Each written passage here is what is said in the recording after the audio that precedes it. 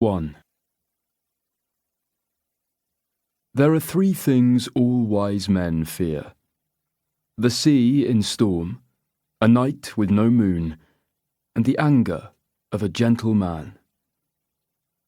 Patrick Rothfuss, The Wise Man's Fear. Chapter 1. Evie. I am a story to most people. A picture in a newspaper, or on a TV screen, of a little girl with filthy, hacked-off hair and dirty cheeks and eyes that looked enormous because I was so malnourished. Dressed in faded jeans with a hole in one knee and a woolen jumper with a cartoon polar bear woven into the chest. I belonged to nobody, but soon belonged to everyone, adopted by a nation of strangers. In the most famous of these photographs, I'm being carried into a hospital by a female police officer, hugging her like a kitten clinging to a sweater. Special Constable Sasha Hopewell had spent all night waiting for me to crawl from my hiding place within the walls of a house where a man had been tortured to death. That image flashed around the world and won a major press award, but only added to the mystery. Who was this silent child? How did I come to be hiding in the walls? Why didn't I escape when I had the chance?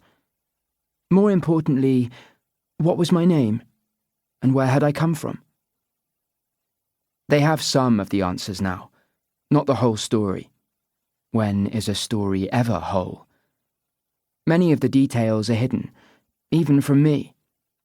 Instead of complete memories, I have only bits and pieces, random thoughts that dangle in front of me like baited hooks. I know what a baited hook can do. It can drag a fish from the deep and leave it flip-flopping on a beach or the deck of a boat, poisoned by the fresh air and the sunlight. This is what I know to be true. I entered the world upside down, with my right hand tucked against my chin, one finger pressed to my cheek, as though contemplating whether to wait for another few weeks before troubling the midwife. That's why I have a single dimple on my right cheek, although later Mama told me that God had left his thumbprint because I was one of his special creations. That makes her sound religious, but Mama stopped believing in any greater power long before I was born. Religion cannot fill your stomach or keep you warm in winter, she said. I was snug in my mother's womb when her waters broke. She was bending to tie my sister's shoes at the gates of her primary school. Maybe I kicked too hard, or my elbows were too pointy, or Mama put too much strain on her back, because she felt the gush of fluid running down her legs, splashing onto her shoes. Fearing that I might be born outside the school, she quickly waddled home, hunched over, trying to hold me inside her. Papa was at work, and my Aunt Polina was in Italy. Mama went next door to our neighbours, Mr. and Mrs. Hassani. Mrs. Hassani had been a nurse during the Kosovo War. She boiled water and collected towels and made my mother squat against a wall. It took all of 8 minutes for me to arrive. My head popped out like the stopper of a bottle, then my shoulders and the rest of me, slithering onto a hand-woven Persian rug that had once belonged to Marco Polo, according to Mr. Hassani. He was the explorer who discovered China, Mr. Hassani told me when I was old enough to sit on a stool in his workshop and watch him repair radios and VCRs. I told him that China had probably discovered itself, but he accused me of being obtuse, whatever that means. Mama had wanted a boy. Papa said he wanted a puppy.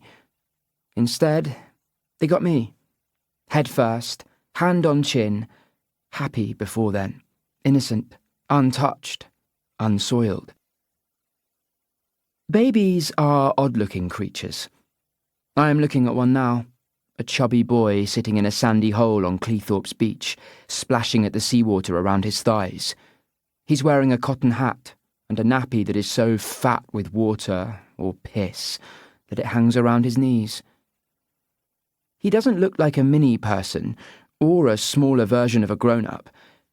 Instead, he has an enormous forehead and wispy hair and no eyebrows, a baby Buddha with a bulging stomach. Waving his arms, he splashes water into his eyes, blinks in surprise, and then cries. What did he think was going to happen? Idiot. Out to sea, beyond the small waves, I can see Cyrus in silhouette, balanced on a rented paddleboard. For a long while he was only a speck in the water, and I worried about losing him, but he's closer now, returning to shore. He dives off the board and surfaces, shaking water from his hair. His skin is covered in tattoos of birds that seem to move as he moves, swallows, finches, hummingbirds and robins that ruffle and preen and hover. When Cyrus turns to pick up the paddleboard, I glimpse the enormous set of folded wings that are inked from his shoulders, down the length of his back and his thighs. Droplets glisten on the wingtips and make the feathers look bejeweled. The tattoos give Cyrus a bad boy vibe, like he's a cage fighter or the drummer in a heavy metal band. But I think he's more like one of those handsome single dads who you see in rom-coms, who make women go squishy when they discover that his wife died of cancer and now he's alone in the world, being a perfect father to a disabled child. Not that Cyrus has ever been married or had kids. He doesn't even have a girlfriend, but that's another story. He reaches for a towel. The water is lovely. You're lying. I can see your goosebumps. It's bracing. That's another word for cold. I'm sitting in a deck chair, hiding under a wide-brimmed hat, and the sunglasses I bought at Boots this morning. I think they make me look like a movie star. Cyrus says I look like a blowfly. At least put your feet in the water, he says. Why? Because that's what people do at the beach. Not me. He shakes his head, sending a spray of water over me, beading my sunglasses. I swear at him, and a nearby mother gives me the stink eye because her toddler is within earshot. You can swim, can't you? Asks Cyrus. I don't answer. I could teach you. No. Why not? People who can't swim don't go in the water, which means they'll never drown. What if you were on a ferry that sank or a plane that crashed in the ocean? I'd cling to the wreckage. You make it sound so easy. I've been doing it all my life. Chapter 2. Cyrus. It never occurred to me that Evie might not be able to swim. It's another reminder of how little I know about her and how much she keeps hidden, either deliberately or as a defence. She is the stereotypical enigma, wrapped in a riddle, bound up in a mystery, dressed up in three-quarter jeans, a long-sleeved t-shirt, and chunky-heeled trainers. Right now, she's pretending to be bored, because indifference is her default setting, being too cool to care. Evie is not a summer person. I don't think she's a winter person either, or spring, or autumn. She's a non-seasonal, all-year-round nihilist. Across the beach, pale, lumpy bodies are in various stages of undress.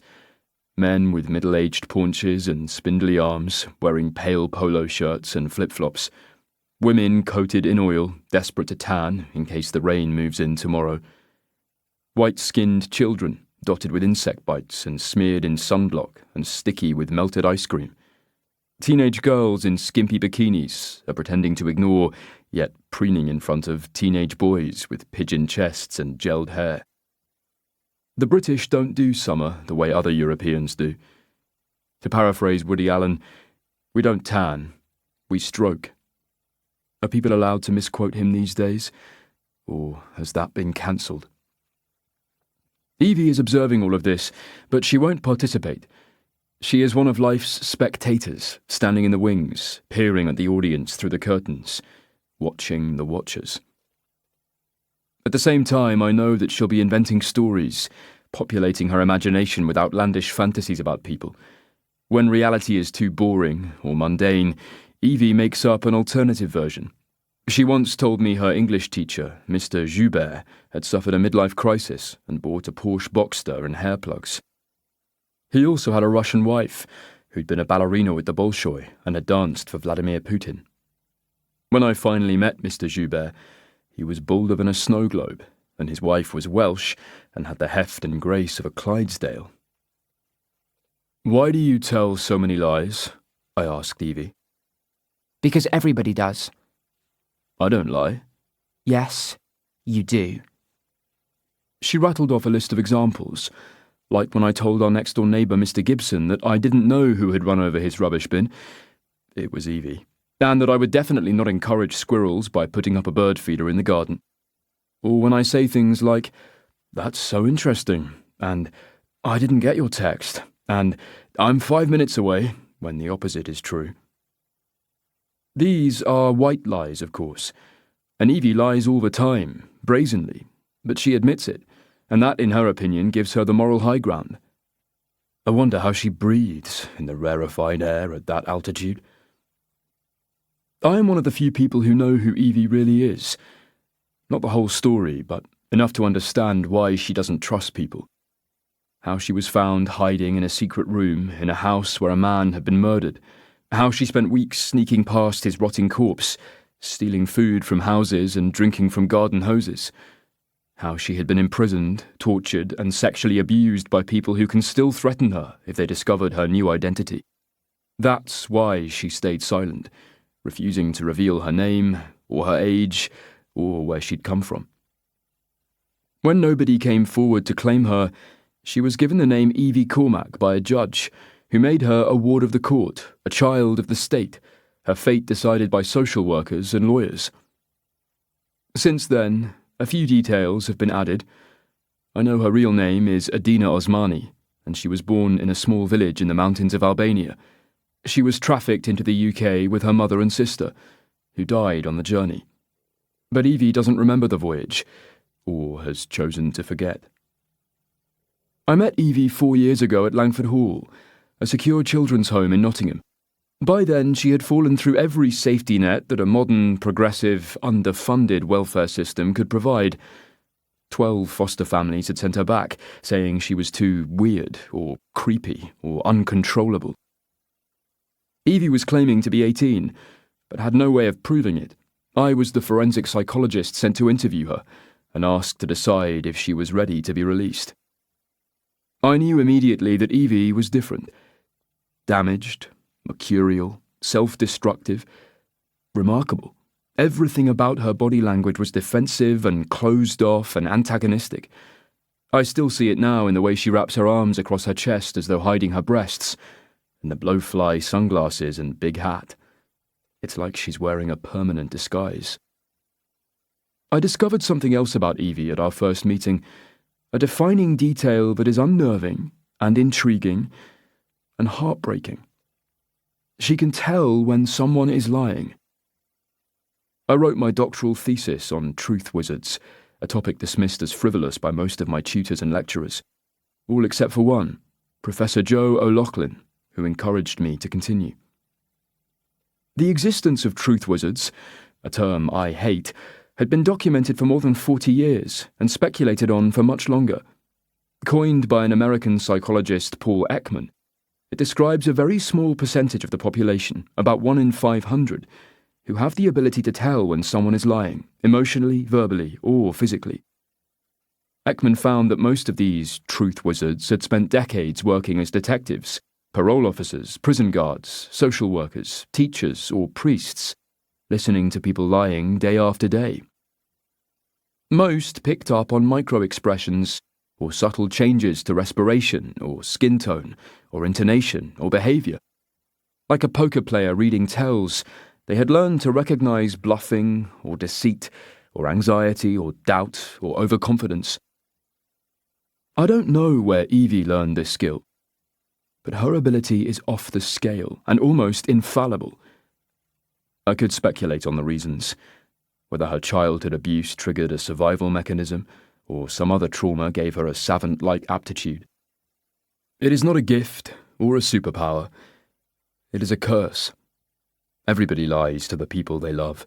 It is the glue that holds families and friendships together, the kind words and compliments, the accolades, promises, and denials.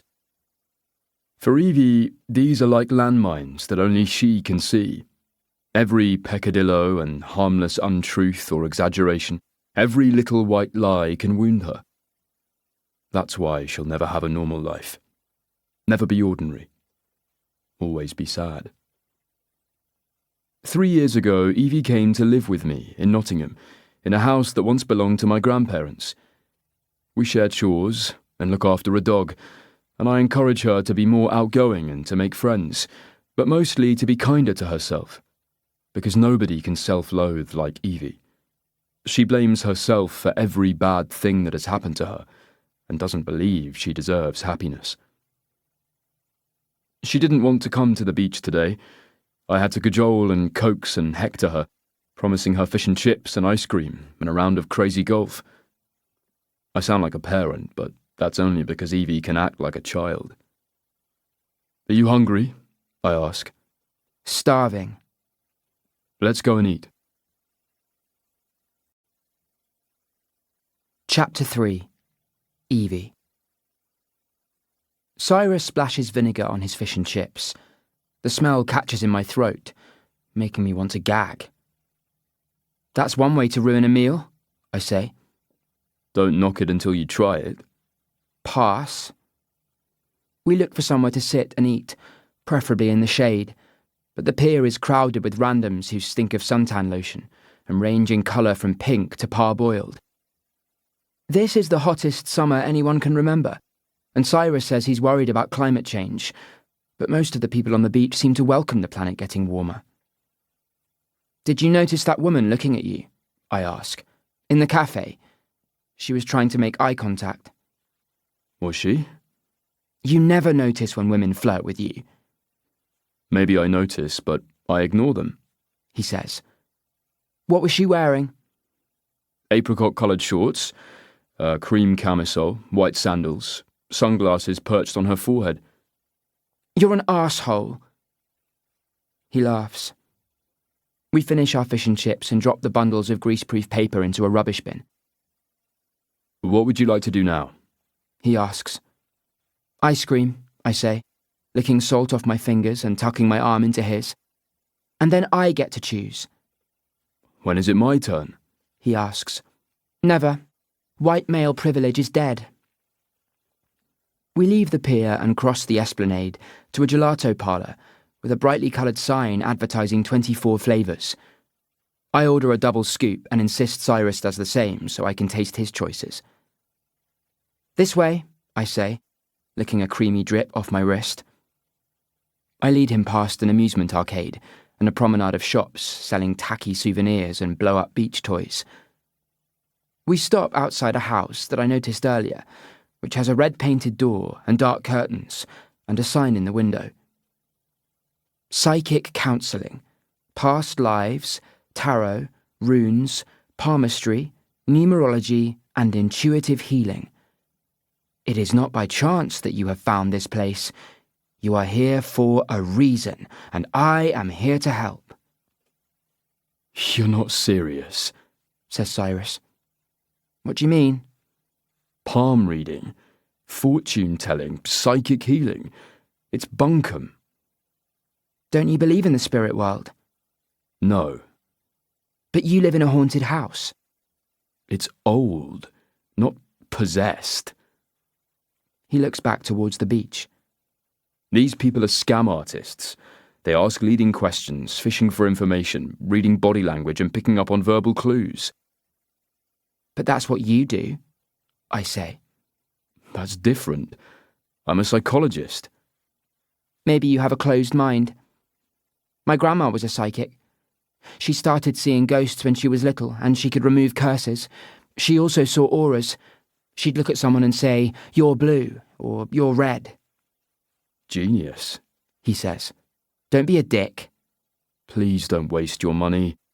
The future isn't written on your hand or floating in a crystal ball.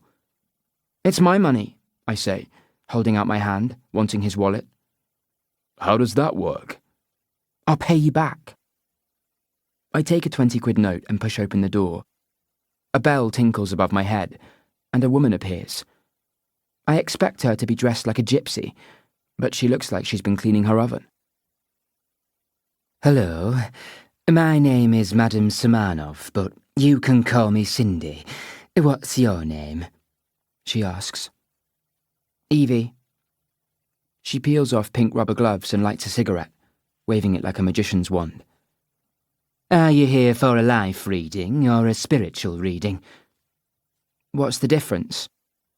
A life reading focuses on your personal journey, while the spiritual reading speaks to loved ones who have passed. The second one, I say, not really understanding the distinction. Right you are. She fills her lungs with smoke and inclines her head to one side, screwing up one eye as she studies me. How old are you? 22. You look younger. I get that a lot. Are you studying? No. Waving the smoke away with her hand, she crushes out the cigarette and leads me through a heavy curtain into a dark room with a round table covered in a black cloth. I expect to see shelves full of crystals and tarot cards and crystal balls, but this looks like someone's cluttered sitting room. I can see a flat-screen TV partially hidden under a blanket. Sit yourself down, Petal, says Cindy. Who is the loved one you wish to contact? My mother. When did she pass? A while ago. Why should I help her? Cindy closes her eyes and runs her hands over the tablecloth, as though drawing invisible symbols on the velvet. I hear a gurgling sound that could be her stomach rumbling, or something in her plumbing. She ignores the noise. I always see a reading as a spark of knowledge, she says, and proof that we are more than just our physical form. We exist before we are born, and after we die. She opens one eye to see if I understand, and then continues. When I converse with a spirit, I sometimes download the wrong message, so if I start to ramble or talk rubbish, you have to stop me. Already I have a bad feeling about this. I can't tell if Cindy is lying, because she believes what she's saying, but not completely. Do you have a photograph of your mother? She asks. No. Anything at all that belonged to her? I have a button that came from her coat, but I didn't bring it with me. Is that all? Yes. She frowns. What was your mother's name? Marcella. Does she ever visit you? In your dreams? She talks to me sometimes. What does she say? She tells me to keep going. Oh, that's very good advice. Your mother is very wise. What exactly would you like to ask Marcella? I want to remember. Remember what? How she died? You don't know. I shake my head. Cindy reaches across the table and takes my hand. I want to pull it away because I don't like being touched, but she holds my hand firmly and strokes her finger over my palm. When you walked in here, you weren't alone. Pardon? There was a lovely woman behind you.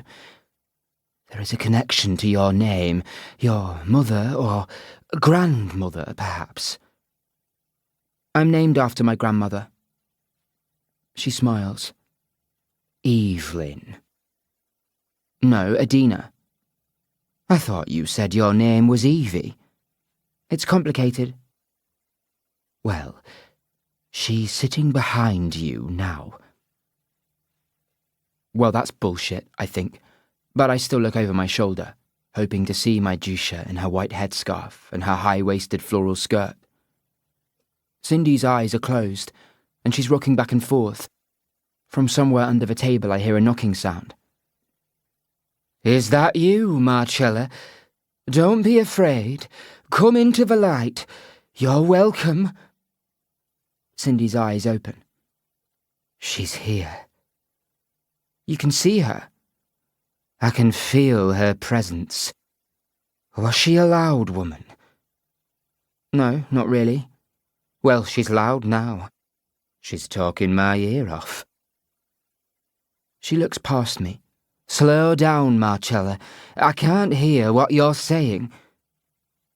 My heart sinks. She's lying to me now. Cyrus was right.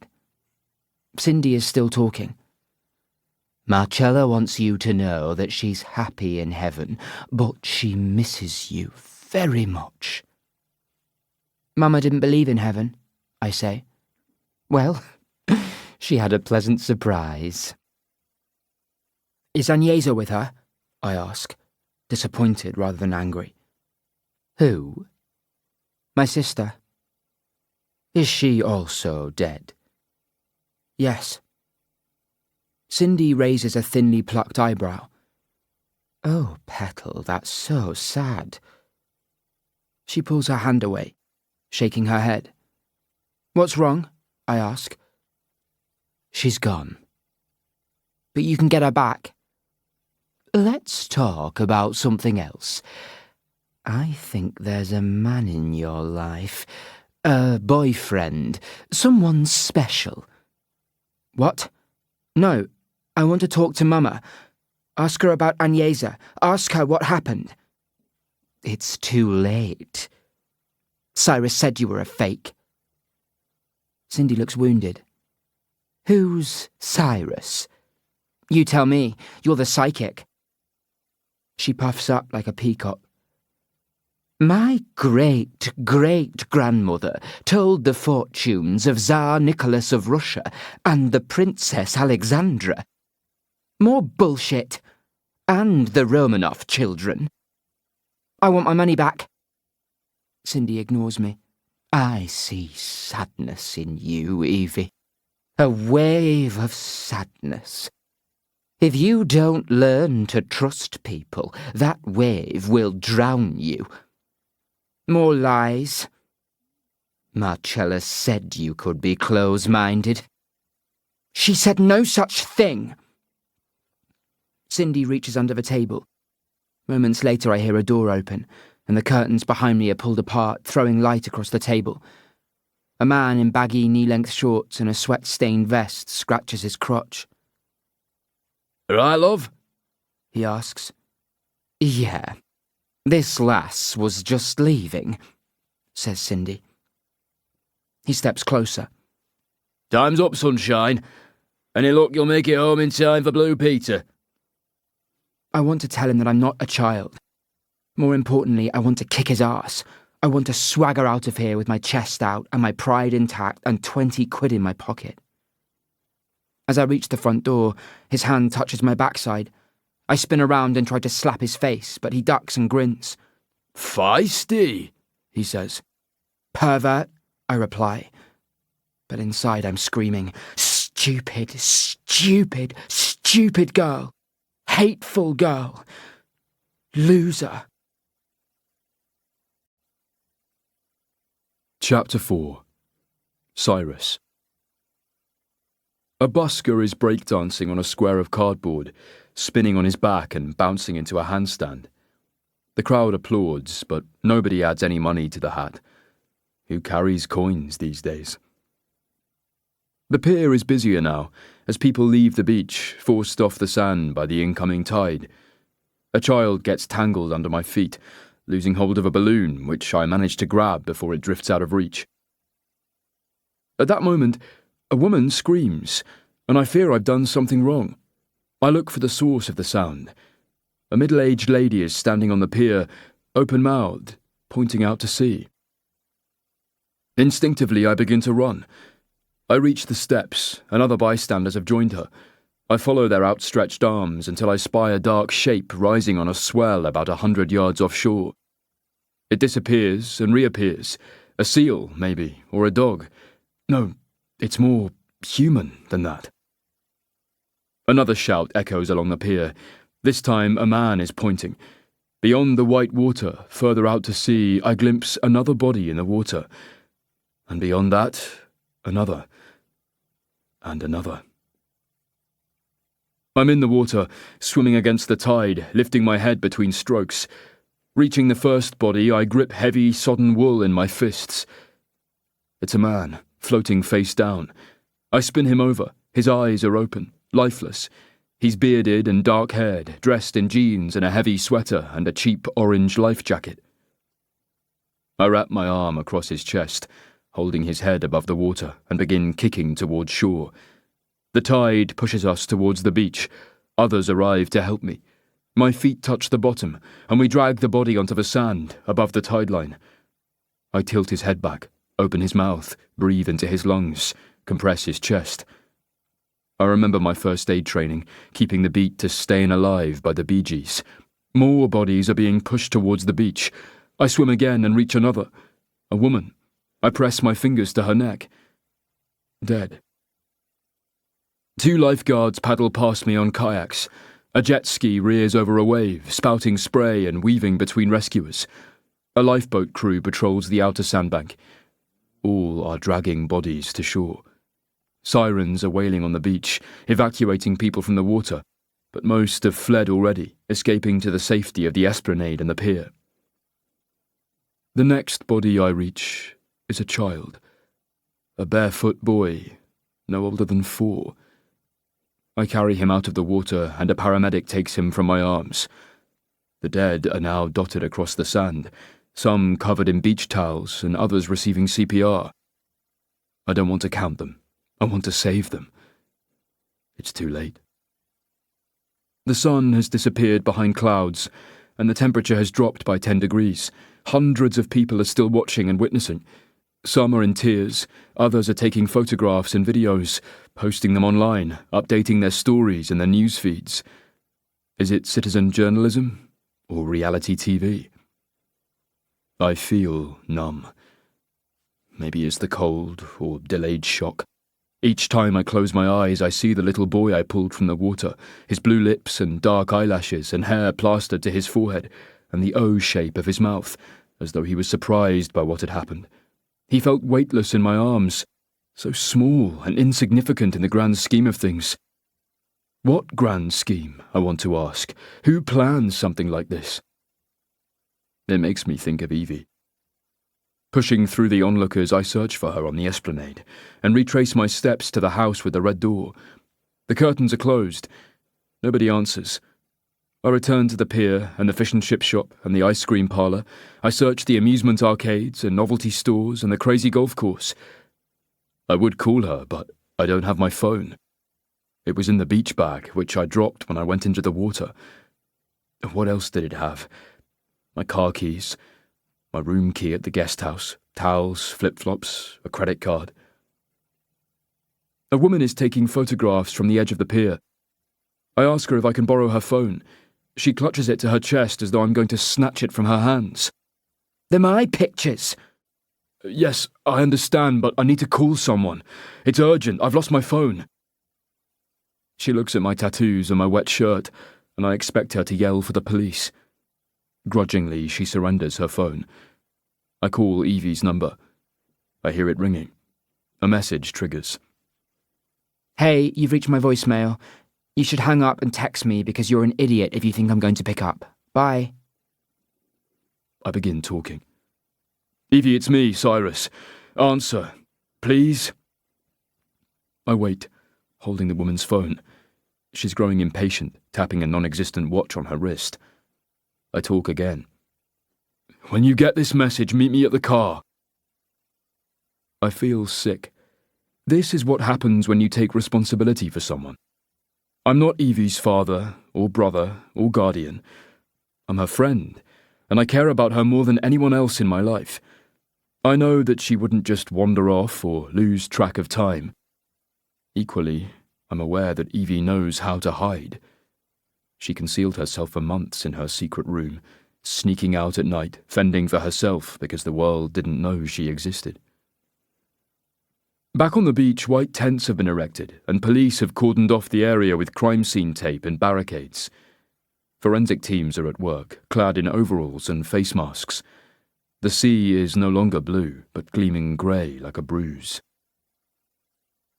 The detective in charge is short and barrel-chested, with a military-style haircut that makes his neck look like part of his head. I can picture him on a parade ground yelling orders to hapless recruits, a modern-day Napoleon without the complex or the custard. A police constable approaches me and asks if I helped pull bodies from the water. He asks for my name. "We'll need a statement, sir." The detective interrupts, snapping his fingers as though searching for an answer that has eluded him. Triumphantly, "Cyrus Haven." "Have we met?" I ask. "No, but I heard you speak at a seminar about PTSD in serving police officers." "In Leeds?" "Yes." He thrusts out his hand. "D.I. Stephen Carlson." His fingers crush mine. "We have a mutual friend, D.S. Lenny Parvel. She's your biggest fan. Must be nice to have a boss like that." She's not my boss, I want to say, but it would take too long to explain. I work as a consultant for the Nottinghamshire Police as a criminal profiler, counsellor, and expert witness. The crimes are normally violent or sadistic in nature, or off the scale of normal human behaviour, which is why the police want someone to explain to them why one human being would do such a thing to another. The mad or bad dilemma. I have spent my career answering this question, correcting people, often in the media, who want to blame mental illness for violence and antisocial behaviour even when there's no evidence to support this. Sometimes killers are simply bad. I glance past Carlson to the canvas tents above the high tide mark. "Who are they?" "Refugees, migrants. 2 boats left Calais last night. The first came ashore in the early hours of this morning near Harwich. This one must have been blown off course or become lost. It didn't make it." He mutters the word madness, but I don't know whether he's commenting on the crossing or the tragedy. I keep searching for Evie in the crowd. "Everything okay?" he asks. "I've lost my friend. She was on the North Promenade." "A child?" "A young woman. She doesn't know the area." I think he's going to make some crack about me having been stood up, but he defers. "Go and find her. We'll talk later." Evie isn't waiting at the car. I retrace my steps again, returning to the pier. The gates have been closed and padlocked. The restaurants and cafes won't be opening tonight, out of respect for the dead, or a lack of customers. A security guard is seated in a booth. "There's nobody left inside," he says. "I checked." "She could be hiding. She gets scared." I contemplate offering him a bribe, but I don't have any money. I'm shoeless, in clothes that are stiff with salt. Why should he believe me? For some reason he relents and keys open the padlock. "You have 5 minutes." I slip through the gate and begin searching every corner, alcove, doorway, nook, recess, and unlocked room on the deserted pier. There is a sad loneliness about the place, because the kiosks are shuttered, and litter blows across the boardwalk. I come to the public toilet and go inside the ladies, announcing myself, hearing the words bounce back from the concrete and tiles.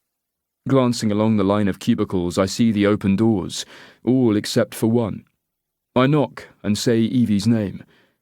No answer. I crouch and look under the door. No feet. In the adjoining cubicle, I stand on the rim of the toilet and peer over the top of the partition. Evie is below me, squatting on the toilet lid, hugging her knees, hair covering her eyes. "Evie, open the door." She doesn't move. "Did something happen? What's wrong?" Again, nothing. I gently cajole her, but she doesn't react. She hasn't acknowledged me at all. Clumsily, I climb over the top of the partition and squeeze down beside her, unlatching the door. When I put my arms around her, she doesn't respond. I take an inventory, examining her face, her arms, her hands, her legs. I look for blood or bruises. I shouldn't have left her alone. I should have stayed with her. Evie is holding her phone, pressing it against her chest. I prise it from her fingers and call 999. "I need an ambulance. I'm on Cleethorpes Pier." The operator wants names, addresses, nearest intersections, the nature of the injuries. When I hang up, I lead Evie out of the toilet block and along the pier to the gates, She follows me compliantly, matching my steps, repeating my questions back to me. The security guard is waiting. He holds open the gate. "I need a thermal blanket," I say. "What happened to her?" "I don't know." "Should I call the police?" "Not yet." Chapter 5. Evie. This is different. My mind is still working, turning over thoughts inside my head, but I'm also outside of my body at the same time, watching myself or dreaming that I'm awake. Maybe I'm dead. No. If that was the case, Cyrus wouldn't be talking to me, telling me that an ambulance is coming. What is the last thing I remember? The phony fortune teller and her handsy husband, and being angry at Cyrus because he was going to say, "I told you so." It must be so boring being right all the time. He wasn't waiting for me. I walked towards the pier. There were crowds of people gathered at the edge, staring at the water. I had to push my way through to reach the front, annoyed when they wouldn't get out of my way. Some of them were crying or shielding the eyes of children. Others were filming with their phones. That's when I saw Cyrus, waist deep in water, carrying a child in his arms. I felt a surge of adrenaline and a sudden, overwhelming need to run. I couldn't make my legs move. I couldn't speak. It was as if somebody had hit the pause button and my life had stopped, frozen on that image of Cyrus holding a dead child, with dangling limbs and a lolling head and open eyes, staring at me. My bladder loosened, and wetness spread down my thighs. "Oh, you disgusting girl," said a woman. But I didn't see her face. I was fixated on the dead child, who looked exactly like me. How old? 4? Maybe 5? They say that the first thing we lose is our baby teeth, but that's not true. We lose our honest, unbiased memories.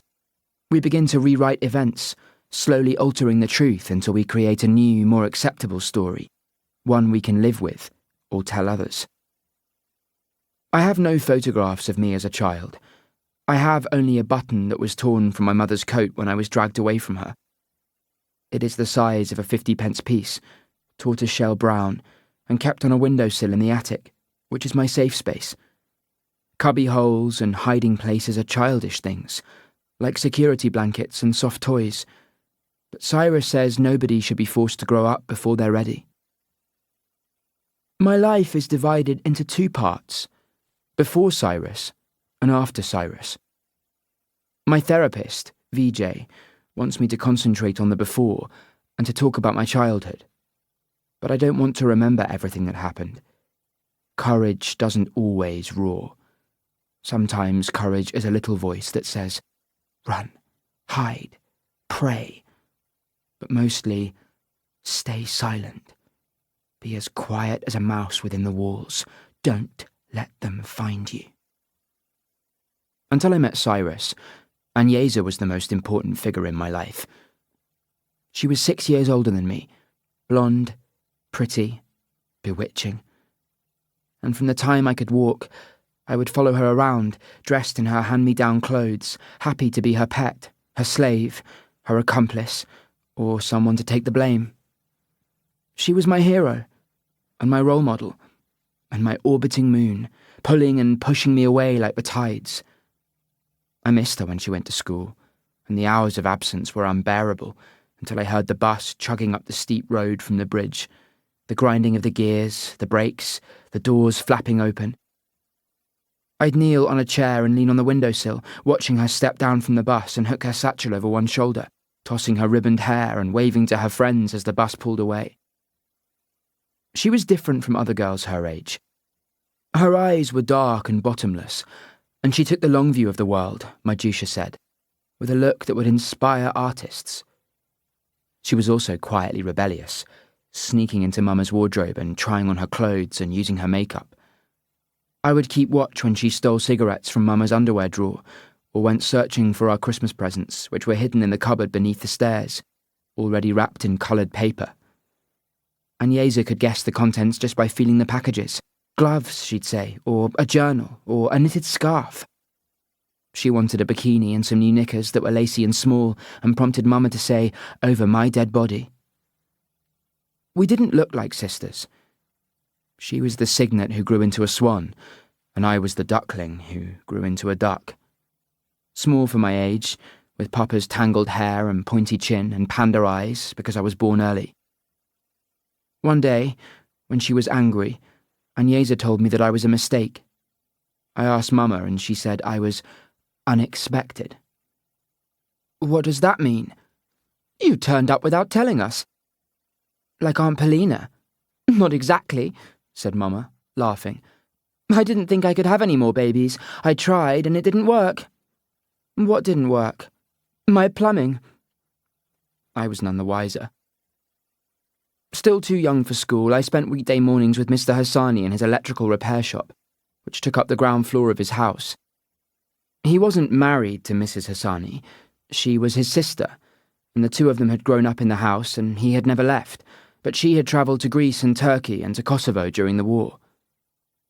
I played in the back room, amid the workbenches, which were covered in radios, TV sets and video players in various states of disrepair or disassembly.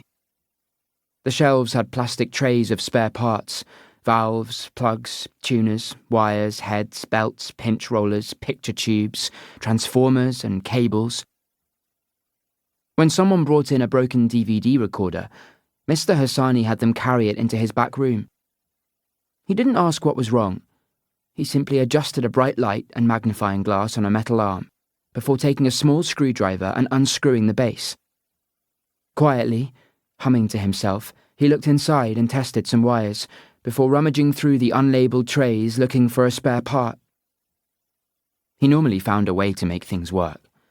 If not, he'd buy the broken unit and sell the customer a second-hand one that he'd repaired earlier.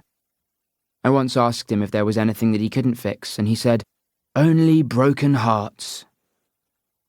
Mr. Hassani's other business was renting bootlegged videos and DVDs, most of which he imported from Greece or purchased from tourists. Before I was born, the government wouldn't allow people to watch foreign films, and Mama still treated it like a revolutionary act when she unboxed a pirated DVD. She loved American movies and old-time musicals. I grew up watching Elvis Presley and Doris Day and Gene Kelly. My favourite was My Fair Lady, about the flower seller in London, who becomes a lady when she learns how to speak proper. In the same way, Mama was determined to teach us English and used the films as training aids by pausing and rewinding scenes, having us sing the songs and repeat particular phrases. "The rain in Spain falls mainly on the plain. In Hertford, Hereford and Hampshire, hurricanes hardly ever happen." I started with a Cockney accent and finished up talking like a lady. Without those films, we had to watch normal TV, news programmes and documentaries and ancient soap operas from Greece and Mexico and Australia. Albania didn't make many TV shows, and my parents refused to watch what they called propaganda. When we were outside the house, Papa told us never to speak English, because some of our neighbours, the older ones, might think we were spieni huai, foreign spies. "How can we be spies?" I asked. "We're not, but people have long memories." He was talking about the old Albania before communism collapsed in 1990, when the secret police had so many informants that nobody could trust family or friends or neighbours. Papa had wanted to be a teacher at university, but it was considered a dangerous profession. He still had boxes of books in the attic, which he liked to read, but he never showed them to people or read them in public. Being a butcher was safer. Driving a truck for our landlord, Mr. Berisha, was safer. Being ignored was safer. None of it was safe enough. Chapter 6. Cyrus. The female paramedic shines a pencil torch into Evie's eyes. "What did she take?" "Nothing.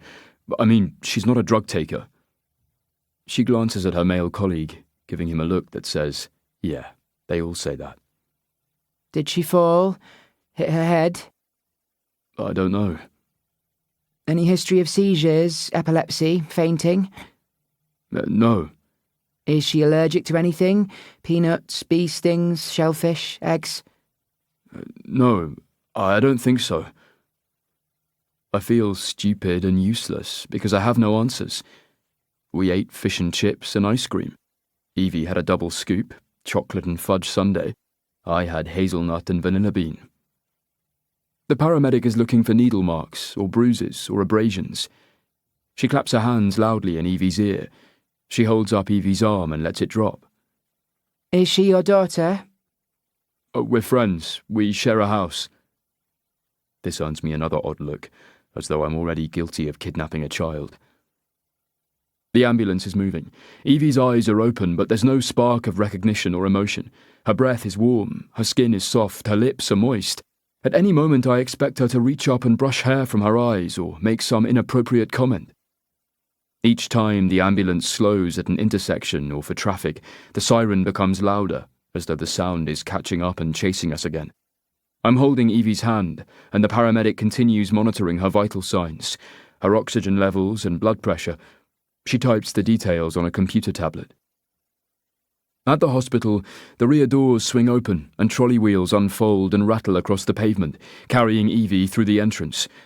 The waiting area is crowded with the burned, bleeding, broken and feverish, as well as the clumsy, drunk, stoned and unlucky. Evie is taken to an annex room where I answer the same questions from a male doctor who has the same pencil torch which he shines into Evie's eyes. He taps a reflex hammer against her knee. Does she have any next of kin we can contact? He asks. No. Do you have any proof of her identity? She has a driver's license, but I don't know where it is. He scrapes the bottom of her bare left foot, looking for her toes to curl. This is called the Babinski reflex, a neurological test developed more than a century ago. He passes smelling salts beneath her nose and jabs parts of her body with a needle, checking her pain receptors. Scrawling a note on a chart, he turns to leave. Where are you going? I ask. What's wrong with her? We have a neurologist on call. I've paged her. 20 minutes later, they move Evie to another room. She is lying on her back, staring at the ceiling. Are you cold? Do you want a blanket? I ask. She doesn't reply, but I keep talking. I'm sorry I wasn't waiting for you. What did the psychic say? Did she tell you your future? Through the partially opened blinds, I see more ambulances pulling up at a separate entrance. The bodies from the beach are being delivered to the mortuary. They are quickly taken through swing doors, out of view from the TV cameras and photographers who are milling outside. In the waiting room, nurses and patients have gathered around a TV. I join them as a grey-haired announcer delivers the news. At least 17 migrants, including women and children, have drowned off the coast of Lincolnshire while trying to reach Britain in a small boat. At Westminster this afternoon, the Prime Minister held an emergency cabinet meeting to consider the government's response to the tragedy, saying he was shocked, appalled and deeply saddened by the news. In Paris, the French president announced that he would not allow the Channel to become a graveyard and called for a joint European response to the crisis. The camera switches to a reporter standing on the beach in Cleethorpes. A rescue and recovery operation has been underway for the past 4 hours, involving Coast Guard helicopters and fixed-wing aircraft, as well as RNLI boats. No wreckage has been found, and the police have no idea how many migrants may still be missing. Local shipping has been contacted to assist with the search and to establish if the boat may have been struck by a container ship. The camera switches back to the studio, where a reporter details the number of small boats that have arrived in Britain since the start of the year. Lord David Buchan, the former Tory life peer who has campaigned for tougher restrictions on illegal arrivals, said today that the government had failed to control the country's borders and must take some responsibility for today's tragedy. The footage switches again. This time the cameras are focused on a grey-haired, patrician-looking figure, dressed in black, standing on a footpath outside the Houses of Parliament. Gesticulating at the camera, his bushy eyebrows lift and lower as though pulled by strings. Brexit was supposed to mean that we took back control of our borders. What a failure! What a joke! How many deaths at sea will be deemed enough? How many illegal arrivals? These aren't all asylum seekers. Most are economic refugees. They come in a flood and we deport them in a trickle. Meanwhile, our council housing lists are well over 1 million. Hospitals and schools are overcrowded. Veterans are left waiting for vital services. I hear someone mention Evie's name. A doctor appears at the door. A neurologist, blonde-haired, blue-eyed, in her late 40s. She's wearing a loose white coat over a knee-length floral dress and reminds me of a lecturer I had at university who was the subject of many male fantasies. I'm Meredith Bennett, She says, talking to Evie. How are you feeling? Evie looks at her outstretched hand and very slowly matches the doctor's movements. Are you in any pain? Pain, Says Evie. Can you tell me what happened? What happened? Dr. Bennett conducts some of the same tests, more pencil torches and Babinski scrapes. Finally, she looks at me, as though I've been keeping secrets from her. I explain that we were at the beach when the bodies began washing in. Was Evie in the water? She asks. No, Did she see the bodies? I'm not sure. She asks me about Evie's medical history. Again, I'm embarrassed by how little I know. It's strange talking about Evie as though she is not in the room, yet she can hear everything that's being said. Dr. Bennett places herself directly in Evie's line of vision. She raises her hand and touches her right ear. Evie mimics the gesture, only more slowly. Then the neurologist raises her opposite hand. After several moments, Evie does the same. Gently taking hold of Evie's right arm, she says, Push against me? Evie doesn't react. Her limbs can be manoeuvred into place like a stop-motion puppet or a mannequin in a shop window. Die Katatonie, I say, speculating. Dr. Bennett looks surprised. Are you a doctor? A psychologist. I studied catatonic breakdowns, identified by Carl Ludwig Karlbaum in 1874. He believed the illness progressed in fixed stages. Do you remember what triggers them? Mood or psychotic disorders, depression, bipolar, schizophrenia, drug use. It can also be caused by trauma. Evie grew up in care, a secure children's home. Was she abused? Yes. Dr. Bennett's eyes seem to cloud. The symptoms match. The agitation, stupor, and repeating words and movements. But why now? I ask. A defense mechanism. Perhaps the bodies in the water triggered a memory. How do we bring her back? There are several possible treatments, one of them being ECT. I picture Evie being strapped onto a table with a rubber mouthguard clenched between her teeth as an electric current is passed through her brain. There must be another way. A drug. Lorazepam. It's used to treat anxiety and sleep disturbances, but it can also bring patients out of a stupor. Dr. Bennett seems to weigh up the options, mentioning possible side effects. My preference is to wait until the morning, She says. I'll give Evie a mild sedative and let her sleep. Hopefully her mind can heal itself. Can I stay with her? You're not family? I'm all she has. A room is arranged in the neurology department. Paperwork has to be filled out. Evie waits, sitting in a wheelchair, staring at the wall like a dementia patient. As I wheel her towards the lift, I hear a shout from the emergency room. Incoming! Doors swing open. A trolley barges into view, being pushed by paramedics. A drip is held shoulder high, and stats are shouted. Blood pressure numbers, systolic rates, body temperature. The detective from the beach is behind them. They found a survivor. The patient is a teenage boy with an oxygen mask over his face. He raises his hand and pulls the mask aside, repeating the same word over and over again. Motra! Motra! Motra! He tries to sit up. A paramedic holds him down as a doctor prepares a sedative. The needle finds his arm and the boy's gaze goes out of focus. He slumps backwards onto the trolley bed, moaning, Motra! Was the boy's mother among the dead? Did I see her on the beach? Matre, matre, matre, says Evie, as I push her wheelchair along the corridor, following a nurse. I touch her shoulder. She stops. When we reach the room, I help her into bed and pull the covers over her. I hold up her phone to her face, unlocking the screen before changing her security settings to let me have access. I'm going to pick up some things from the guest house, but I won't be long, I say. The guest house, she says. That's right. Don't go anywhere. Go anywhere. Chapter 7. Cyrus. D.I. Carlson sucks on a vape and expels a cloud of peppermint-scented vapour that looks like a winter's breath. He has found a quiet corner in the ambulance bays, taking a moment to himself. I watch him from a distance, making judgments, reading his body language, his mannerisms, his unconscious actions. He's young to be a detective inspector, and this case is probably the biggest of his career to date. He's anxious about making a mistake and keen to earn the respect of his team. He's married, the wedding ring, nearsighted, the glasses, and a new father, the dried vomit stain on the shoulder of his jacket. He's also worried about his weight and wears a fitness device on his wrist.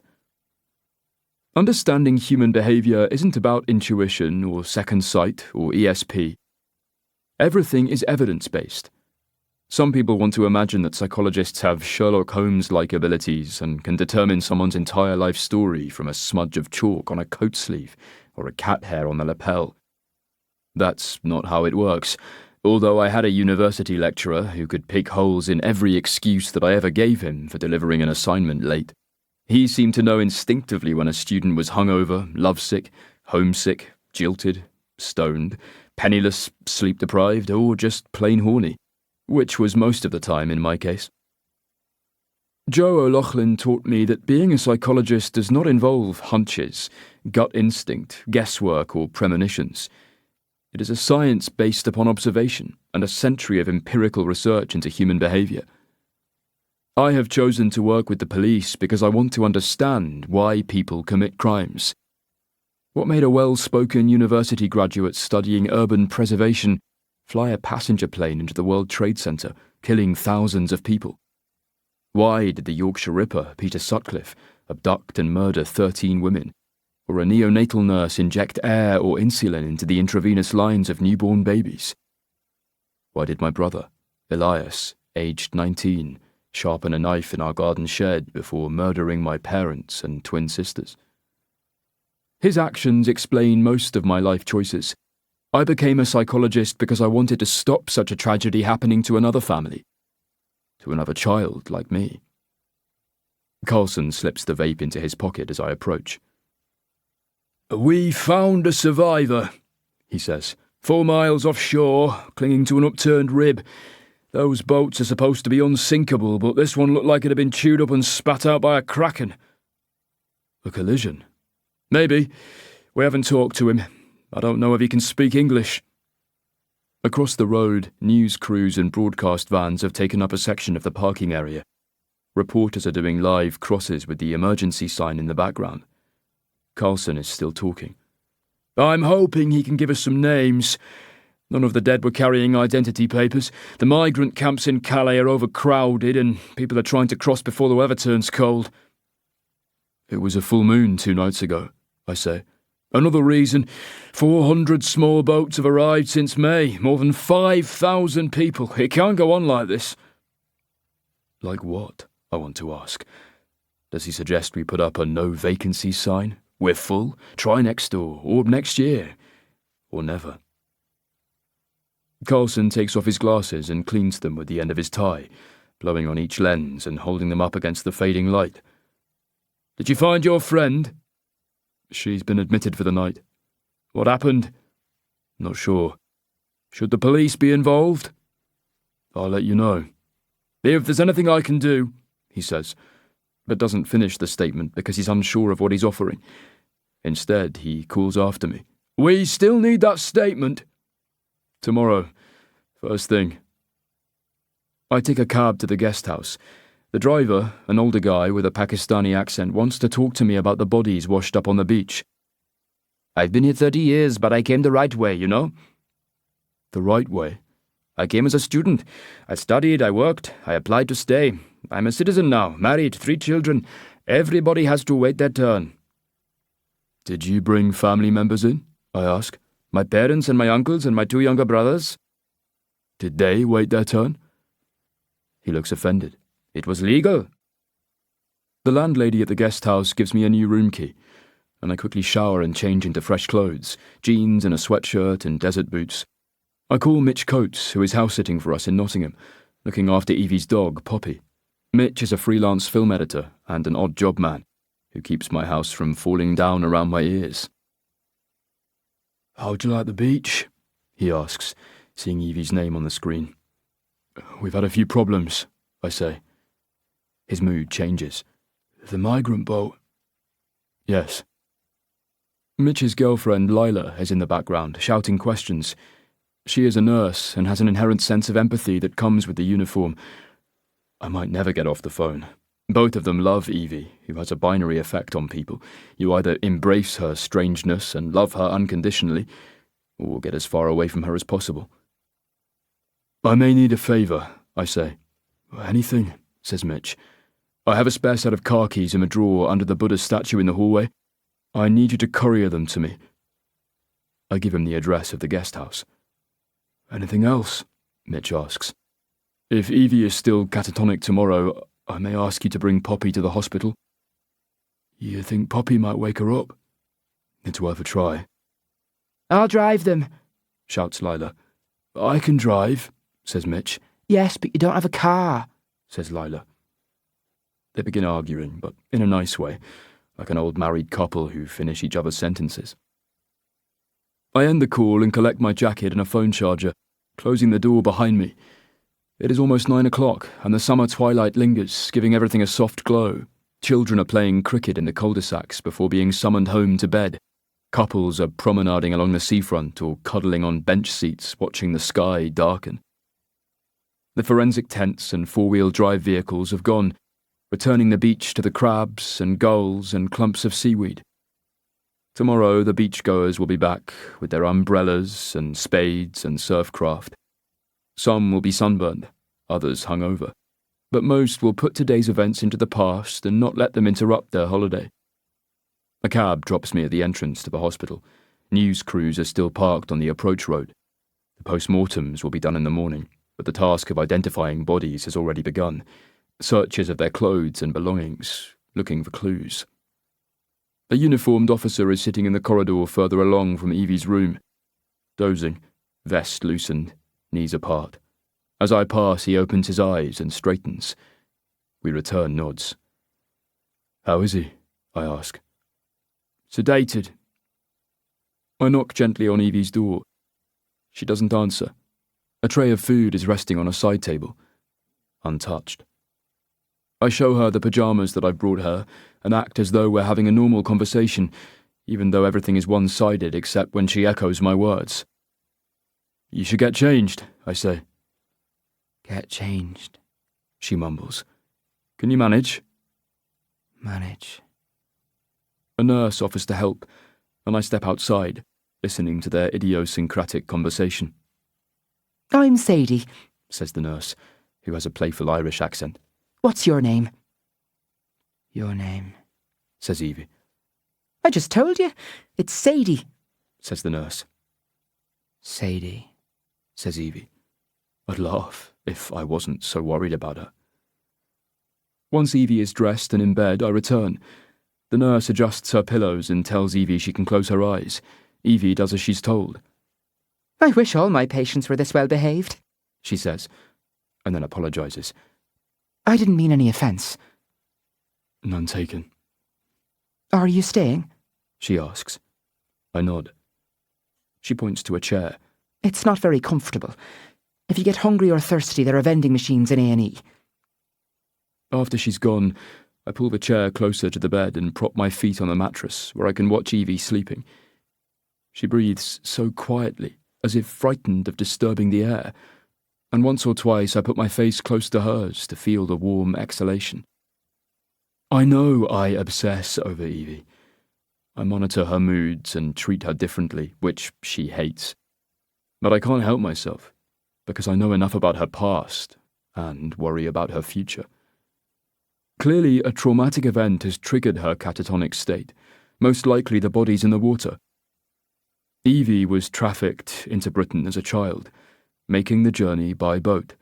I don't know the exact circumstances, because Evie doesn't remember the details, or has chosen to forget them.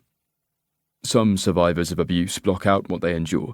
Others carry their trauma with them constantly, while a small number live in a state of permanent denial. Evie uses dissociation as her defense, escaping to another place and another time, somewhere comforting and safe. At the same time, I'm certain that her memories of abuse haven't been erased. The worst of them are buried just below the surface of her subconscious, like landmines. One wrong step and they will cripple or maim. My job is not to dig them up, but to mark where they are with tiny flags so that Evie can cross the minefield safely.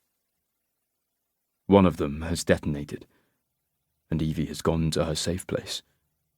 The question is, how do I get her back?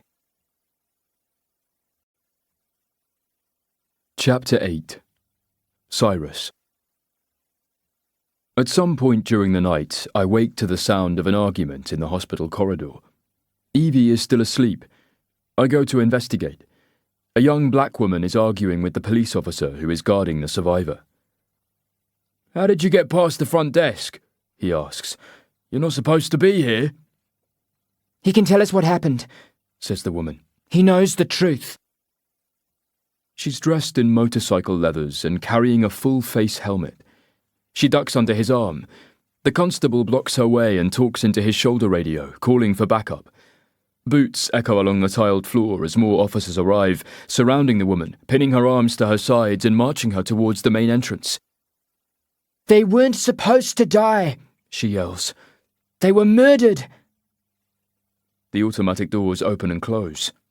I follow from a distance and watch a sergeant lecture the woman beneath a neon light where a cloud of moths is circling the brightness. He lets her go, and she walks towards a motorbike parked near the access road. Zipping up her jacket, she flicks the straps from her helmet before spinning to confront me, eyes flashing. "What's your problem?" "I heard what you said to the police. What did you mean?" Cautiously. "Are you a reporter?" "No. I was there today, on the beach, when the bodies washed ashore. You said they were murdered." "They were. Did you see the survivor?" "He's a boy, maybe 13 or 14. "Did you talk to him?" "No, he's sedated." Her dark brown eyes travel the length of me before resting on my face. "The migrant boat was deliberately rammed." "How could you know that?" "I've seen the messages." She holds up her phone. I step closer and look at the screen. "A boat has stopped us. They are telling us to turn back.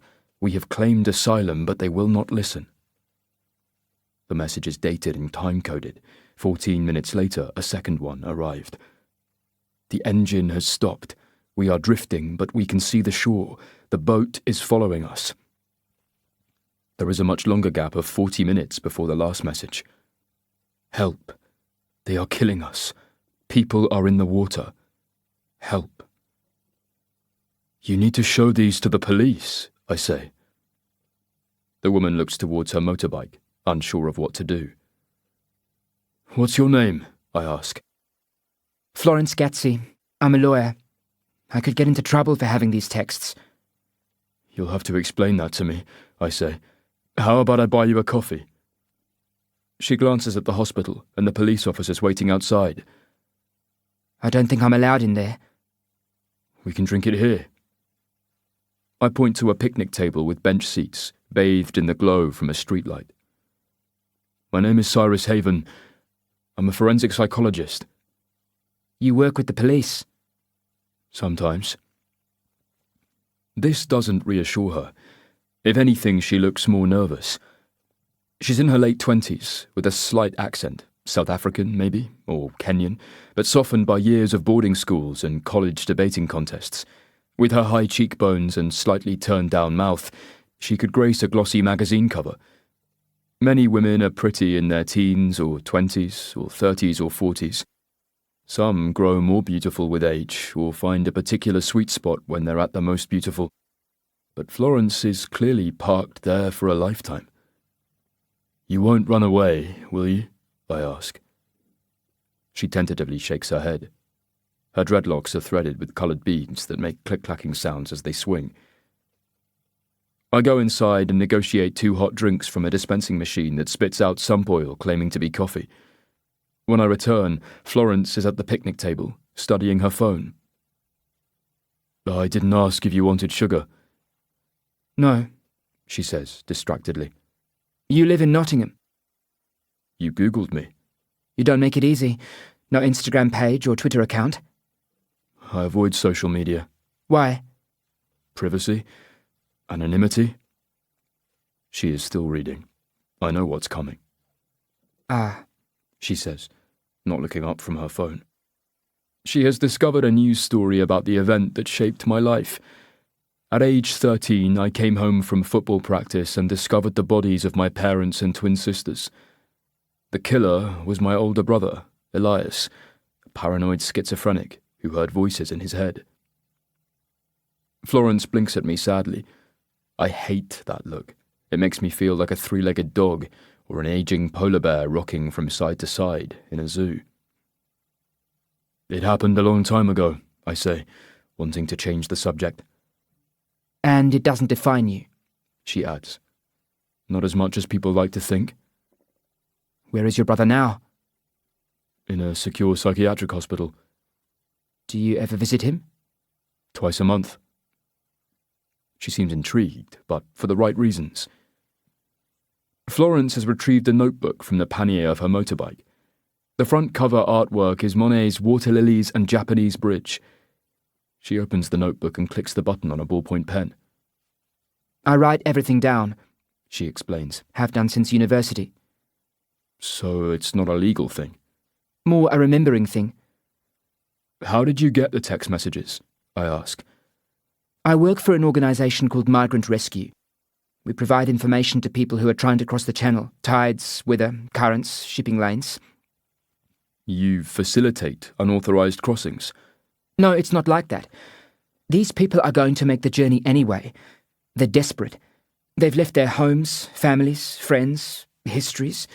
They've travelled thousands of miles and now they're this close." She holds up her thumb and forefinger, as if showing me the distance. "We are making the journey safer." "Is that what happened today?" Florence narrows her eyes and sets her jaw defiantly. Migrant Rescue saves lives. People used to argue against needle exchange programs for drug addicts, claiming they encouraged junkies to inject themselves. Instead, they made drug use safer and cleaner and kept addicts alive until they could turn their lives around. We're doing the same thing, keeping people safe. "I pulled bodies out of the water today, women and children. If they had stayed home, or in France..." "Their boat was rammed." "How did you get the messages?" Florence sighs. "For the past month, I've been corresponding with a young woman from Sudan, a university student studying in Nottingham. Her brother texted her from the beach in Calais 2 nights ago saying he was on his way." "He sent the messages?" Florence nods. "Is he the survivor?" "I don't think so. He's older, 24. I ask to see her phone again. This time she shows me earlier texts sent from Calais. One of them includes a photograph of 3 young men, arm in arm, who are sitting on stone steps above the sand. "That's Jaden," says Florence. "It was taken 10 days ago in Calais." She pulls up another image. It shows Jaden sitting next to a young woman, his sister, Nadia. They could be twins. Both are wearing traditional Sudanese clothes, white with splashes of colour around the hems and sleeves and collars. "This was taken at a cousin's wedding in Khartoum 2 years ago," says Florence. "Jaden arrived in Calais in March. He made 2 attempts to cross in July. The first time he was forced back by the weather, and the second time by the French Coast Guard. He was paying people smugglers. I have no information about that. Florence is already covering herself legally. She can't admit to having knowledge of a crime. Nadia phoned me 2 nights ago and said he was coming. She wanted me to handle Jaden's asylum claim. I read the messages again. Jaden sent them during the journey when the migrant boat was in range of phone towers on the coast. Clearly, someone tried to make the migrants turn back. 56 minutes later, they were in the water, dying. I look up at Florence. Did you contact the Coast Guard? Of course, but I had no coordinates or any way of tracking the signal. I spend a moment considering the implications. I've heard stories of migrant boats being turned back or impounded by the Coast Guard or police. Others have been sabotaged before leaving France, but nothing comes close to a deliberate sinking. Where is Nadia now? I ask. In Nottingham. She's waiting for me to call her. I'll talk to the detective handling the investigation. He'll want access to Nadia's phone. Can you keep my name out of it? Asks Florence. That's not possible. But you know that already. She sighs and nods her acceptance. How do I contact you? I ask. Give me your phone. I don't have one. She looks at me like I'm from another planet. I lost it today, I explain. Florence tears a page from the back of her notebook and jots down her number. Call me. Chapter 9. Evie. My eyes feel like they're weighted down with warm stones. Slowly, I force them open, letting in light. Edges take shape. Shadows. Colours. I'm in a strange room with a bed and lockable cabinet, and grey carpet squares and vertical blinds, and an ugly black and white print on the wall. Cyrus has gone, but his jacket is still hanging over the chair. I felt his presence earlier, when he leaned over me and placed his cheek next to mine, his lips within kissing distance. I wanted to make a sound, but I couldn't speak. Vaguely, I remember the journey in an ambulance, and a white room and bright lights and doctors who talked to me and about me, asking questions, issuing instructions. I didn't respond. My lips and limbs wouldn't sync with my brain. Awake now, I need the bathroom. I contemplate ringing the buzzer on the wall near my head, but I don't want to pee into a bedpan with a nurse watching. There must be a toilet nearby. I'm wearing my fire engine red pyjamas. I don't remember getting changed. I hope Cyrus didn't see me undressed, naked, all pale and blotchy and scarred with cigarette burns. Pushing back the covers, I swing my legs to the side, testing the floor and my strength. I wobble towards the door and crack it open, peering along the wide, brightly lit corridor. A cleaner's trolley is parked opposite, sprouting brooms and mops and bottles of chemicals. Beyond that, I see a sign for the ladies. Cautiously, I cross the threshold, my bare feet leaving footprints that fade on the tiled floor. Why does peeing feel so good? Maybe it's like having an orgasm. I've never had one of those, so I don't know if they're life-changing or earth-shattering or overrated. I know that men look stupid when they come, all red-faced and moaning. I've seen their faces. I wish I could forget them. As I leave the ladies, I wonder if I should look for Cyrus or tell someone that I'm awake. The cleaner has returned and is pushing a polishing machine that seems to float back and forth like a hovercraft. Another noise cuts through the dull humming of the machine. It sounds small and wet, like a kitten trapped in the air conditioning vent. I follow the sound, reaching a room with a partially open door. An empty chair is leaning against the wall in the corridor. I peer inside. The bed is empty. I hear the sound again. Someone is crying. A figure is huddled between the bed and the wall. A crouching boy, arms around his knees, tears shining on his cheeks. He looks at me.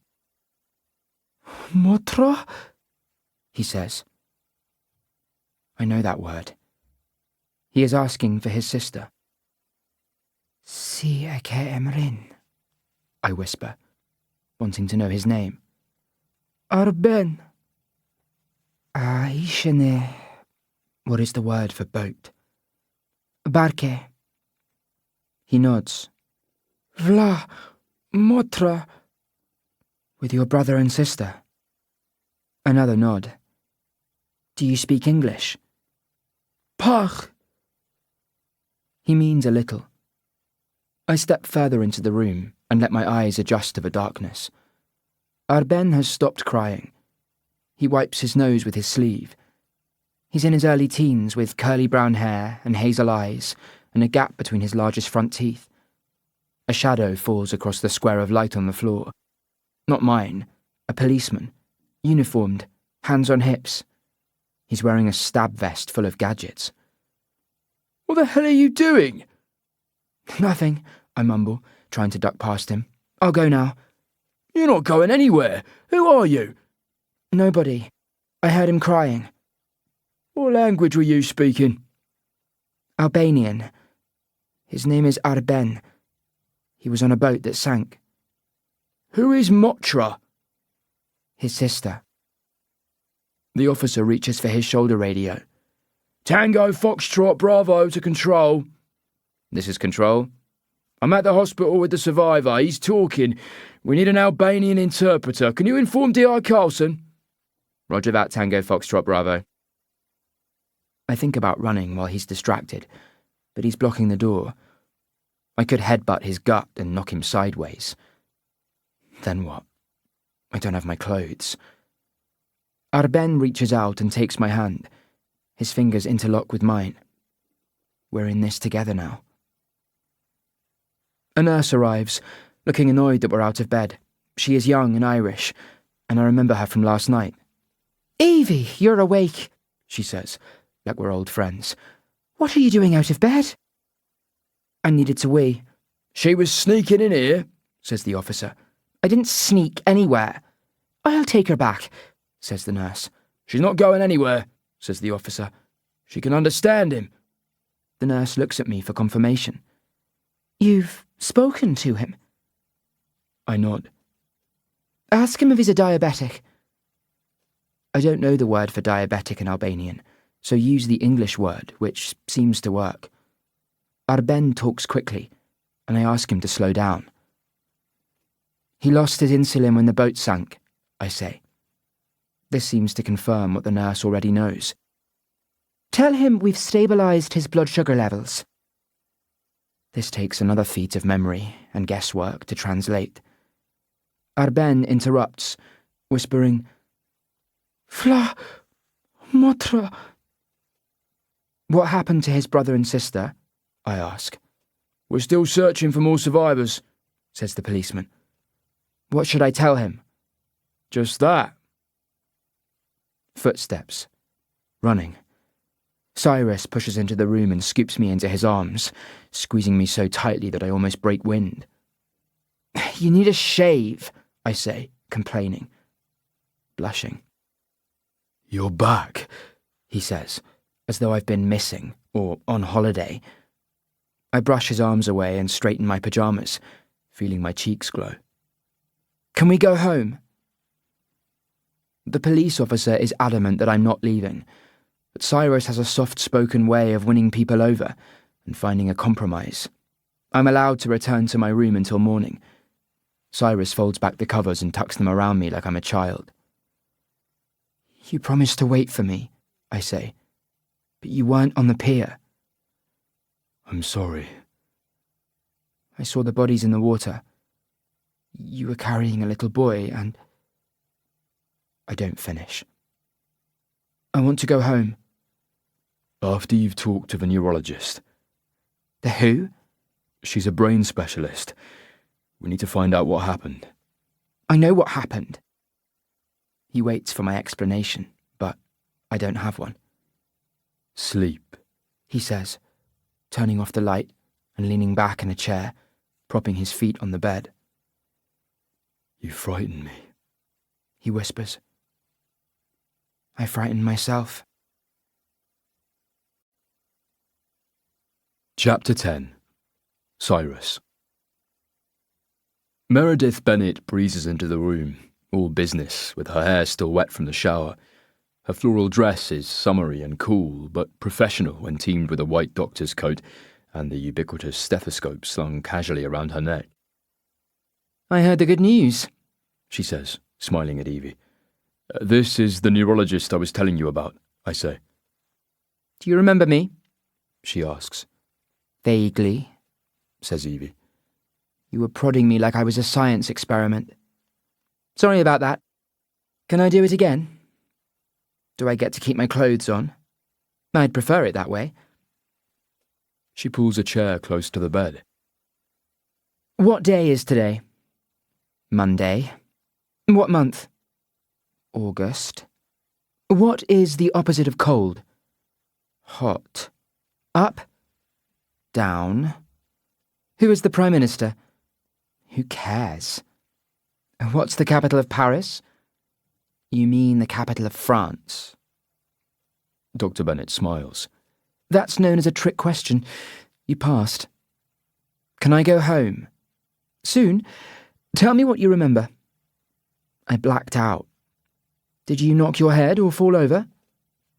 I don't think so. Did you see the bodies washing up on Cleethorpes Beach? Evie's silence answers the question. I'd like to take a closer look, Says Dr. Bennett. just to be sure. To be sure of what? That nothing is wrong neurologically, a brain bleed or a hematoma. I want to schedule a brain scan, an MRI. It's a machine that uses strong magnetic fields and radio waves to take pictures inside the body. Does it hurt? Asks Evie. No, but it's noisy and not great if you're claustrophobic. Do you mind small spaces? I love them, Says Evie, not joking. I'm standing at the window. I hear a crowd chanting outside. Pulling aside the Venetian blinds, I see people gathered at the hospital entrance. Some are holding placards and waving Union Jack flags. The protesters are predominantly white and male. Some are shirtless and shoeless, covered in tattoos or wrapped in flags, or wearing Guy Fawkes masks or red MAGA caps. The apparent ringleader is wearing a camouflage jacket and holding a placard that reads, "Stop the invasion." Other signs have different messages. Defend our borders, turn back the boats, take back Britain, while a few declare that Jesus saves and white lives matter. Maybe they took a wrong turn somewhere. A dozen uniformed police officers are blocking the access road, preventing the protesters from reaching the hospital entrance.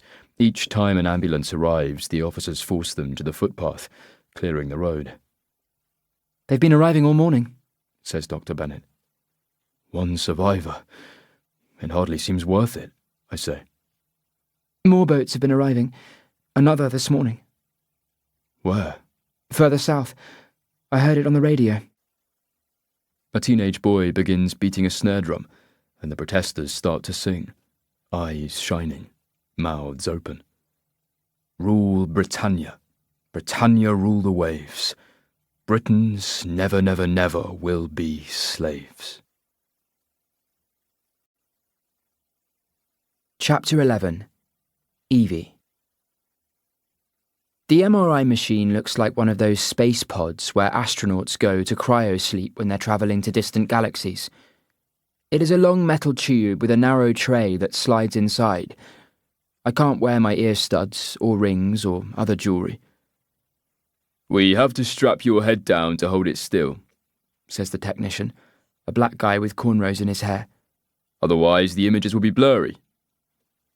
Nobody likes a fuzzy photograph, I say, making a joke, because I'm nervous. He doesn't crack a smile. These headphones will dampen the noise, he says, as he slides them over my ears. We can play you some music. Any requests? I can't think of a single song. He opens my fingers, giving me a buzzer. If you start to panic or feel unwell, press the button and we'll stop the scan. Once I'm strapped down, staring at the ceiling, the technician leaves and the tray begins to move, sliding backwards into the machine. The noise begins, a thumping sound that seems to pass right through me. I wonder if an MRI scan can tell them what I'm thinking. What if I imagined the filthiest sex act? Would it light up some part of my brain? I don't like that idea, so I try not to think of sex, which is exactly what I do. Shit. I try to concentrate on something else, anything but sex. I begin counting down from 1,000. Eventually I grow used to the sound, which is hypnotic, like an Albanian chant without the harmonies. My thoughts wander, and I'm a child again, smelling fried green sweet peppers stuffed with feta, warm cornbread, sage and lavender, diesel fumes, paraffin stoves, melting wax, my mother's perfume. Our village was surrounded by mountains and lakes, and streams that tumbled over rocks and created rivers that ran to the sea. The buildings clung to the hillsides and rose from the wildflowers like ancient ruins. I don't know if our cottage is still there. Another family probably lives there now, paying rent to Mr. Berisha. I carved my initials into the walnut tree outside my bedroom window, and we marked my height on a door frame in the kitchen, a new notch for every year, next to a spot on the wall where Mama threw a saucepan at a mouse. She missed. What other evidence might remain? Perhaps, in some dusty local government building, there will be a record of my birth, my parents' names on a piece of paper, a signature, a stamp. Does that make it my country? My home? When I was growing up, people cared about where you came from, your family, your history. People were either good or bad, clean or stained, trustworthy or suspicious. My mother was an only child. My father was one of 4. He was named after his grandfather, who he never met, which means neither did I. But there were stories about him, passed down from one generation to the next. As a child, I never had a day when I went hungry, or a night when I felt lonely. Agnesa lay next to me, or Aunt Polina. Mama and Papa were in the next room. Even the sound of water in the pipes, or ice forming on the windows, or Papa snoring, made me feel safe. I was an eavesdropper, a listener at doorways and at the top of the stairs. Sometimes, when my parents were entertaining downstairs, I would fall asleep lying on the landing, listening to the murmur of the conversation and laughter. Papa would find me and carry me to bed, kissing my forehead as he set my head on the pillow. When I was small, I loved to watch him cook. He hoisted me onto the kitchen bench beside the stove, and I helped him rub pieces of meat with salt and preserved lemon before he added spices and sealed meat inside a clay pot, which he half buried in glowing coals. Those same hands could carve up a carcass and saw wood and hammer nails, but were also capable of the most graceful of gestures and the gentlest hugs and unbearable tickles. They could toss me high in the air and catch me under my arms and toss me even higher. From way up there above his head, I looked down at his wide, crooked smile, his cleft chin, his trimmed moustache, and his dark brown eyes. And I understood love. Papa taught me how to fish and how to find worms and how to put them on a hook. He showed me how to make him tea and choose the best apples and propagate plants and graft one branch of a fruit tree onto another. Memories like this catch in my throat, but at the same time I know they're beginning to fade. I sometimes struggle to remember his smell and the feel of his unshaven cheek against mine and the silly song that he sang about a billy goat. I wish Agnesa were here. We could help each other remember and talk about the things that I can't discuss with Cyrus. Girl stuff. Agnesa began as my orbiting moon, but became more like a comet, flashing across the sky, dashing in and out of the house, changing her clothes, grabbing something to eat, barely pausing to say hello or goodbye. She had friends, hobbies, admirers. I was an afterthought, a nagging, needy little sister who wanted to be included and complained to Mama if I was left out. The cottage only had 2 bedrooms, which meant that Agnesa and I shared a double bed, which annoyed her. We also took turns in the same water at bath time, although Agnesa insisted on going first when the water was warmest because she accused me of peeing in the tub, which is probably true, but I still thought it unfair. I didn't realise we were poor, Because everybody we knew was the same, except for our landlord, Mr. Berisha, who owned a restaurant and a timber yard and lots of houses. He had 5 children, but only one son, Erion, who was 3 years older than Agnesa, but in the same class at school because he had an IQ just above room temperature. Being older, he was bigger and stronger than the other boys and liked to throw his weight and money around. He always had chocolate bars and soft drinks and American sneakers and Levi's 501s, which none of us could afford. One of his favourite games was to open a bottle of Coca-Cola, take a sip, and leave it sitting in the middle of the road on a corner where the lumber trucks would release their brakes and accelerate after a long descent down the mountain. Boys would take up the challenge, dashing out from the trees and seizing their prize. Truck horns blasted, brakes screamed, and tyres left trails of rubber on the tarmac road. Some drivers, pale-faced and trembling, would pull over further down the mountain, swing out of their cabs and yell curses, shaking their fists at the boys, who vanished like water soaking into the ground. Until the day that Fisnik Soper, aged 13, hesitated as he left the trees. Maybe because of his spectacles, or the scoliosis that bent his spine, or his unusually red hair. Fisnik was always a step behind where he should have been, or wanted to be. And as he snatched up the soft drink bottle, grinning in triumph, the lumber truck bore down on him with locked brakes and smoking tyres. Fisnik turned. Almost there. Almost safe. But the truck clipped his back heel, and he disappeared beneath the wheels. Bump, bump, bump. A red stain covered the road beside a shattered bottle and his crumpled body. Later, when the police came knocking, asking questions, nobody mentioned Erion, or the Coca-Cola, or the dare. Chapter 12. Cyrus. D.I. Carlson finds me in the waiting room of the MRI suite. He's holding a calico beach bag with my mobile phone, car keys, credit card, 2 towels, and my flip-flops. "Someone handed this in at the station," he says. "My faith in humanity has been restored. I'll need more proof." He glances through the observation window. "Your friend can speak Albanian." "Evie was born there." He runs his fingers over his short-cropped hair. "I need her help." "She's not an interpreter." "The boy keeps asking for her. He's frightened, jumping at shadows. Evie might be able to reassure him." "I heard there was another migrant boat this morning." "They came ashore further south, 16 on board." "What about the bodies at Cleethorpes?" "Afghans, Syrians, Libyans, and Iraqis. It could take us weeks to come up with names."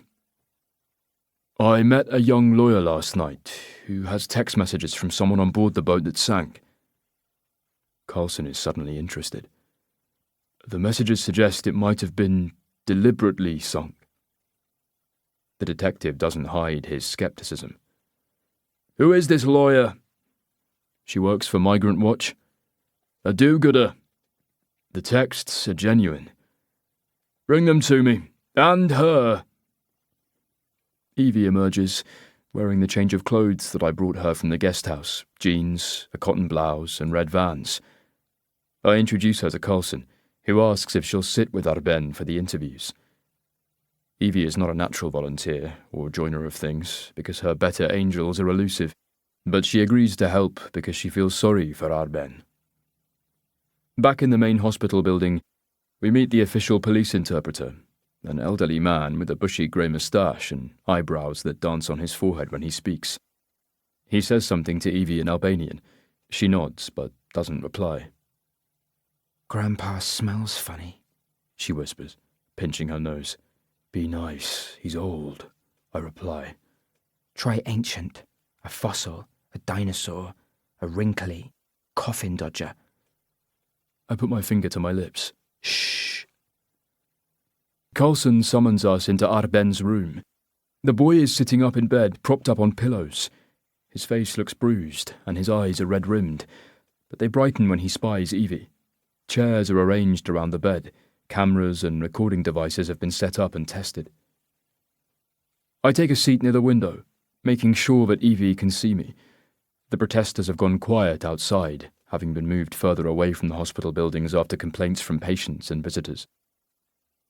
Carlson begins slowly and addresses each question directly to Arben, who is answering in English when he can.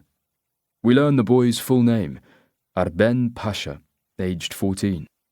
He grew up in a village outside of Tirana, the Albanian capital, with his two siblings, Bezart, 19, and his sister Yeta, 17. Their mother died of cancer 3 years ago. Their father went to the Middle East to find work and didn't return. Bezart had looked after his siblings since then, working as a tour guide during the summer and training to be a mechanic at a garage owned by a family friend. Yeta had won a place at the University of Tirana, but didn't have the money to study. One day, Bezart borrowed a customer's car to take Arben to an endocrinologist because his blood sugar levels were spiking, causing periodic blackouts. Returning to the garage, he was arrested by police and charged with stealing the vehicle. Before the trial, Bezart sold all of the family possessions, and he and Arben and Yeta caught a speedboat across the Adriatic Sea to Italy. From there, they travelled by bus and train to France and spent 3 months living in a migrant camp on the outskirts of Calais. They were twice evicted by police and slept under bridges and in abandoned warehouses. Bezart did odd jobs during the day, picking up rubbish off the beaches or weeding gardens, earning enough to buy them food. There were problems in the camp, violence, robberies. Some of the young men were harassing Yeta, trying to get her alone. Bezart brought a knife to better protect her, carrying it in his sock.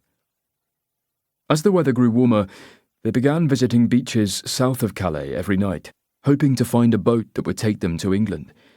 They would hide in the sand dunes, scanning the beach, watching for departures. They had no money to pay a smuggler, so they tried to talk their way onto boats or sneak on board. One trick was to hide in the sandhills until the last moment. As the boat pushed off, they would sprint across the sand and try to scramble on board, but they were beaten back by passengers who feared the boat would sink if it carried too many people. After each failure, they returned to the camp, hungry and exhausted. Bezart barely slept, working all day, scrounging for food and watching the beach at night. He met a Serbian called Keller as they waited in a food queue. Keller had big hands and a big laugh and had once been a fisherman. He said he could steer a boat to England if they could find one. Together, they began collecting money from migrants, who each paid what he or she could afford. They drew lots to choose who would get a place on the boat. Bezart found one for sale. He met the broker on the beach at Songat. He asked for the money up front, but Bezart said he'd get paid when he saw the boat and checked it was seaworthy. They arranged to meet the following night, but it was a trick. Bezart was jumped by 3 men who stole the money and left him with 2 broken ribs. "How did you get a boat?" asks Carlson. Bezart found another one. "He stole it?" Arben shakes his head. "We checked," says Carlson. "The owner of the boat reported it stolen." He sold it to us. "Your brother was a people smuggler?" No! The interpreter has a habit of copying Arben's tone and volume, as though dubbing a foreign film. He is also inclined to use more words than Arben does, which makes me wonder if he's embellishing the answers.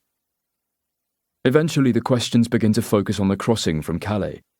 Arben describes waiting on the beach for the boat to arrive. The tide was coming in, and they had difficulty getting everybody on board. "How many people?" asks Carlson. Arben asks for a piece of paper and begins to draw a picture of the rib, with small stick figures representing the migrants. He holds the pencil in his fist like he wants to stab the page. Counting the figures, he estimates there were 20 people, including 4 women and 2 children. "Do you know their names?" Only some, like Keller. "Tell us about the crossing." Another boat was leaving at the same time, but did not come with us. People were shouting because some men had swum out from the beach and were trying to take over the other boat, but Keller helped fight them off. "What time was this?" asks Carlson. I don't know. It was dark. I was seasick. Besart told me to sit at the front and to watch the lights on the shore, and I would feel better. The stars came out and the wind dropped. Keller steered us along the coast. I must have fallen asleep. When I woke, we had changed direction and waves were lifting and dropping us into holes in the sea. I asked Besart how much longer, and he kept telling me to be patient. Evie interrupts and corrects the interpreter. His brother said to him, "You waited for the little thing. You can also wait for the big thing." The interpreter nods to Evie, but I can tell he's annoyed. Arben continues. We stopped and swapped fuel tanks. That made people sicker because of the fumes and the movement. I slept again, but woke to a bright light shining in my eyes.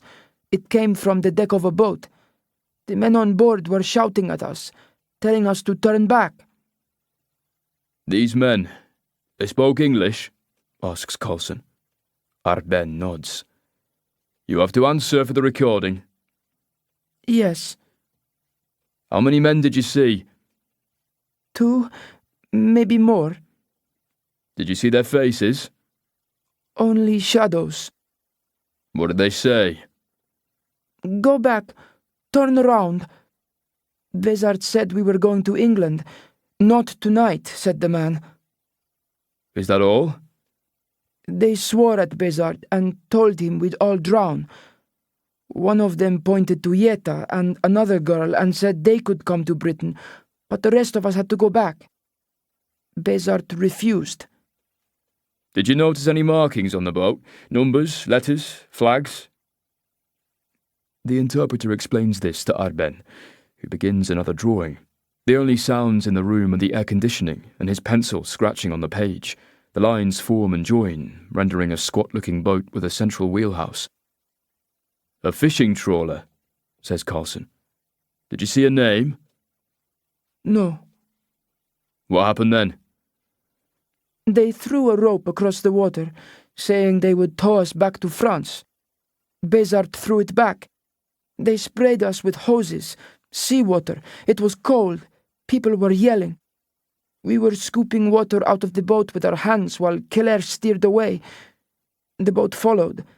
Then it went quiet. We could no longer hear the engines or see the lights. Keller wanted to slow down so that we could empty the water, but Besart said we should keep going. The stars had gone. Nobody talked. We prayed. The sky was beginning to grow light when the engine stopped. Keller said there was water in the fuel line. He and Besart began trying to fix it.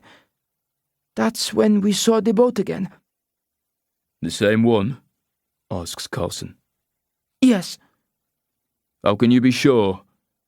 It was the same, says Arben adamantly. It came quickly, with the sun behind, pushing white water. We shouted and waved, but it did not stop or slow down.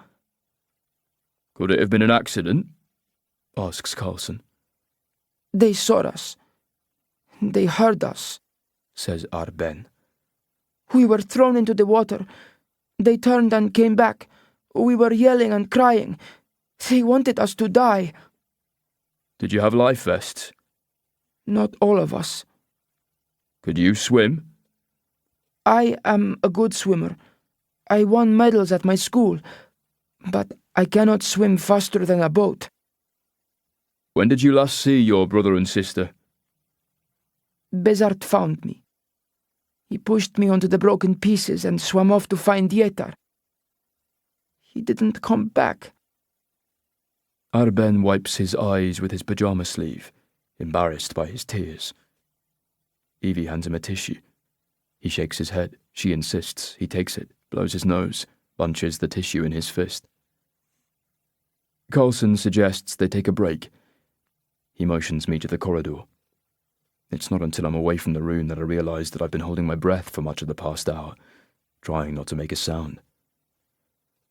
There were 20 people on board, says the detective. We have 17 bodies in the morgue. That means 2 migrants are still missing.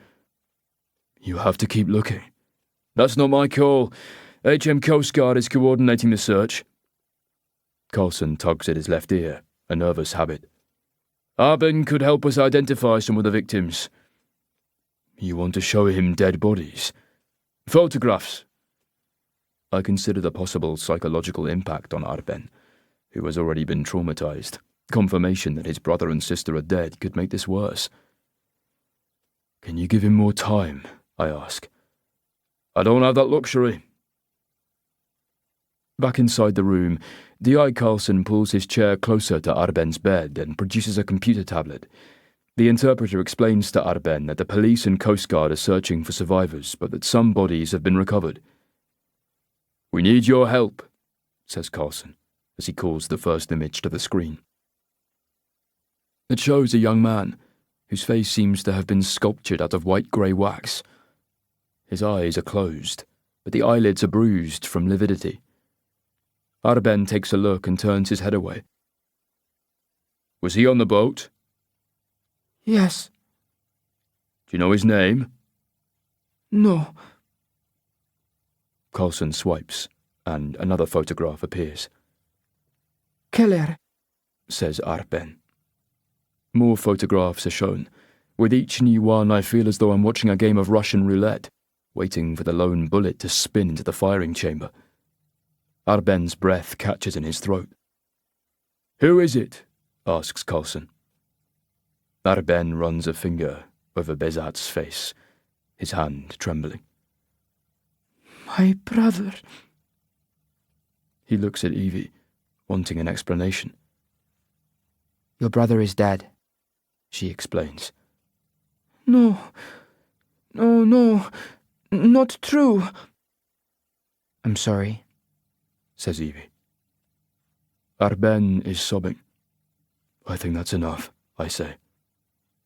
Carlson grudgingly agrees, sliding the computer tablet into its case. Matra? Asks Arben. Yeta, my sister. Are there any young women among the dead? I ask. Carlson shakes his head. Chapter 13. Evie. The police are packing things away, the cameras, microphones and extra chairs. Arben has become an afterthought, still propped up in bed, watching them leave. The interpreter has discovered the tray of sandwiches and is stuffing his pockets like he hasn't eaten for a week. Would you like a sandwich, Arben? I ask loudly. The interpreter mumbles something with his mouth full of food and crumbs clinging to his moustache. He grabs his hat and heads for the door. Arsehole. I'm alone with Arben, trying to think of something to say. Cyrus would know. He's good with words and deals with stuff like this. Why did you want to come here? I ask, instantly regretting the question. Arben opens his hand and examines the soggy tissue within, as if it might hold the answer. Why did you? He whispers. It's a simple enough question. I could tell him that I grew up reading Mama's old copies of Hello magazine, which were full of stories about famous people who lived in manor houses, or that Agnesa dreamed of marrying Prince Harry and living in a castle. But the truth is, I had no choice. I was only 9 years old. Cyrus knocks gently on the door and signals that we're leaving. Are you coming back? Asks Arben. I don't know what to say. I grab the drawing pad he was using and jot down my mobile number. If you need someone to talk to, you call me, okay? He takes the page and folds it into squares, then puts it into the pocket of his pyjamas. Outside in the corridor, I have to run to catch up to Cyrus. Where are we going? Home. What about Arben? What happens to him? Children's Services will find him somewhere to live. A children's home. Or a foster family. I've been in children's homes. I grew up in them. I wouldn't wish that upon my worst enemy. He can come and stay with us, I say. We're not foster carers and he needs support. You're a psychologist. Who has a job to do. We take a taxi into Cleethorpes and find my car where I parked it yesterday, opposite the beach. A shimmer rises off the bonnet of the ageing Fiat, and the air smells of salt and seaweed and the bins from a nearby restaurant. A yellow notice is pinned beneath the wiper blade, a parking fine. Cyrus curses and tosses the balled-up ticket onto the back seat of the car. Was Arben telling the truth? He asks. Mostly. Meaning? He lied about his brother buying the boat. It was stolen. Uh-huh. We drive out of Cleethorpes, squinting into the afternoon sun, which is being chased by a bank of grey clouds intent on spoiling the day. I think of Arben. Instead of starting a new life in a new country, he has been cast adrift, stateless, homeless, an orphan. That was me once. Cyrus has gone quiet, but I know something is bothering him.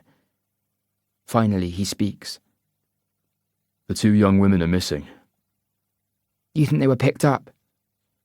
Or they could have drowned. He doesn't believe that. The men on the trawler had offered to take the women with them. What are you going to do? I ask, but I know the answer. Can I help? You have a dog to look after. I can leave Poppy with Mitch. Not this time. When is there ever a time? Chapter 14. Cyrus. Lungs busting, legs burning, knee joints pleading, I sprint the last quarter mile through silent streets, racing Poppy home. I collapse on the back step, listening to the Labrador drink from her water bowl, panting between gulps. I woke early, having dreamed of a dead child, weightless in my arms. Evie was in the dream. She was lying on the beach in wet clothes and a cheap life vest, staring into the sky with pale, dead eyes.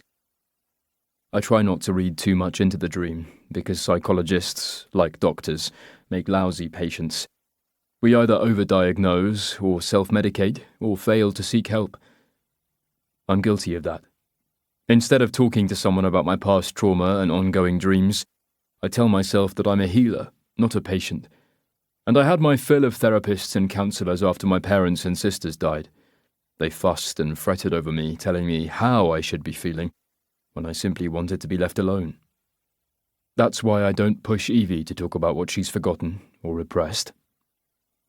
Florence Gatsey isn't answering her mobile. I text her again. We have to talk. This time she replies. Am I in trouble? Not from me. Moments later, her name lights up my screen. Well, where are you? I ask. Nottingham. Nadia just had a call from the police. They want her to identify her brother's body. I'm sorry. So am I. We arranged to meet at a cafe in the Lace Market. Florence is still in her motorcycle leathers. She kisses both my cheeks like we're old friends, and her dreadlocks brush against my neck.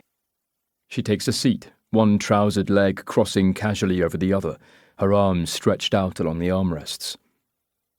Where did you stay last night? I ask. With Nadia. How is she? Devastated. She still hasn't told her parents in Khartoum. I order coffee. Florence chooses a herbal concoction that smells like my grandmother's perfume. We share a chocolate brownie, but she picks out the chocolate chips. Where is home? I ask. London. I share a house in Camden with some mates from university. I ask her about Migrant Watch and how long she's worked for the charity. It was set up about 5 years ago by Simon Buchan. The philanthropist? And the brother of Lord Buchan. The statement is delivered with a raised eyebrow. The Buchan brothers are notable siblings who sit on different sides of the political aisle. Simon is younger and less visible, staying out of the headlines and the society pages. From the little I know, he made his money in the city, working as a hedge fund manager or an insurance broker. His brother, Lord David Buchan, is a former Tory chairman. He was made a life peer back in the noughties, but famously tore up his membership of the Conservative Party during the Brexit referendum, when he campaigned for Britain to leave the European Union, which he called an economic and social failure, full of corrupt politicians and rent-seekers. Have you met Simon Buchan? I ask. Once or twice, says Florence. I don't think I've even seen a photograph of him. He's very private, says Florence. Sometimes he listens in on our Zoom conferences. He asked me a question once. He wanted to know the demographics of the migrants being resettled in Britain, their education levels, training, that sort of thing. He wanted us to stress what a positive effect they could have on our economy, filling skills shortages and low-paid jobs, paying taxes, contributing to society. Florence picks up a brownie crumb with her wetted forefinger. How long have you been a lawyer? I ask. I qualified 3 years ago. I'm impressed. Why? Because I'm black? Or because I'm a woman? You look so young, I say, sensing the danger. Florence laughs. Nice save. And grows circumspect. I'm not supposed to have foreknowledge of any of the small boats that leave Europe. But you did, this time. She nods. There was a second boat that left Calais at the same time, I say. It arrived on a beach near Harwich in the early hours of Saturday morning with 27 people on board, all safe and well. It took the usual route, the shortest crossing, but this one went further north. Why did they separate? We need to talk to someone on that other boat. Florence taps her forefinger against her lips. All new arrivals are being processed at a former RAF base near Peterborough. I could take you there, but I need something in return. What could you want from me? She raises an eyebrow, as though I'm flirting with her. The survivor, Arben Pasha. Somebody has to represent him. He hasn't applied for asylum. He will. Outside, I direct Florence towards my car, but she has other ideas. It's quicker on the bike. She points to a gleaming black and chrome machine. She opens a side pannier and pulls out a spare helmet. You're kidding me, I say. I'm a very safe rider. I might not be a safe passenger. Just do what I do and hold on. She throws her leg over the bike and folds the kickstand. Turning the key, the machine rumbles into life. Florence pats the leather seat. Clumsily, I slide behind her, gripping the sides of her jacket. She grabs my hands and pulls them tight around her waist, saying, Don't let go. The Kawasaki vibrates beneath me as we pull away, weaving between stationary cars at a red light and accelerating on the green. Florence shifts her weight, leaning into the first corner. I fight the urge to counter gravity, trying to match her movements. At the same time, I don't want to press my body against hers, for obvious reasons. As though sensing my reluctance, she taps the front brakes and I slide closer to her. Once we reach the countryside, she opens up the throttle. Trees and fences and farms flash past, and instantly my senses are magnified. The outside world pours in, and I smell every whiff of grass and hint of cowpat and the mossy earth of riverbanks. An hour later, we pull up at the boom gate of the Migrant Reception Centre, which has a sentry box and fences topped with coils of razor wire. Visiting hours are over, says the square-shouldered guard, sitting in his box. We couldn't get here any sooner, Florence says. Rules are rules. I'm a forensic psychologist who works with the police, I explain. I'm looking for any of the migrants who arrived over the weekend. I'm hoping they can shed light on the small boat tragedy in Cleethorpes. Without an appointment, I can't let you inside, says the guard, sticking to his script. If you call D.I. Stephen Carlson, he'll vouch for me. Not my job. I'm close enough to read his name tag. I open my phone and type the details. What are you doing? He asks. I'm informing the detective in charge of a murder investigation that I can't interview possible witnesses until tomorrow because private security guard Gary Parkinson won't give me access. He hesitates. Who said anything about murder? I did. Just now. Hitching up his trousers, the guard walks back to his booth and returns with paperwork. Minutes later, the boom gate pivots upwards on a counterweight, and Florence takes us along the gravel access road, parking near the admin building. Across an old parade ground, dozens of migrants and asylum seekers are sheltering beneath shade cloth and trees. Young children are playing with bright plastic toys and a painted pull-along wagon. Florence approaches the nearest group and asks if any of them are recent arrivals. The women, many with headscarves, turn their faces away from me. A man approaches. He's in his 30s, with a full beard and deep brown eyes. "Can I help you?" he asks in impeccable English. I'm a lawyer, says Florence. I'm looking for any of the migrants who arrived by boat on Saturday morning. What sort of lawyer? I can help you with asylum claims. The man laughs bitterly. They're going to send us back? No exceptions. They can't do that. Under the Human Rights Act, everyone has the right to seek asylum. Yet here we are, locked up like criminals. You're being processed. He looks at me, as though I might offer him more hope. Where are you from? I ask.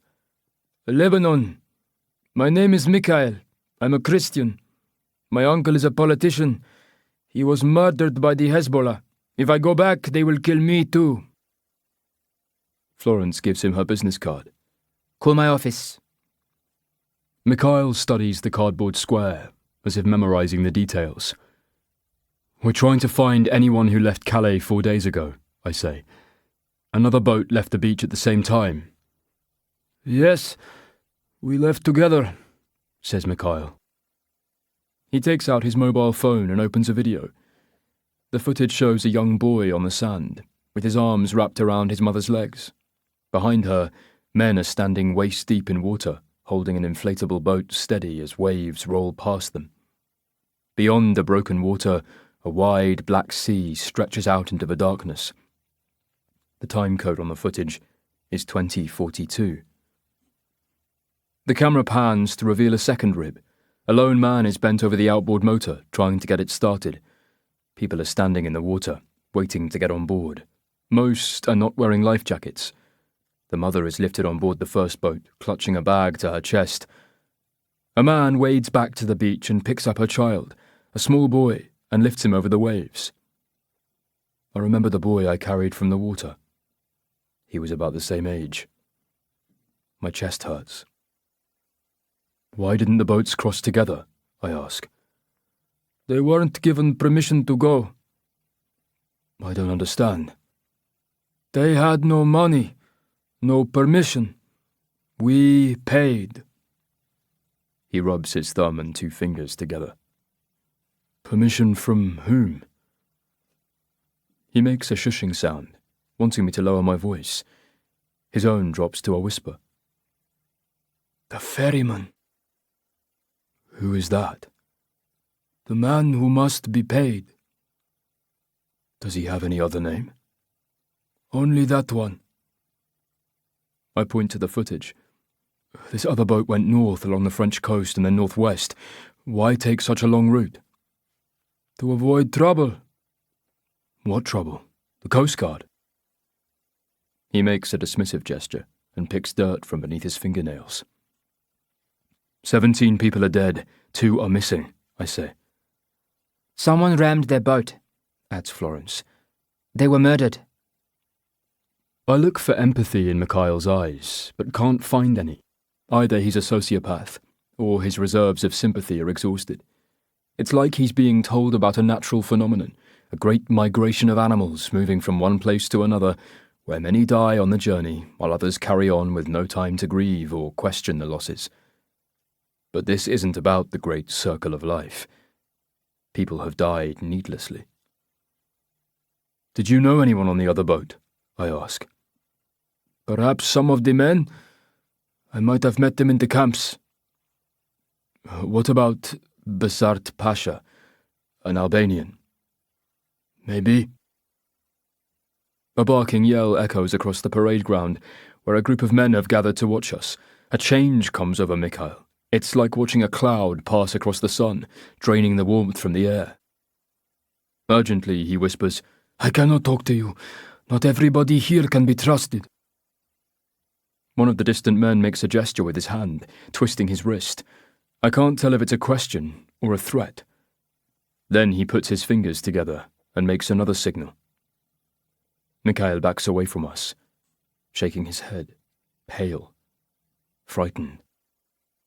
Did they know they were in danger? Asks Florence.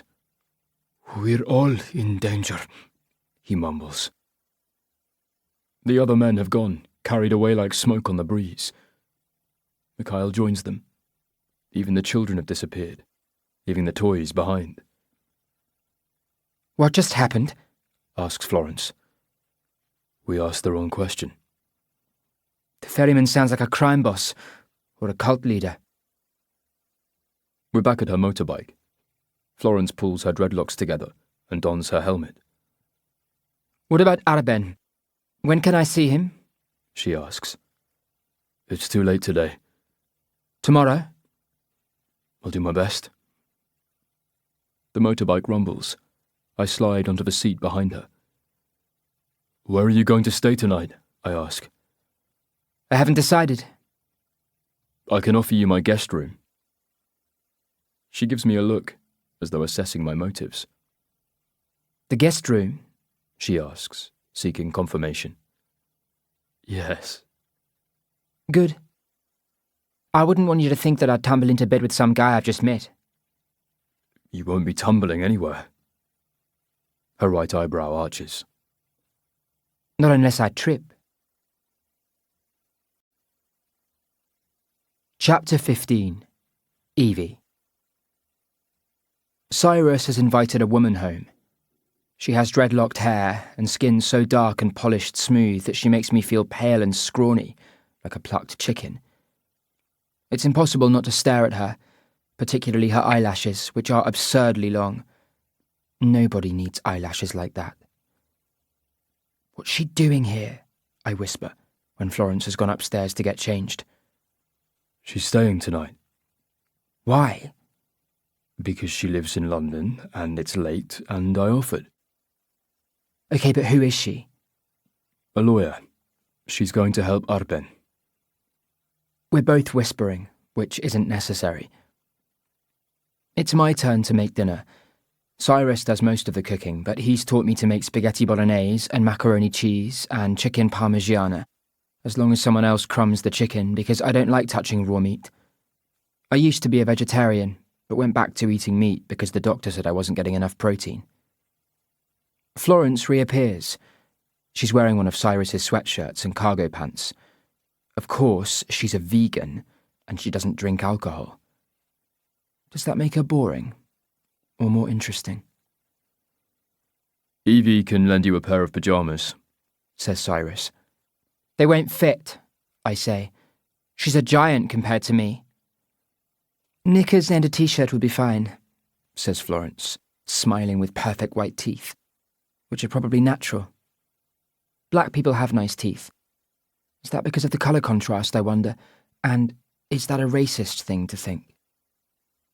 And you can use Evie's bathroom, says Cyrus. I put a new toothbrush in the vanity. Which is supposed to be for me.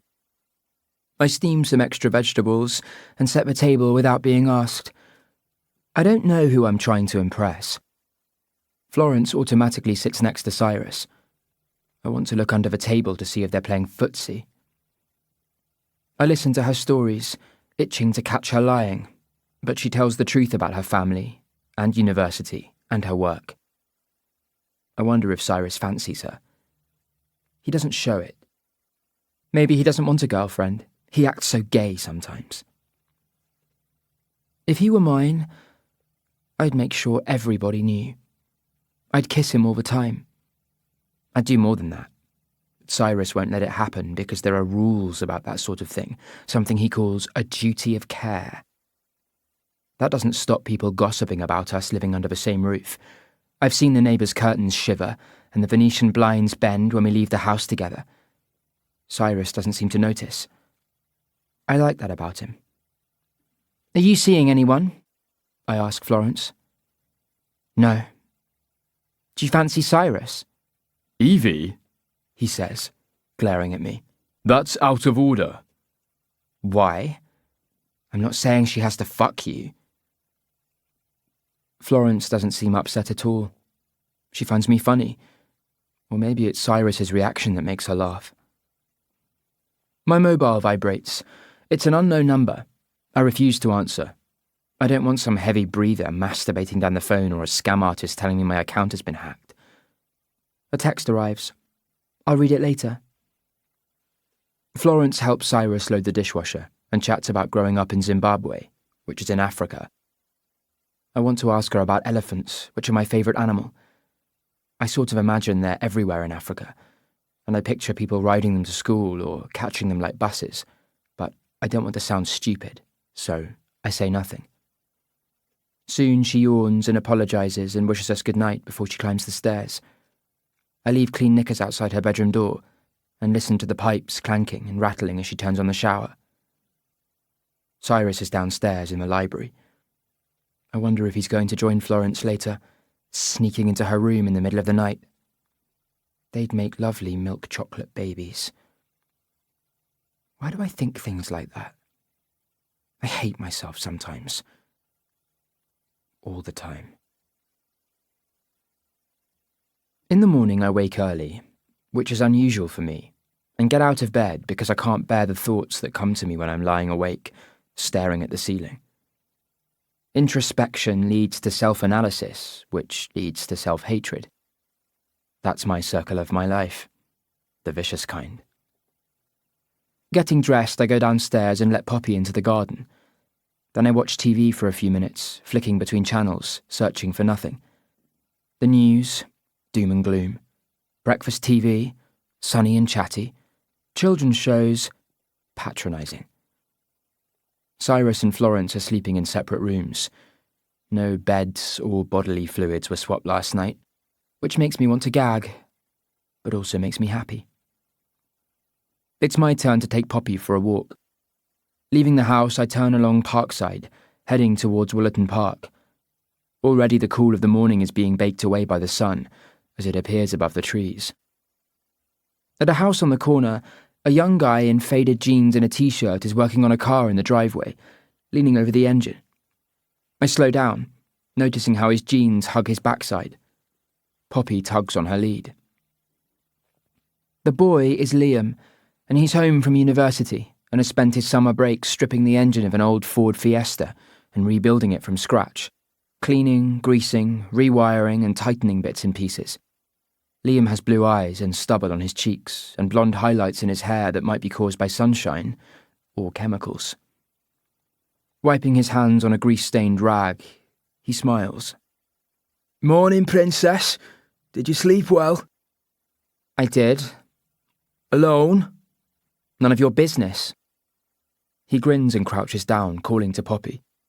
I unclip her lead, and she trots along his driveway. Liam scratches behind her ears and looks into her eyes as though practicing dog telepathy. We're friends now, he says. And then to me, when are you coming for a drink with me? When hell freezes over. Are you old enough to drink? Fuck off. Another smile. I'm off to the pub tonight if you fancy coming. The pub? Yeah, the Admiral Rodney. Is he asking me on a date? I think of Cyrus and wonder if it would make him jealous. Probably not. What time? I'll be there about 6. I nod and summon Poppy, clipping the lead to her collar and turning into the park. I wonder if Liam is still watching me. I want to look over my shoulder to check, but that might seem weird or needy. My phone vibrates. It's the same unknown number as yesterday, but I know who it is now. A voice message comes next. Hello, Evie. It's Dr. Bennett from the Diana, Princess of Wales Hospital. I need to talk to you about your MRI scan. Can you please call to schedule an appointment? I delete the message and think about what I'm going to wear tonight for my date with Liam. Not that I have much choice. I don't wear dresses, and my jeans come in 2 colours, black and blue, and 2 styles, ripped and unripped. In truth, I'm more interested in telling Cyrus that I have a date than going on one. Maybe that's because I haven't been on many, or any, ever. This could be a disaster. Chapter 16. Cyrus.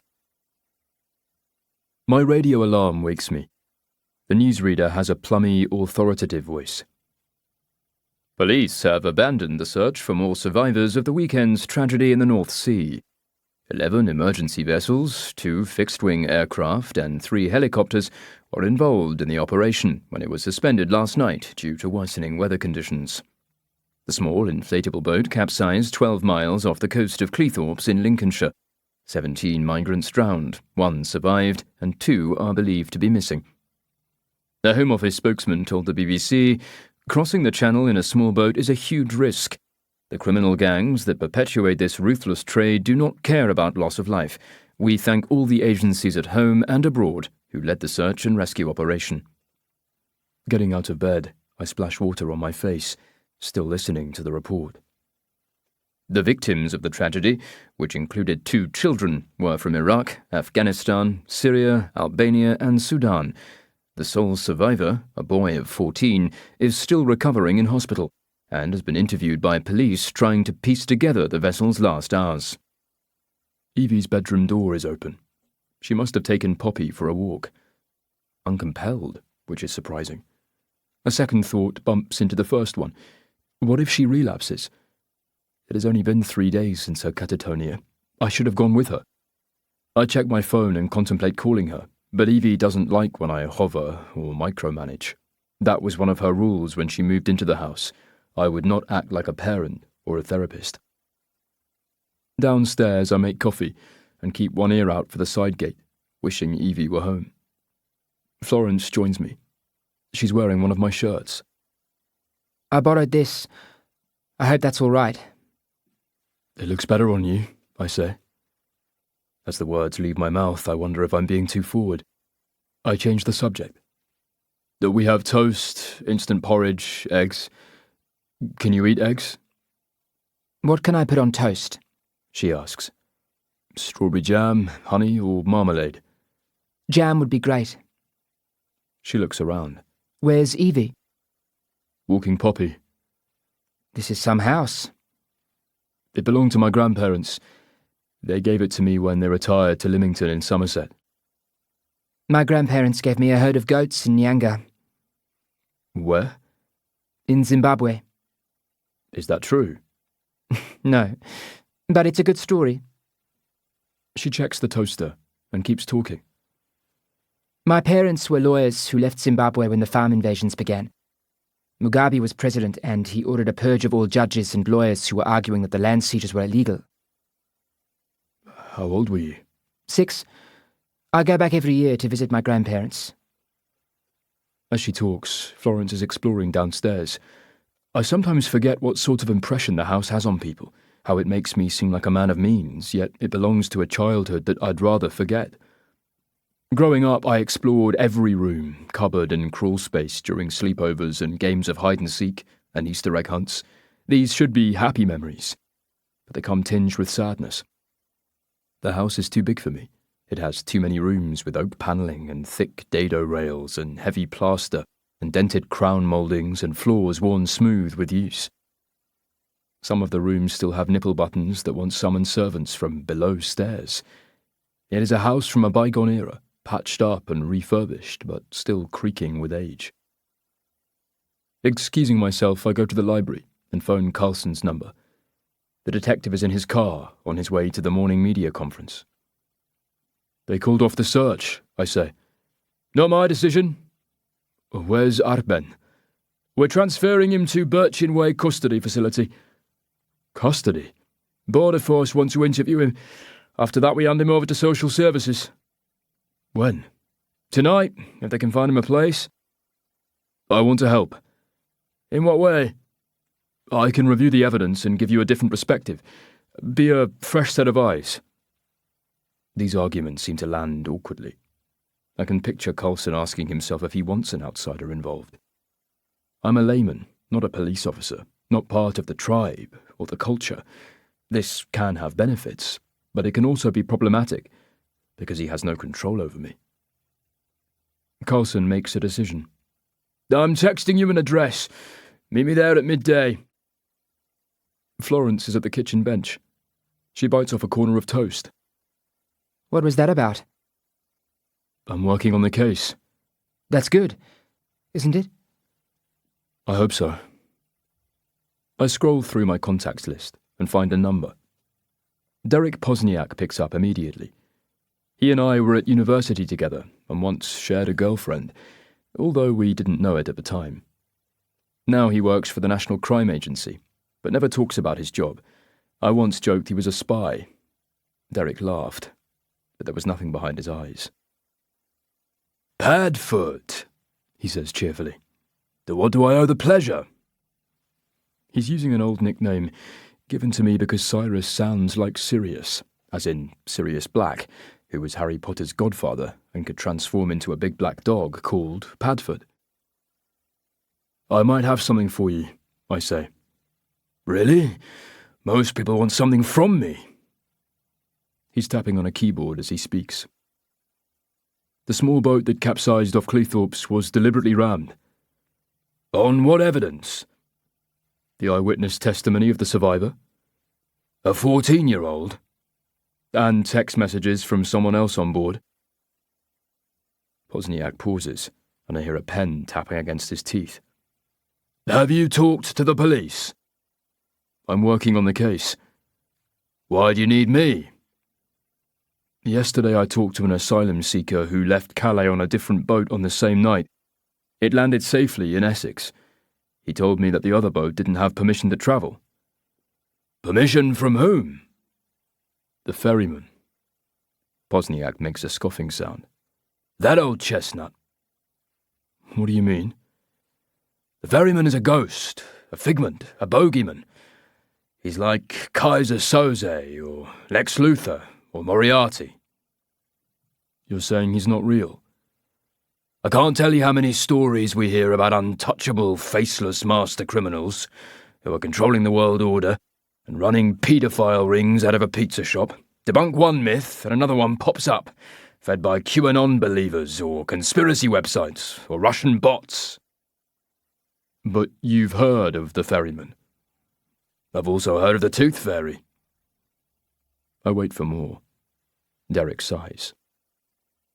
"I've been in this job for 6 years, Padfoot, and I've heard people talk about the ferryman, but nobody has ever given him a real name or a nationality. A year ago, the NCA took part in a series of joint raids across Europe, in France, Germany, Belgium, the Netherlands, and here. We raided over 50 locations, arrested 40 suspects, seized thousands of life jackets, more than 200 boats and 50 engines, as well as cash, firearms, and drugs. We rounded up the leaders of 6 different criminal networks. We offered them plea deals if they cooperated. Some of them accepted, some kept stum. Not one of them gave up the ferryman." "Why would asylum seekers invent him?" "I don't think they did. I blame the people smugglers. What better way to keep people quiet? Create a terrifying bogeyman who will murder them in their beds, or target their families, or deliberately sink their boats." "Someone did deliberately sink this boat." "Are you certain?" "Yes." Derek grunts and keeps tapping at his keyboard. I don't know if he's ignoring me or waiting for me to ask another question. "Who would benefit from a tragedy like this?" I ask. "Well, the obvious suspects are the ultranationalists, neo-Nazi gangs, or white supremacists. Anti-immigration groups regularly target migrant camps and hostels, but it could also be the escalation of a turf war. The gangs that are trafficking migrants are becoming more ruthless, fighting for control of camps and crossings. Europol is dealing with 12 different executions over the past 8 months. Double taps, 2 shots to the back of the head, close range. The victims were found with a coin in their mouths." "The Greek myth," I say. "Charon's obol. A coin is placed in the mouth or near the body of the dead as payment to Charon, the ferryman to the underworld." "Could the ferryman be Greek?" I ask. "Like I said, I don't think he exists." "Can you do me a favour?" "Ha ha, that's what I was waiting for," he says, sarcastically. "If you hear anything, any whisper about the ferryman, can you let me know?" "And what do I get in return?" "You're not supposed to take bribes." "Okay, I'll own your soul." Afterwards, I realised that I did most of the talking. Maybe he is a spy. Chapter 17. Evie. I love dogs more than humans, because they're loyal and love you unconditionally. They're not racist, or transphobic, or sexist, or classist, or ageist. They don't talk politics or religion, or steal your boyfriend, or take your car without asking. Yes, they're like having a small child in the house, and they need exercise and attention, and they poop a lot. But that's a small price to pay. I volunteer 3 days a week at the Radcliffe Animal Centre. It was where I adopted Poppy when she was 18 months old. Someone had abandoned her at a motorway service area, dumping her in a rubbish bin. A driver heard her whimpering and rescued her before a waste truck emptied the bin into its compactor. From the outside, the shelter looks like a small roadside restaurant, with a parking area and silhouettes of dogs and cats painted on the front wall. Cyrus wants me to get a paid job, because I should be paying board, but every time I look for a job, I get asked a bunch of questions or told to fill out a form. Where was I born? Where did I go to school? My address? My next of kin? I don't want people knowing that much about me. Annie runs the place. She's one of those women who dress in dungarees and Wellingtons, but also wears lipstick and eyeshadow. Some people think she's a lesbian, but she's married to Clive and has 3 children and 6 grandchildren. Clive delivers parcels for the post office, and according to Annie, he's so boring his preferred pronouns are ho-hum. The shelter has about 40 mesh cages for the dogs, with each cage big enough for a bed and somewhere for them to poop and rest. There is also a cat area with cat trees and cubbyholes, and a separate straw-covered hutch for the rabbits. When people come to the shelter looking for a rescue pet, we take them into an area with artificial grass and bench seats and a toy box. This is where they get introduced to the animals.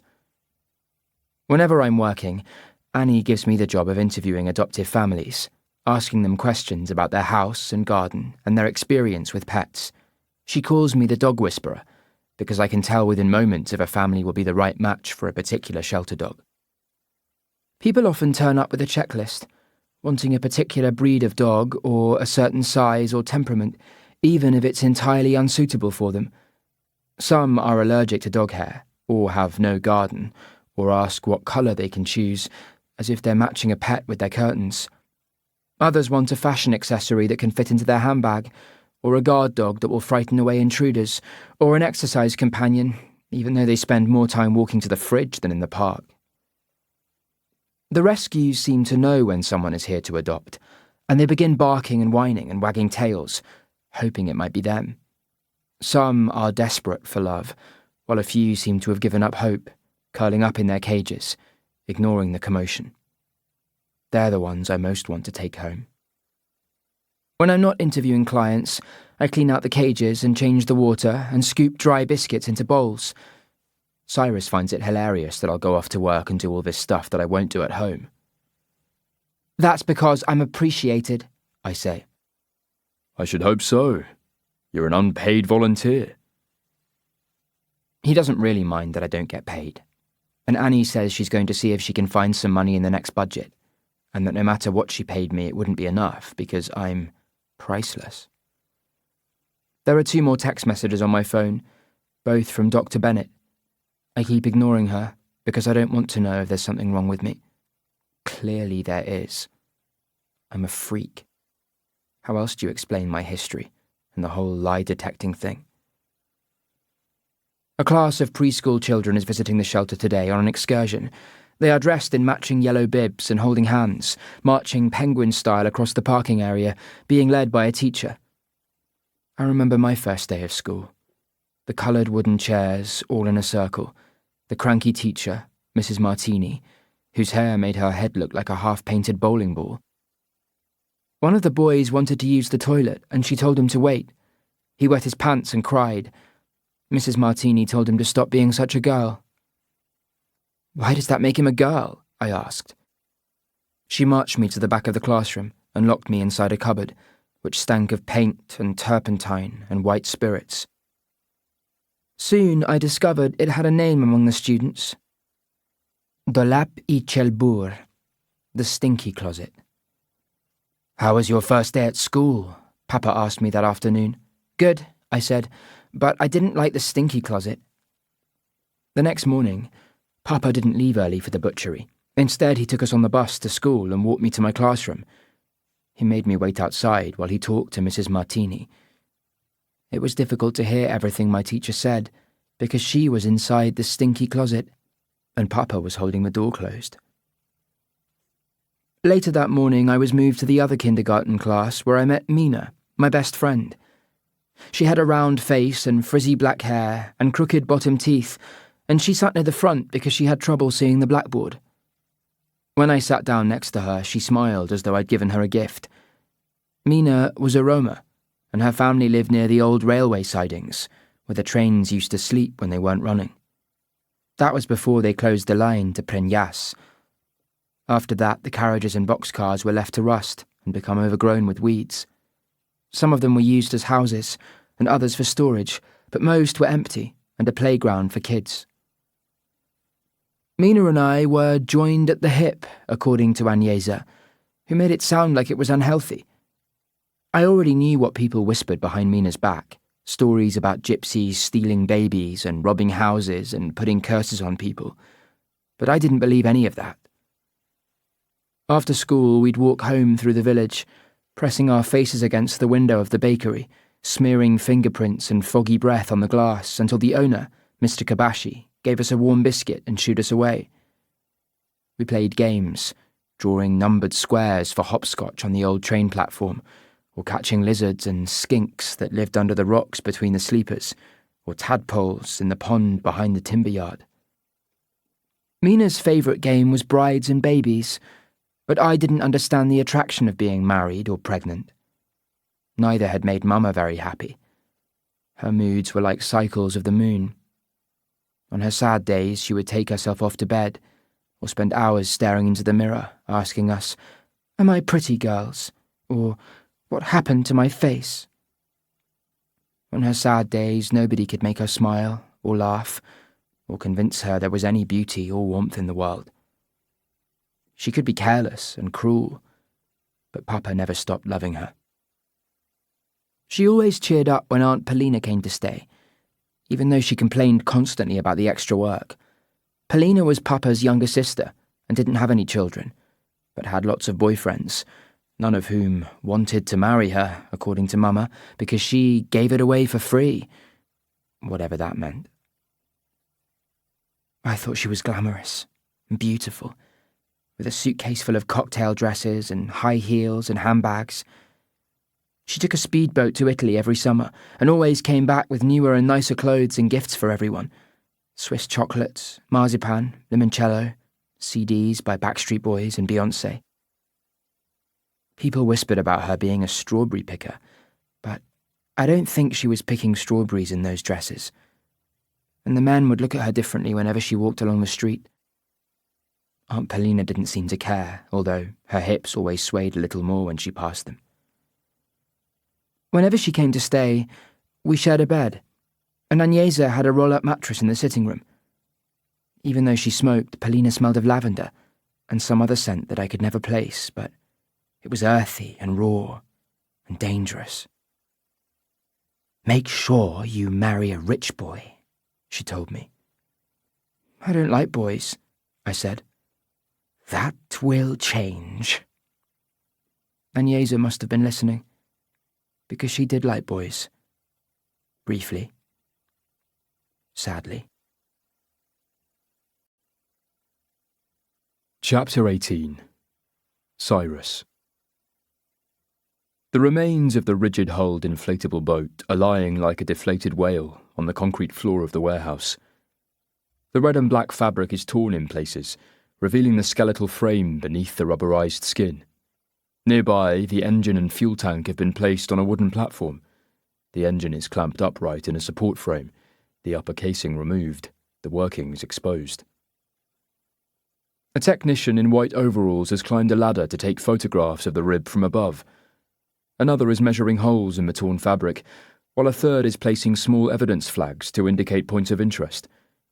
She turns and acknowledges us, recognizing Carlson, smiling. "This is DC Gale," he says, making the introductions. "Call me Claire," she says. No handshakes, a gloved wave instead. She's in her late 30s, with short-cropped blonde hair and inquisitive eyes. What are you looking for? I ask. Point of impact, velocity, direction, size, yaw axis, supplementary damage. When you say supplementary damage?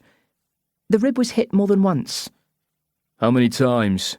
Asks Carlson. 3 times from different angles. She moves around the wreckage, pointing out tears in the fabric. The damage was caused by propellers with 4 blades. How can you tell? I ask. The leading edge of each blade contacts the water first as the propeller spins. The trailing edge contacts the water last as it rotates. That's why trawler props tend to be rounded or half-oval shapes. The damage has parallel tracks, indicating twin propellers. How big was the boat? Asks Carlson. A twin-screw vessel with counter-rotating propellers 25 inches in diameter, with a 32-inch pitch, suggests something about 60 feet long. A fishing trawler. That would fit, she says. DC Gale steps away from the rib and pulls off her latex gloves. She continues, A typical 4-blade propeller can spin at anywhere from 1,200 to 3,200 RPMs, depending on the engine horsepower. A spinning blade will hit a body about 160 times a second, causing horrific injuries. You also have the hydrodynamic effect. Propellers create a suction that can easily pull a full-sized person under a boat. When that happens, the impact to a body, head to toe, takes about 1/10 of a second and is normally fatal. That fits with some of the injuries we found, says Carlson. Gale has walked several paces to point out more damage. The original impact destroyed 2 of the air chambers on the starboard side. The second impact destroyed another air chamber and briefly submerged the rib. We have found traces of boat paint on the rubberized fabric and evidence that the bigger vessel's prop shaft may have been damaged. How badly damaged? Asks Carlson. Difficult to say, sir. Carlson's phone is buzzing. He steps away to take the call. Soon afterwards, I'm summoned to follow. He walks and talks. HM Coast Guard has plotted a possible point of collision. They're sending someone from their Joint Operations Centre to talk to us. I ride in the police car with Carlson. He answers calls on the journey, receiving information about the post-mortems and the ongoing investigation. 12 of the dead have been identified. When his next call ends, he turns to me. You haven't given me your opinion. On what? You're my fresh set of eyes. What am I dealing with? Not an accident. Clearly, it's either a random racist act or part of an orchestrated campaign to discourage migrants from making the crossing. What makes you think it's orchestrated? This boat separated from the other migrant vessel that left Calais on the same evening. It went northeast, along the French coast, before turning northwest. This made the journey longer and riskier. Why?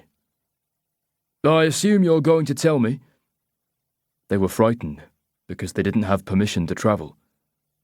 Permission from who? The migrants call him the ferryman. The National Crime Agency calls him a myth.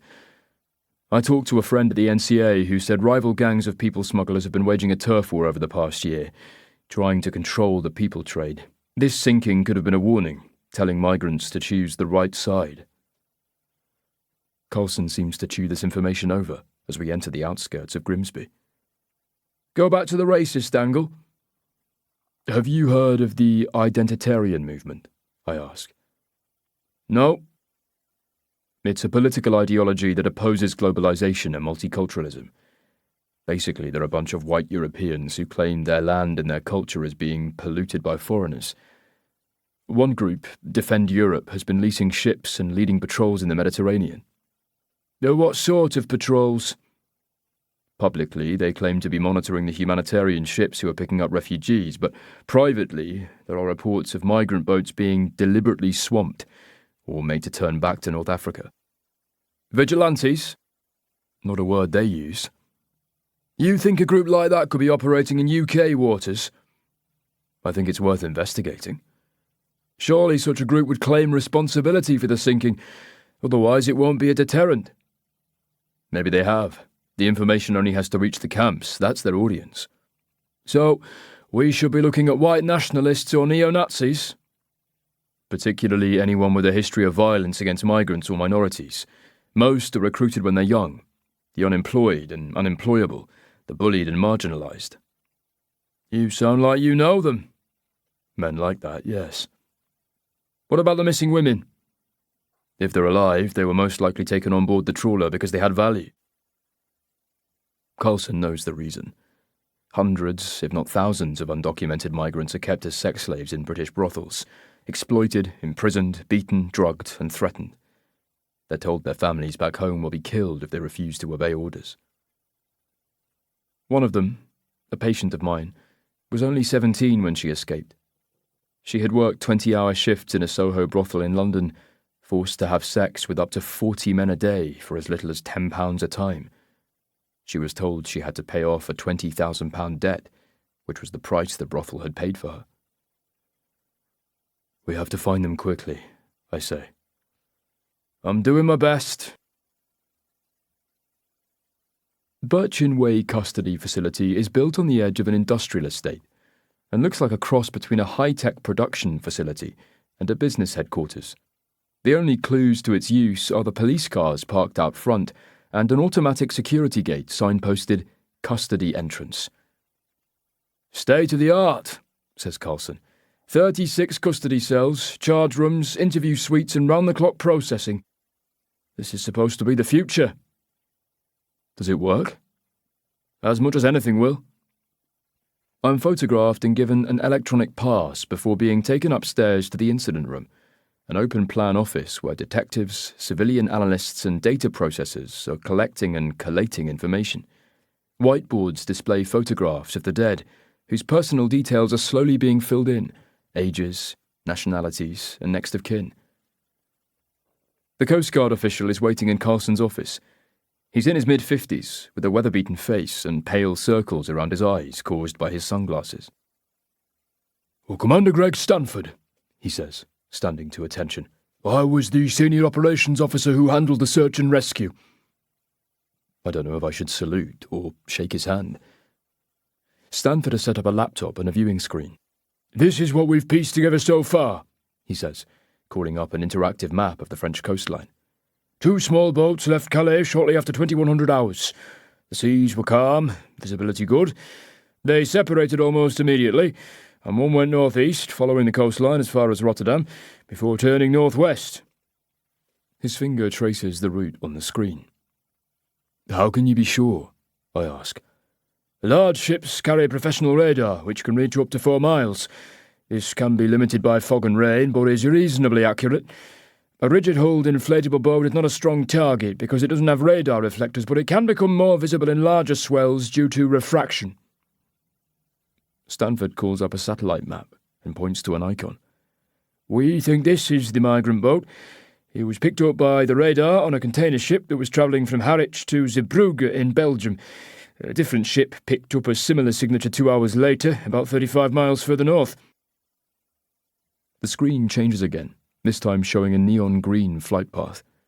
These are radar images captured by a UR-5 drone used for border surveillance. It was airborne at 240 metres at 0519.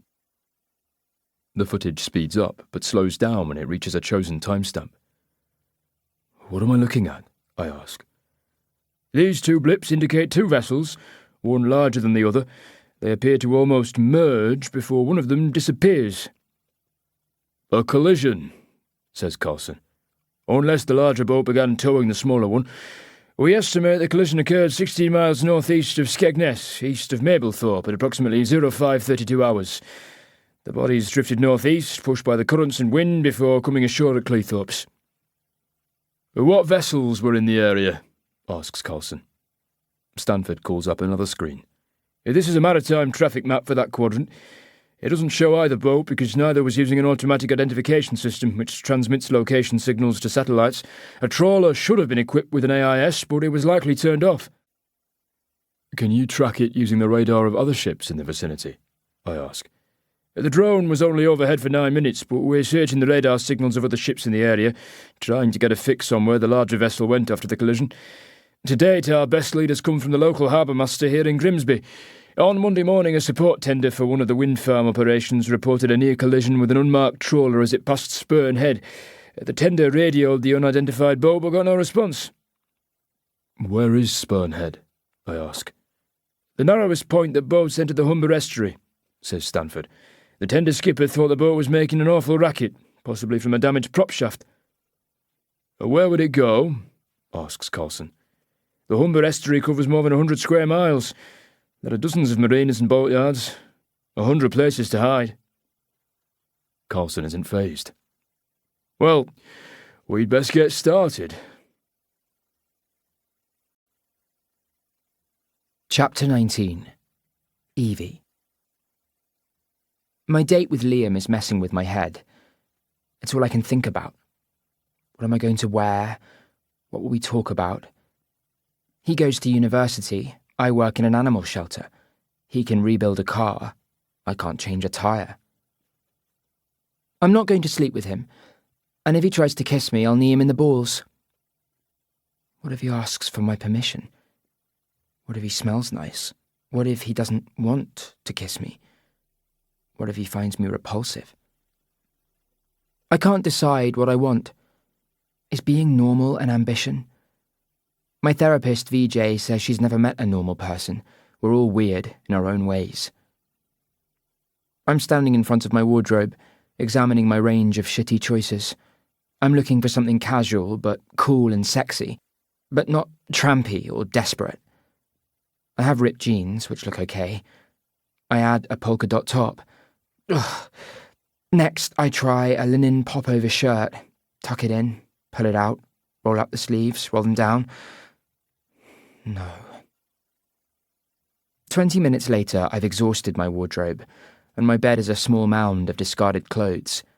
Finally, I settle on a white blouse, ripped jeans, and Cyrus's old denim jacket, which is too small for him and too big for me. The jacket is decorated with cloth patches from the cities he's visited. It makes me feel like I'm a world traveller. I hope Liam doesn't ask me questions about Berlin or Amsterdam or Prague. I'm looking at my reflection in the bathroom mirror. The trick with makeup is to make it look like I haven't made an effort. Cyrus says I use too much eyeshadow and eyeliner, and that my eyes are beautiful, but I don't believe him.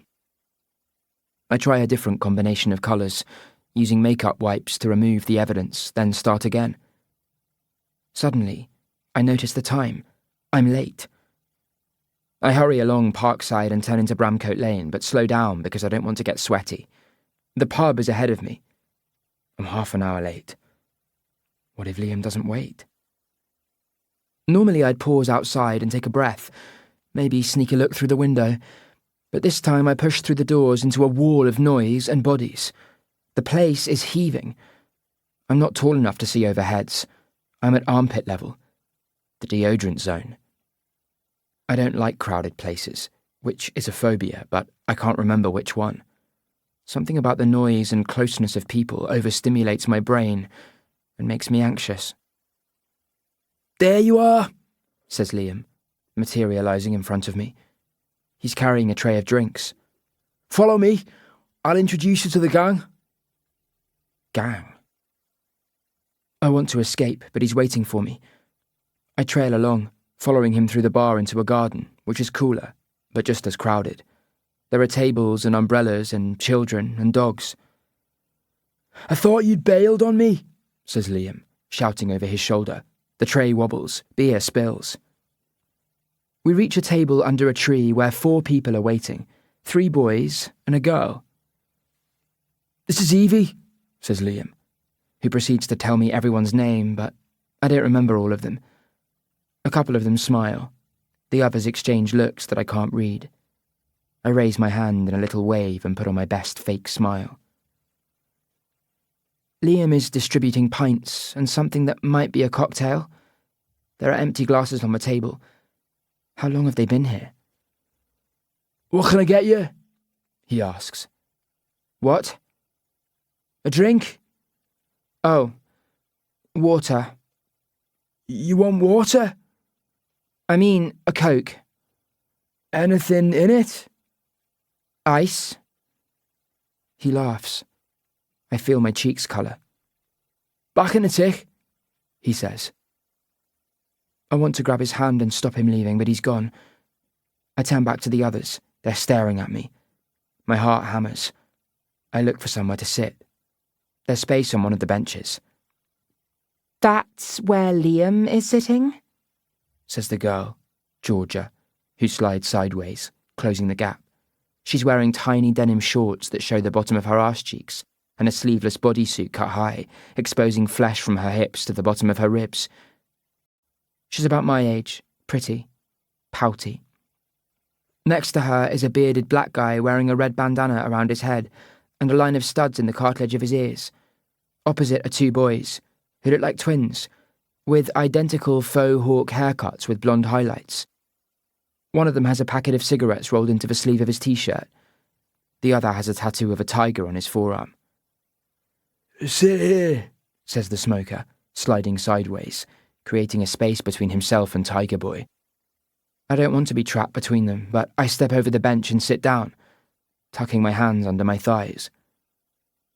Georgia lifts her sunglasses onto her forehead. So, Edie, how do you know Liam? It's Evie, I say. She pouts. How do you know Liam? He lives near me. Your neighbours? Sort of. I haven't seen you around before, says Tiger Boy. Where did you grow up? All over the place. You at university? No. I work at an animal shelter. Are you studying to be a vet? Asks Georgia. No. What do you do at the shelter? I feed the dogs and clean their cages. You pick up shit? I arrange the adoptions, I say, wanting to scratch her eyes out. And I look after the puppies. I love puppies, says Tiger Boy. Georgia wrinkles her nose as though she can smell me from across the rough wooden table. Where did you go to school? Asks the bandana guy. Nottingham College. Really? Didn't you go there, Georgia? I don't remember you, she says, her top lip curling. I only did a couple of subjects. There is silence. It's as though we've run out of small talk. Liam returns. He hands me a Coke and takes a seat next to Georgia, who is sitting close to him, staking out her territory like a stray dog. I take a sip and enjoy the sugar hit. Liam downs half his pint in a few gulps. I watch his Adam's apple bob as he swallows. Thankfully, the conversation switches to something else. They're talking about university and some band that I'd never heard of, which is coming to the campus. Tiger Boy mentions Glastonbury, and they swap stories about camping at the festival and what bands killed. He tells a lie about hooking up with a girl the others seem to know. Georgia talks about going to the Mad Cool Festival in Spain and seeing Metallica and Imagine Dragons. What sort of music do you like? Asks Liam. It takes me a moment to realise that he's talking to me. My mind goes blank. I can't think of a single band, let alone a song. Instead, I repeat the bands that Georgia just named. How original, she says. Anything indie? Asks Liam. Yeah. Have you heard of the Pigeon Detectives? No. They're ancient, says the smoker. Liam is in a band, says Georgia. I used to be, he says. I thought you were getting back together, she says. You said I could be a backing singer. If the others agree, says Liam. He's lying. He doesn't think she can sing. Georgia has pressed her thigh against his leg. I feel myself growing jealous, even though I don't want to care. My cheeks are hot. I hold my glass against my face, enjoying the cold, but I worry about sweat rings under my arms, or worse, my boobs. The others are discussing some show on Netflix I haven't seen. The dappled shade from the trees is falling across Liam's face. He's beautiful, and he knows it. I have to go, I blurt. But you've only just got here, he says. I have something on. Now? He follows me through the pub, trying to convince me to stay. We're on the pavement outside.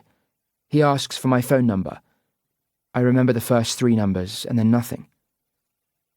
Give me your phone, he says. He takes it from me and holds it up to my face to open the screen before typing a message to himself, which pings on his phone. I'll call you, he says. Then he kisses me. I let him. His lips are soft. His hand is on my waist. He draws away, and I tell myself to breathe. I touch my lips with my fingers. Sorry about Georgia. She can be a bitch sometimes. Have you slept with her? No? He's not lying. She wants to sleep with you. I'm on her list, he says. Was that a terrible thing to say? Yes, but I believe you. I turn away and begin walking. I want to look back over my shoulder, but I'm too embarrassed. Why would Liam be interested in me?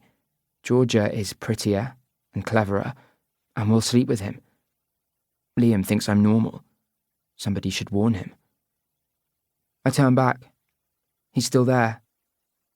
I don't think you should call me, I say. Why not? I'm not worth the trouble. Chapter 20. Cyrus. An expensive-looking car is parked beneath the trees in Parkside.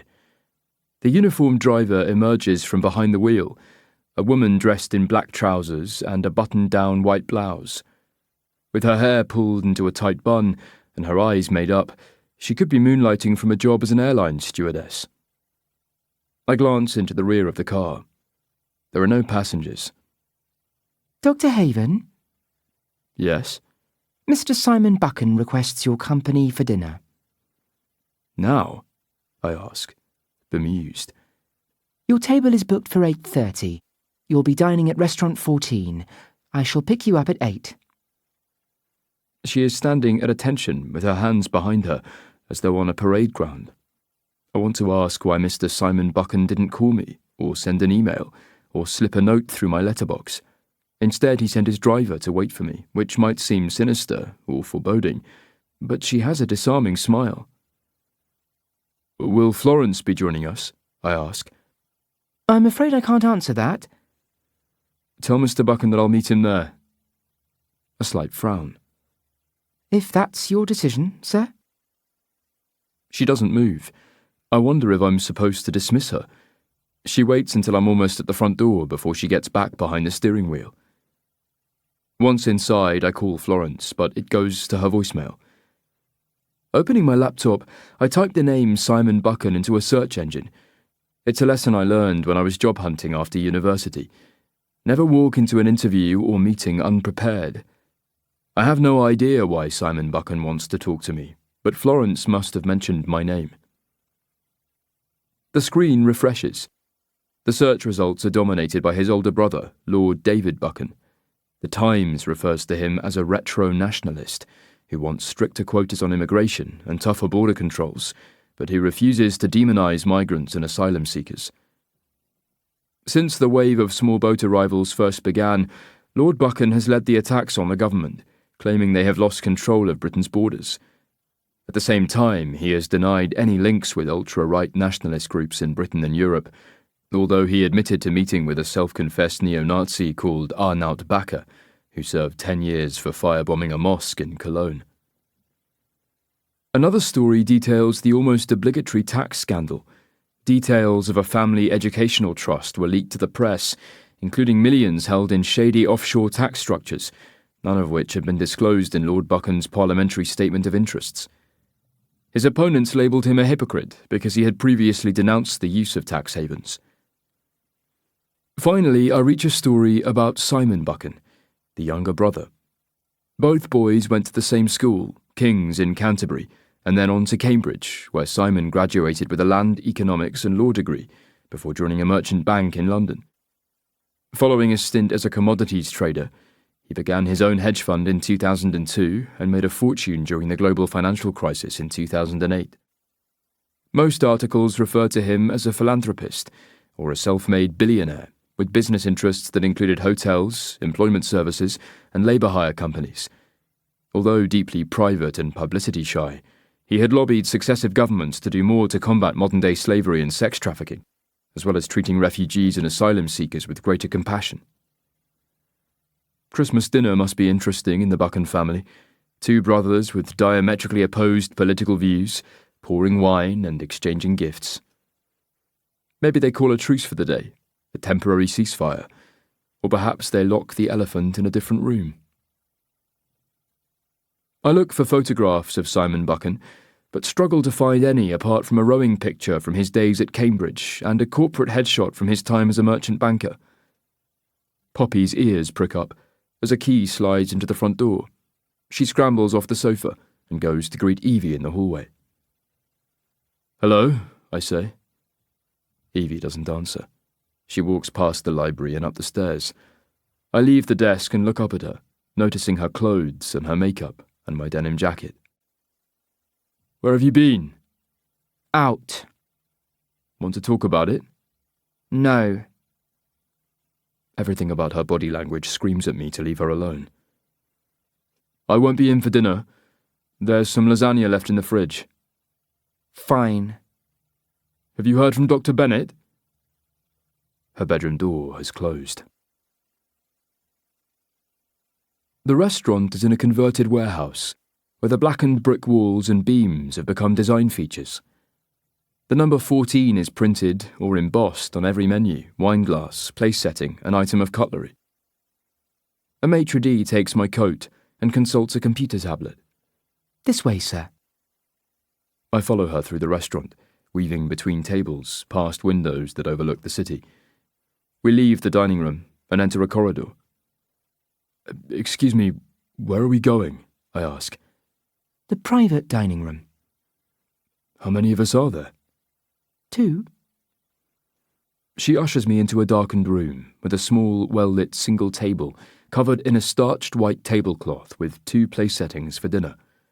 A bottle of white wine is resting in an ice bucket on a stand, and a bottle of red wine has been placed on a sideboard, open, breathing. It's only after she's gone that I realise that I'm not alone.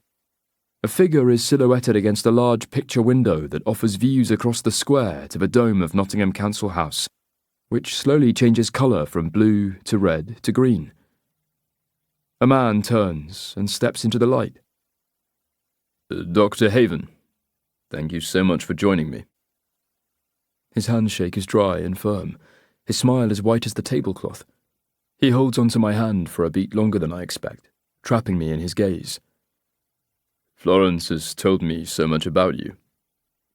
"I thought she might be here." "She had an errand to run for me."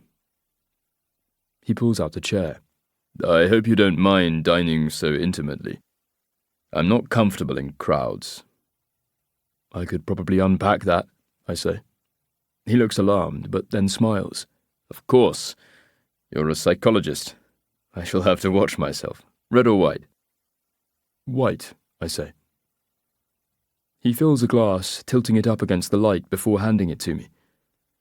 "How did you know I was a psychologist?" I ask. "I always find it useful to know who I'm meeting."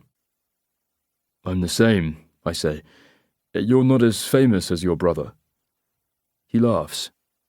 "Or as newsworthy." He takes a seat, crossing his legs, one hand in his lap and the other holding the stem of his wineglass. He has an interesting face, remarkable for its blandness. No features stand out. I wonder how a caricaturist would draw him, because there is nothing obvious to exaggerate or distort. There is too much symmetry.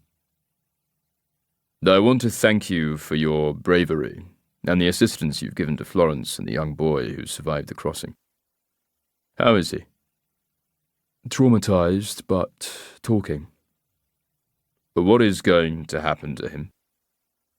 "He'll go into foster care until they establish if he has any living relatives."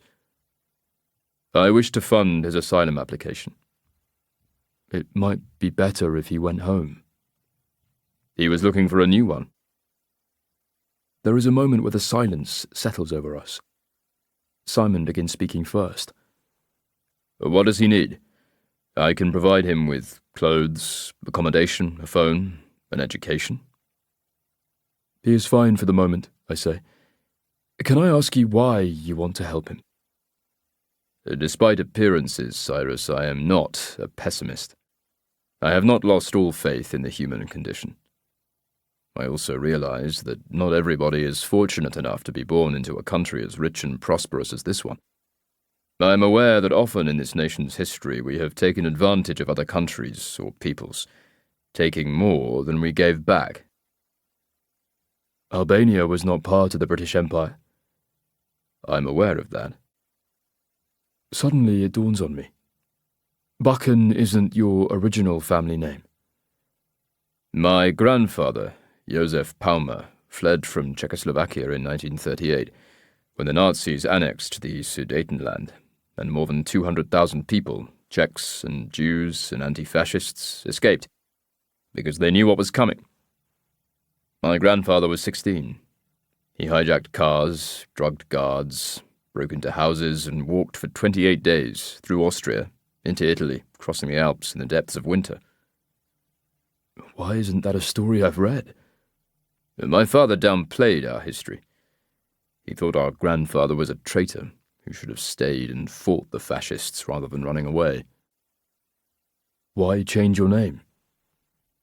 My grandfather married into the Buchan family and took the name of his wife. Lucy was shunned by her parents for marrying a penniless foreigner, but she punished them by keeping her family name. Eventually, her parents begged for forgiveness.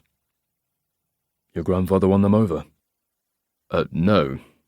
He bought them out. Simon laughs and takes a sip of wine, swirling it around in his mouth. Death duties were forcing the Buchan family to sell their ancestral home in Scotland. By then, their unsuitable son-in-law, my grandfather, had become a wealthy man. He bought the house and kept it in the family. A grand gesture. The ultimate fuck you. Is he still alive? No. You and your brother are very different. A wry smile. David calls me the biggest people smuggler in Europe. He says I facilitate the crossings and put lives at risk. I disagree, of course, but he is entitled to his opinions. Even if they're racist? My brother isn't a racist. He would have been mortified by the loss of those migrant lives. Have you ever heard of someone called the ferryman? Puzzlement. No. Who is he? That depends on who you ask. We're interrupted by two waiters carrying plates. I took the liberty of ordering the degustation menu, says Buchan. I hope you don't mind. The food is beautifully presented and matched with different wines. We eat and talk about the state of the world, energy prices, the war in Ukraine, global warming and the rise of China. Simon Buchan is easy company, well-read and well-travelled. I've always imagined that philanthropy must be the perfect job, I say. Giving away money, helping the needy. There are ups and downs. Downs? The more I spend, the more I realize how little I'm achieving. A soup kitchen can feed the hungry, a church hall can shelter the homeless, a non-profit can teach adults to read, but without changes in public policy, problems like hunger, homelessness, and illiteracy will continue to exist. That's why I sometimes question whether philanthropy changes anything, or whether it perpetuates the status quo, the historic power imbalance that keeps the disadvantaged in their place. You're helping people. At what cost? Some argue that philanthropy is an exercise in power. It doesn't deserve gratitude. It deserves scrutiny. What sort of scrutiny? Every dollar spent on a museum, or a gallery, or a theatre, or a dog's home is a dollar that could have helped cure malaria, or river blindness, or cancer. Who decides what is effective altruism? You? Me? He looks at the table. According to the World Food Programme, £10 could feed a hungry child in Africa for 1 month. For the price of this meal, lovely as it is, we could have fed a village. Now I feel guilty. A wry smile. I shall feed a village tomorrow. Chapter 21. Evie. I drift towards sleep with toothpaste on my breath, dreaming of being a child again. 8 years old, desperate to grow up. Agnesa was in high school and wore a different uniform, still rebellious, still stealing Mama's makeup and rolling her school tunic higher, showing off her legs. She wanted to dye her hair black and get bangs like the woman in Pulp Fiction, and to knot her blouse like Britney Spears when she sang Baby One More Time. Mama said Agnesa was suffering from the Western disease, which had something to do with boys and looking in the mirror and obsessing about how much she weighed. I think she caught that disease from Aunt Polina. Papa said Agnesa was growing up too quickly. I asked him how that was possible, and he said that sometimes our bodies grow quicker than our brains. Did they catch up? I asked. Eventually, he said. I wanted to be part of Agnesa's secret world of gossip and boy talk and clothes. But every time I thought I was catching up to her, she would outgrow me again. I remained the pest, a tiresome younger sister who eavesdropped on her conversations and needed babysitting and asked her stupid questions. Mama and Papa were constantly warning us about girls who went missing in Albania. Everybody knew somebody who had gone. Some had been lured by boyfriends who showered them with gifts and promises. Others were snatched from outside school gates or from bus stops or from the street. A girl called Kira, who came from a neighbouring village and went to Agnesa's school, was taken off the street by 3 men, one of them her uncle. "Come to Italy," they said, "or we kill your little brother." They took Kira across the Adriatic in a speedboat and north to Milan, where she was beaten and raped before being sold to a brothel. 2 years later she escaped and went to the police, but they didn't believe that she'd been abducted. They said that she'd chosen to come to Italy and work as a prostitute. Kira was sent home to Albania. By then, her mother had died of a broken heart, and her father was a drunk. 2 months later, her younger brother was found frozen to death on a mountainside. The police said he'd become lost in a snowstorm. We knew the truth. These were stories that our parents told us, modern-day folk tales. Instead of children getting lost in the woods or being lured into gingerbread houses or eaten by wolves, they were kidnapped by criminal gangs and taken on boat trips to hell. English folk tales begin with "Once upon a time." In Albania they begin, "This will happen soon." Mama and Papa wouldn't allow Agnesa to catch the bus by herself or to walk home alone. She pushed back, defying them. She was 15, single-minded, stubborn. She read magazines like American Girl and 17 and said she was liberated, which meant she could decide her future. She would go to university and become a lawyer and get a job in London or New York. Papa called her a dreamer. Mama said she was a fantasist. I wanted to be just like her. The 1st of June every year was Children's Day. We were given new clothes and new shoes and were allowed to visit the fun fair that set up rides on the playing fields of the high school. The school choir sang from the back of Mr. Barisha's truck, and the town's brass band played patriotic songs. Papa played the tuba, which Agnesa said sounded like a hippo farting underwater. I hung out with Mina until she had to go home after she ate a dozen tulumbas and vomited on a super slide.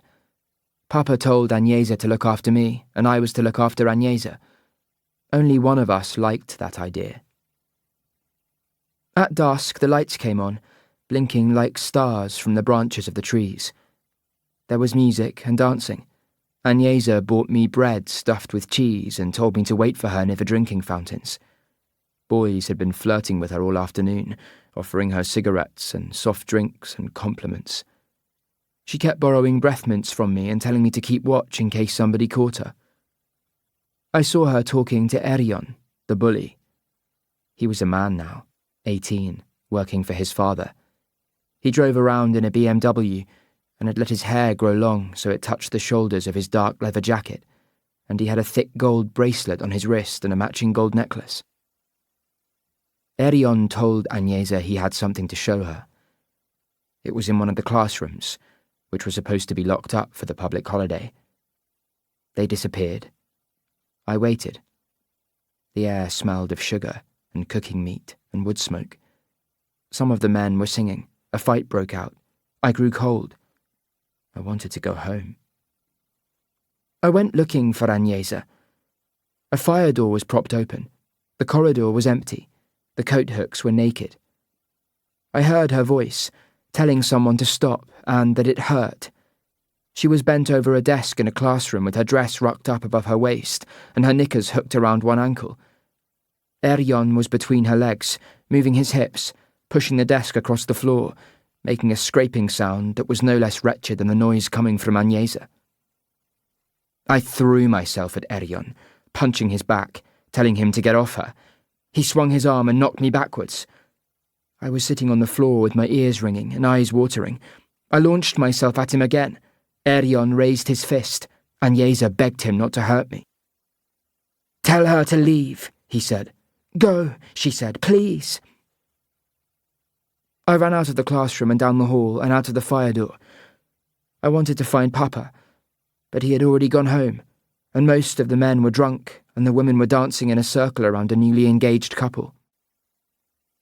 I waited near the drinking fountains. When Agnesa came out of the school, she was crouched over, holding her stomach. Her lipstick was smudged and clown-like, sad, not funny. Her hair was a mess. Her dress was torn. When she moved her hands to wipe her eyes, I saw the blood. We walked home in the dark. The sky was vast and empty, and a red blinking light showed the path of a plane flying above the mountains. Agnesa stopped at a tap and washed her face. Then she ran her wrist along the sharp spikes of a barbed wire fence until blood appeared. She cut deeper until it flowed freely, smearing it on her dress. "What's wrong?" I asked. "I'm an idiot." "Why?" She turned around and slapped me hard across the face. "Ow! What was that for?" "For being you." "That's not fair." "Nothing ever is." When we arrived home, the sound of the TV droned from the front room. Agnesa slipped along the hallway and into the bathroom. I heard the water running into the bath. Later she came and lay next to me in bed, shiny and pink and clean. "I'm sorry I hit you," she whispered, wrapping her arms around me. "What did he do to you?" "Nothing. You can't tell Mama or Papa." She turned her body away from me, but I felt the bed shaking. Chapter 22. Cyrus. I knock on Evie's door. "Are you awake?" "No." "You have a phone call from Dr. Bennett at the hospital." "I'll call her back," says Evie, half asleep. "It sounds urgent." I open the door. Evie's room is darker than a cave. Poppy raises her head and thumps her tail against the mattress. She's supposed to be sleeping downstairs in the laundry, but that house rule didn't last long. I put the phone on the speaker and hold it out of Evie's reach. "She's listening," I say. "Hello, Evie," says Dr. Bennett. "I've been trying to contact you. Did you get my messages?" "No," says Evie. "I have your MRI results. Can you come and see me?" "I'm busy." "No, you're not," I say. Evie tries to snatch the phone out of my fingers. I keep it from her. "We can come today," "I'll put you down for 11 o'clock, says Dr. Bennett. "We'll be there. Thank you for calling." Evie glares at me and rolls away, facing the wall. "Have you been avoiding her?" I ask. "No." "Well, get dressed. We leave in half an hour." "I can drive myself." "I want to be there." "Why? It's none of your business." "I care about you." "No, you like sticking your nose into my life. You're not my father or my guardian or my big brother. What am I to you? My friend. Her eyes narrow. She knows I'm telling the truth, and that annoys her, because she wants us to be more than friends and housemates and co-parents to Poppy. I suspect I know the reason. Evie has survived so much abuse in her life that she could be forgiven for never trusting another human being, let alone a man. Then I came along and listened to her. I read between her lines and didn't judge or pity her or make her feel broken. The opposite happened. I made her feel normal and unsullied and stronger. But sometimes survivors like Evie mistake empathy and listening for something deeper and more romantic. In psychology, we call it erotic transference. Evie argues that she is not my patient, so it shouldn't matter. But it does, of course. And it's never going to happen. I can only love her as a friend. We drive in silence through countryside that is dotted with pretty farmhouses and ugly barns and golden wheels of hay. Heat shimmers off the road, creating darker pools that look like puddles of water. Holiday traffic is banked up at roadworks and exits, tourist coaches with bug-splattered windscreens and jug-eared mirrors, caravans and camper vans and family wagons loaded with beach gear and children. Evie opens a window and tilts her face into the rushing air. I notice her hands. She has picked off her nail polish and bitten her cuticles raw. A bad sign. She switches on the radio and flicks between stations, looking for a song that suits her mood, which is sour. Finally, she connects her phone and plays techno, loudly, because she knows it annoys me. At the hospital, we wait in a patient lounge decorated with posters of healthy, attractive people doing active things because they've been vaccinated, or taken the proper vitamins, or eaten 5 servings of vegetables a day. It's probably nothing, I say. If it was nothing, we wouldn't be doing this, says Evie, who is playing on her phone. She's right. I stop talking. Evie's name is called. We're ushered inside an office with a desk, 3 chairs, 2 filing cabinets, and the bust of a small plastic brain that can be taken apart like a 3-dimensional jigsaw. The desk also has a silver-framed photograph of 2 children, a boy and a girl in their early teens. Dr. Bennett brushes her hair behind her ears and rests her hands on her desk. Thank you for coming, Evie, she says brightly. And you, Dr. Haven. Pronouncing my name with a degree of professional respect. She has a blue manila folder under her wrists. What's wrong with me? Asks Evie, not interested in small talk. You have a small growth in your temporal lobe. It measures about 3 centimetres across and is a solid mass about the size of an almond. In my brain? Asks Evie, as though wanting clarification. Yes, says the doctor. An almond? About this big. Dr. Bennett holds up her hand and makes a circle with her fingers. How did it get there? Asks Evie. Tumours form when a normal cell develops a mutation and changes its DNA. The mutation tells other cells to grow and divide, forming a tumour. And it's growing, says Evie. Most likely, yes, but it may be very slow and it could be benign. What does that mean? It could be harmless, I say. Evie, incredulously. A tumour can be harmless? Yes, says the neurologist. But even if it grows slowly, it may eventually press upon your brain and create neurological problems. What sort of problems? I ask. Behavioural and emotional changes, impaired judgment, increased inhibitions. It can also cause memory loss or affect your sense of smell or vision. Take it out, says Evie. Dr. Bennett looks at her, as though she might have misheard. Evie repeats the instruction. I don't want it growing inside me. Take it out. You don't have to decide that now, says Dr. Bennett. I'd like to run a few more tests. A biopsy is the first thing. Under anaesthetic, a surgeon will drill a very small hole into your skull and use a needle to take a sample of the tumour tissue for analysis. We'll learn if it's malignant or benign. You won't have to stay in hospital. You'll be home the same day. What's malignant? Asks Evie. Aggressive and life-threatening. Just take it out.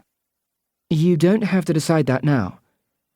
I have something growing in my head, she says, as though she's explaining this to Dr. Bennett. If you're going to drill a hole, just cut the damn thing out, or zap it with radiation. That's not how it works, I say. We should think about this. There is no we, Evie snaps. My head, my tumour, my decision. I turn to Dr. Bennett. What are the dangers of surgery? She steeples her fingers. Well, we can't remove all risk. The temporal lobe controls personality and intellect. Some patients experience changes to their personality or their moods after surgery. I want it gone, says Evie. It could change who you are, I say. I don't like who I am. Yes, but I do. We both realise that our voices are raised. I apologise to Dr. Bennett. It's my decision, Evie reiterates. Of course, says the doctor. That's all ahead of you. We'll talk next week. Evie studies her face, as though looking for the lie, but is unable to find one. Nobody speaks on the walk back to the car. Instead of silence, I hear a deafening static that fills my head with white noise. I have the sharpest, almost visceral sense that Evie is going to die, and I won't be able to save her. Not this time. She will disappear piece by piece in a series of doctor's appointments, scans, lab reports, operations, anxieties, tiny struggles, small victories, gloomy setbacks, reprieves, and failures. My lips unglue, peeling apart and leaving a sticky white residue. Are you hungry? I ask. No. Thirsty? She shakes her head. I could murder an iced coffee, I say. We drive to a Starbucks on the outskirts of town. Evie follows me across the car park, walking slowly in the murmuring heat. A blast of frigid air washes over us as the door opens. We queue. Evie chooses a green-coloured juice from the cold cabinet and takes a table in the corner. She stirs her drink with the straw and toys with her phone. A millennial silence. We could get a second opinion, I say. No. There might be other tests. They will tell us the same thing. The gold flecks in her eyes seem to swim. Or maybe they're floating in mine. I want to put my arms around her. I want to tell her I'm sorry and that I would change things if I could. But they're just words, and everybody says them, and they mean fuck all. Up until now, Evie and I have had a cosy system worked out, sharing a house and a dog. There have been laughs and irritations, and sometimes, just occasionally, the past has reached out to drag us back to less certain times. But fundamentally, we have been good for each other. Yes, she's damaged and self-destructive, and a pathological liar, but she is also funny and feisty and intelligent and empathetic. I don't want her to change. Let someone else have a tumour, someone cruel or abusive or ancient, or who's sick of living, someone who deserves a shitty diagnosis. This isn't fair. Why should we just accept the world as it is? Sometimes we have to scream from a rooftop and foam at the mouth and say, "Fuck you, fuckers, you fucking fuckwits." My phone is ringing. I ignore it. Almost immediately it rings again. I look at the screen. Carlson's name. I answer. A barge driver spotted a trawler being towed by a runabout on the east side of the Humber Bridge. I'm busy right now, I say, glancing at Evie. Yeah? So am I. No excuses. Chapter 23. Cyrus. 24 detectives and uniformed officers are gathered in the foyer of Birchin Way Custody Facility. Some I recognise from the incident room or on the beach at Cleethorpes. Carlson emerges from the stairwell, shrugging on his jacket. He spies Evie. What's she doing here? She was with me. Leave her here. No. He thinks about arguing, but changes his mind. She's your responsibility. I could have sent Evie home in my Fiat, but I don't want her being alone. Not today, not after her diagnosis. and I'm not sure if she should be driving or if she has fully processed the news. Carlson quickly briefs the waiting officers before 2 vans and 4 unmarked police cars set off in convoy, pulling through the electric gates and heading west along the A180. 15 minutes later, we cross the Humber Bridge and turn east along the northern bank of the permanently brown estuary, which marks the southern boundary of Yorkshire. Evie and I are in the back seat of a car being driven by a uniformed constable who keeps sneaking glances in the mirror, wondering what Evie is doing on a police operation. Carlson is on the phone, issuing instructions and receiving intel from the incident room. Whenever a piece of information annoys him, he drops the F-bomb, and the driver glances at Evie as though wanting to cover her ears. The main road turns back on itself and uses an underpass to reach the historic docks, some of which have been demolished and built upon, creating retail parks and factory outlets. Other sections are abandoned and overgrown, waiting to be repurposed. A small container ship is propped within a dry dock, which is separated from the estuary by large metal gates that are sealed. Water has been pumped out, and wooden beams are braced against the sides of the vessel to stop it tipping over. Beyond that, past a rusting fence, railway tracks appear and disappear beneath mounds of rubble and waste. We pass through an unmanned security gate, marked by rusting drums and a makeshift boom gate. The cars and minibuses pull up. Officers pile out and disperse across the docks. There must be more than 30 buildings, most of them abandoned or derelict. Bolt cutters and battering rams are needed to enter some of them. Evie and I wait with the vehicles. The radio squawks as information passes between the teams. It's hot, and I look around for some shade. A nearby building has an awning. As we get nearer, a security guard appears from around the corner, hitching his belt, puffing, overweight, annoyed. "You're trespassing," he says, belligerently. "This place is off limits." "We're with the police," I say. "I don't care. You need a warrant." I motion to his unzipped fly. He zips it up, embarrassed but still protesting. "We're looking for a trawler with a damaged prop shaft," I say. "No fishing boats here. You got the wrong place." Evie takes an interest. You haven't seen a trawler? "No." You're lying. Is it that way? She points. "You're talking out of your arse."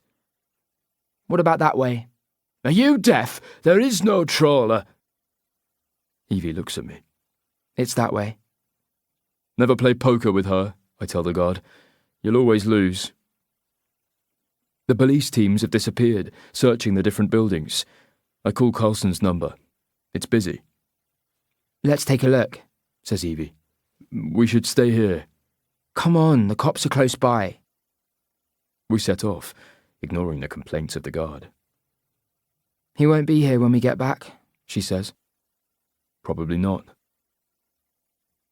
Railway lines crisscross the broken concrete docks and stop abruptly at an old slipway that has silted up and become a wasteland of weeds and thistles. Beyond that, there are acres of industrial decay, crumbling walls, rusting machinery, and mounds of rubble. We pass a gutted factory, 5 stories high, with every window shattered or boarded up. Beneath the graffiti is a faded sign for a long-defunct trawler company. The brown water of the Humber estuary ripples in the wind. Dredgers and tugboats are at work, as well as a freighter floating so low on the water that it might be stuck on the bottom. We reach the edge of St. Andrew's dock gate, rusting, defunct. I look down. A trawler is moored 20 feet below us. Inflatable buffers protect it from being smashed against the gates. A rope ladder hangs down the nearest stone wall. Carlson answers his phone. "It's here," I say. "Below the gates." The message is relayed. At that moment, a man emerges onto the deck, a phone in hand. Bearded and dressed in dark overalls, he glances up and notices me. He yells to someone below, and a second man appears. Immediately, they run. The first man tosses his mobile phone into the water and jumps over the railing into a dinghy with an outboard. He presses the ignition and unhooks the tether rope, steering away from the trawler. The second man jumps for the rope ladder and scrambles up, hand over hand, scaling it easily. He's heading for a car, a Land Rover parked beside the old engineering shop. I begin to move. Evie grabs my arm, trying to stop me. I pull loose and run across the metal gates between the water and the silted-up dock. The safety railings are rusted, and the gates groan under my feet. The man in the dinghy has reached open water, but a police launch appears at speed, dual engines churning.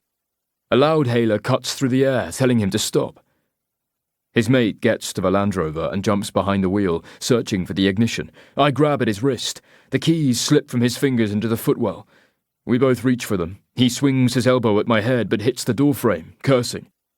I have the keys and fling them behind me. He's out of the car and we're grappling, rolling on the ground. He grabs my hair and drives his fist into my stomach. I double over and drop to my knees, sucking for air. His hand reaches into his jacket. As if by magic, he's holding a black polished rod. A steel blade snaps from the handle. He twirls the knife over his knuckles like a juggler. He's in his late 30s, with dark curly hair and a large scar running down the side of his neck and across his cheeks where the skin bubbles and puckers like melted plastic. "Give me the keys," he says in a Scottish accent. I crab walk backwards, my arse dragging in the dirt. "You can't get away," I say. "Give me the frickin' keys!" They're lying 10 feet away. I pick them up. He motions with his free hand, wanting me to toss them. I do just that, high over his head. His eyes follow them as they arc out of reach and hit the water with a satisfying plunk 20 feet below him. "I'm gonna gut you like a fish," he says, pointing the knife and crouching in an attacking pose. I back away. He moves with me, smoothly, gracefully, and the blade sweeps through the air, misses. He grins. I hear Evie yelling and officers shouting. I feint one way and go the other, skipping past the knife, but I feel it brush against my clothes. "You missed," I say. "If ye say so." I look down. My shirt is flapping open. The knife sliced it vertically along the line of the buttons, but didn't cut my skin. "Next time I'll draw blood," he says, "and the third time I'll open an artery and watch you bleed out. You'll nae feel a thing." To an outsider it must look like a strange dance, full of lunges and parries and twirls. I dodge him again, but he's moving just as quickly, keeping me pinned down with the water behind me, blocking my escape. What would I break if I jumped? Again I feel the blade whisper over my clothes. My shirt sleeve has been opened up, and a thin red line oozes blood along my forearm. "That's the second warning," he says. "Where is your car?" "The other side of the gates." "Give me the keys." I reach inside my trouser pocket and hold them up. "Dinna be a dickhead this time," he says. I toss the keys at his feet and immediately turn, hoping to reach the gates before he does. I hear Coulson's voice. "Put it down!" The detective is 15 feet away, holding a taser. My attacker twirls the knife across his knuckles and turns to face him. Bang! 2 wires snake across the space, and the metal probes cling to the trawlerman's shirt. 50,000 volts of electricity enter his body with a crackling sound. He goes rigid and drops to the ground, raising a puff of dust. "Don't touch him," says Coulson. Other officers wait until the electrical surge has dissipated before holding him down, one sitting on his legs and the other on his back, pulling his arms behind him, snapping on handcuffs, reading him his rights. On the water, the second man is being pulled onto the police launch. Evie is still standing on the far side of the dock gates. I raise my hand, letting her know that I'm okay, but she doesn't respond. She walks across the silted-up slipway and joins me. "You're an idiot," she says, examining the cut on my right arm. She rips at the torn shirt sleeve, creating a bandage which she wraps around my forearm, tying the knot angrily, ignoring my pain. I look for my car keys. Evie has picked them up. The 2 suspects are being escorted to waiting police cars. Coulson joins me at the water's edge. "Does that need stitches?" he asks, pointing to my arm. "No." "Well, I'm not paying for a new shirt." Below us, the trawler is moving up and down on the swell. The police launch is pulled alongside and is being held against the current by the engines. Coulson tosses me a pair of latex gloves. "Let's take a look before Socko arrives." We're both wondering the same thing. Could the missing migrant women be on board? The detective is first down the ladder. I follow. Flecks of rusting metal stick to my gloves, and the boat sways under my weight as I step on board. I haven't spent much time around boats, unless you count a ferry trip to Ireland to watch a rugby match at Lansdowne Road. I threw up most of the voyage to Dublin, and was too drunk to remember the journey home. The trawler is a squat-looking vessel with a square wheelhouse. Water slaps against the hull as I step around the anchor winch and edge along the starboard side. I've seen TV shows about trawlermen in the North Sea, fly-on-the-wall documentaries that describe it as the most dangerous job in the world, being battered by huge waves, surviving the cold and chasing fewer and fewer fish. The breathless narration makes every voyage look like a cross between Survivor and Moby Dick. I've reached the wheelhouse. The doors are open. The galley is down a set of 5 steps. I follow Carlson into a box-like room with benches, a table, and a cooktop with swinging pot holders. Dirty dishes fill a sink, metal mugs, cold tea bags, a saucepan with congealed baked beans. We move forward to the cabins, which are lower again. The bunk rooms have thin mattresses and thinner blankets. Carlson nods towards the smaller of the two. A self-locking plastic cable tie is curled beside the pillow. A second cable tie is lying on the floor between the bunks, coiled up like a dead centipede. The bedding is disturbed, damp. The missing women were here. Carlson takes photographs with his phone. The engine room is through a bulkhead door. It smells of diesel and oil and rust-proofing.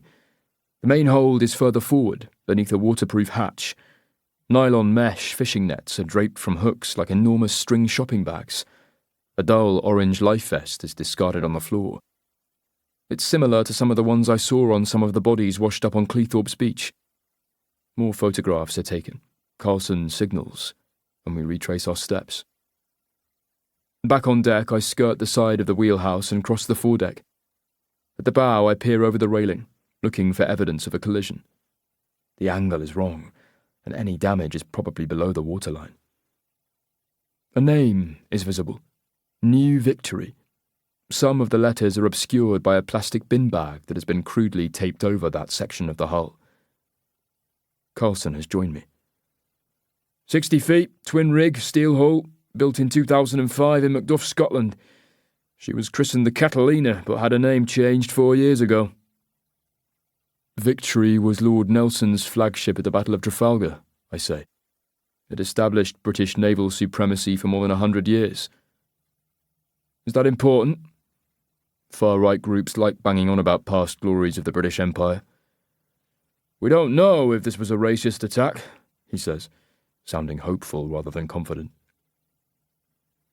Evie has been waiting for me on the far side of the dock gates. She is sitting on a broken block of concrete, arms wrapped around her chest, rocking slightly, scuffing her shoes in the dirt. To reach the cars, we have to pass near the arrested men. She suddenly stops and stares at one of them. The man with the scarred neck is sitting in the back seat of an unmarked police car. What's wrong? I ask. Evie isn't listening.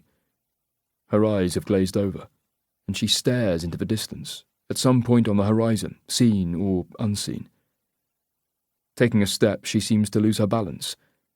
I catch her before she falls, putting my arm around her waist. She sinks against me. What is it? Her face turns to mine. I know him. Chapter 24. Evie. Some memories are like old photographs in dusty frames that are fading but forever preserved, while others are like shards of broken glass. If you hold them too tightly, they can cut you over and over again. This one is sudden and savage, and steals my breath.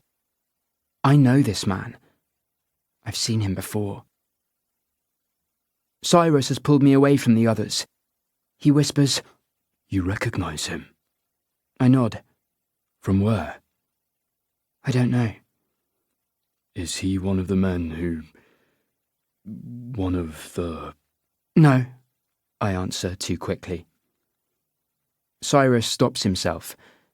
He wants to know if this man abused me, if he's one of the many who passed me around like a birthday parcel, each unwrapping another layer until they found their prize. You're sure? He asks. Yes.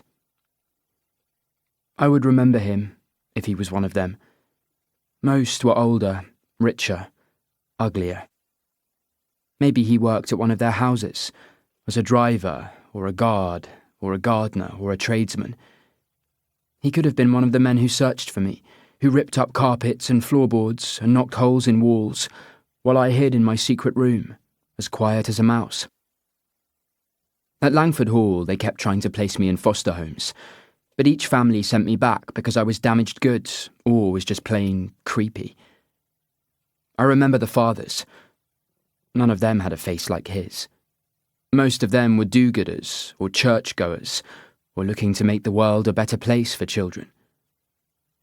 Where else could I have met him?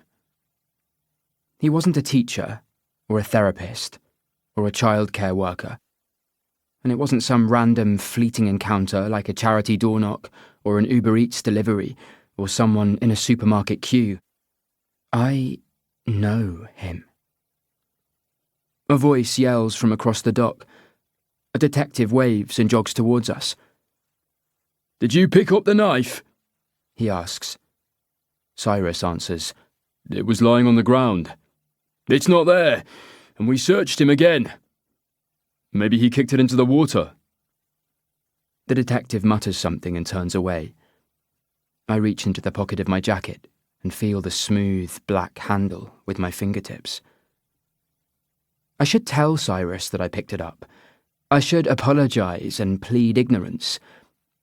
Better to be in trouble now than later, Papa used to say. But I have a secret now. A weapon. I am not defenseless. Let's go home, says Cyrus, wanting to get me away from this place.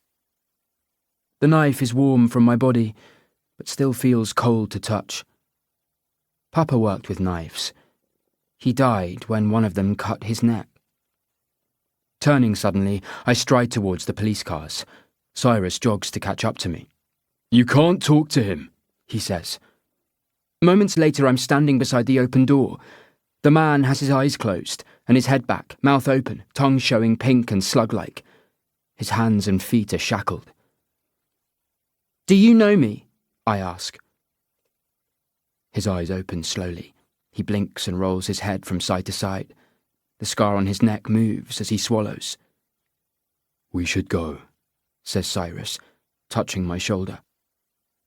I shrug his hand away. Have we met? I ask, making it sound like a demand.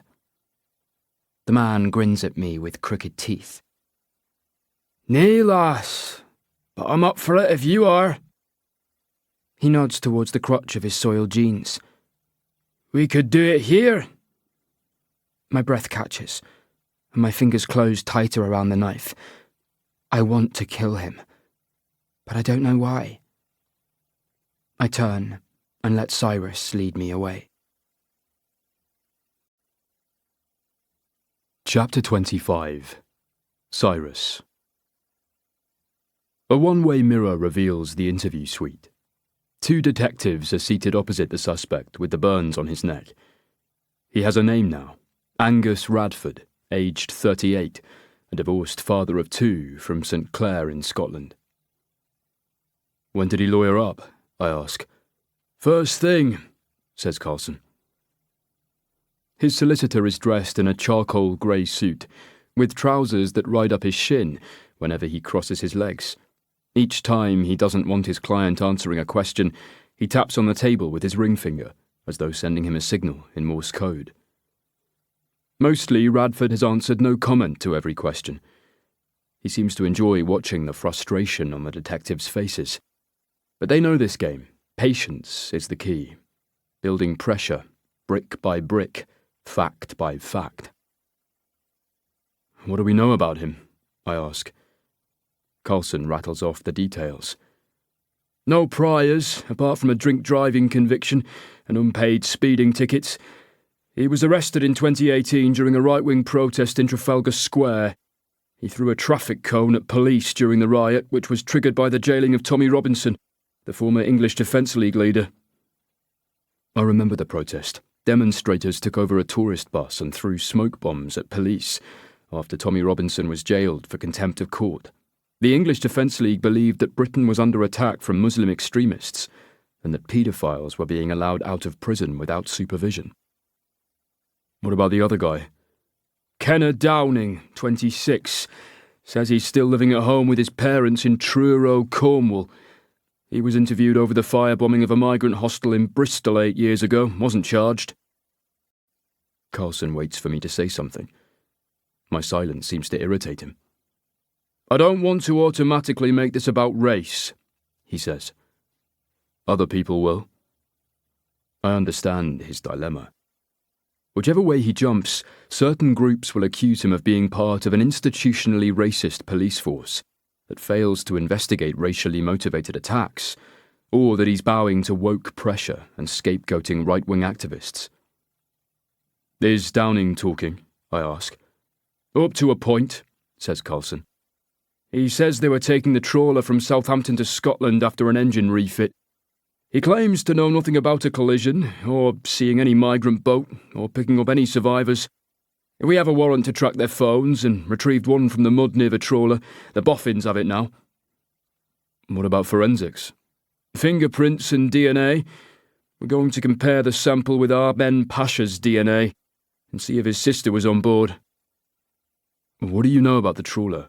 I ask. It operates out of St Clair in Scotland. The owner is a company registered in the Cayman Islands, with a post office box as an address. I thought companies were obliged to nominate their beneficial owners. Within 21 days, but this paperwork was never lodged. Someone could be trying to hide. Or it could be an oversight. The NCA are looking into it. I glance through the window at Angus Radford, who leans back in his chair, knees spread, fingers idly scratching at his neck. What happened to his face? I ask. A fire.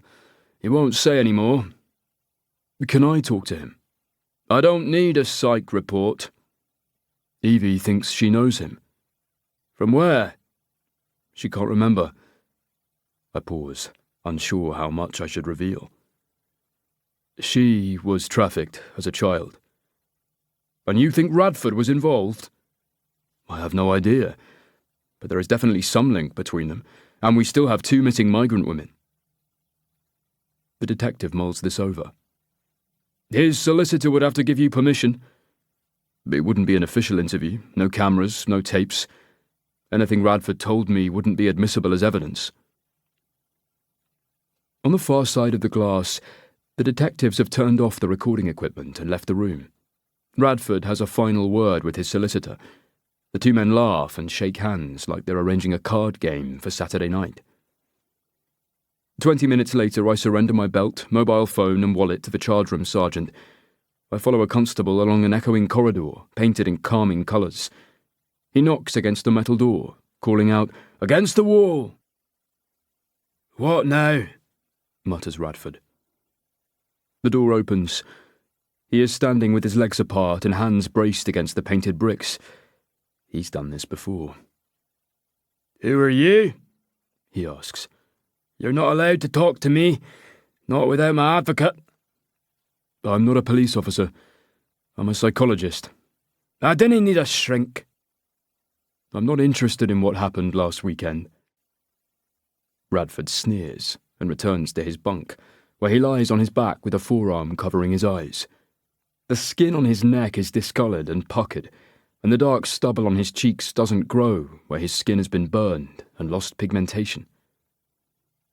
"How did it happen?" I ask, motioning to his face. "A fire." "How old were you?" "Old enough to know better." "You're a fisherman." "4th generation. My father, his father before him."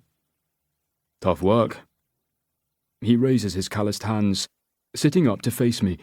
Greasy curls have left a dusting of dandruff on his shoulders, and his eyes are a washed-out blue, set too far apart on his face. "Have you always been a fisherman?" I ask. "Since I was 15. No other jobs. Why? No reason. He screws up his face. You were with that wee girl. Did you recognise her? What is this? He asks, growing annoyed. Did she say I touched her? She's lying. Nobody said you touched her. What happened to the two young women? They were in the water. You picked them up. No comment. If you helped us find them, it could make things easier for you. He laughs. Are you offering me a deal? I'm not in a position to do that. Thought so. Piss off.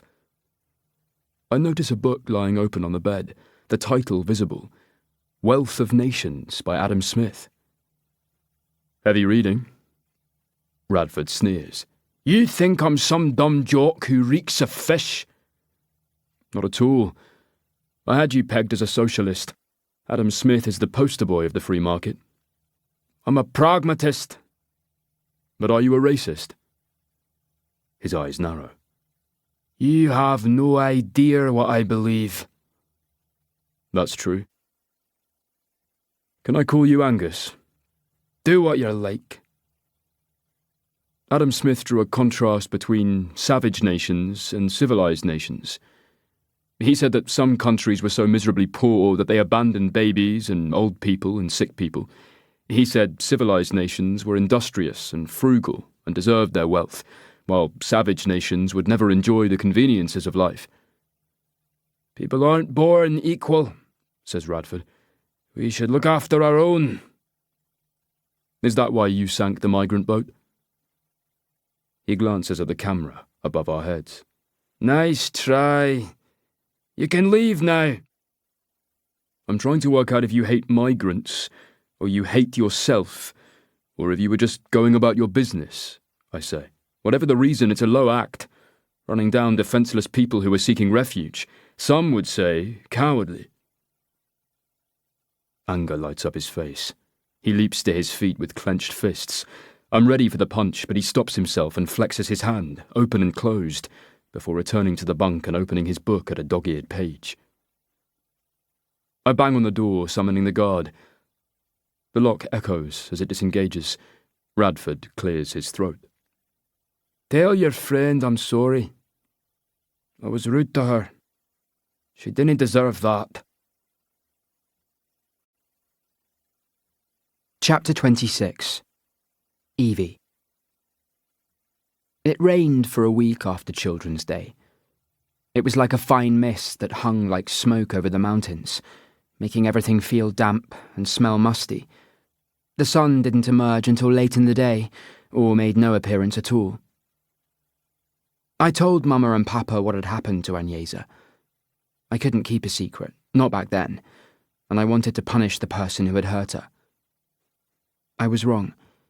I should have kept my promise. Our lives changed. Mama and Papa spoke in whispers and argued in shouts.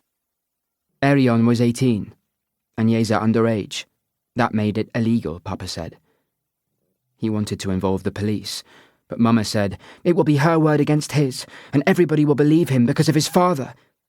Papa's voice rose. I saw the blood on her dress. I saw the bruises. She was raped.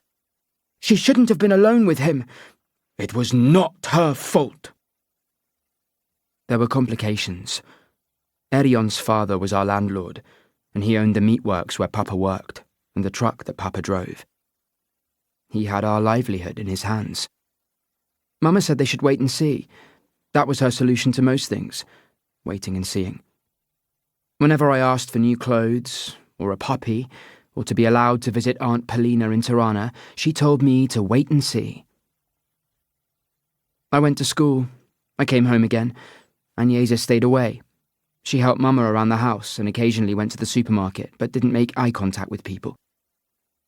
I remember feeling jealous that she could stay at home, but I was too young to understand. The summer holidays began. The ordinary sights and sounds of the village returned. Nobody mentioned what happened, but it hummed in the background like an old refrigerator, keeping everything cold and preserved. It was Mama's birthday. I made her breakfast in bed, and went into the garden to pick flowers for the tray. We had an old outside toilet near the vegetable garden, which nobody used anymore because Papa had built a bathroom inside the cottage. It was at the end of a stone path, beside a trellis with grapevines. The door was open, and I saw Agnesa kneeling over the bowl, holding back her hair as she vomited. She shouted at me to leave, and I went to get Mama. Later, I heard them talking about Agnesa being late. Late for what? I wondered. Mama told me to go to Mr. Hassani's workshop because she was taking Agnesa to the doctor in Prenyas. The following day, Aunt Polina arrived on the bus from Tirana. She had dyed her hair blonde and was wearing an off-white dress that made her look like an avenging angel without a flaming sword. Again, I was sent away, this time with an overnight bag and instructions to stay at Mina's house.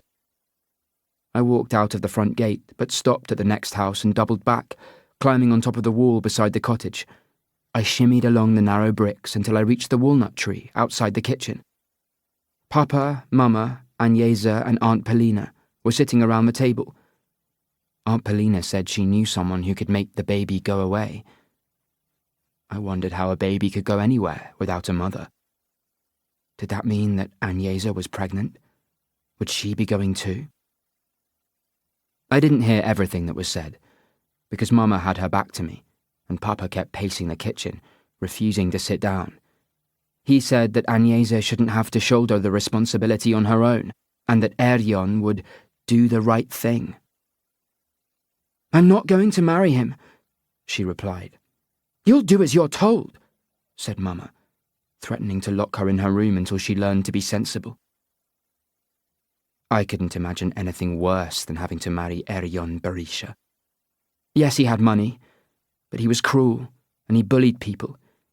He had hurt Agnesa and killed Fiznik Sopa, and he once threw a dog off a cliff into a dam. The dog survived, but that's not the point. Papa went into the bedroom and put on his coat and tie, which he only wore on special occasions. Mama followed. I couldn't hear what they were saying, but I saw their shadows behind the curtains.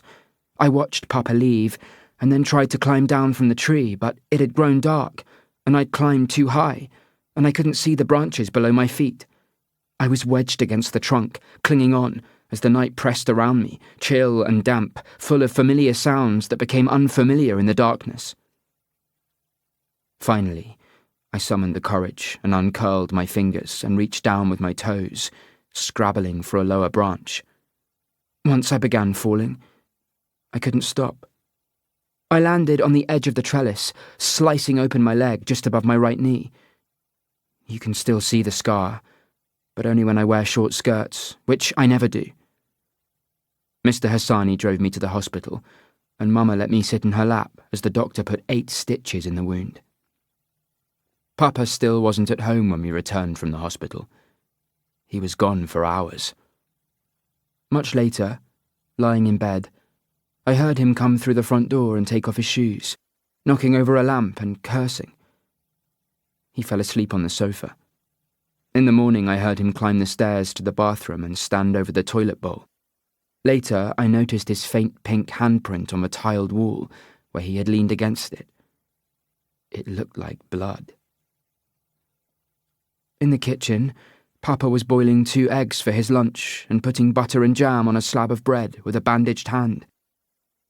Normally, he would have swept me into his arms and danced me around the table. 1, 2, 3, 1, 2, 3. A dip, a twirl, an explosion of giggles. Today was different. It felt as though someone had robbed us during the night, but we didn't know what had been stolen. Papa put his lunch in a paper bag and wheeled his bike into the cool of the morning, cycling to work. This is how I wake now, slipping quietly out of sleep, as though I've spent the night in hiding.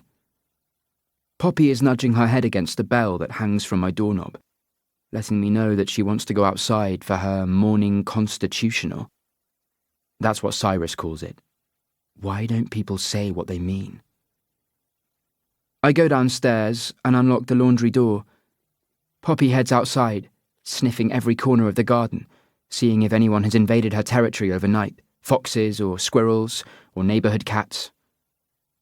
There is a moggy who lives 2 doors down, a moth-eaten looking creature who torments Poppy by sitting on the fence grooming herself, knowing that she's out of reach. This happens at least 10 times a day, working the Labrador into a frenzy of barking that has caused the neighbours to complain. Just once, I want Poppy to learn how to climb and to snap her jaws around the cat's neck. Not to kill her, I'm not a monster, but to scare one of her lives away. Upstairs, as I'm getting dressed, I catch a glimpse of myself in the mirror, hair messy, dark rings around my eyes. I touch my forehead, trying to picture the tumour growing inside, the parasite feeding off me, filling my space, pressing on my brain. The size of an almond, Dr. Bennett said. Why do they always compare things to fruit or nuts? If I leave it alone, it could change me. If I cut it out, it could change me. Would that be such a bad thing? I don't want to know when people are lying. I want to be normal, but not in a boring, beige, colour between the lines sort of way. I want to be me, without the freaky bits. Maybe the MRI scan was wrong, and the tumour was a shadow or a blob of nothing. I mean, I haven't had headaches, or numbness, or dropsy, or begun forgetting things. Yes, I had a meltdown on Cleethorpes Pier, but that might have been a one-off. Dr. Bennett told me to avoid Googling, but that was never going to happen. I've been researching brain tumours and how they can affect behaviour and emotions. The articles use words like deficits and side effects and cognitive changes. If the tumour keeps growing, I might not recognise facial expressions. It could reduce my reliability and foresight and emotional control, or blunt my emotions, or make me more childish or disinhibited. Then again, if I get the tumour cut out, I could cause deficits and side effects. And if it all goes completely wrong, I could finish up with the IQ of a ramen noodle drooling into my lap. Will Cyrus look after me? More importantly, will he smother me with a pillow if I make him promise to? I join him downstairs. He's been for a run, and his t-shirt clings to his chest, and I can see the outline of his tattoos beneath the white cotton. Did you sleep well? He asks. Meh. I put a pod in the coffee machine. It belches and coughs and spits out a brown, creamy liquid. I like the smell of coffee more than the taste. Can I get you something for breakfast? He asks. I'm not hungry. I think about telling Cyrus what happened on my non-date with Liam, but it's too embarrassing. Instead, I ask him about the man with the scar. His name is Angus Radford. He comes from Scotland. How did he get the scar? Some sort of fire. Have you remembered any more? No. I could help you. By hypnotising me. It's called a cognitive interview. You would always have control and could stop at any time. He pulls his chair closer. Time perception is difficult for people who suffer abuse, particularly when they're young. The systems that regulate our sense of time get altered, and sometimes past events can feel like the present, or the details become blurred, making it hard to pinpoint a year or a month. Someone like me? Yes. But if we can access a single event or moment in time, we can work backwards or forwards. It's like painting by numbers, starting at the edges and filling in the rest. What moment? I ask. I don't remember where I met him. It will come to you. We sit at the table, saying nothing, until the silence seems to be taking root and sprouting leaves and bearing fruit. And I want the surgery, I say, challenging him, spoiling for a fight. Okay, he says. I'm not going to change my mind.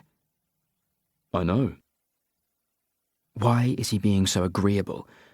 Is this some form of reverse psychology? God, he can be an arsehole.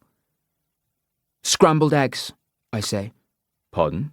That's what I want for breakfast. Without complaint, he takes a pan from the drawer and eggs from the fridge. He talks as he cooks, asking about my plans for the day. The dog shelter has a team that rescues strays. I thought I might tag along with them, help out. And you won't bring any animals home? I look at Poppy, who is hovering near the stove, begging as usual. One is enough. Chapter 27. Cyrus. In 1954, a psychologist called Julian B. Rotter came up with a concept he described as the locus of control. He based it upon how much each of us believes we control events in our lives. Someone with a strong internal locus believes they are pretty much masters of their own destiny, and that their actions determine outcomes. But a person with a strong external locus of control will look at their success and failure, happiness and sadness, and attribute much of this to luck, or chance, or a higher power. I used to think that I fell somewhere in between these two poles, perhaps leaning towards the latter, because every time I felt like I was in control of my destiny, I had the shit kicked out of me. Losing my parents and twin sisters, Elias's schizophrenia, Evie's abusive past. Even the bodies washing up on Cleethorpes Beach were beyond my control. Now Evie has a brain tumour. I keep saying that I'll support whatever decision she makes, and that's true, but I want to make it for her. I know that's wrong. I have argued with her, but only in my head. I've presented evidence, cross-examined witnesses, and made final submissions. But the jury of one keeps voting for Evie, which isn't surprising given that she's the sole judge and juror. Her verdict is always the same. Stay out of my life. When I can't sleep and I'm too tired to run, I go to work. I have rooms at Nottingham University, where I lecture part-time and oversee several PhD students who think they're cleverer than I am. They may be right. Forensic psychology has become a sexy subject these days because of TV shows about FBI profilers who hunt serial killers and high-functioning psychopaths. The reality of my job is far more mundane. I assess offenders, prepare psych reports, analyse crime statistics, and counsel the survivors of violent crimes. My rooms are on the first floor, overlooking a boating lake, which is dotted with brightly coloured pedalos. By rooms, I mean a reception area with a sofa, and an office with a desk, filing cabinet, shelves, and a coffee machine that doesn't work. Autumn term doesn't begin for another 3 weeks, but I have future lectures to prepare and submissions to read. Florence is sitting on the windowsill. I promised her access to Arben Pasha, something I haven't managed to arrange despite my links to the investigation. She has been patient until now, having gone back to London and returned to Nottingham at my request. So, why have you brought me here? She asks. I've been thinking about the missing women. Neither has contacted the police or the Home Office or applied for asylum. If they survived, they're likely to be sold off, says Florence. They won't surface until they manage to escape and seek help. From the police? Or a charity or migrant group. Florence reaches into her shoulder bag and pulls out her notebook with Monet's water lilies on the cover. Unhooking the elastic fastening, she retrieves a newspaper clipping, folded between the pages. This was published 3 days ago. The headline reads, UK Minister admits 200 asylum seeker children have gone missing. Florence paraphrases the article. The children had been placed in hotels and hostels run by the Home Office. Some were abducted off the street and bundled into cars. Others were wooed away by bribes or promises of work, or by lover boys who play Romeo and convince them to run away. The girls are often forced into prostitution. The boys work illegally in car washes and sweatshop factories, or become pickpockets or burglars. Simon Buchan has been lobbying the Home Office to set up a special task force to tackle the problem. She glances at me. You met him, didn't you? Yes. What did you think? He's very impressive, thoughtful. He's putting his wealth to good use. I look at the article again. If Arben's sister manages to escape, where would she go? I know someone who works with the survivors of sexual slavery. We could ask her. The address is in an older part of Nottingham, a once grand old house converted into offices, most leased to law firms and accountants. A disembodied voice answers the intercom. We give our names and hold up ID to the camera. The door unlocks automatically, and we enter a brightly lit foyer with a high ceiling. A woman is sitting behind a desk with a perspex screen. Mrs. Hartley will be with you soon, she says, nodding towards a small waiting room that had once been a cloakroom. There are brochures on a table and posters on the wall. One of them shows a haunted-looking young woman in a short skirt and high heels, standing on a street corner. "Modern slavery is closer than you think," reads the headline. A second poster features the image of a man huddled in a blanket on a camp stretcher. 2 other men are sleeping nearby. It is captioned, "They promised me a good job. They lied. Now I'm trapped." A woman reverses into the room, saying goodbye to someone. She's dressed in faded jeans and a short t-shirt that slides up when she hugs Florence, revealing the bulge of her pregnancy. "Florence, darling, my token black friend," she says, grinning broadly. "I can't get my arms around you," says Florence. "Rub it in, why don't you? I feel like a brood mare." She notices me and releases Florence before shamelessly looking me up and down. "And who do we have here?" This is Cyrus Haven, says Florence. "You're very good looking. Are you gay?" No. She winks at Florence and offers me a fist bump. "Call me Natalie." We adjourn to her cluttered office, where files are moved to find enough chairs. "Sorry about the mess. I've had meetings all morning," says Natalie. "With clients?" asks Florence. "No, donors. Most of this job is fundraising. If it weren't for Simon Buchan, that darling man, we'd have closed down years ago. Give him a hug from me." We're not really on hugging terms, says Florence. "Do it anyway." Natalie has a notepad beside her elbow that is almost identical to the one that Florence carries, but has a different cover design. Van Gogh's Starry Night. "Snap," says Florence, holding up her notebook. "Simon again," says Natalie. "Our office furniture, stationery, computers, printers, even our loo paper, all down to him. I thank him every time I have a wee, which is far too often these days." She cradles her pregnancy. The 2 women swap small talk about due dates and motherhood and someone called Benjamin, whom Natalie refers to as my sperm donor husband. "He's treating me like the Virgin Mary about to give birth to the baby Jesus, or a future England football captain." which would he prefer? asks Florence. "Oh, the latter, of course. What man wouldn't?" Natalie winks at me. "So, why are you here?"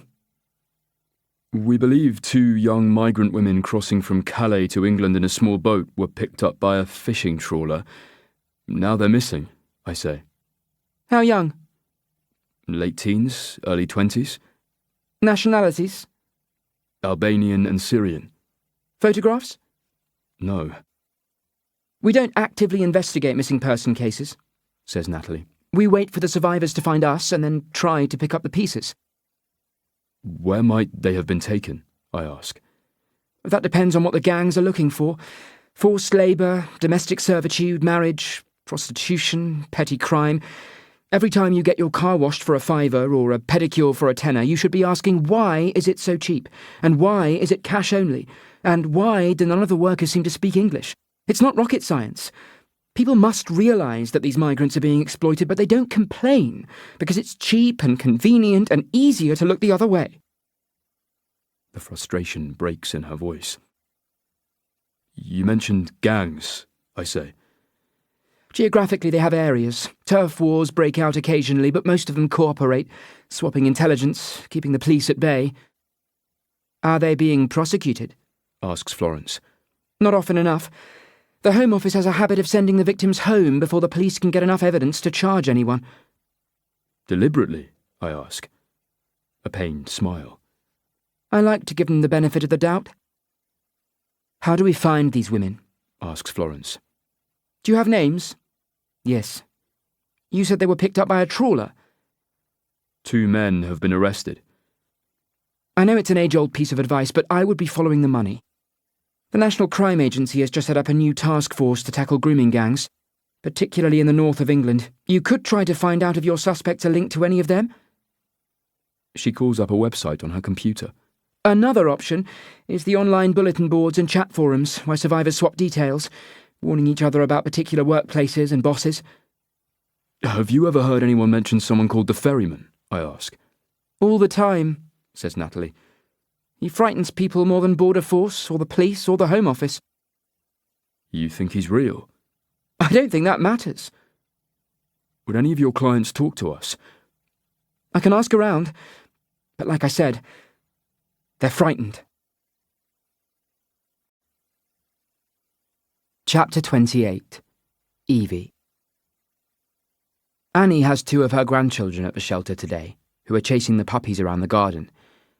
Although deep in paperwork, Annie is keeping watch from her office. She's one of those no-nonsense, jolly women, with a booming voice and huge pillow-like breasts that smother people when she hugs them. If one of her grandchildren ever goes missing, I know where I'd look first. "Your phone is ringing," she calls. I retrieve the handset from my jacket. I don't recognise the number. It could be Dr. Bennett. "Hello?" The silence is filled with soft breathing. I try again. "Hello?" "Chukemi," says Arben, speaking in Albanian.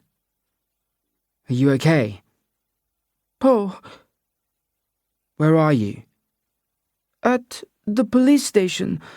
I leave today." "Where are you going?"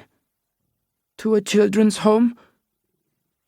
I've been to a few of those, I want to say, but I try to be positive. They're not so bad. The food is awful, but you get a room to yourself. Another long pause. "I saw Bezart's body," he says. "I know they showed me a photo, but I didn't believe he was dead. Not until..." "I'm sorry." He goes quiet, as though expecting more. "I know what it's like to lose someone," I say. "My parents died when I was young." "You're an orphan?" "Yes." "I wish I had drowned with the others." "Don't say that. You'll be safe now, and the police are looking for Yeta." "How will she find me?" "That'll be the easy part. You're famous." "What does famous mean?" he asks. I struggle to explain, and it's probably not the right word. Cyrus would know what to say. I try again. "You're the boy who survived. She'll find you." The words sound convincing, but being famous didn't help me. I was the girl in the secret room. Angel face. Nobody came to claim me. "Will you visit me?" asks Arben, who has to go. "Yes. Call me when you get there. Good luck." I don't know if he hears the last 2 words. Out in the yard, the children are still playing with the puppies. I know all of the dogs' names because most of them were dumped on our doorstep or delivered by members of the public. I bottle-fed some of those puppies, the ones that hadn't been weaned, and I kept them warm with electric blankets, or with my own body. I wanted to save every one of them, because they were orphans. Like me. I was sitting next to Mina, reciting our 6 times table, when the message came to the classroom. My teacher took me to the administration office, where a young policeman was waiting. He stood with his cap in his hands, looking at his shoes, saying that I was needed at home. I thought he had the wrong child, until I saw Agnesa in the back seat of the police car. "What is it? What's happened?" I whispered. She took my hand, squeezing my fingers until they hurt. Mama came to the door of the cottage when she heard the car pull up.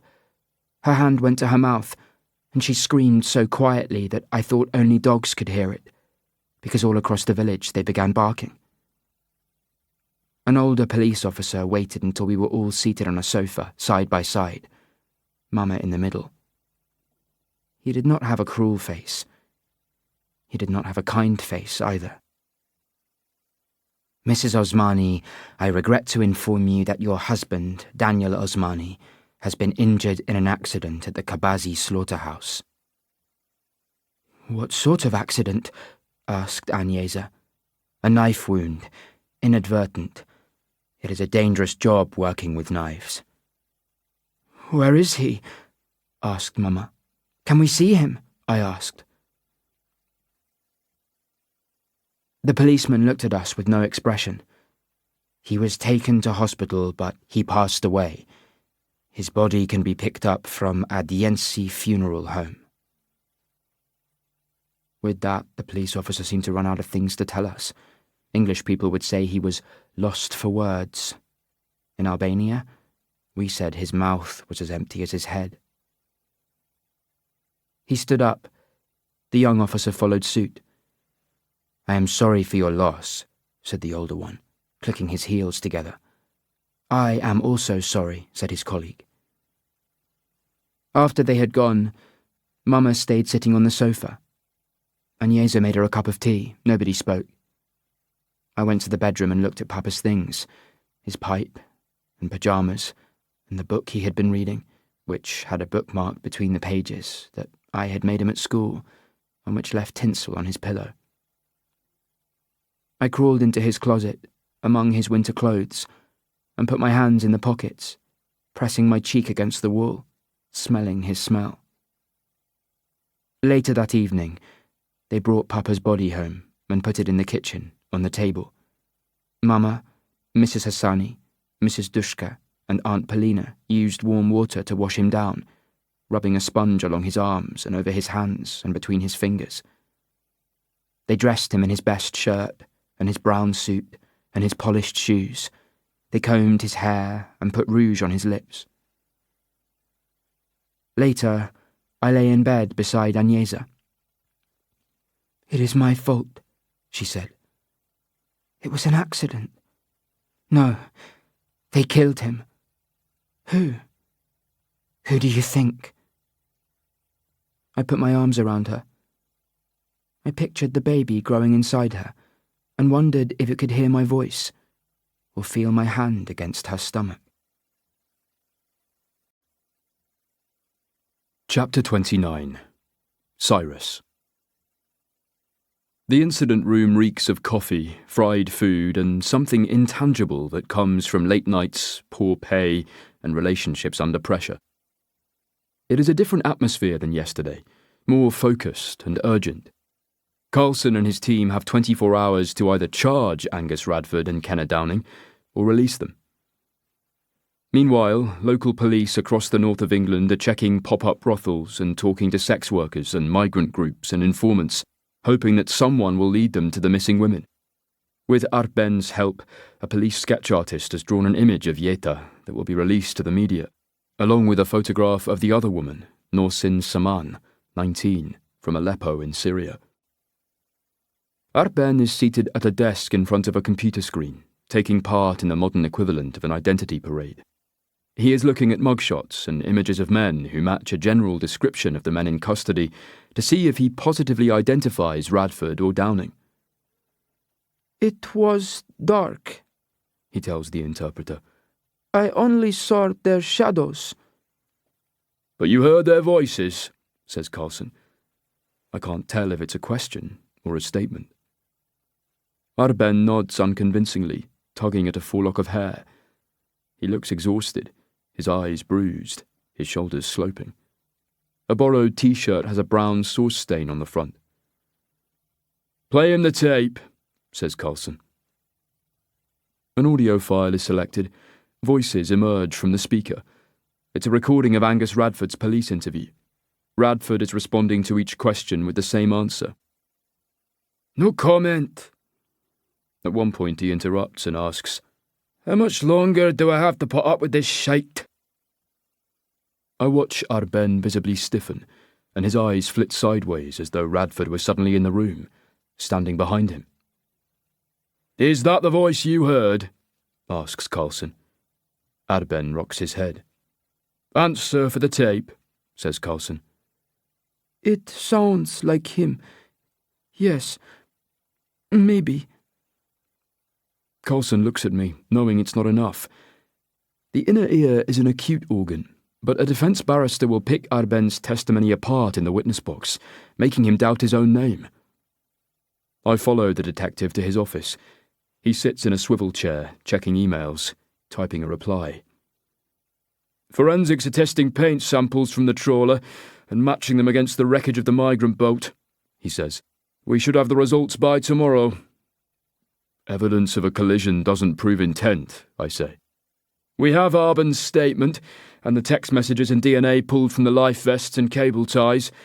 If we match that with Arben, we'll have proof that his sister was on board. How long should that take? I ask. 4 days, maybe 5. What happens to Arben? We've found him a bed at a children's unit in Sleaford. We're waiting on a social worker to transport him. I know the place.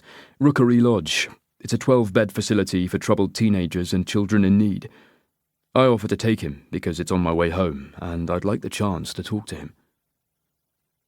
20 minutes later, I find Arben waiting in the incident room, sitting on a vinyl chair, trying to stay out of the way.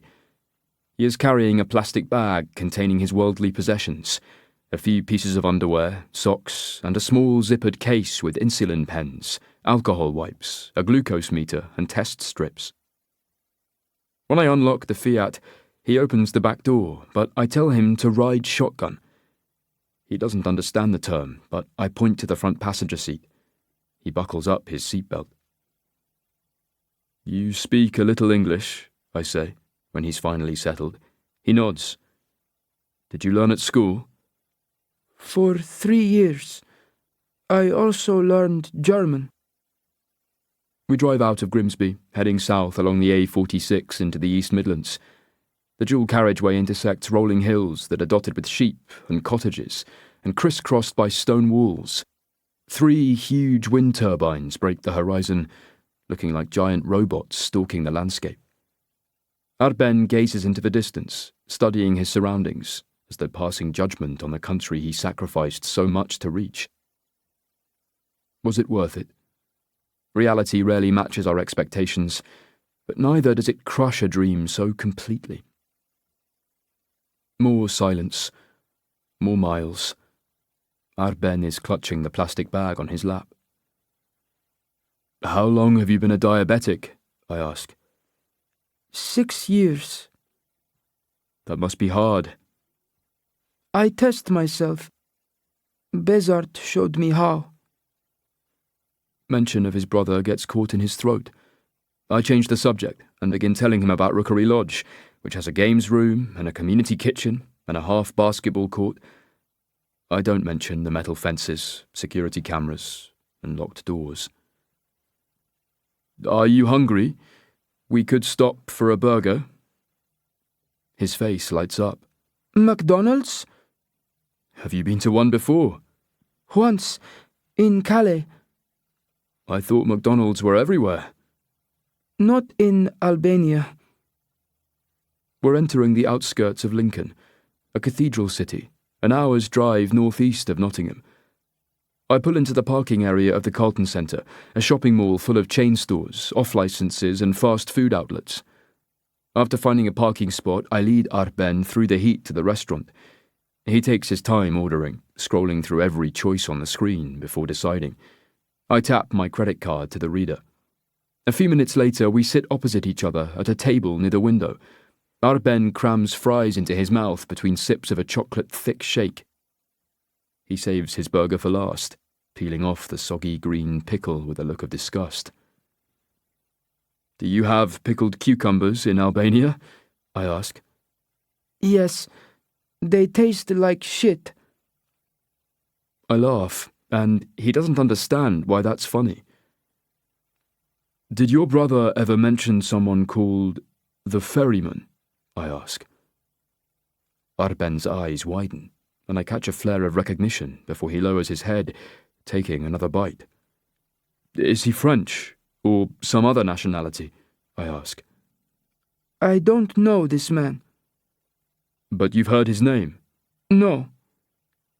Concealing a crime or protecting a criminal is illegal, I say. You have to cooperate with the authorities if you hope to stay in Britain. Arben pushes his half-eaten burger away, as if he's no longer hungry. His understanding of English seems to have deserted him, and each question is met with a blank look, or a shrug. We leave soon afterwards, retracing our steps to the car. As I reach the driver's door, I notice the rear right side tyre is flat. I crouch and examine it, thinking I must have picked up a nail. A large four-wheel drive pulls up behind me, dark-coloured, tinted windows. A window slides down. "Are you leaving?" asks the driver. "No, sorry, flat tyre." He gets out. He's about my age, wearing jeans and a t-shirt, gelled hair, crooked teeth, a pinched-in face like a ferret. "Need a hand?" he asks. "I've got a heavy-duty jack in the back. He'll lift this thing in no time." "I'm okay," I say, unlatching the boot and checking the spare tyre. I'm leaning inside, undoing the clamp, when I notice a second person at Arben's window, a man with tattooed arms and a hipster beard. "Hey," I say, straightening.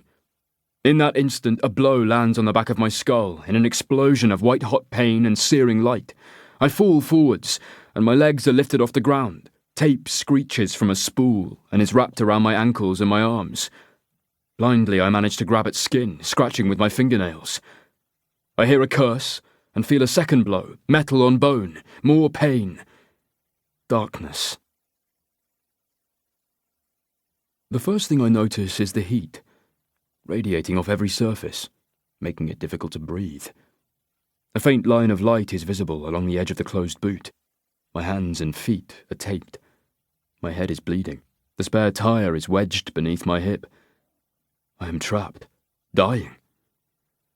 My phone is in my back pocket, but without my hands I can't pull it out and dial a number.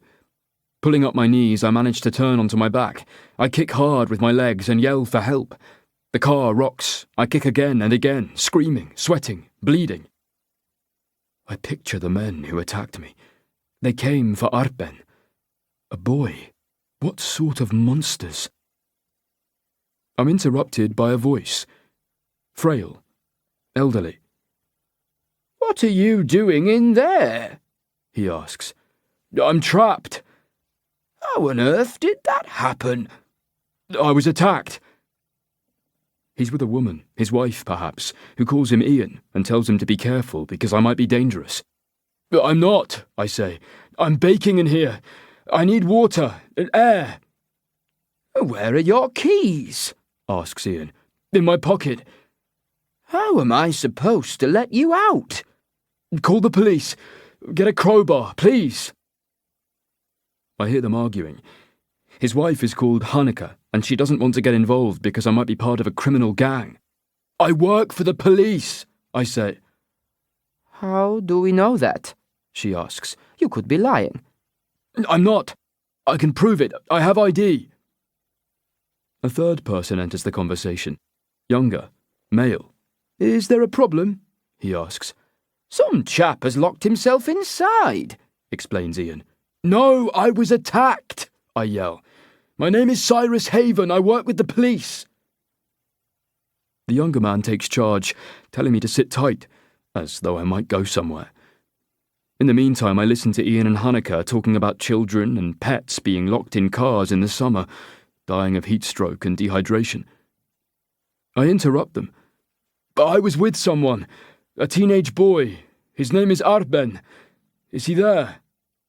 "No," they answer in unison. "What about a large four-wheel drive? It pulled up behind me." "We don't own a four-wheel drive," says Ian. "I'm not talking about you," I say, growing frustrated. There's no need to be rude, says Hanneke. "I'm sorry," I say, sweat stinging my eyes. The young guy returns and tells the couple to step back. I hear metal scraping against metal as the sharp point of a jemmy is levered under the boot lid near the lock. Metal groans and the lock buckles before giving way. Air and sunlight wash over me. I feel like a vampire whose coffin lid has been opened in broad daylight. Blinded and weak from dehydration, I am lifted from the car. Someone holds a bottle of water to my lips. Another bottle is poured over my head. Tape is cut away from my hands and feet. "Arben," I whisper. They look at me blankly. He's gone. The female paramedic has a baggy green uniform with epaulets on her shoulders and multiple pockets. Her dark hair is pulled back from her face, and she's wearing a smudge of red lipstick that accentuates the paleness of her skin. She raises her hand. How many fingers? 3. Any headache? Blurred vision? Nausea? No. You'll need an X-ray and stitches in that wound. I'm holding an ice pack against the back of my bandaged head. My other hand is wrapped in a plastic bag, preserving the evidence. I scratched one of them, I explain. That was clever. I don't feel clever. I feel stupid and angry. But most of all, I'm desperate to find Arben. The paramedic forces me to sit still, while an intravenous drip restores my electrolytes. You were lucky, she says. You could have died of heat stroke. Your body temperature was dangerously high. Lucky and clever, I say, looking across the parking area. I think about the other car. What was it? A Range Rover, a Land Cruiser, something big and boxy and black. The police will want to know. They should set up roadblocks and launch drones, put patrols on the roads. Carlson has arrived.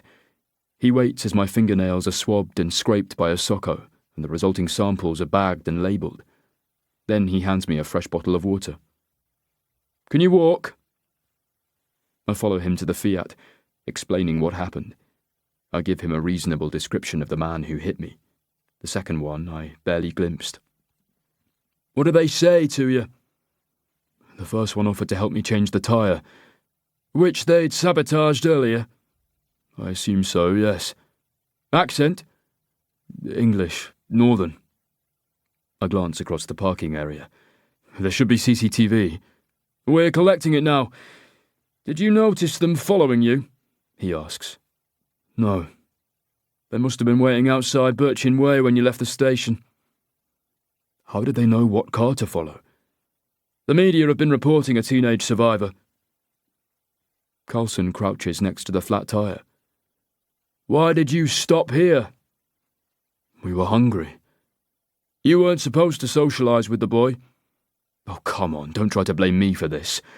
Nobody thought Arben was in any danger, because if you had, you wouldn't have let him leave Birchin Way." Carlson grunts in response, conceding nothing, covering his arse because he knows he'll be held responsible. If I hadn't escorted Arben, it would have been a social worker. These men didn't care. They attacked in the middle of the day in a public place in front of witnesses and CCTV cameras. It was brazen and bold and ruthlessly efficient.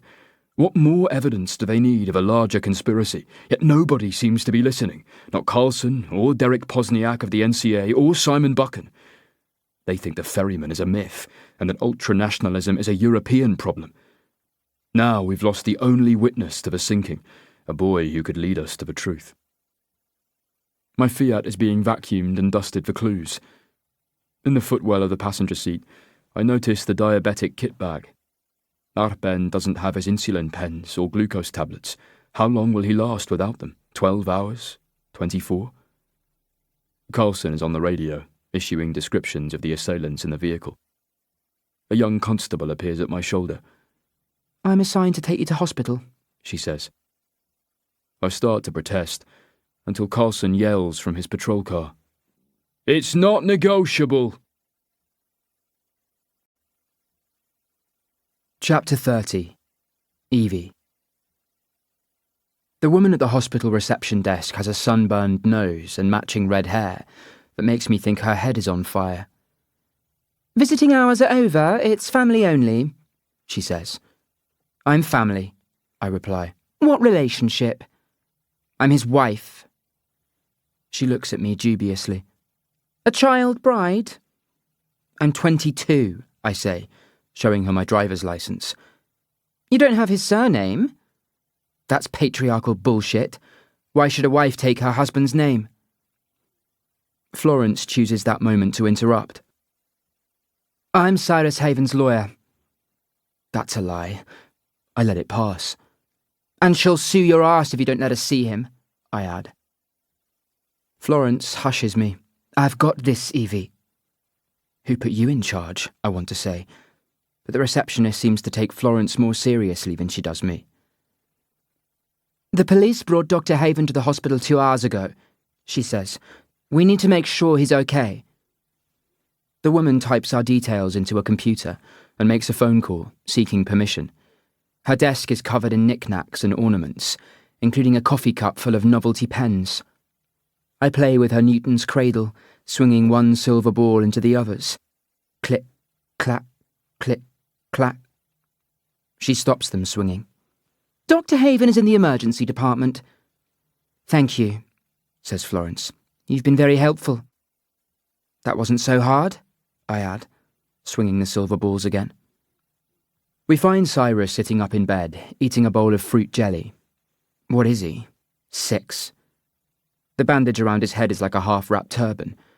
Florence is first to his bedside and gives him a hug. I push past her and put my arms around him, but suddenly feel self-conscious and go stiff like a board. Why can't I hug someone like a normal person? I perch on the edge of his bed, making Florence take the chair. Why did they take Arben? I ask. He's the only witness to the sinking of the migrant boat, says Cyrus. Then you know who did it, the guys on the trawler. Who are both in custody. They must have passed on a message, says Florence. Nobody except the police knew Arben's name or his whereabouts. It can't have been hard to work out.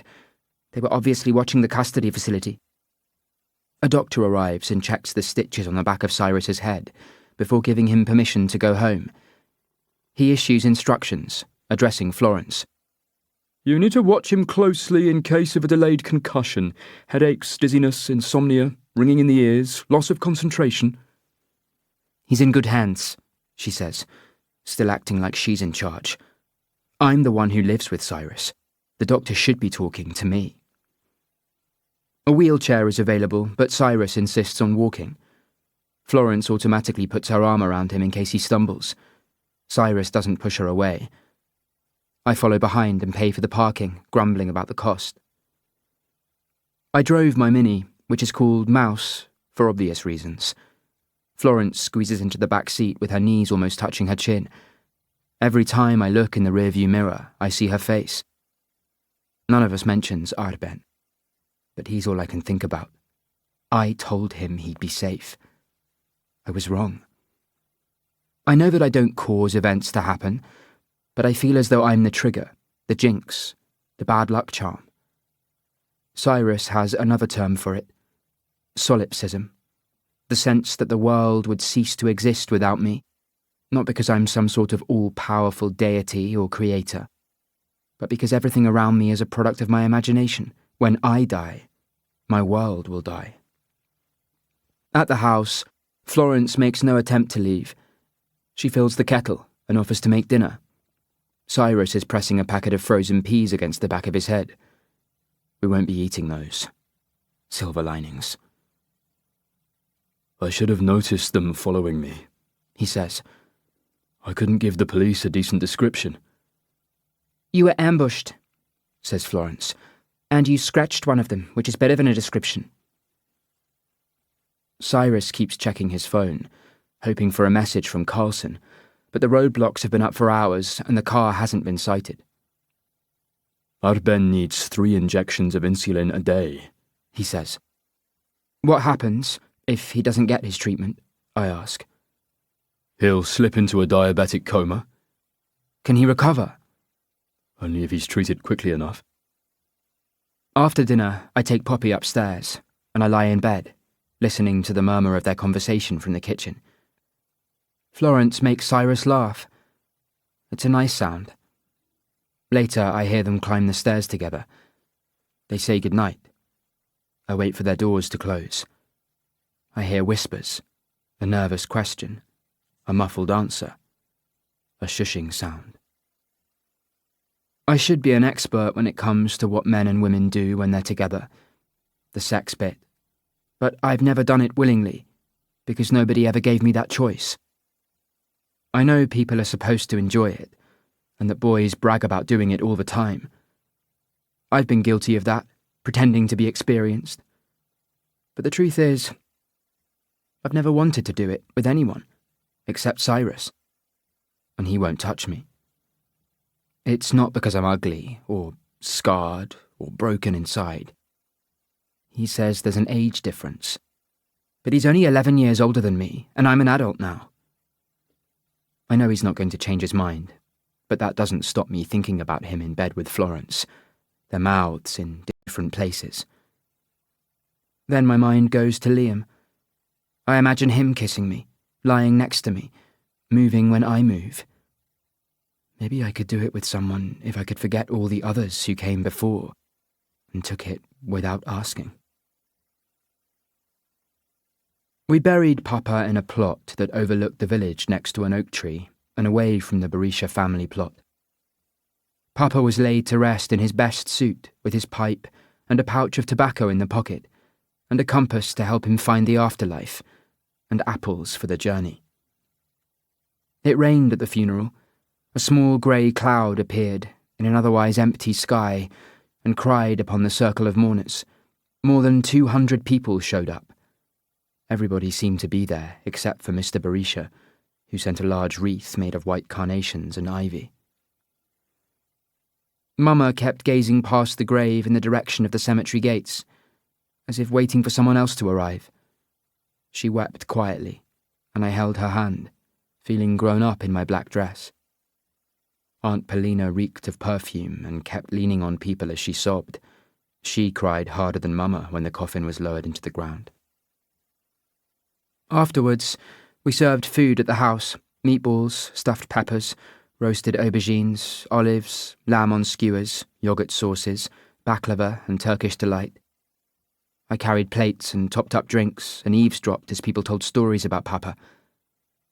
Later in the evening, when the mourners had all gone, I helped wash the dishes and rearrange the furniture. Aunt Paulina was drunkenly snoring, spread-eagled across our bed. I went to Mama's room, where Papa's pyjamas were laid on the bedspread, his shirt above his trousers, as though waiting for him to step into them. Mama wasn't there. I went looking for her in the kitchen and the sitting room and the bathroom. The garden was the last place she could be. Unlatching the door, I stepped onto the path and heard a sound like a dog snarling in a cage. I wanted to run back inside, but I kept going, past the clothesline and the vegetable garden and the outside toilet. That's where I found her, silhouetted against the fairy lights. She was smashing Mr. Berisha's wreath against the edge of the stone wall, sending petals flying around her like snowflakes. Chapter 31. Cyrus. Morning light edges the curtains. My hand slides across the rumpled sheet. I'm alone. I wonder if I dreamed last night, but I can still feel the weight of Florence straddling my hips, her kisses on my eyelids, her hands on my body. I remember how she crossed her arms and lifted the t-shirt over her head, revealing herself. We made love slowly, hesitantly, and when it was over we lay together, her body aligned with mine, her arm across my chest. "Why?" I asked. You had this look, "What sort of look?" like you needed reminding there are good things in life. "You felt sorry for me?" No. I'm attracted to you, and I wanted to be near you, in case you had delayed concussion. 3 reasons. I could think of more. Awake now, I swing my legs out of bed, feeling for the floor. In the bathroom, I splash water on my face. Gently, I unhook the butterfly clips and unfurl the bandage around my head. I examine the stitches, which are ugly and purple, set in a patch of my scalp that was shaved by the nurses at the hospital. You can barely see the stitches if I brush my hair the right way. Downstairs, Florence is leaning over the bench, reading a battered copy of Psychology Today. She's dressed in a pair of my track pants and the same t-shirt as last night. Any news on Arben? She asks, hopefully. No word. I count the hours. 16. He'll need insulin by now, unless they've killed him already. Why else would they take him, if not to silence him? Then I think of Evie and feel a twinge of fear. By recognising Radford, she has linked herself to this, although she can't explain the connection. If her memories return, she could become a target. But for now, she's safe, because Radford showed no sign of recognising her, and doesn't know her name, or where she lives. I make a coffee and take a stool. Florence is still standing at the bench, flicking through the magazine. How did you and Evie meet? She asks. She was at a secure children's home. What happened to her parents? Her father died when Evie was little. She fled Albania with her mother and sister, who died on the journey to England. On a small boat? I don't know exactly. Evie can't remember, or won't talk about it. That's why she was triggered by the bodies in the water. Most likely, yes. Florence pours hot water over a herbal tea bag and takes a seat next to me, sitting cross-legged with elegant efficiency. How did she get here? She asks. I fostered her for a while, until she turned 18. Then I offered her somewhere to stay. I think she might be in love with you. We're working through that. She smiles, and it makes her look even more beautiful. I like her quick wit and easy charm, and the way I feel nervous around her. I like how she becomes the centre of any room she steps into, and how her hands move as she talks, and she tilts her head when she looks at me, as though puzzled, but also interested in what I have to say. I hear the side gate open. Moments later, Poppy appears, drinking noisily from a bowl of water near the back steps. Evie isn't far behind her. She kicks off her shoes and hangs Poppy's lead in the laundry. Florence goes upstairs to get changed. Evie opens the fridge and takes out the orange juice, chugging straight from the bottle. Get a glass, I say. She ignores me and drinks again, spilling juice down her front. Is she still here? Yes. I heard you last night, making the beast with two backs. She's quoting Shakespeare, Othello, which she studied for her English A-level, and which made her an armchair expert on Elizabethan misogyny. I'm sorry if we kept you awake. It wasn't... I pause. Wasn't what? She asks. Planned. Evie makes a scoffing sound. You make it sound like a pregnancy. You told me I should find a girlfriend. Is that what she is? Your girlfriend? I thought she was a hookup, a one-night stand, a pity fuck. That's not fair. Evie goes quiet. You and I are always going to be friends, I say. How do you know? Maybe I'll do something unforgivable. You won't. Don't tell me what I will or won't do. With that, she leaves. Poppy has sensed the tension and puts her head into my lap, blinking at me with her sad brown eyes. Evie's voice, calling her name. The Labrador's ears prick up. Go. Look after her, I say. Chapter 32. Cyrus. Evie is drinking an iced coffee beneath a cafe awning, not making eye contact with people, but watching from behind her sunglasses. Across the road, the Great Grimsby Combined Court Centre is set back from the street, sentryed by large plane trees. Defendants and lawyers are milling outside, staying cool in the shade. Most are here for summary offences, drink driving cases, disputed speeding fines, and charges for criminal damage, malicious wounding, and drug possession. A few have family members supporting them, who are dressed like they're attending a church service or a funeral. Evie insisted on coming. She wants to see the men who have been charged with the small boat murders, particularly the one she recognised, hoping it might trigger a memory or tether him to a particular time or place or event in her life. There has been no word on Arben, but a dark-coloured Land Cruiser was found burned out in a lay-by 15 miles from where he was abducted. The car had been stolen 2 days earlier from a house in Manchester by someone who had cloned the fob using a scanning device. We navigate the security screening and take 2 seats in the tiered public gallery, which overlooks the body of the court, directly behind the bar table and to the right of the press benches. Some of the reporters I recognise from TV or from earlier media briefings. I make Evie sit next to the aisle so we can slip away quickly if she feels anxious, or her mind begins slipping. Angus Radford and Kenna Downing arrive through a different door. They are handcuffed, wearing prison-issue clothes, being escorted by guards.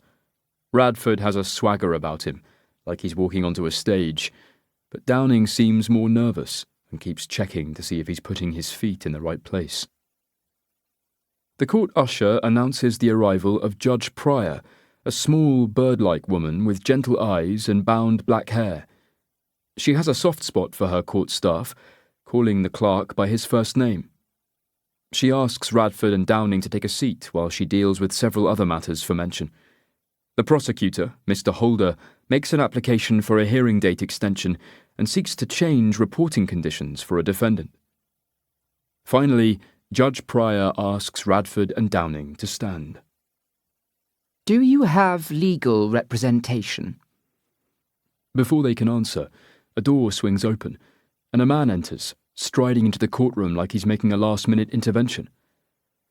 Your Honour, may it please the court, my name is Philip Welbeck, KC. I represent Mr. Radford and Mr. Downing. A young woman trails after him, carrying a briefcase under one arm and a stack of box files that she can barely see over. Welbeck has reached the bar table, where he nudges a chair back with his foot, as though worried it might be germ-ridden. Without pausing to wait for his colleague, he begins. I wish to register my complaint against my client's treatment in police custody and the denial of their rights. What rights have been denied? Asks the Crown Prosecutor. They were denied legal representation upon their arrest. A solicitor was present at every interview. They were in custody for 4 hours before I was notified. Because your clients refused to give their names or addresses. They gave the police my phone number, yet couldn't remember their own names. The sarcasm irritates Welbeck, who begins to argue, but is cut off by the judge. Keep it in your pants, gentlemen. The comment prompts laughter. Judge Pryor moves on quickly. What are we dealing with, Mr. Holder? The prosecutor takes a sheet of paper from the table. Angus Fraser Radford and Kenna Andrew Downing are charged with 17 counts of gross negligence manslaughter, as well as resisting arrest, assault, and destroying evidence. Allegations that will be strenuously denied, says Welbeck. You'll get your chance, says the judge, shutting him down. Holder continues. The prosecution will allege that in the early hours of August 26th, the trawler New Victory deliberately rammed and sank a rigid-hulled inflatable boat with 20 people on board, 16 miles northeast of Skegness in the North Sea. New Victory was sailing without lights or radar reflectors, and the automatic identification beacon had been disabled. Objection! Speculation, says the barrister. This is not the trial, Mr. Welbeck, says Judge Pryor, signalling for the prosecutor to go on. Holder gives Welbeck a smug smile. Eyewitness testimony and satellite imagery will show the trawler earlier stopped the rib and tried to force it into turning back to France using water cannons and ropes. When those on board refused the demands, the trawler rammed the rib, which overturned, throwing the occupants into the sea. Ridiculous, mutters Welbeck. Holder ignores him. According to forensic evidence, the trawler collided with the rib at least 3 times, and the crew made no attempt to rescue the people in the water, Given the serious nature of the alleged offences and the likelihood of further charges being laid, the Crown asks that bail be refused and the defendants be remanded in custody. Your turn, Mr. Welbeck, says Judge Pryor. The barrister gets to his feet and buttons his charcoal grey suit, tugging down the sleeves and smoothing the creases on his thighs. Throat cleared, eyebrows knitted, he begins. My clients are fishermen. Mr. Radford was born to the sea, a fourth-generation trawlerman, and Mr. Downing has worked on boats since he was 18. They have no knowledge of any collision, and if one did occur, they insist it was accidental. Let me offer you a different, more credible version of events. My clients were transferring the trawler to Scotland after an engine refit, which is why it had only 2 crew. The AIS had not been reactivated, an oversight, not a deliberate act. On the morning in question, Mr. Downing was on watch. He left the wheelhouse for several minutes to check on an oil pressure light and to make himself a cup of tea. Mr. Radford was sleeping. The navigation lights were on, the trawler was on autopilot, and nothing showed on the ship's radar. It was during this time that New Victory struck something in the water, which damaged the propeller shaft. Both men came on deck and searched for what the trawler might have hit. They saw no evidence of a rib or people in the water. They assumed it was most likely a sunken shipping container or some other flotsam or jetsam. Mr. Holder hasn't bothered sitting down. We have radar images that capture the moment of collision. They also show the trawler circling back to finish the job. More speculation, says Welbeck. The New Victory is not a pirate ship. It is a fishing trawler. My clients are devastated by the loss of any life at sea. If there is evidence of a collision, it was accidental. Not according to the eyewitness, says Holder. And we have text messages from someone else on board the sinking boat. Is this witness available? Asks Welbeck. Can he or she be cross-examined in a future trial? Asks Welbeck next. He doesn't wait for an answer. These text messages came from a phone that hasn't been located and may or may not have been on the vessel that sank. 2 life vests were found on board the trawler, says the prosecutor. Picked up floating in the sea, replies Welbeck. And the plastic ties found in the cabin. Used for securing equipment during rough weather. Judge Pryor intervenes. Gentlemen, we're not deciding this case today. This is a bail hearing. Welbeck continues. Your Honour, my clients are both family men. They have mortgages to pay, loans to service, mouths to feed. Keeping them in custody on the available evidence is unfair and unjustifiable. I ask that you free them on minimal bail with reporting restrictions and whatever else you deem appropriate. Let them get back to their families. Judge Pryor takes a moment and begins to jot down notes. The whispering begins around us, rising in volume. What's happening? Asks Evie. She's deciding whether to release them on bail. But they killed those people. They're innocent until proven guilty. Evie lets out an odd sharp cough of a laugh. Angus Radford glances towards the public gallery, and his eyes settle on her. I look for some flash of recognition or sign of curiosity, but his face is blank. Judge Pryor clears her throat. The courtroom falls silent. Gross negligence manslaughter carries a maximum penalty of life imprisonment. Given the seriousness of the charges, I am going to deny bail and remand both defendants in custody. We will appeal, says Welbeck. That is your right, says the judge. I will list the matter for mention on October the 11th, when a date will be set for trial. The court is in recess. Everybody stands except for Radford and Downing, who are deep in conversation, arguing. Radford shoves Downing in the chest with his cuffed hands, and the guards have to step forward to separate the men. Not a fucking word, says Radford, as he's being led away. The courtroom empties, and reporters hurry to file stories and film reports from the steps of the court. I look for D.I. Carlson in the foyer, but can't see him. Evie holds onto my sleeve. She doesn't like crowded places, because everybody is taller than she is, and they steal her air. Can we go? She pleads. I want to ask her about Radford, and if she remembers where she's seen him before. But now isn't the time. Chapter 33. Evie. I have spent the past 3 years trying to fit in and become one of the crowd. Ordinary, in every way. Invisible. I have passed my driving test, learned how to cook, and studied for 2 A-levels, neither of which I passed. I have a bank account, a debit card, an NHS number, and a mobile phone plan. I own a car, I pay taxes, I microchipped my dog, and I voted in the last council elections because Cyrus said it was my civic duty. This should make me feel like I belong. But when I look in the mirror, I see an imposter, or a crisis actor.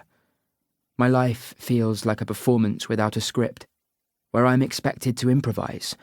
I don't even know if I'm the hero or villain of my own story, or when it might be over.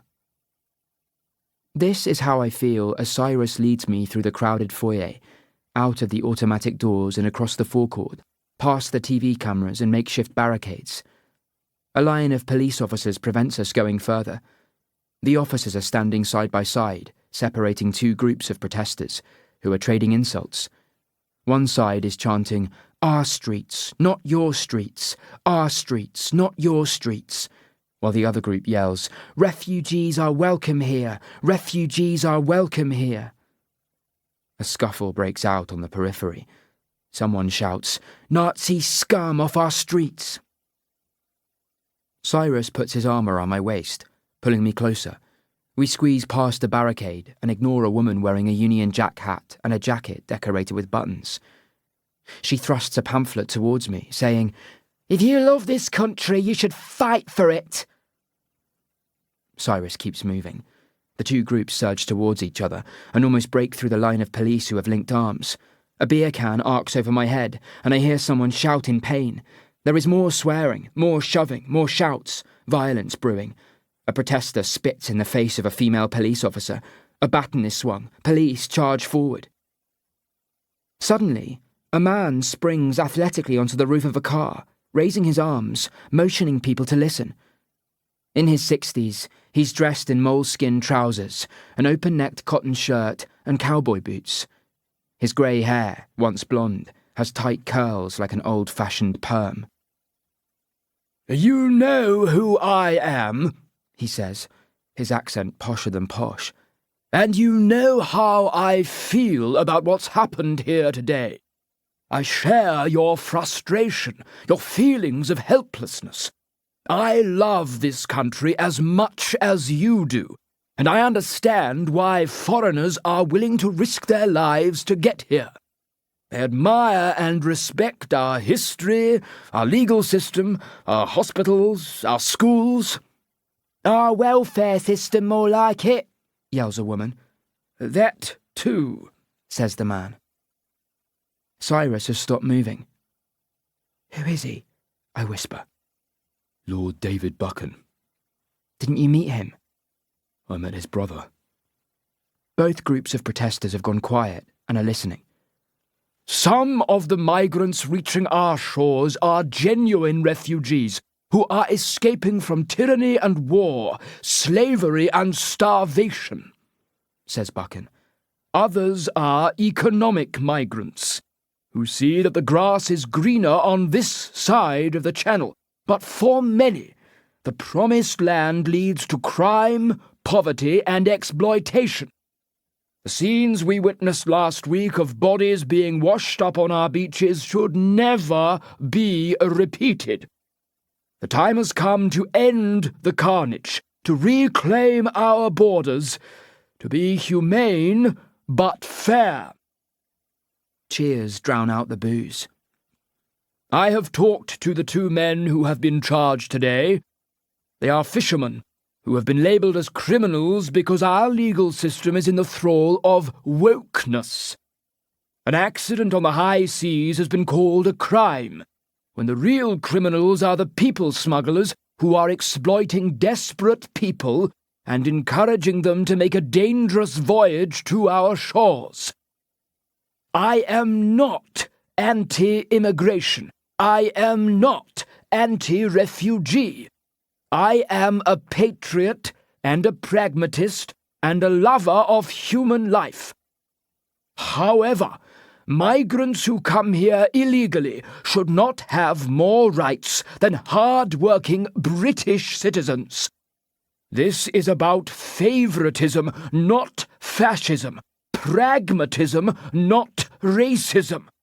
We need a new policy for a new Britain, independent of Europe, an orderly queue, proper screening, and until such a system is in place, we should turn back the boats.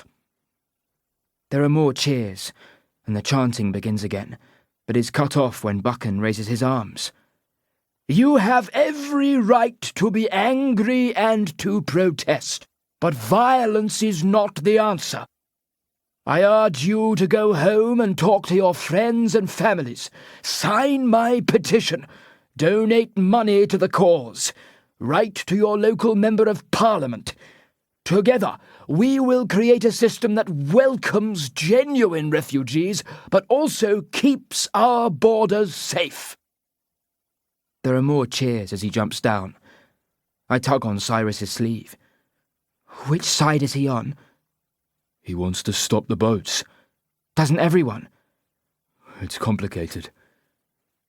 Away from the crowd, we cross a canal and walk back to where I've parked Mouse. Cyrus's car is still with the police. Radford didn't seem bothered by the charges, I say. He was grandstanding, says Cyrus. What does that mean? Playing the tough guy. There are no eyewitnesses without Arben. The police have his statement and record of interview. Will that be enough? I don't know.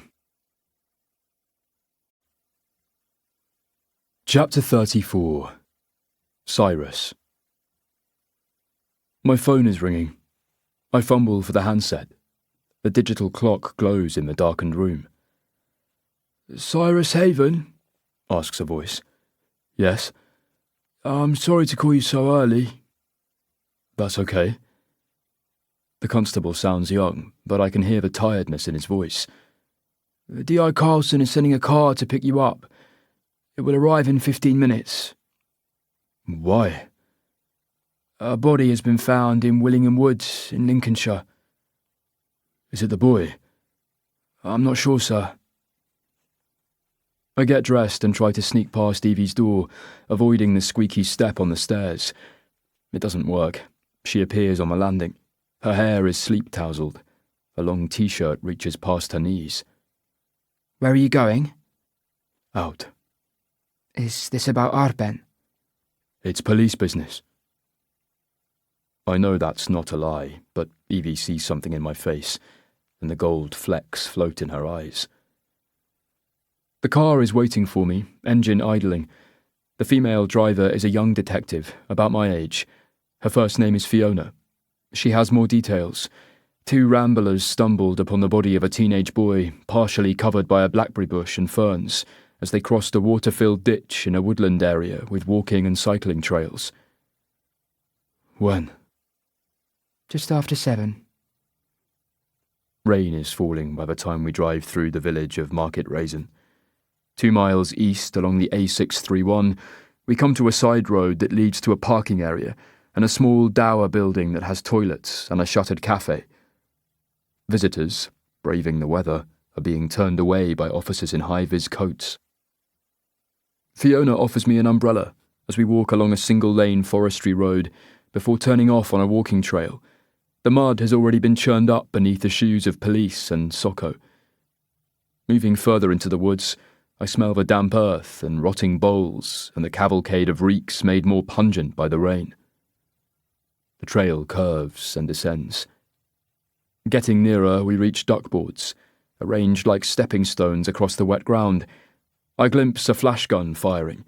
Forensic teams dressed in light blue overalls are moving in and out of a white canvas tent. More awnings have been strung from the trees, trying to preserve trace evidence from being washed away.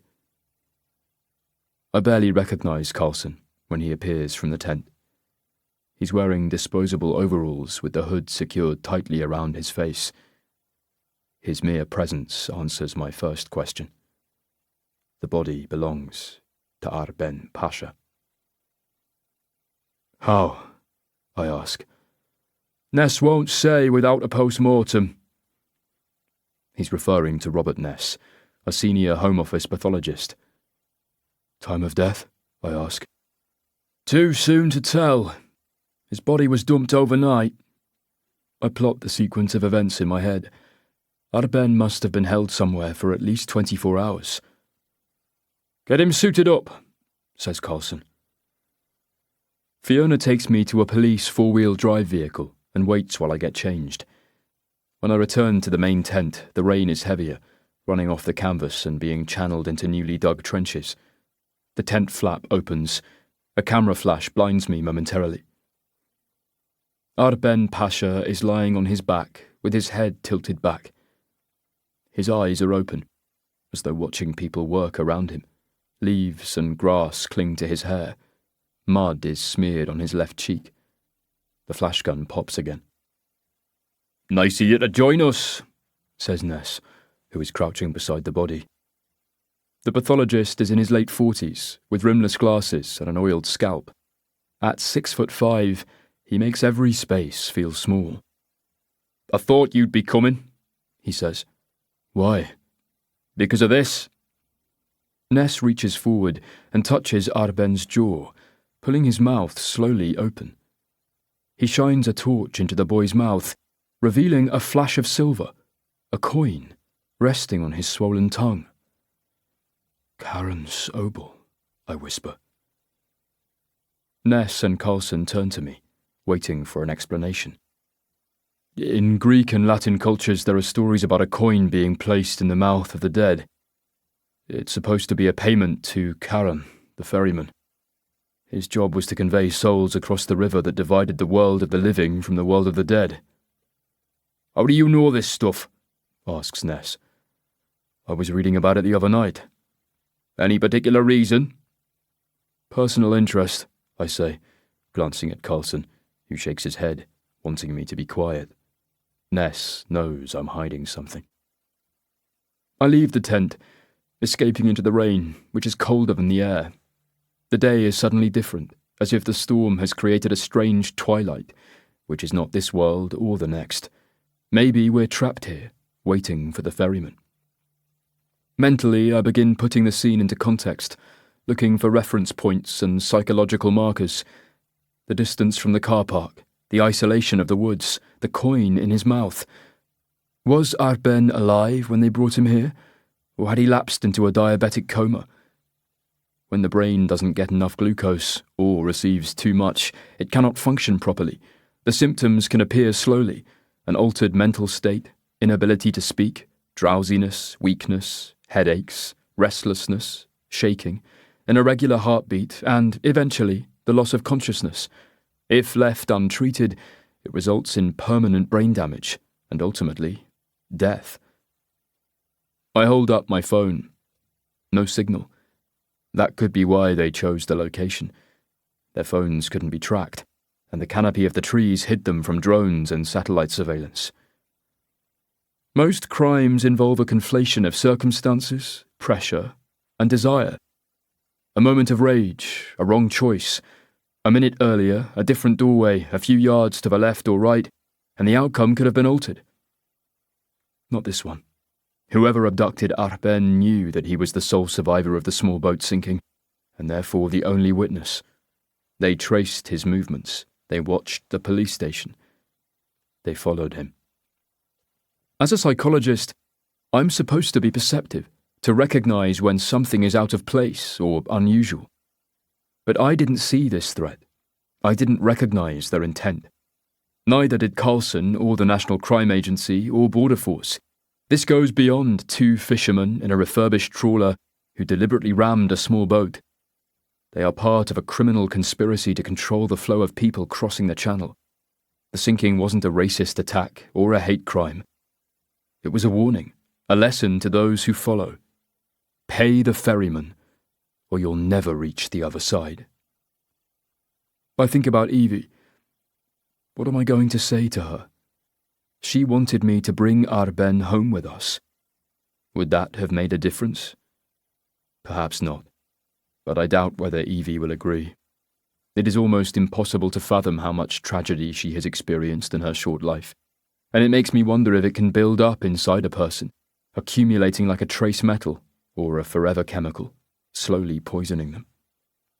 People could say the same about me, but I refuse to let tragedy define me or become an excuse. After my parents died, I was raised by my grandparents and returned to the same school. My classmates had mixed reactions. Some avoided me, treating grief like a virus. Others talked behind my back, speculating on whether I was like my brother. 2 peas in a pod. Bad seeds. I overheard 2 teachers talking. One of them mentioned the Menendez brothers. I had to look them up. Lyle and Eric murdered their parents in Beverly Hills. The father, Jose, was shot 6 times, and their mother, Kitty, 11 times. When Kitty was lying on the ground trying to crawl away, Lyle ran to his car, reloaded the 12 gauge, and returned to finish her off. Years later, while I was studying psychology, I watched a true crime show about the case. It wasn't my choice of viewing. I was with a girl on our 3rd date, and she made the suggestion. As the details of the crime were revealed on the show, I realized that she was watching me instead of the screen. She asked me if I could introduce her to Elias. Why? I think I can help him. How? He needs a friend. Instead of being shocked or saddened or even angry at the girl's infatuation with my brother, I was intrigued. I had learned about hybristophilia, the sexual interest in and attraction to those who commit crimes. It's the reason so many women fall in love with serial killers and marry men on death row. I wanted to understand this girl just as I wanted to understand Elias, and am now intrigued by Angus Radford and Kenna Downing. My old university professor, Joseph O'Loughlin, once told me that a piece of human brain the size of a grain of sand contains 100,000 neurons, 2 million axons, and 1 billion synapses, all talking to one another. The number of permutations and combinations of activity that are theoretically possible in each of our heads exceeds the number of elementary particles in the universe. That's why we know less about the human brain than about the dark side of the moon. Professor Joe also taught me that when one is confronted by a complex problem, it is sometimes best to solve the easiest part of it first, or the most obvious one. How does Evie know Angus Radford? If I trace his past, I can find where it intersects with hers. Radford said he was a 4th-generation fisherman and gave an address in St Clair in northeast Scotland. A guest house called the Belhaven Inn. It's not much, but it's a start. Chapter 35. Evie. My therapist, VJ, works from her house in Nottingham, where she has an office overlooking a garden, which is always littered with toys, including a paddling pool and a swing set. In all my sessions, I have never seen her children. I once asked her what she'd done with them. "Have you buried them in the garden?" Cocking her head, she studied me with her soft brown eyes and said, "Why do you ask?" Her full name is Vera Jaffrey, but people call her by her initials, VJ, and she has a wonderfully deep voice, thick, dark hair, and the faintest trace of a Pakistani accent. She doesn't make me lie on a couch. Instead, she has an enormous armchair, which is so deep that my legs stick straight out. This is an extra appointment. VJ knows about what happened at Cleethorpes because Cyrus must have told her, which annoys me because he promised to stay out of my life. "What's the last thing you remember?" she asks. "The body's in the water." "Did you feel anything?" "Dizzy, I guess." "Did you smell anything?" "Why?" "Sometimes people detect a strange odour like burning hair or rotting food just before they pass out. It's more a symptom than a trigger." I remember trying to run. Mentally, I was desperate to get away, but I couldn't move. The danger was getting closer and closer, and I was frozen. VJ jots something down on her yellow notepad. I often wonder what she writes. Maybe she's reminding herself to pick up a loaf of bread, or to let the children out of the basement. I don't mention the MRI scan and the unwanted tumour growing in my temporal lobe. Cyrus has probably told her. I hate him sometimes. All the time. Never. My tumour has become my white bear.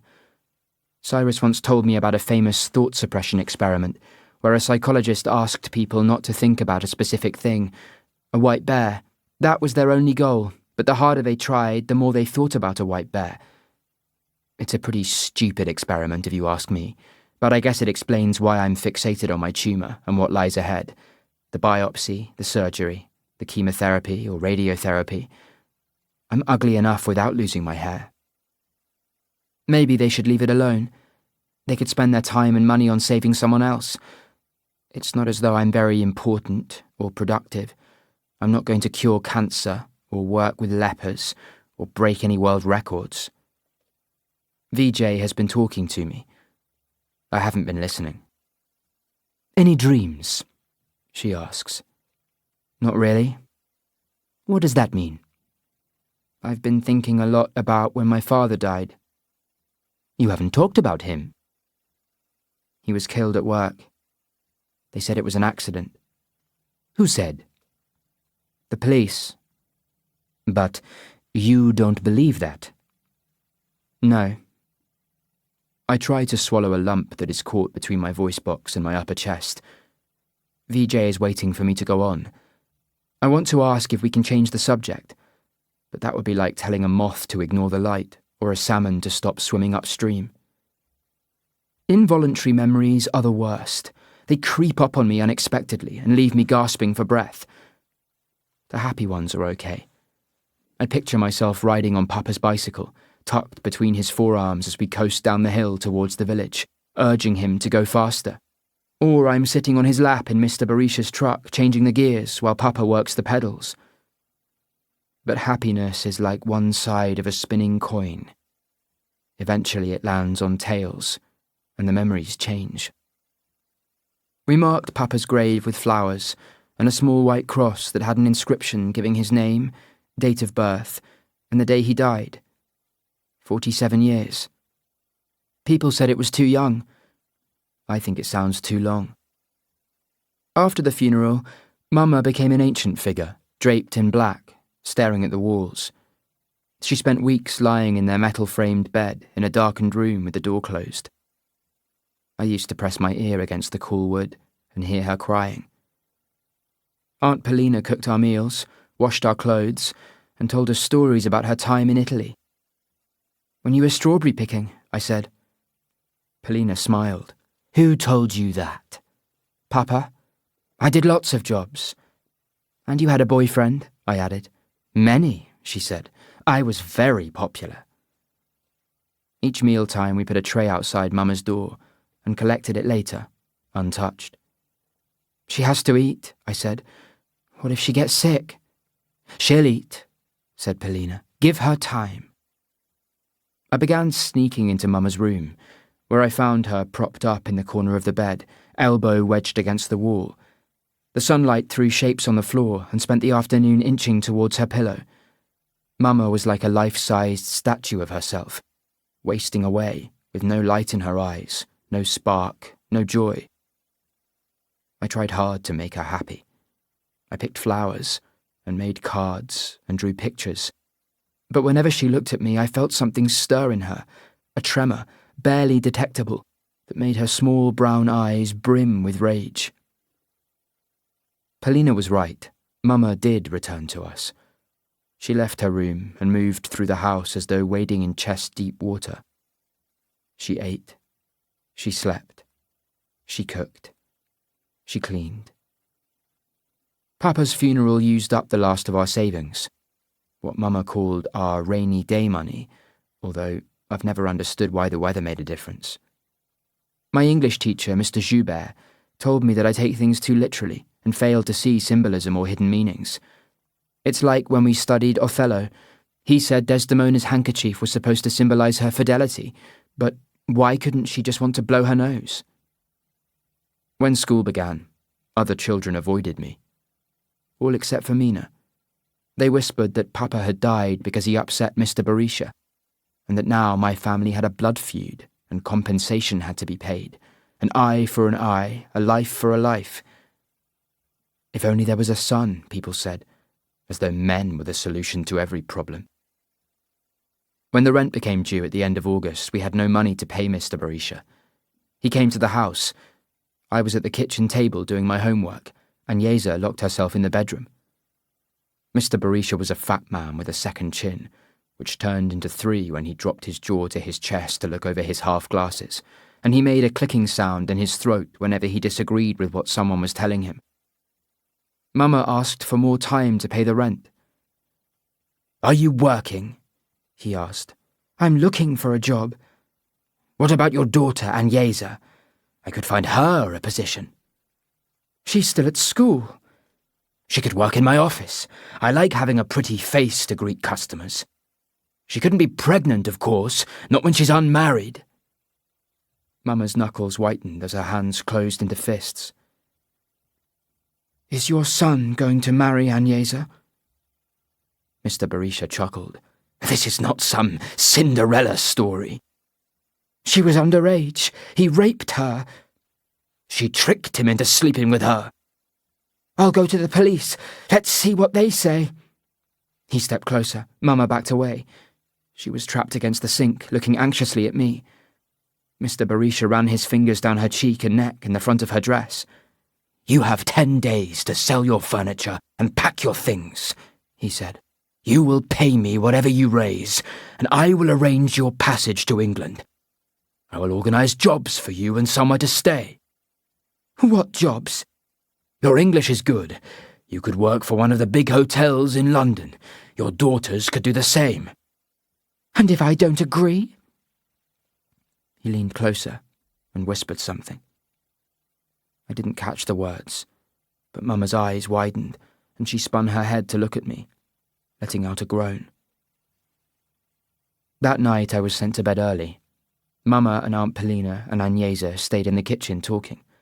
Later, Agnesa lay in bed next to me, her arm resting on my waist.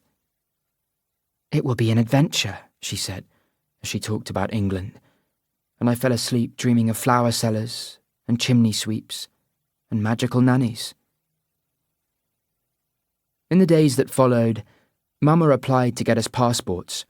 Normally it would have taken weeks, but she bribed a police officer. We opened the house to our neighbours, selling everything: the grandfather clock, the tall black wardrobe from the bedroom, 3 chests of drawers, a washing machine, a fridge, the TV, and Papa's bicycle.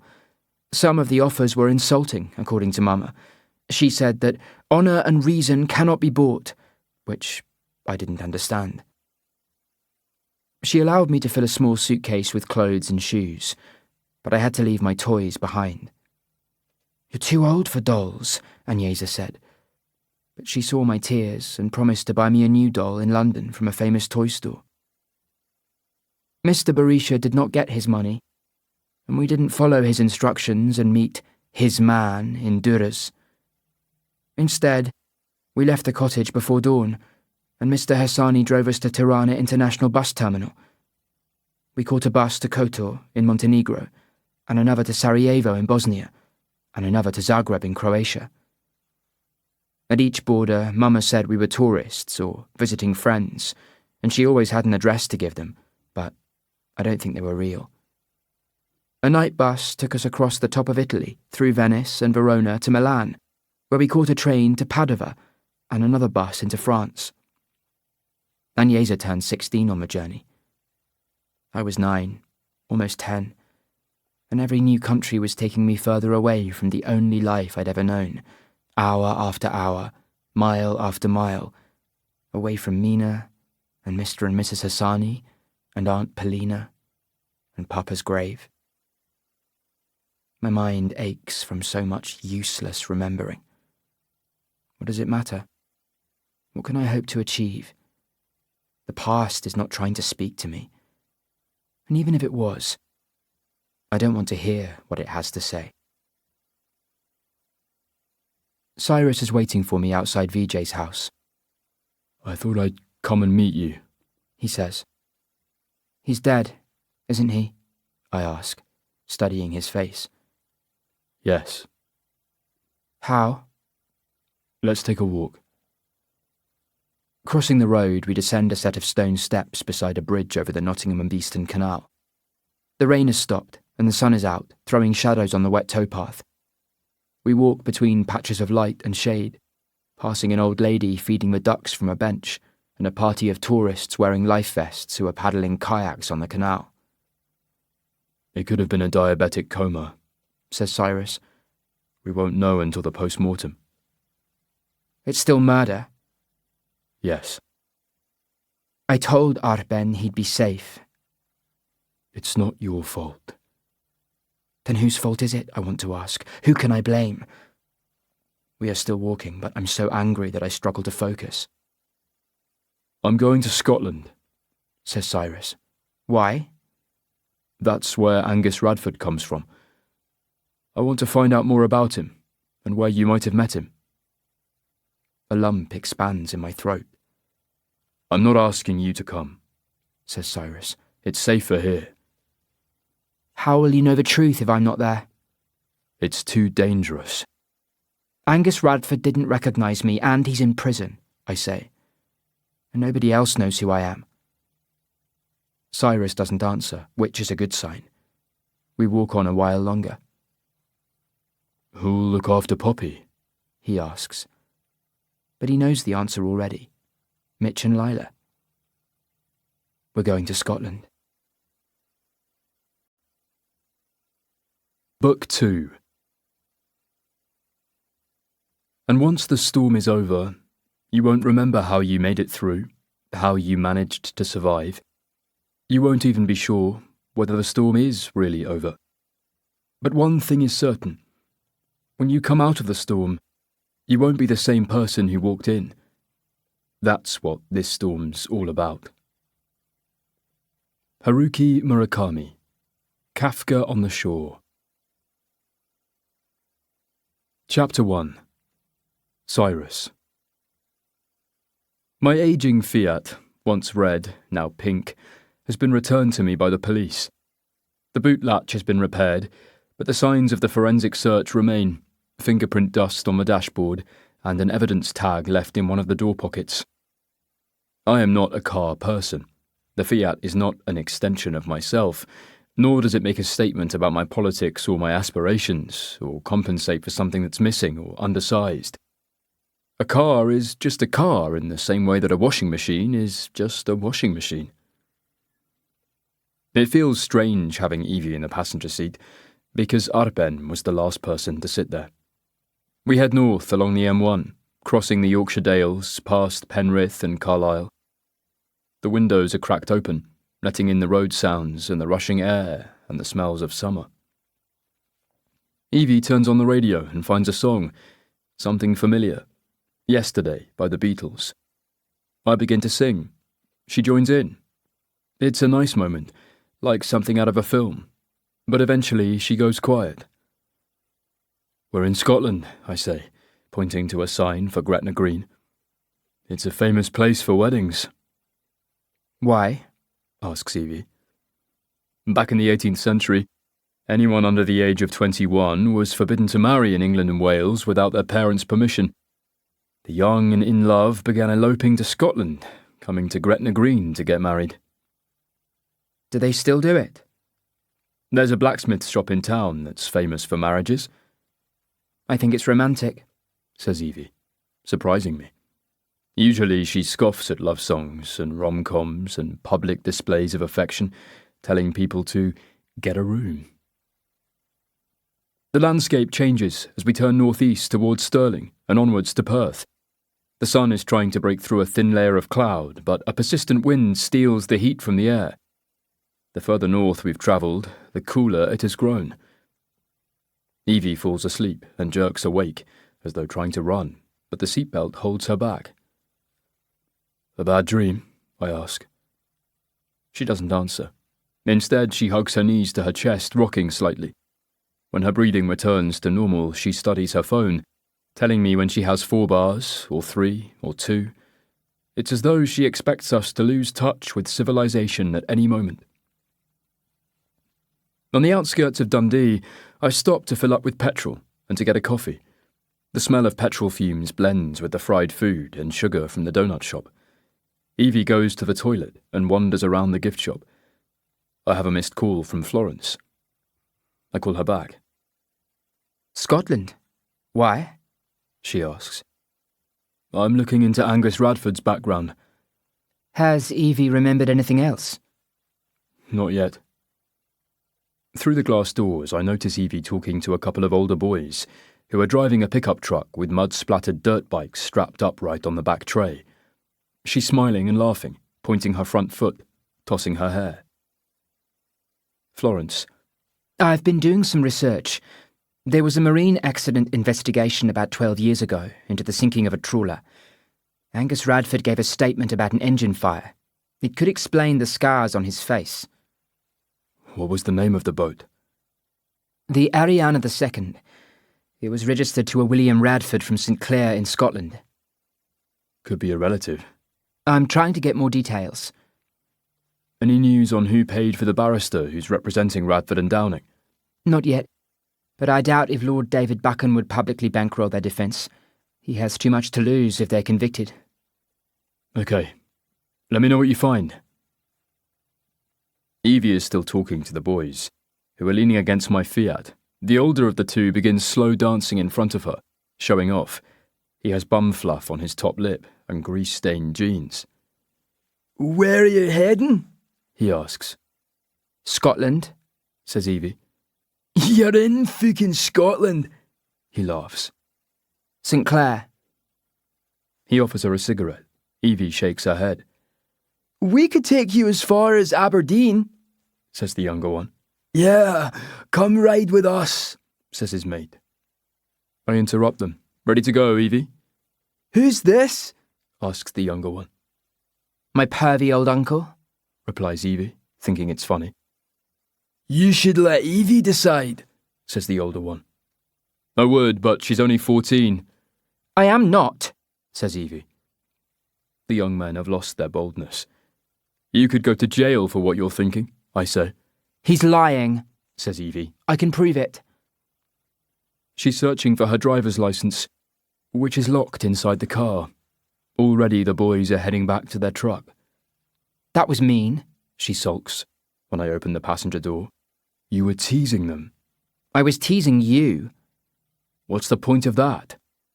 Absolutely nothing, she says, disgustedly. She stews for the next 20 miles. I know I'm supposed to be an expert on human behaviour, but I have a blind spot when it comes to Evie. Just when I think I have a handle on her moods, she can deliver a withering glance, or a curled lip, or a dismissive shrug, and make me feel ancient and out of touch. 2 hours later, in growing darkness, we reach St Clair, a fishing port in the northeast corner of Aberdeenshire. The road follows the natural curve of the coastline, dipping and rising over the headlands. Out to sea, there are container ships and the distant lights of oil or gas rigs. I pull up outside a guest house, the Belhaven Inn, a red granite building that sits 3 blocks back from the harbour district. A Scottish flag hangs limply out front, and a sign says, Live TV Sport. The engine is idling. Is this where we're staying? Asks Evie. It's the address Angus Radford gave to the police. This statement seems to rattle her. He doesn't know we're here, I say. We're undercover. Evie seems to like that idea and unclips her seatbelt. The guest house has a side gate and a path that leads to a glass-walled conservatory with tables set out for breakfast. I ring a bell on the counter. A woman appears from the kitchen, pulling off an apron and wiping her hands. She has penciled black eyebrows and a long grey bob that brushes her shoulders. The web of wrinkles around her mouth look like fine cracks in bone china. She pulls out a bound ledger from a drawer. The book has a famous painting on the cover, Girl with a Pearl Earring. Inside, there are handwritten columns giving the name and address of each guest. I haven't seen one of those for a while, I say. I'm old-fashioned, She explains. and I canna use a computer. She studies the photograph on my UK driver's licence, quickly glancing at my face before jotting down the details. She turns to Evie. Does she need ID? I ask. It's the law. I'm paying for both rooms. Makes no difference. Evie hands over her driver's licence, You don't look 22. says the woman. I get that a lot. Says Evie. Behind us in the lounge, two men are playing snooker on a green baize table. A young girl is watching them, picking absent-mindedly at a scab on her knee. She has pink streaks in her hair, and one side of her head is shaved tight to her scalp. Our rooms are on the second floor. Narrow corridors seem to double back on each other, occasionally interrupted by fire doors that have been propped open, despite signs asking for them to be kept closed. My room smells of Febreze and bleach and broken dreams. Evie is next door. She unlocks the adjoining door and joins me, testing the mattress, flicking light switches and opening cupboards. A Bible, She says, pulling a copy from a drawer. is that still a thing? This is Scotland, I say, unpacking my bag. Are you going to ask about him? She asks. Not here. Not yet. She sits cross-legged on my bed, scrolling through TV channels, not tired at all, having slept on the journey. Flick, Love Island. Flick, Beauty and the Geek. Flick, The Bachelor. Why do people go on these shows? She asks. Because people like you watch them. No, I'm serious. You're a psychologist. Why? They want to be famous. By embarrassing themselves. Some crave attention or validation. Others think fame will cure their self-doubt or anxiety or help them belong or make them rich. I don't want to be rich or famous, Says Evie, before changing her mind. Being rich would be okay. I'd buy an animal shelter and spend my life rescuing dogs. Very worthy. Can you go to bed, please? I'm hungry. Of course you are. There is a Chinese restaurant further along the road. It has about 6 tables with plastic chairs and plastic menus and plastic bottles of soy sauce and sweet chili. 2 customers are picking up takeaways, but the dining tables are empty. The menu is a weird mixture of Thai, Chinese, Indian and European, with chips included.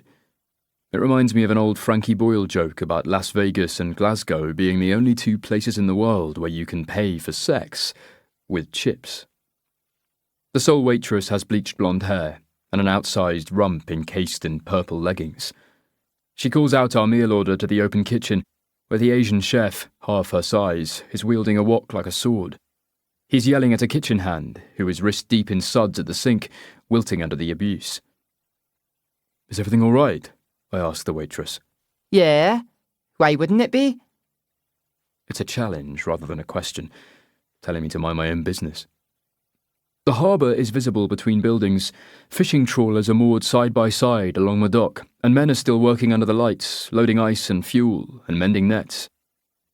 I pick up a local newspaper, which is full of ads for engineering companies, boat yards, fishing agents, hydraulic specialists, shipwrights and vessel brokers. Are you looking for work? Asks the waitress, who delivers our meals. Her right thumb has been sitting in my chicken chow mein.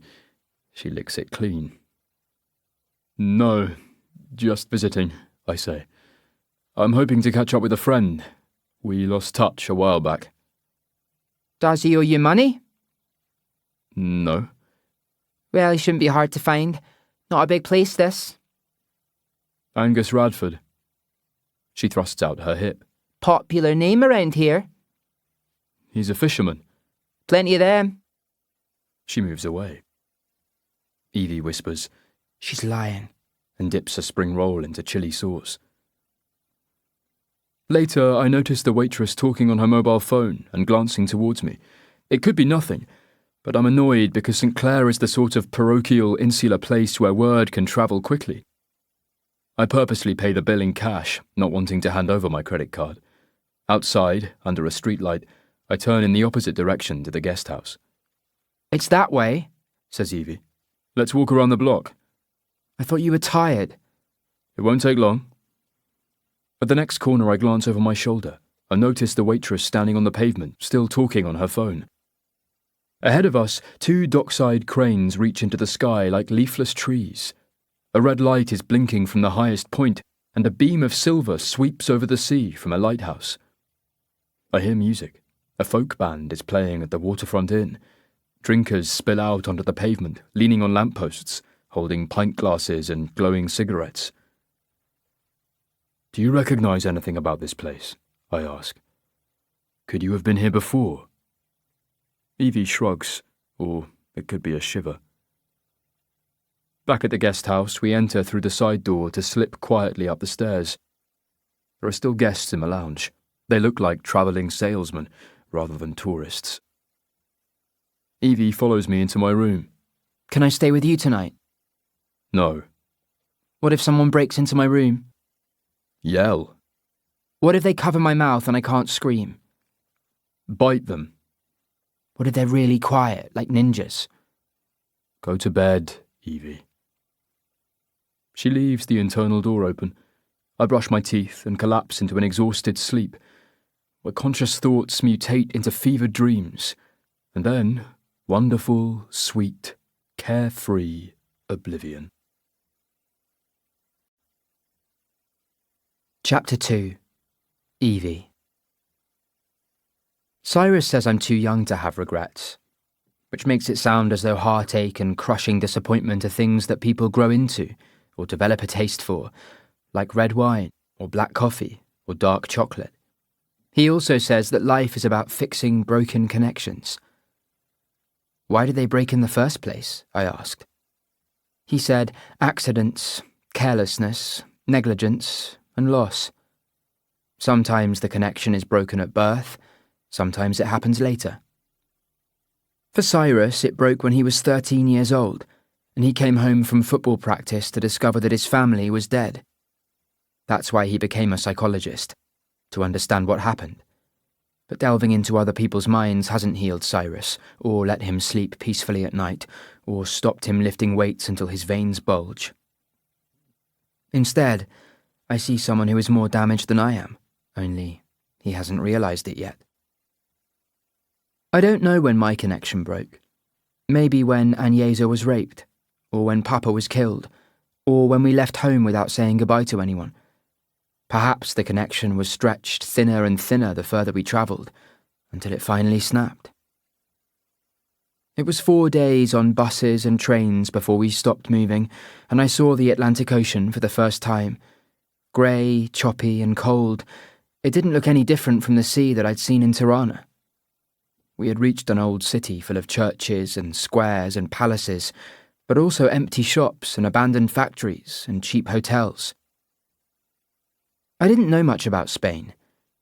I once asked Papa about a book he was reading called Don Quixote. He said it was set in Spain and was about a man who lost his mind and went on a quest to become a knight and defeat imaginary enemies like windmills and flocks of sheep. Papa said the story was about challenging life and how madness can be a healthy reaction to a mad world. I didn't understand it then. I do now.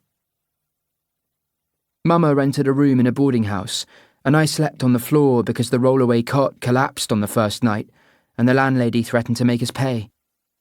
During the day, we walked around the city and ate oranges and flaky pastries, and I tasted avocado for the first time. I practiced my English with a Spanish girl who worked in a cafe downstairs. I couldn't understand some of what she said because her accent was so strong, and she mixed up her tenses, but she taught me swear words that I had never heard before. On the 9th day, we were woken in the middle of the night and told to pack our things. A covered truck was waiting downstairs.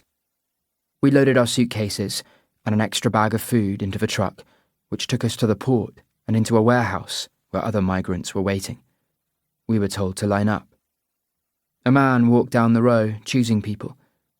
Mama brushed my hair and told me to stand up straight. The man stopped next to Agnesa. She didn't lift her head. He gripped her face in his hand and raised her chin. "This one," he said. "No, we are family," said Mama. He ignored her, and one of his men tried to pull Agnesa from the line. Mama held onto one of her hands, and I held the other, pulling her back. "We all go," said Mama. The man slapped her across the face. I reacted without thinking, kicked him in the shins. He hopped on one leg and took a swing at me, but I ducked and kicked him again, which made the other men laugh. Mama pushed Agnesa behind her. The man pointed a gun at her head. Mama didn't flinch. I saw the black hole at the end of the barrel, and I wanted to put my finger inside to make the gun explode like it did in those cartoons when Elmer Fudd was hunting Bugs Bunny. The man lowered the gun and grunted an order.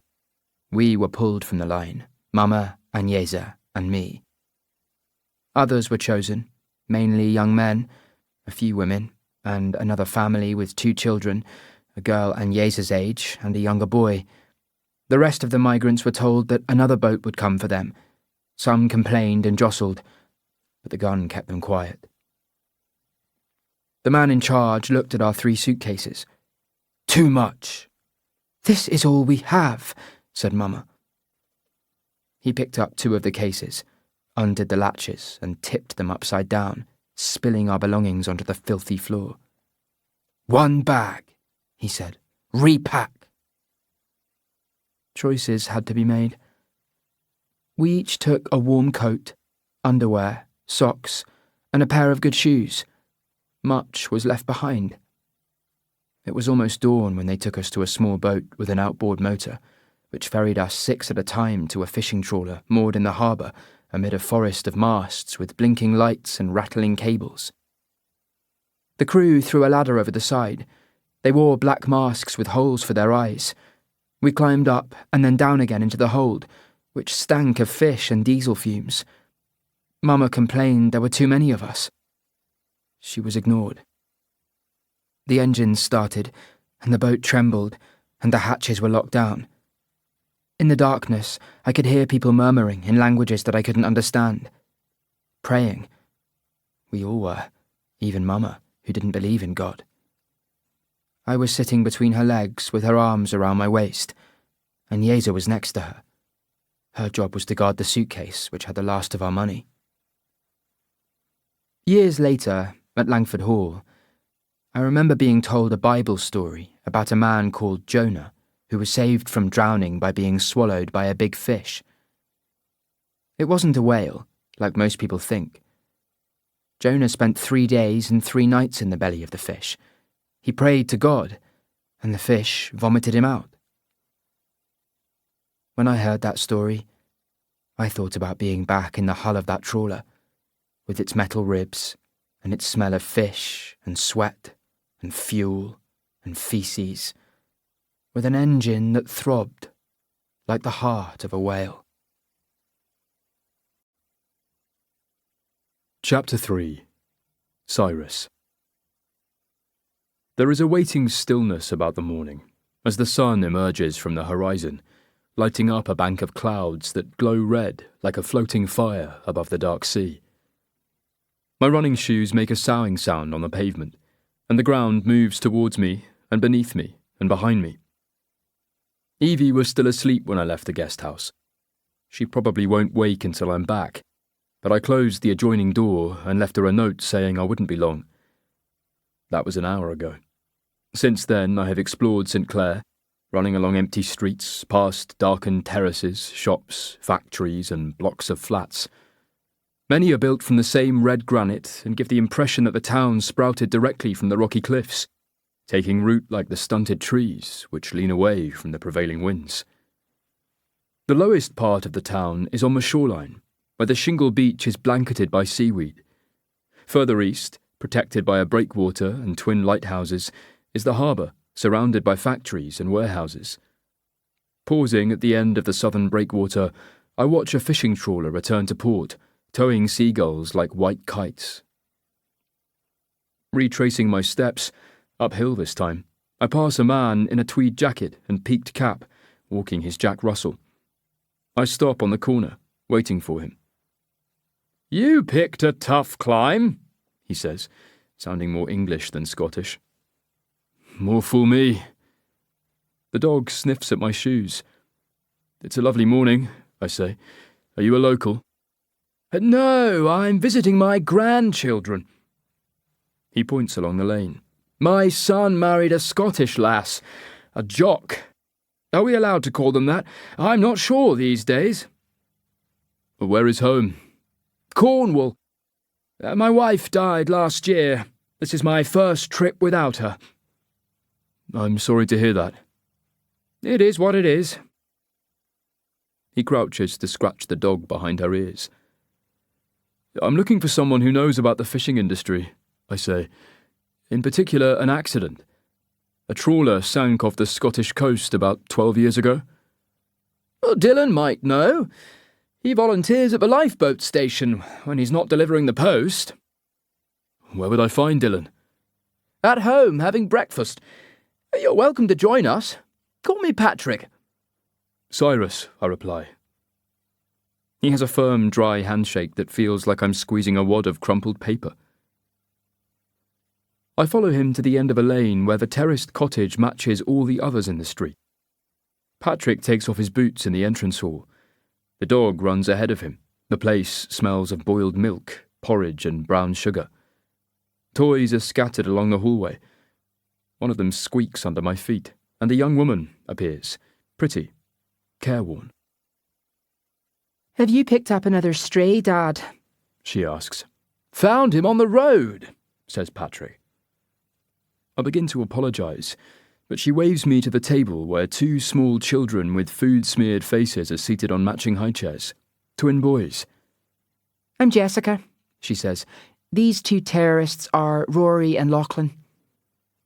She wipes their grimacing faces with a flannel. "And I'm Dylan," says a bearded man, who is built like a brick outhouse, dressed in dark cargo shorts, a red Royal Mail shirt and heavy boots. "Cyrus is looking for details about a fishing trawler that sank off the coast," says Patrick, who shows me where to wash my hands. "The Ariana II, I say. "Willie Radford's boat," says Dylan. "That was south of here. The lifeboat crew from Aberdeen got the call out, along with the Coast Guard chopper." "What happened?" I ask. "A fire in the engine room. One crewman lost, 2 more airlifted to hospital." "Lost?" "Cameron Radford," says Jessica, her voice tinged with sadness. "Jessica used to date him," says Dylan. "In primary school," she laughs. "We didn't even hold hands." "Everybody knew the family," says Dylan. 3 brothers. Cam was the youngest. Finn was never the same afterwards. You still see him around St. Clair, off his head on booze and talking to himself." "Who is Willie Radford?" I ask. "Their father. He's a big gaffer in town, runs a fish processing plant, employs a lot of locals." "And the mother?" "They divorced after the sinking. She went back to her maiden name, Maureen Colley. She owns a guest house here in St. Clair." "The Bellhaven Inn?" "That's the place." I think about the woman who signed us in last night. She'd be about the right age. "Maureen is a force of nature," says Jessica. "One of 8, 4 boys and 4 girls. Bit of Irish Catholic in them." "You mentioned 3 brothers," I say. "Angus is the eldest. He was the skipper," says Dylan. "Why are you interested?"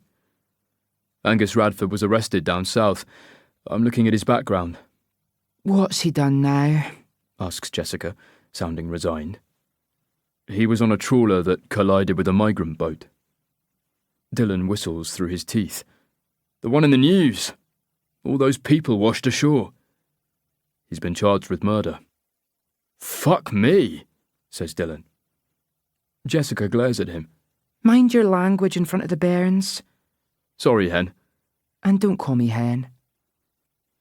Jessica lifts the twins from the high chairs and takes them into another room before returning. Are you with the police? She asks.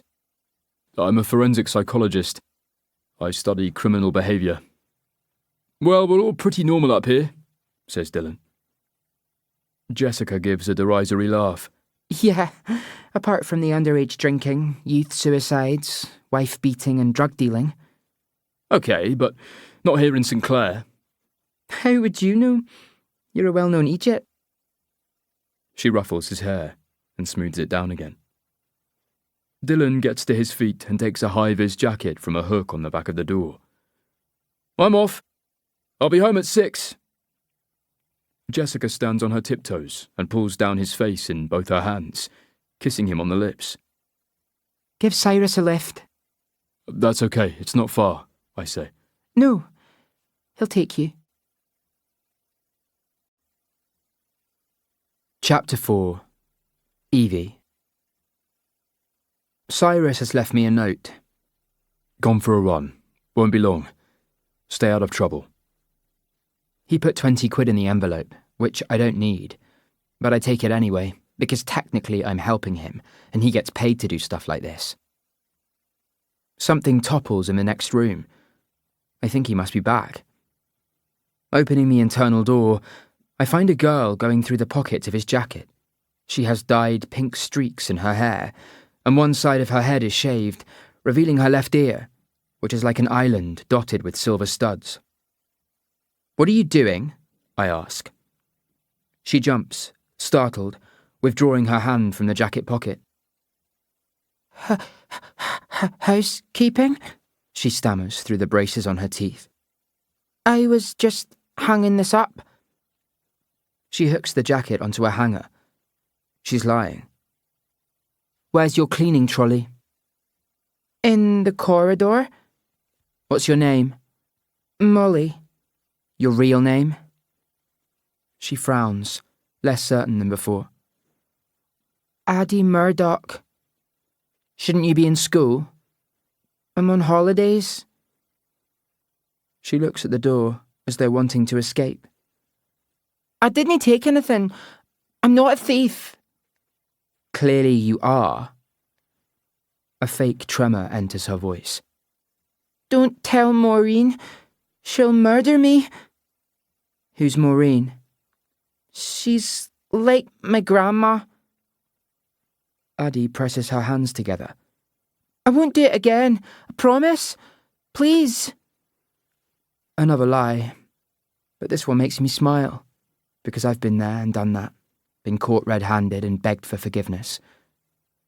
Addie frowns, unsure of my reaction. There is a general skewness about her, her eyes not quite level, her mouth drooping on one side. Even her shoulders look crooked. How old are you? 14. Really? Almost 13. Don't come into these rooms again, okay? What about making up the beds? Not today. After she's gone, I dress in jeans and a hooded sweatshirt, and I put on my sunglasses, even though it's a cloudy day. I leave through the side door, avoiding the breakfast room, which is crowded with families and at least one crying baby. Walking towards the harbour, I pass shuttered shops and those just opening. A team of builders are putting up scaffolding in front of a house. One of them whistles at me and yells, Cheer up, love. It probably won't happen. Fuckwit. Head down, hood up, hands in my pockets. I pass a solicitor's office with a window sign advertising criminal defences. Next comes a dog groomer, a bakery, a tobacconist, and a pharmacy. None of it looks familiar. Cyrus thinks I might have been here before, but he must be wrong. At a cafe on Queen Street, the waitress tries to upsell me a bacon butty, which sounds like a skin condition. She has to explain what it is. Why not just call it a bacon sandwich? I choose a muffin and a hot chocolate and take a seat outside. The street is slowly waking up as more shops begin to open. On the far side of the road, I notice a signpost pointing out local services, including the public library. It gives me an idea. Brushing crumbs off my lap, I cross the street and turn the corner, arriving at a red stone building with a blue painted door. The foyer has mosaic tiles on the floor and a strange doorman, a life-sized polar bear wearing a kilt with a tartan beret. "That's Paul R. Bear," says the librarian, a pretty woman in flared trousers and a white blouse. "The kids love him." I think he looks creepy, but let it go. "How can I help you, pet?" she asks. I'm researching my uncle's family tree. "That's always fun," she says, pointing me towards a cluster of desks with computer terminals. "Most of the resources are available online. You should try National Records of Scotland and work backwards." How do I get started? "What's your uncle's name?" Angus Radford. He's 38 and he comes from around here. She types the details into the computer and the screen refreshes. "This could be him." She reads from the screen. "Angus Fraser Radford. Father William Fraser Radford. Mother Maureen Elizabeth Cawley. He was born at the community hospital here in St. Clair." She opens a new page. "He has siblings. 2 brothers, Finn and Cameron." The librarian rolls back her chair.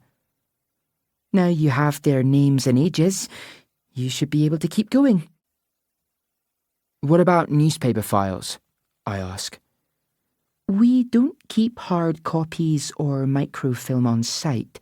For that, you'll need to visit the National Library of Scotland. They have a reading room in Edinburgh." I won't be doing that. Are there books about local shipwrecks and boating accidents? I ask. "Is your uncle a fisherman?" He was on a boat that sank 12 years ago. He didn't drown or anything. She looks relieved. "You could try our local history section. St. Clair has been a fishing and whaling port for centuries." She shows me to the right aisle, but is summoned to the reception desk, where a coffin dodger in a wheelchair is stuck in the turnstile. "Let me know how you get on," she says, bustling across the library in her sensible shoes, all spit and polish and discipline. I look along the titles. Hidden Aberdeenshire, Forgotten Aberdeenshire, Aberdeenshire Remembered. I pick one of them up and begin turning the pages, reading the first paragraph of each chapter, but mostly looking at the pictures. The old ones are in black and white, showing fishermen posing in front of boats or unloading boxes of fish. My phone is buzzing. I put AirPods in my ears. Where are you? Asks Cyrus, sounding concerned. At the library doing some research, I say, wanting him to be impressed. Angus Radford was born in St. Clair and he has 2 brothers, Finn and Cameron. I know the names of their parents and where they were born and their occupations. Cameron is dead, says Cyrus. He was on the trawler that sank. I'm annoyed that he knows this already. The librarian is walking towards me, carrying a book. I put Cyrus on hold. "I found this," she says, excitedly. "It was self-published by a local historian." I look at the cover. Lifeboat Legends, a century of maritime rescues in Scotland. She opens it at a marked page. There is a photograph of a Coast Guard helicopter on a landing pad. The crew is posing under the stationary blades, dressed in orange overalls and yellow helmets. The caption reads, 3 crew rescued in trawler tragedy. 1 deceased. Further down the page is a picture of the Ariane II, a fat-bellied boat that looks more like a tugboat than a trawler. The librarian leaves me with the book. I take Cyrus off hold. I found a story about the Ariane of II, I whisper, turning the page. Suddenly, the light dims, and my gaze narrows, and the only thing that exists is a single image showing a young man with tangled hair and blue-green eyes who is grinning at the camera. My mind slips, and I'm no longer aware of the library, or Cyrus, or his voice in my ears. Instead, I hear the throbbing of an engine, and I smell the diesel and vomit. A hatch opens, bright light blasts my senses. A figure is silhouetted against the square of brightness, a ghost, an illusion, a ripple across time. Cyrus is saying my name, yelling it over and over, trying to get my attention. My dry lips peel open. It's him. Who? One of them. Chapter 5. Cyrus. Evie is sitting on a low stone wall, with her arms wrapped tightly across her chest, holding a book. A gust of wind stirs up an eddy of dust on the pavement and lifts her hair from her forehead. I borrowed it, she says. I had to promise to bring it back. That's how libraries work, I say, taking a mental inventory of her demeanour and body language, concerned about her state of mind. She shows me the photograph. He was on the boat that picked us up. The caption reads, Cameron Radford, aged 19, died in the fire. Are you sure it's him? I ask. She nods. There's another photograph on the same page, a fishing trawler, the Ariane of II.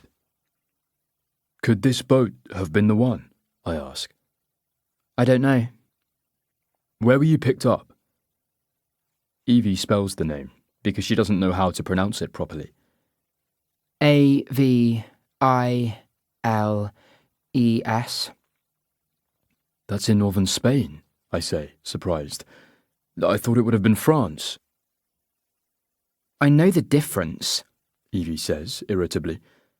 There was a harbour and a square lighthouse and old buildings. Who else was on board? People like us, migrants. How many? Evie struggles to remember. I try to help her fill in the missing pieces, asking her to concentrate on the small details. How many men? How many women? Where were they from? Where were they going? How long did it take? Evie is shaking her head.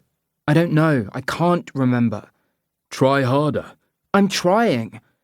Do you remember a fire? What about the rest of the crew? She covers her ears, saying, I can't. Her eyes have lost focus, and I can almost see her mind beginning to slip away from me. I say her name. She doesn't respond. I wave my hand in front of her face. She doesn't blink. I touch her arm near her elbow. She jerks it away, glaring at me accusingly. I lost you for a moment, I say. I didn't go anywhere. She holds up the book, pointing to the author's name. Ronald L. Edwards. He's a local historian. The librarian gave me his address. The landscape changes as we drive north. The trees become more gnarled and spindlier, and the heather looks like lichen clinging to the rocks. Black-cloaked rooks lift off fences as we pass and return to the same spot, as though tethered by invisible strings. Ronald Edwards lives in a village outside of Fraserburgh. His flat-fronted granite cottage has white-painted sash windows and an old-fashioned door-knocker in the shape of a lion's head. It echoes through the interior, summoning an old man dressed in baggy shorts and a Scottish rugby jumper. He has white-grey hair, fluffy above his ears, and wrinkles that fold into more wrinkles around his eyes. You where are my groceries? He asks, stepping onto the pavement. Pardon? Those idiots said between 10 and 12. He looks at Evie and frowns. She holds up the book. Did you write this? He grins. So you found the other one? Weren't many copies printed? Labour of love, that one. We wanted to ask you about the sinking of the Ariana II, I say. Well, you'd best come in. Time for a brew. He leads us along a cluttered passage, weaving between boxes of books that are resting precariously on top of each other. There are more books stacked up the stairs and on the first floor landing. I'm not a hoarder, he says. I just can't throw anything away. Apart from my first wife. She got recycled, married again.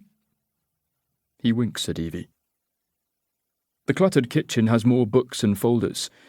He fills a kettle and makes a pot of tea, putting sugar, milk and shortbread biscuits on a tray. Finally seated, he opens a hip flask and pours a splash into his tea. He waves it towards me. I decline. I'll have some, says Evie, holding out her mug. Mr. Edwards looks at me as though seeking permission. It's her choice, I say. He pours a splash into her mug. Evie takes a sip and makes a face. Lesson learned. You have quite a library, Mr. Edwards, I say. Call me Fishy. Everybody else does. You were a fisherman, I say. Christ, no. It's what you might call an ironic nickname. I get seasick in the bathtub. Why are you so interested in the Ariana II? It's a personal matter, I say, trying to protect Evie. Aye, well, that was Willie Radford's boat. He lost his youngest son, only 19. What happened? I ask. A fire in the engine room triggered an explosion. The boat sank before help arrived. Fishy gets up. Wait here. I can hear him going through boxes in his study. He returns with a bound folder. The Maritime Accident Investigation Branch sent a team from Southampton to interview the crew and take statements. This is the final report. I read the summary page, which describes the Ariana II as a twin-rig, steel-hulled trawler built in 1970. Length, 17.44 metres. Beam, 6.49 metres. Draft, 2.24 metres. The Ariana II departed from St. Clair on the 14th of September 2010 with a crew of 4 and voyaged to its North Sea fishing grounds. For the next 8 days it fished Dogger Bank, about 130 kilometres off the Yorkshire coast, trawling for whitefish, processing the catch after each haul. At night, the trawler drifted with a lookout in the wheelhouse while the remaining crew rested. On the 22nd of September, the trawler began the journey home. At 21:30, approximately 100 nautical miles east of Aberdeen, a smoke detector began sounding in the engine room. The skipper, who was at the helm, sent a deckhand to investigate. When the door to the engine room was opened, the deckhand saw heavy smoke and flames. He raised the alarm and tried to extinguish the blaze using retardant, but the open bulkhead door added oxygen to the fire and likely triggered a flashover explosion. The deckhand was blown backwards against the bulkhead, suffering critical injuries. He was dragged from the engine room by the skipper, who sustained burns to his face, neck and hands. The engineer performed CPR, but could not resuscitate the deckhand, who died of his injuries. The skipper and remaining crew fought the fire with portable chemical fire extinguishers and brought the blaze under control, but the explosion had caused a breach in the hull and water was welling up underneath the main engine. The skipper set up the Port General service pump to draw from the engine room bilge, but the inflow of water overwhelmed the pump. By 22:05, it was clear that efforts to stabilise the situation were failing, and the skipper raised the alarm with the Coast Guard by transmitting a mayday call on both very high-frequency, VHF, and medium-frequency radios. He also pressed the VHF digital selective calling distress button and manually activated the emergency position indicating radio beacon. On receiving the mayday call, the Aberdeen Maritime Rescue Coordination Centre immediately tasked the Coast Guard rescue helicopter from Inverness and the RNLI Aberdeen lifeboat. Using a VHF radio, The Ariane II's skipper discussed the situation with the skipper of the nearest vessel, Neath Dawn, a trawler that was 15 nautical miles southeast of the Ariane II. Neath Dawn responded, along with 2 other fishing boats that were more distant. Water continued to rise in the engine room, and at 2300, the electrical power failed when the auxiliary engine stopped, preventing further use of electric pumps. As the situation deteriorated, the crew donned immersion suits and life jackets. At 23:15, water had entered the main cabins, and Ariane II was listing to starboard. The life raft was launched, and the crew abandoned the trawler, carrying the body of the deceased crewman. The Ariane II was observed to sink at 23:43, approximately 93 nautical miles, 180 kilometres east of Aberdeen. Latitude 56.94093 degrees north, longitude 0.867896 degrees east, in 300 feet of water. The Neath Dawn spotted the life raft at 0016 and took the survivors on board. The Coast Guard rescue helicopter reached the scene 15 minutes later. The injured skipper and engineer were winched from the deck of the trawler before being transferred to the Aberdeen Royal Infirmary. The RNLI lifeboat, Bon Accord, from Aberdeen, rendezvoused with the Neath Dawn at 03:15. The body of the deceased deckhand was transferred to the lifeboat. The remaining crewmen chose to remain on board the Neath Dawn for the voyage to St. Clair. I pause from reading. Why isn't anyone named? Marine accident investigations aren't about apportioning blame, says Fishy. Otherwise, witnesses might not cooperate. Do you know who was on board? The skipper was Angus Radford, Willie's eldest boy. His 2 brothers were the crew, Finn and Cameron, along with their cousin, Ian Colley, who was the engineer. Angus suffered burns to his face and hands. Ian Colley had smoke-damaged pipes. Fishy taps his chest. He died of throat cancer a few years back, which might have been unrelated, but he'd never been a smoker. What caused the fire? No way of knowing for certain, says Fishy. Did they salvage her?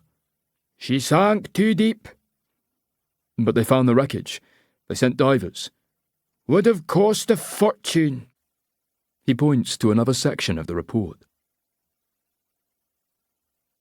Investigators could not inspect the machinery or hull of the Ariane II to determine an exact cause of the fire and explosion. However, observations by the crew during the accident provide some clues as to the source of the blaze. The deckhand who discovered the fire reported seeing flames in the vicinity of the generator, located on the port side aft in the engine room. Over time, a hose could have become worn from contact or loosened through vibrations, allowing fuel to leak into the engine room. Leaking fuel, or fuel vapour, may have come into contact with a hot surface, igniting the fire that subsequently triggered the explosion. I finish reading and lean back from the table, glancing at Evie, asking an unspoken question. Does she remember any of this? She shakes her head. What's the range on a trawler like the Ariane? I ask. Fishy does a quick calculation on a piece of paper, mumbling to himself about cruising speed, fuel capacity, and distances. He shows me the figure. Could it reach northern Spain? I ask. It's a fishing boat, not a pleasure cruiser. But could it get there and back? In theory. How long would it take? 4, maybe 5 days, but they were fishing Dogger Bank. How can you be sure? He shows me an attached map labelled Figure 1 in the report. The Ariane II was carrying an AIS transponder, which gave its location every few minutes via satellite. This shows the patterns it was fishing each day. Dogger Bank is the UK's largest sandbank and one of its biggest fishing grounds. The map is marked by a series of tight lines, displayed in red, that seem to zigzag across the ocean. Each position is time-coded, showing the location of the trawler when the signal was sent to the satellite. Can the transponder be turned off? I ask. Aye, it happens. They call it going dark. Fishy makes inverted commas in the air with his fingers. Some skippers don't want other boats knowing where they're fishing, or they might be doing something illegal. But do it too often, or for too long, and you'll trigger a Coast Guard search, or have the authorities asking questions. They're worried about smuggling. Or illegal fishing. Evie has been running her fingers along the edge of the table. 8 days seems like a long time to be at sea, she says. Not really, says Fishy. A trawler won't come home without a catch, unless equipment breaks or they're running out of fuel. I look again at the map. Evie doesn't remember a fire or explosion, which means the loss of the Ariana II could be unrelated to her past. Maybe she was on a different boat. Did Angus and Cameron ever work for other skippers? I ask. Aye, maybe. Angus and Finn had been fishing since they were wee lads, but Cam was different. Like it or not, he was heading off to university when the semester started. Did he have a choice? Asks Evie. Not the way of things. Willie Radford had 3 sons and only 1 boat. Angus was the eldest. He was always going to inherit the Ariana. The other boys had to make their own way. I look at Evie, hoping she has another question, because I'm out of ideas. Nothing is any clearer. Whatever answers there are seem to be locked inside her head, and she won't give me the key. I know the reason. Self-preservation, sanity, survival. Some memories are buried for a reason. How else do we carry the past? Chapter 6. Cyrus. Where are you going? Asks Evie when I drop her back at the guest house. To look for someone. The crew? Yes. Can I come? No. She's about to argue, but I stop her. If you were on board that boat, Evie, I don't want anyone recognising you. But I might recognise them, she says. I can help. Not this time. There is no point in lying to Evie. The best way to counter her questions is to give answers with more than one possible meaning. Ambiguity and double-speak can sometimes conceal the truth from her, but I suspect she's beginning to work this out. If you're hungry, get something delivered, I say. And if you do go out, don't talk to anyone or ask about the trawler. She makes a humph sound and turns on the TV, choosing my room instead of hers. I have 2 missed calls, one from Florence and the other from D.I. Carlson. Florence is the first to answer. I tell her about the explosion and fire on board the Ariana II and how Angus Radford suffered burns to his face and hands. Evie has recognised someone else, Angus Radford's brother. He died in the fire. Were they trafficking people? She asks.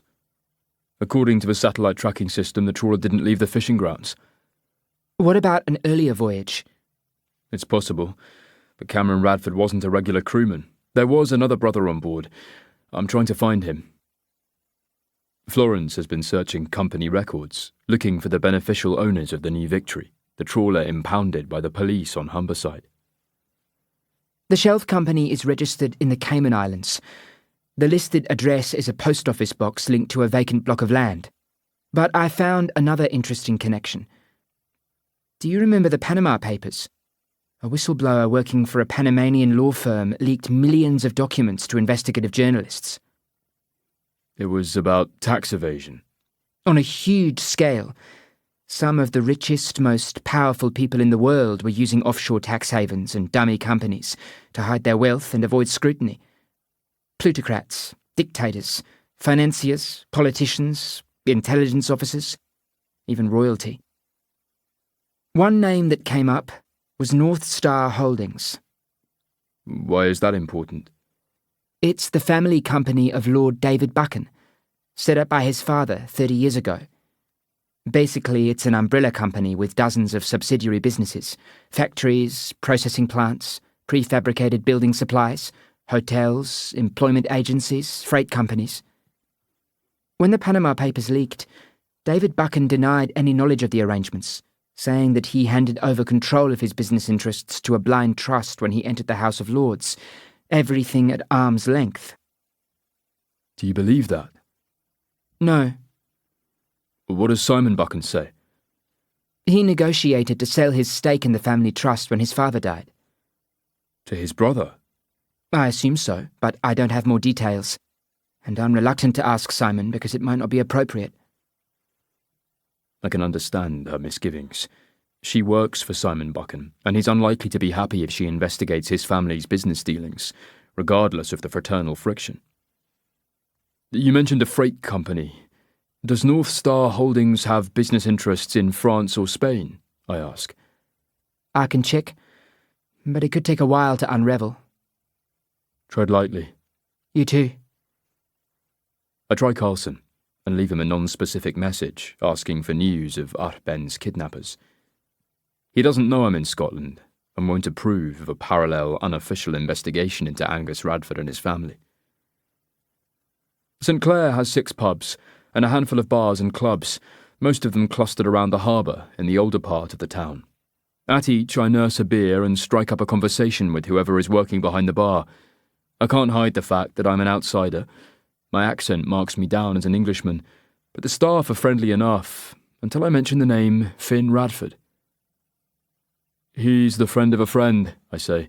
I promise to look him up. The responses range from feigned ignorance to outright hostility, with one publican saying, "That fucking drunk had better not come round here. Not after the last time." At the 4th pub, I don't mention Finn's name. I buy a drink and sit in the corner, watching the regular patrons who have bellied up to the bar, buttocks spreading on stools, elbows guarding pint glasses, opinions given for free on all subjects. A woman chooses something from the jukebox. We make eye contact, and I hold her gaze for a beat too long. Moments later, she sways beneath the tables and approaches, leaning closer, cigarettes on her breath. Buy a girl a drink. I'm waiting for someone. That can be me. She's older than I first thought, with lines around her eyes, but a nice smile. Her full hips are packed into a short grey dress. She holds out her hand, red polish on long fingernails. I'm Kelly. Cyrus, I reply.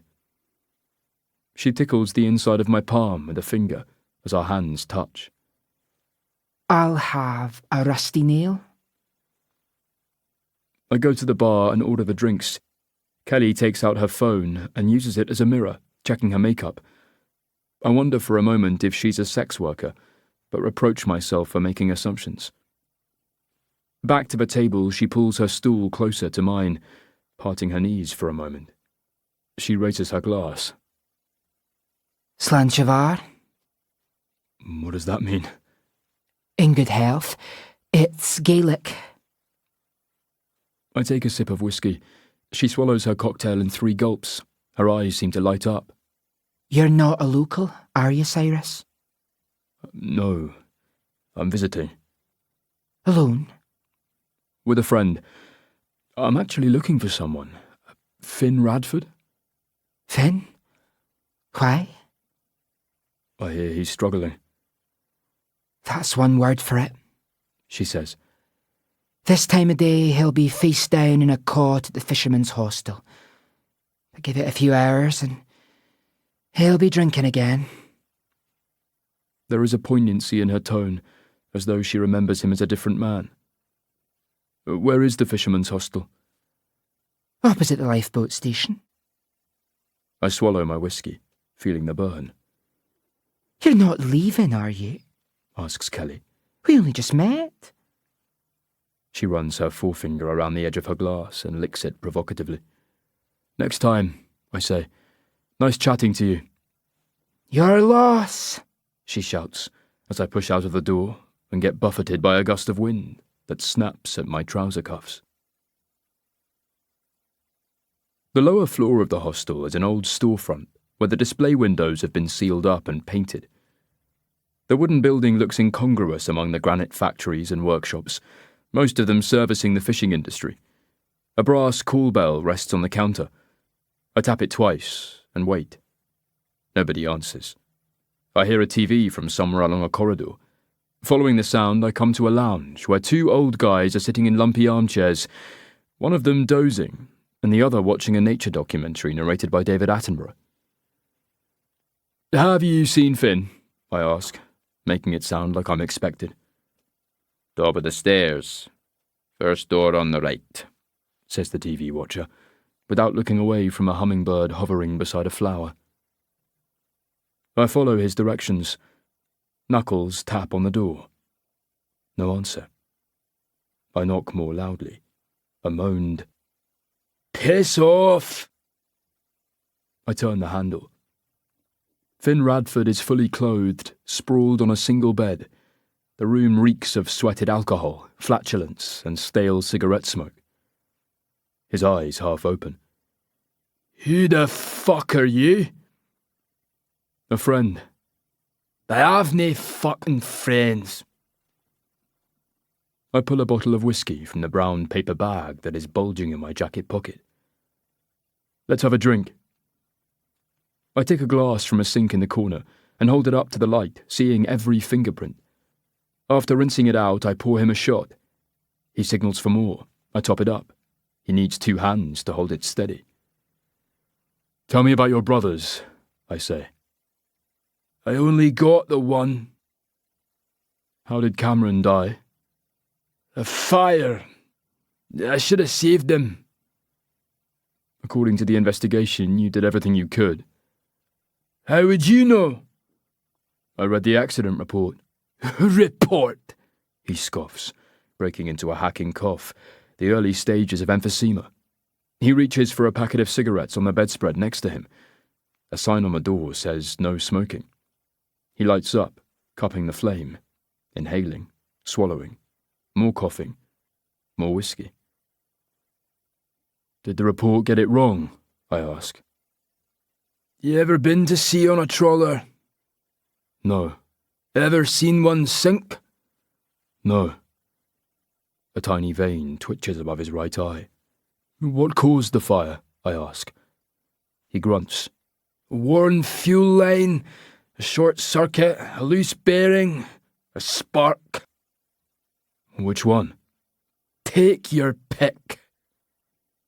He drags more smoke into his lungs. "Maybe the engine overheated," I say. "It's a long way from Dogger Bank to northern Spain." Finn's eyes narrow, not because of the smoke. "Who said anything about Spain?" "You don't remember Aviles?" He scoffs. "I can't remember what I did yesterday." "The Ariana II was smuggling people into Britain." "Who told you that?" "Somebody who was there." "Get away from me!" he shouts, struggling to sit up. He swings his feet to the floor and grabs for the bottle of whiskey. I hold it out of reach. He curses and lunges again. But suddenly his eyes go wide, staring past me. I have the eerie sensation that he's looking at someone behind me. "Can you see them?" he whispers. I look over my shoulder. The room is empty. "I hear them too," he says, his eyes full of sadness rather than fear. "Who?" "The ghosts." "What do they say?" "We can't breathe. We can't breathe." A single tear rolls down his unshaven cheek, getting caught in the greying stubble. Suddenly a car horn sounds outside, breaking the spell. Finn fixes me with a stare, scowling and squeezing the empty glass. Lumbering to his feet, he takes 2 paces towards me, lunging. I duck his fist. He stumbles and crashes to the floor. The glass shatters and pieces bounce across the floorboards. "Those voices you're hearing, I can help you silence them," I say. "I'm a psychologist." "Get away from me!" "Who are the ghosts?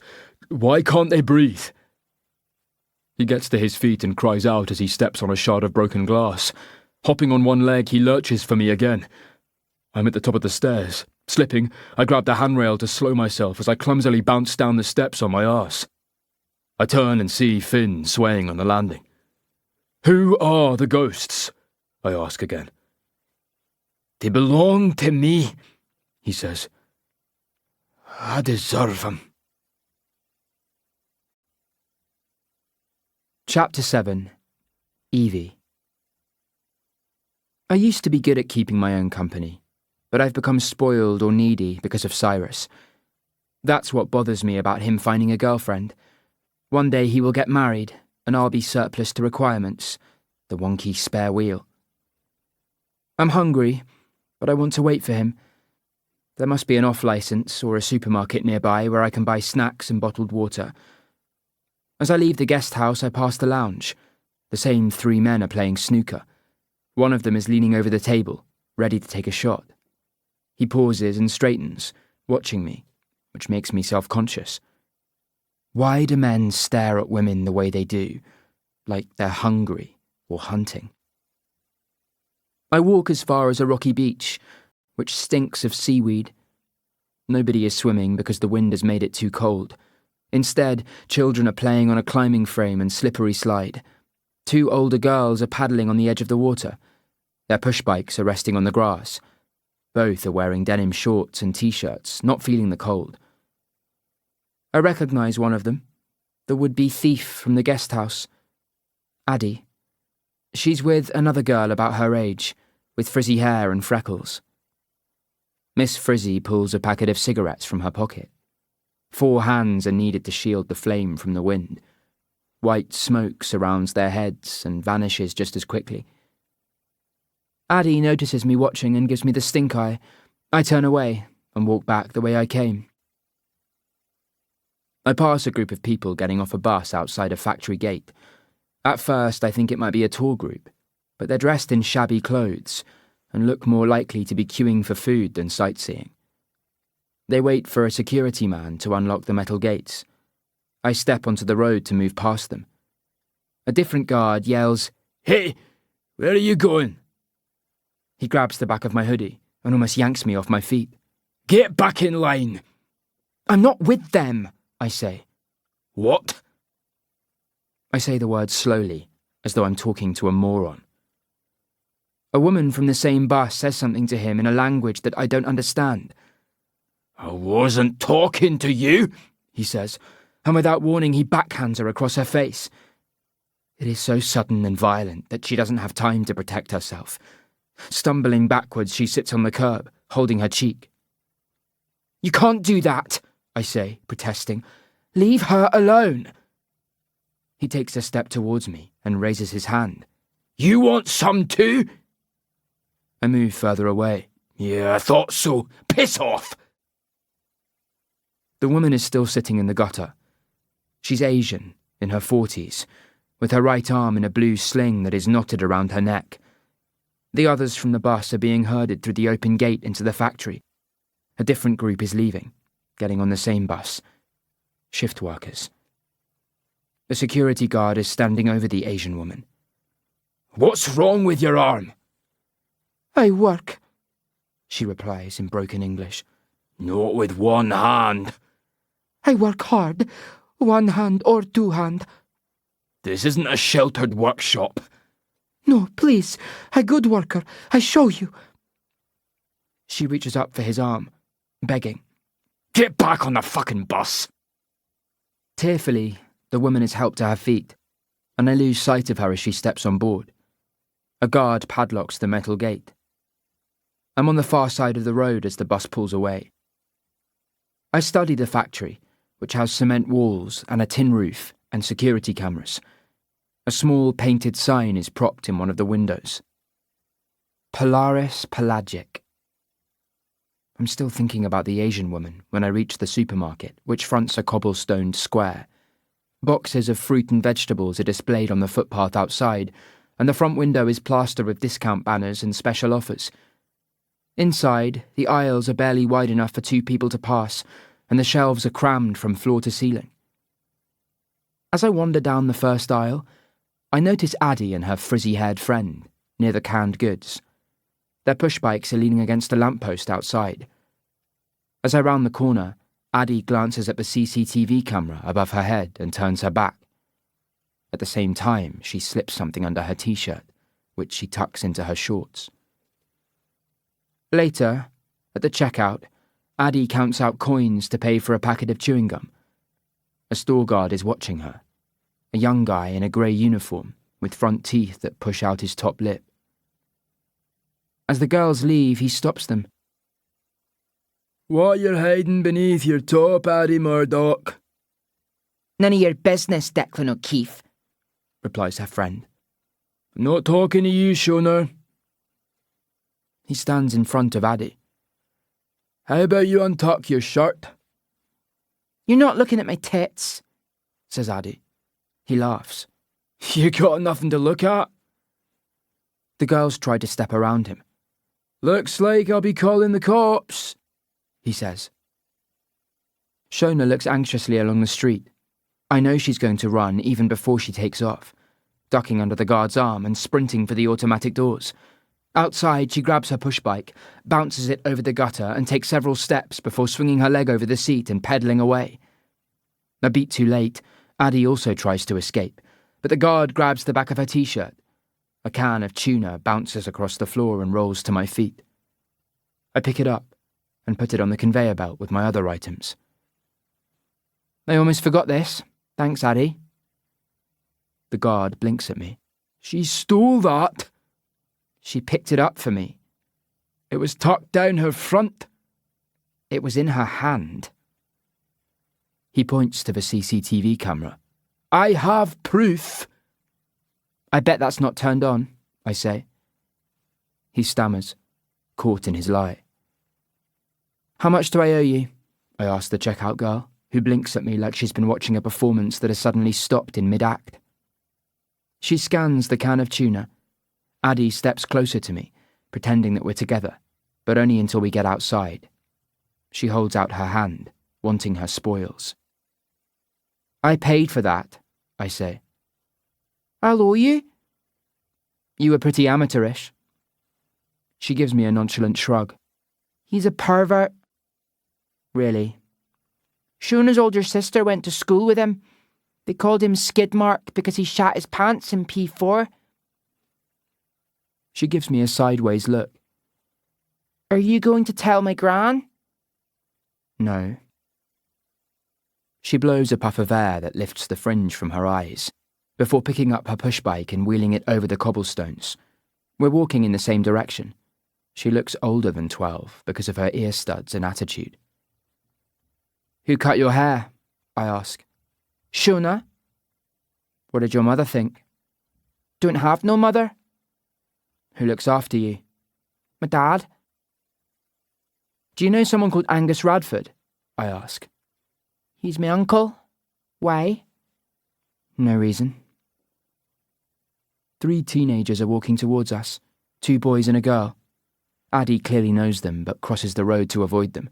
The girl is about Addie's age, wearing nicer clothes. She yells, making a mooing sound.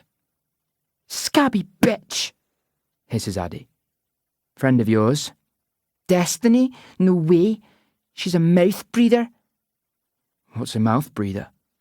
Someone too stupid to use her nose. We turn into a narrow lane with stone steps leading down to the waterfront. 3 stray cats appear from behind rubbish bins, and Addie greets them. She opens the can of tuna, peeling back the lid and turning it upside down, tapping the contents onto the cobblestones. That's the mum, Flossie, and these are her children, Ziggy and Soot, says Addie. A boy and a girl. Who named them? I did. The cats jostle to get the food, and Addie makes sure each gets a share. I volunteer at an animal shelter, I say. I look after the rescues and help feed the puppies. Addie gets starry-eyed. I love puppies, but my dad says I'm not responsible enough, and he'd be doing all the work. Yeah, I know someone like that, I say. Addie looks at her phone. I have to go. Where? I'm helping my auntie at the pub. Doing what? Washing dishes. 2 jobs, and you're still nicking stuff. Addie's top lip curls, and she tosses the empty tuna can into one of the bins before wiping her hands on the back of her shorts. That guy you're with, he your sugar daddy? No. And what do you know about sugar daddies? I know all about sex, she says. I know what boys want. I find that funny, but I don't want to offend her by laughing. What are you doing in St. Clair? She asks. I'm trying to work out if I've been here before. Don't you know? Not really. You got that anesthesia thing? You mean amnesia? Yeah, maybe. Or perhaps I was never here. Chapter 8. Cyrus. There is an envelope waiting for me at reception, unsealed, unsigned. The message reads, "If you want to know about the Ariana II, you're asking the wrong people." It includes an address, a berth number at St. Clair Bay Marina, but there's no indication of what time I'm expected or who will be there. "Did you see who left this?" I ask. No, love, says the receptionist, the same woman who signed us in last night. "Was it a man or a woman?" I ask. Can he tell you? "What time were they here?" She begins lifting folders and pens, searching the counter. I must have made a note of it somewhere, she says, sarcastically. Wrote it all down. What he was wearing, what he was driving, his date of birth, his favourite colour. "A man, then?" She is no longer amused. "We'll be checking out tomorrow, Mrs. Colley," I say. Aye, good. She frowns. How do you know my name? "You must have told me," I say, smiling. I don't think so. Well, somebody must have mentioned it. Maureen Colley gives a caustic snort and watches me as I walk to the stairs. So much for keeping a low profile. Evie is in my room, sitting cross-legged on the bed, eating crisps and watching TikTok videos on her phone. I tell her about my meeting with Finn Radford, who admitted nothing, but was clearly haunted by his brother's death. Is he the ferryman? Asks Evie. No. He's a sad drunk who sees ghosts. Maybe they're real ghosts, says Evie, stealing my thoughts. I show her the note left at the reception desk. Her forehead creases. I don't want you to go. Let's go home instead. Tomorrow, I tell her. Now lock the door and don't open it for anyone except me. You're scaring me. You'll be fine. But what about you? Keep your phone on. And send me photographs. And don't do anything stupid. When do I do anything stupid? You want examples? No. Evie puts her arms around my waist and her head against my chest, which surprises me. Normally she balks at physical contact and stiffens when anyone hugs her. Intimacy embarrasses her. This is a legacy of the abuse she survived as a child, which has made her less trusting and prone to bouts of negativity and low self-esteem. Her history is littered with drug use, petty theft, self-harm and antisocial behaviour, but these are symptoms, not the disease. In Greek mythology, Prometheus was a titan who was sentenced to eternal torment because he defied the gods. Bound to a rock, Prometheus was visited each day by an eagle, which fed on his liver. Each night the liver would grow back, only to be eaten again the following day. Evie is trapped in the same sort of vicious circle, and I don't know if I can free her without breaking her in the process. Leaving the guest house, I drive to a headland overlooking St. Clair Bay. Parking the Fiat at a lookout, I gaze across the stone-grey sea to where a bank of dark clouds is gathering on the horizon. Below me, a sea wall juts out into the bay, providing a patch of calm water where the boats are moored at the marina. To the south, the shipping warehouses and office accommodation of Asco, the supply base that handles deck cargo, fuel, and water for the container ships that use the port. Having studied the lie of the land, I approach along an access road, past the sailing club. Leaving the car, I continue on foot. I can hear waves breaking against the seawall and taste the salt in the breeze. Yachts and pleasure craft are moored side by side and opposite each other along the floating pontoons. Each berth has a number, but the layout is confusing. I double back before finding the right one. The boat is a large, blue-hulled cruiser with sloping angles and a forest of antennae and radar dishes on the upper roof. The name painted on the stern is Watergore. I notice a man appear at the opposite end of the dock. Another has followed me, blocking my escape. They seem small at first, but get bigger as they get nearer. Both are dark-haired and heavily built, dressed in matching waterproof jackets, black and orange. I take out my phone and take a photograph of each of them, as well as the boat. "I'm taking holiday snaps for a friend," I say, sending the images to Evie and Florence. "Put that away," says the older of the two, who has a booze-stained nose and a single silver stud in his left ear. "Arms out." He pushes me up against a handrail and roughly pats down my pockets before frisking my legs and arms. "Shouldn't you buy me dinner first?" I ask. "Unbutton your shirt." "I'm not armed." "It's not weapons I'm looking for.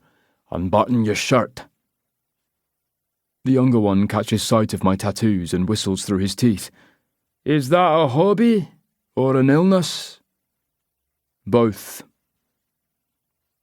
I tuck in my shirt and step on board, descending 3 steps into a luxurious cabin decorated in polished wood and marble.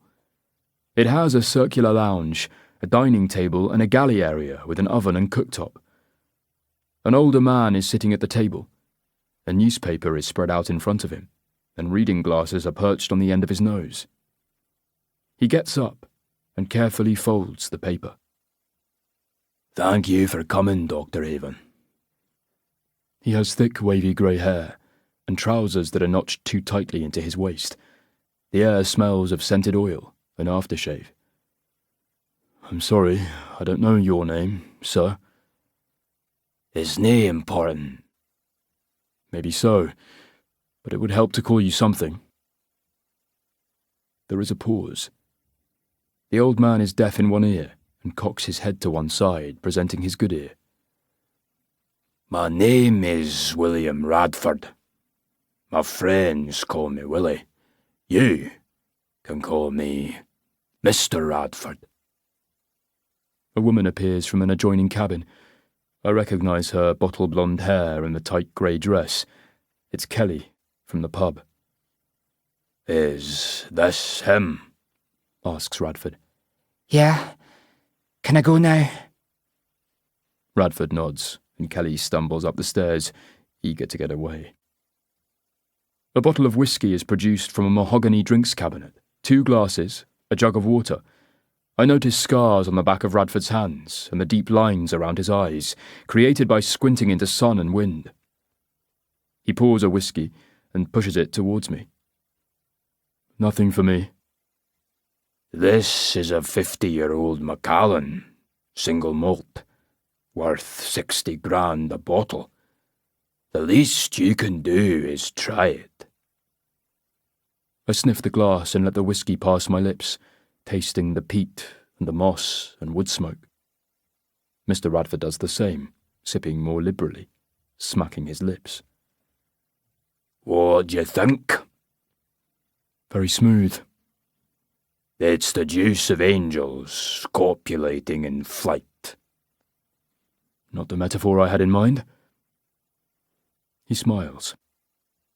"Why are you so interested in the Ariane of a second?" "Your note said you had the answers." "I'm more interested in why you're asking the questions." "Is that a problem?" "Aye, because you're making a nuisance of yourself, bothering good people." "Are you bothered?" "It's nae about me." "Yet here we are." anger in his eyes, white knuckles on his glass, a long silence. I met someone who was on board the Ariana when it sank, I say. Who may that be? Your son, Angus. He's been arrested down south and charged with killing 17 asylum seekers. But I'm sure you know that. Mr. Radford scoffs. Gross negligence manslaughter. What sort of bullshit charge is that? And what does that have to do with the Ariana? I'm trying to solve a mystery. There's no mystery. There was an engine fire, an explosion, the boat sank. Your youngest son died, I'm sorry. Did you know, Cam? No. Well, why are you sorry? For your loss. His glass is empty, mine barely touched. He pours himself another. The whiskey tilts and flashes gem-like in the glass. Have you ever lost a loved one, Dr. Haven? Yes. My parents and twin sisters were killed. He frowns in surprise, his eyebrows almost touching. Did you see them dead? I found their bodies. How old were your sisters? Just turned 11. He shakes his head and seems at a loss for words. He gazes into his glass, the pain etched on his face. Cam was 19. He would have been 31 now. I have other sons whose lives have never been the same. You've seen what it's done to Finn. He blames himself. How does Angus feel? You'll have to ask him. He makes a sweeping gesture with his hand. Whiskey splashes over his fingers and beads on the table. Let's get back to the subject, Dr. Haven. I don't appreciate you coming here and opening up old wounds. That's not my intention. I think it is. You're picking on folks who have suffered enough. I glance around the luxurious interior of the boat and wonder whether Mr. Radford has suffered as much as his sons. Would you tell me something if I asked you? Aye, if I can. Would you be honest with me? I didn't know if you deserved that, but... Fire away. Was the Ariana being used to smuggle refugees? His eyes change colour, growing darker and then lighter again, while his mouth opens and closes as though he's unclenching his jaw. That's a dangerous accusation. I hope you have proof to back it up. The wreck was never salvaged. It went down in deep water. These things happen. An investigation was carried out. No blame was placed on the crew. I talked to Finn. He blames himself. His eyes swim. We have an old saying around these parts, Dr. Haven. The sea takes the savour of life instead of the saved. Do you know what that means? People sometimes die when they're trying to help. Who are you trying to help? I'm just looking for the truth. A deep chuckle, low down, shaking his diaphragm. Oh, that's a dangerous beastie. The truth. A monster in the lock. Chapter 9. Evie. I fall asleep watching the TV and wake to the sound of shouting in the street outside. I turn off the light and peer through the curtains, looking directly down onto the side gate of the guest house. 2 people are arguing in the pool of light beneath a lamppost. One of them is Addie. A man is standing over her, older, taller. He raises his hand, ready to strike her, but stops himself. Addie doesn't flinch. If anything, she leans forward and lifts her chin as though daring him. I'm moving out of the door and down the stairs. When I arrive at the gate, Addie and the man have gone. He is dragging her along the footpath by her arm, away from the guest house. He could be her father, a kidnapper, a rapist. He could be anyone. I follow them for several blocks, sticking to the shadows between the lampposts.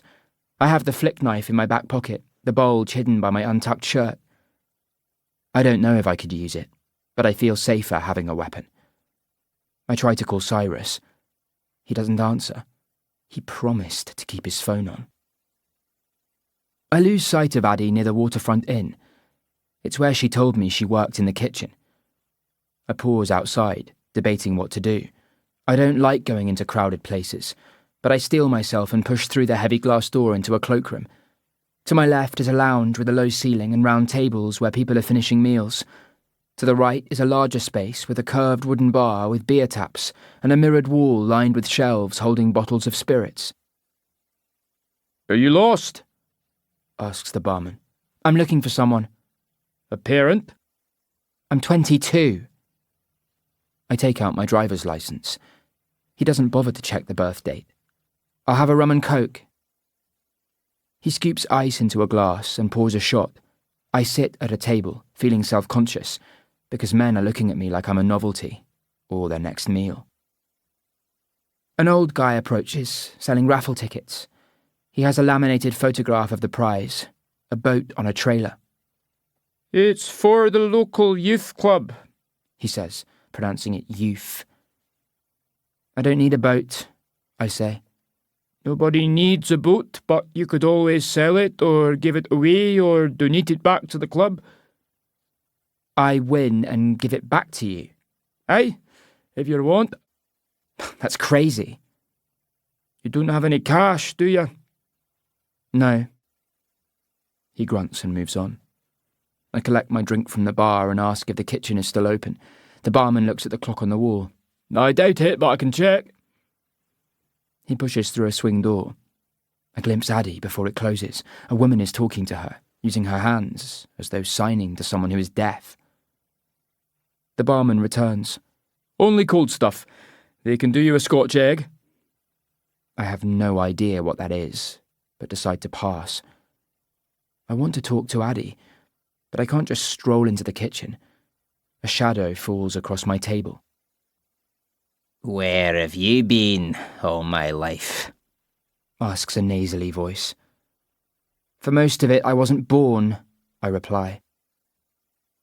The man laughs. He's 20 years older than me, with a fleshy face and gelled hair, and a tattoo on his forearm of a cartoon character, Popeye the Sailor Man. I used to watch episodes after school, and can remember the words to the theme song, but it didn't make me want to eat spinach. The man next to him is younger and undersized, with a blue-yellow bruise on his cheekbone and a droopy left eye. Let us buy you a drink, says Popeye. I have one. He calls to the barman. Fix her a cocktail, Stewie. Something she'd like. Don't bother, Stewie, I say. Already he's opening a fridge and taking out different juices. The men tell me their names, but I don't take any notice. Are ye visiting? Droopy asks. Yes. How long you here for? I'm leaving tomorrow.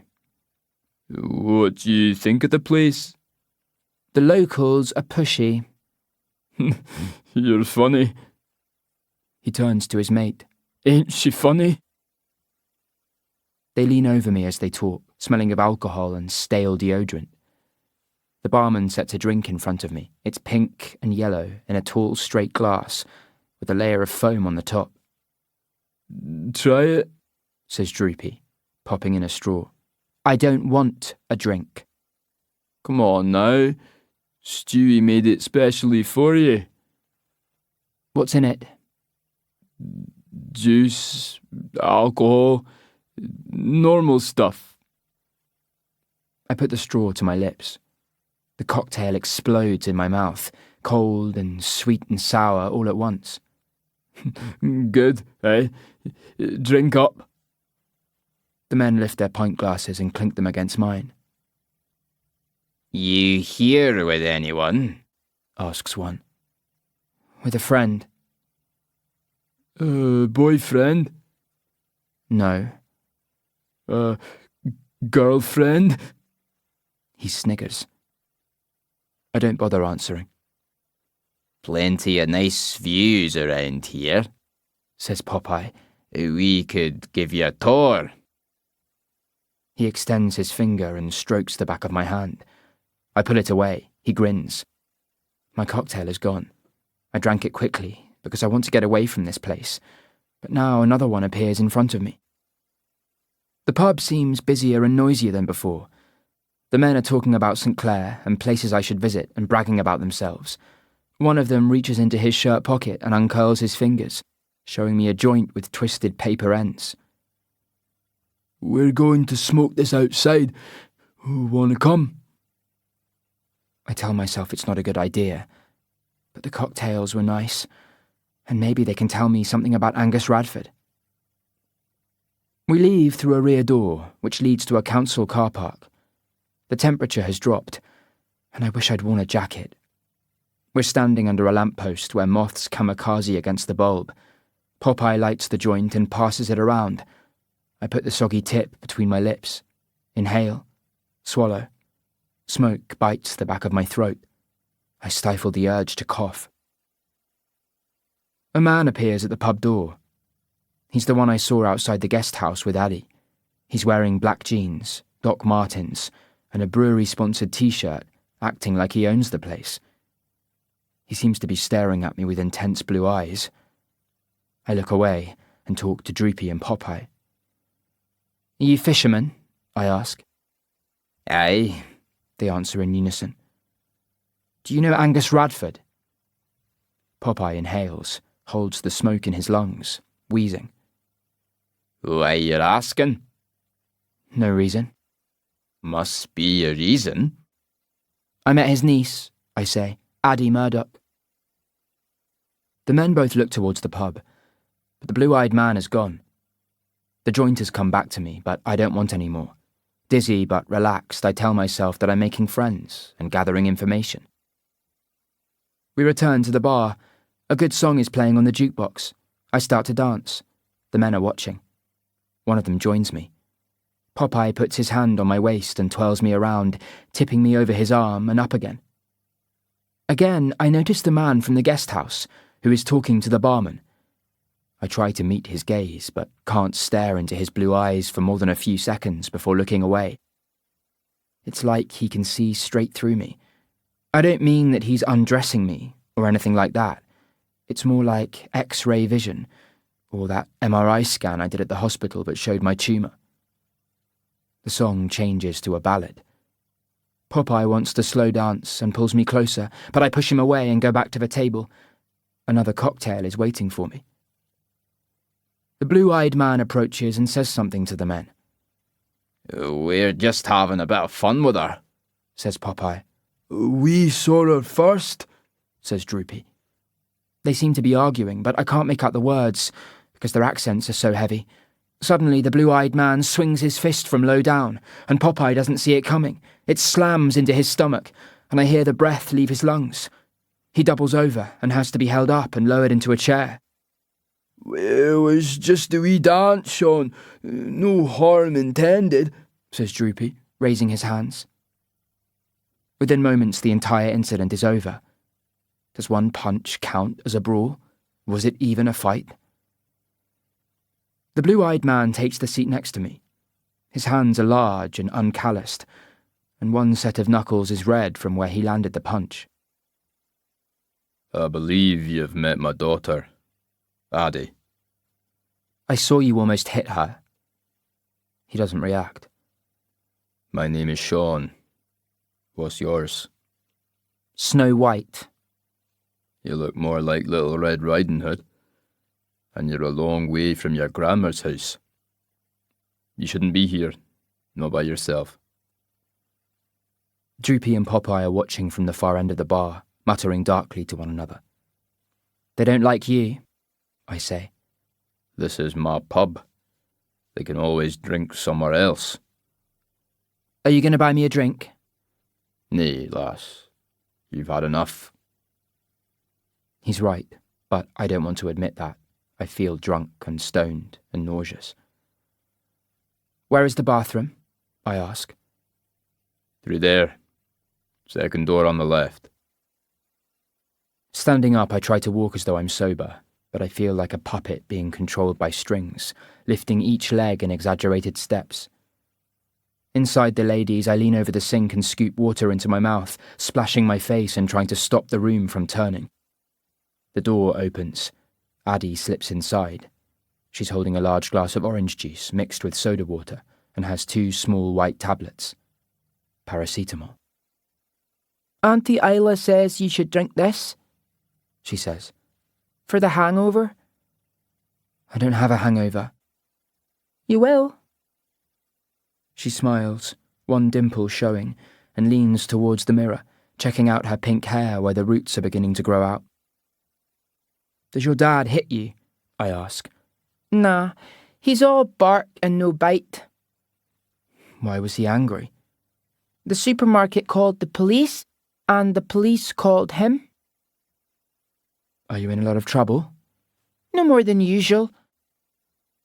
She looks back at the door. I can't stay. Auntie Isla is waiting for me. When I return to the bar, Sean is safeguarding my phone. I'll walk you home. He says. No, I'll be fine. Before I can argue, he is steering me towards the main doors.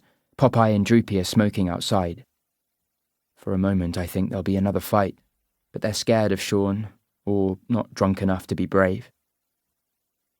As we walk along the footpath, I pull loose from Sean's grasp and bend over, vomiting into the gutter. He holds me around the waist as the orange juice, cherries, and alcohol gush out of my mouth and nose, splashing my sneakers. The flick knife falls from my jeans and bounces on the pavement. Sean picks it up and holds it in his palm, finds the trigger. The blade snaps out. Where did you get this? It's mine, give it back. Who gave it to you? Nobody, I found it. I try to snatch it, but he holds it out of reach. It's an illegal weapon, and it doesn't belong to you, He says, slipping it into his pocket. I'm too tired and drunk to argue. I want to curl up in a doorway and fall asleep. Come on, Snow White, He says. It's not far. How does he know where I'm staying? Addie must have told him. The temperature has fallen further, and I begin to shiver. Sean makes me wait and goes to a nearby car.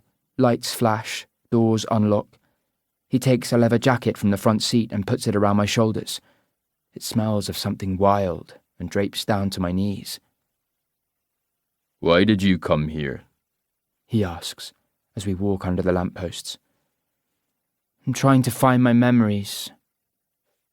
Good ones? No. You're too young to have bad memories. What would you know? We've reached the Belhaven Inn. I use the side gate. Sean watches as I fumble with the code. Can I give you a piece of advice, Snow White? You should go back to Nottingham. How do you know where I live? Good night. Chapter 10. Evie. That night I dream I'm back in the belly of the whale, filthy, frightened, and cold. We started the voyage with such mixed feelings, caught between hope and dread. As time passed, the wind blew, and the weather turned, and sickness spread until the stench clung to my nostrils, and the darkness filled my lungs. During the long hours of boredom, people told stories and sang songs. A Syrian man could speak English. He told me that he had a son my age who was at home with his mother in Damascus. He said they were Christians who were being persecuted in Syria, and that young boys were being turned into soldiers and made to fight in the civil war. 2 men were from Pakistan. They were brothers, and one of them was deaf, but the other would sign for him. He taught me how to say hello and goodbye and to sign my name. There was a group of men from Albania, all from the same village, which I had never heard of, but they spoke of it so lovingly as home that I wondered why they had ever left. The men rigged up a makeshift curtain at one end of the hull to give privacy to the women when we used the bucket toilet or did womanly things. But we couldn't escape the darkness, or the smell, or the constant movement. If the seas were calm, the crew would open the hatches and allow fresh air into the hold, and at night we were allowed on deck for 10 minutes at a time, but only the women and children, or the men in pairs, because the crew was afraid of being outnumbered. I counted 4 of them. Mostly they wore masks, or made us look away when we came on deck. Only one had kind things to say to us. He was the youngest, who was not much older than Agnesa, and he was nice to her because she was pretty, or perhaps because she was sicker than the others. She had kept her pregnancy a secret, and Mama had used a needle and thread to alter her dresses, hiding the bump that grew below her swollen breasts, pressing against the fabric. We ate only 1 meal a day. Some of the men complained of being hungry, and scuffles broke out. A spear gun appeared through the hatch, aimed at a Syrian man's chest. He stood up, ripped open his shirt, and pointed to where he wanted the spear to go, straight through his heart. "I would rather die now than starve to death," he said. A few hours later the hatch opened, and a man pointed at Agnesa. "You speak English," he said. "You will cook." Mama didn't want her to go, but Agnesa raised her arms, and they lifted her out of the hold. In the galley she washed and peeled potatoes, boiled rice, made sauces, cooked pasta, stewed meat, and opened cans of vegetables and fish. When the hatch opened again, she lowered a pot of stewed meat and potatoes, which we ladled into tin mugs that were almost too hot to hold with our hands. But we ate quickly, because we were so hungry. Agnesa had also managed to hide small treats under her dress, chocolate bars and biscuits, which she gave to me. "What are they like?" I asked her. "They drink too much, and they tell dirty stories." "About what?" "About us."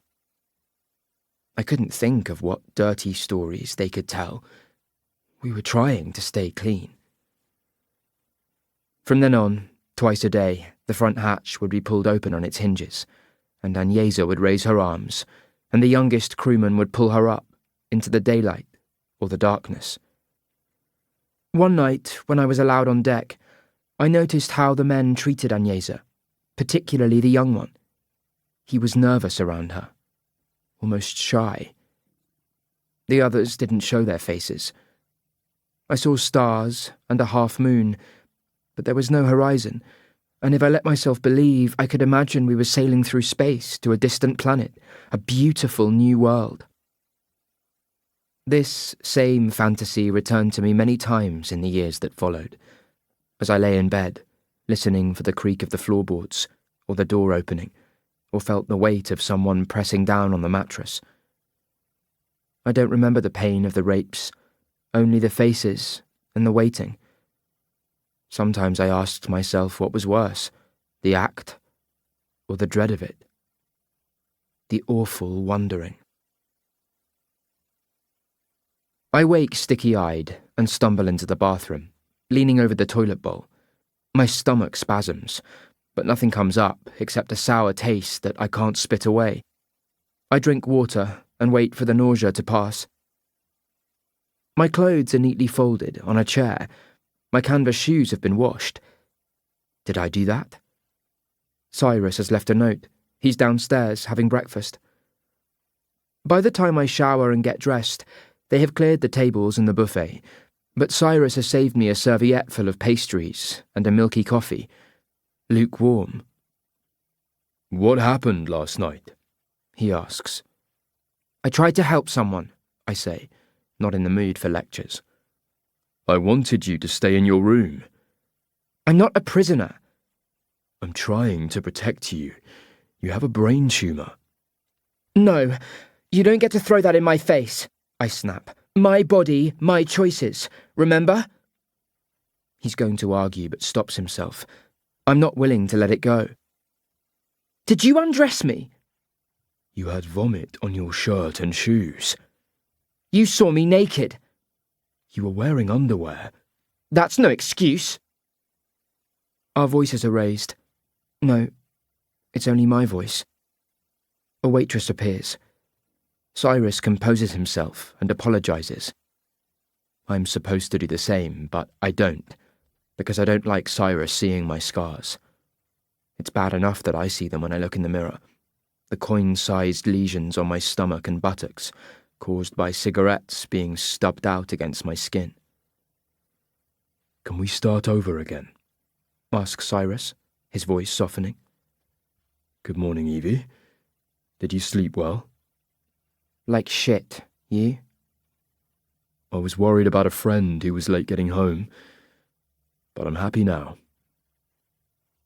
How can I be angry at him? I nibble at the end of a croissant as he tells me about meeting Angus Radford's father, who warned him to stop asking questions. Is Willie Radford the ferryman? I ask. I don't think he's big enough. I mean, he's clearly a big fish in St. Clair, but this is a small pond, barely a puddle. The ferryman has international connections. He's trying to control the movement of people across borders and oceans. I feel an ache in my chest. They know we're here now. Which is why I'm taking you home. We haven't found out what happened to me. I'm not putting you in danger. This was always a long shot. We sit quietly. Somewhere above us, a cistern empties and refills. Who were you trying to help last night? He asks. A girl. Her name is Addie. Her grandmother owns this place. Addie must be related to Angus Radford. Her uncle. Her father runs the waterfront inn. Her aunt works in the kitchen. How did you get back to the guest house? Her father took me. He told me to go back to Nottingham. Did you tell him where you lived? I shake my head. I also didn't tell him where I was staying. Cyrus frowns in concentration. What was his name? Sean Murdoch. His mobile interrupts us. Cyrus answers brightly. D.I. Carlson. To what do I owe the pleasure? What in fuck's name are you doing in Scotland? He bellows, loud enough for me to hear every word. Having breakfast, says Cyrus, completely unruffled. Don't fuck with me, says Carlson. I'm investigating Angus Radford. You are not a detective. This is a private matter. You're unauthorized. I prefer to call it unconstrained. Free to ask the questions that you can't. That's bullshit, I hear. But I don't catch the rest of Carlson's complaint, because Cyrus covers the phone and walks out of the conservatory into the garden, where the argument continues. Meanwhile, I finish another pastry and begin to feel vaguely human. Minutes pass. They always do. When I next look up, Cyrus is standing next to me. Come on, he says. What's happened? Radford's lawyer is applying for the charges to be dropped. He knows the police no longer have an eyewitness. Are they letting him go? Not yet. Where are we going?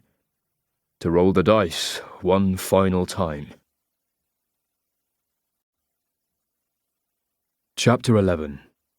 Cyrus. Outside, the sky has turned dense blue, and sunlight glitters off glass and chrome. Days like today make you wonder if rain and clouds actually exist. We walk towards the harbour, Evie jogging to keep up with me. I want you to meet Finn Radford, I say. Why? Because if you remember him, he might remember you. We'll know you were on board the same trawler. Evie stops moving. What's wrong? I ask. He'll know what happened to the others. Yes, I say, remembering the ghosts that haunted Finn Radford. At the fisherman's hostel, I go upstairs to the same room as before, but find it empty. This time, the two old guys are playing backgammon at a table in the lounge, ignoring the bright commentary of the morning TV hosts. "I'm looking for Finn Radford," I say. They answer in unison. "You're too early." "Where would I find him?" "Home," says one. "Where's home?" He finally looks up. "Rattray Head." He pronounces it Rattery. "Last place before you reach the lighthouse." Evie Googles the location on her phone, and we drive north out of St Clair along the A90, which cuts through ploughed fields and summer crops. The road runs ahead of us, curving and cat-eyed, patched in places with fresh tar.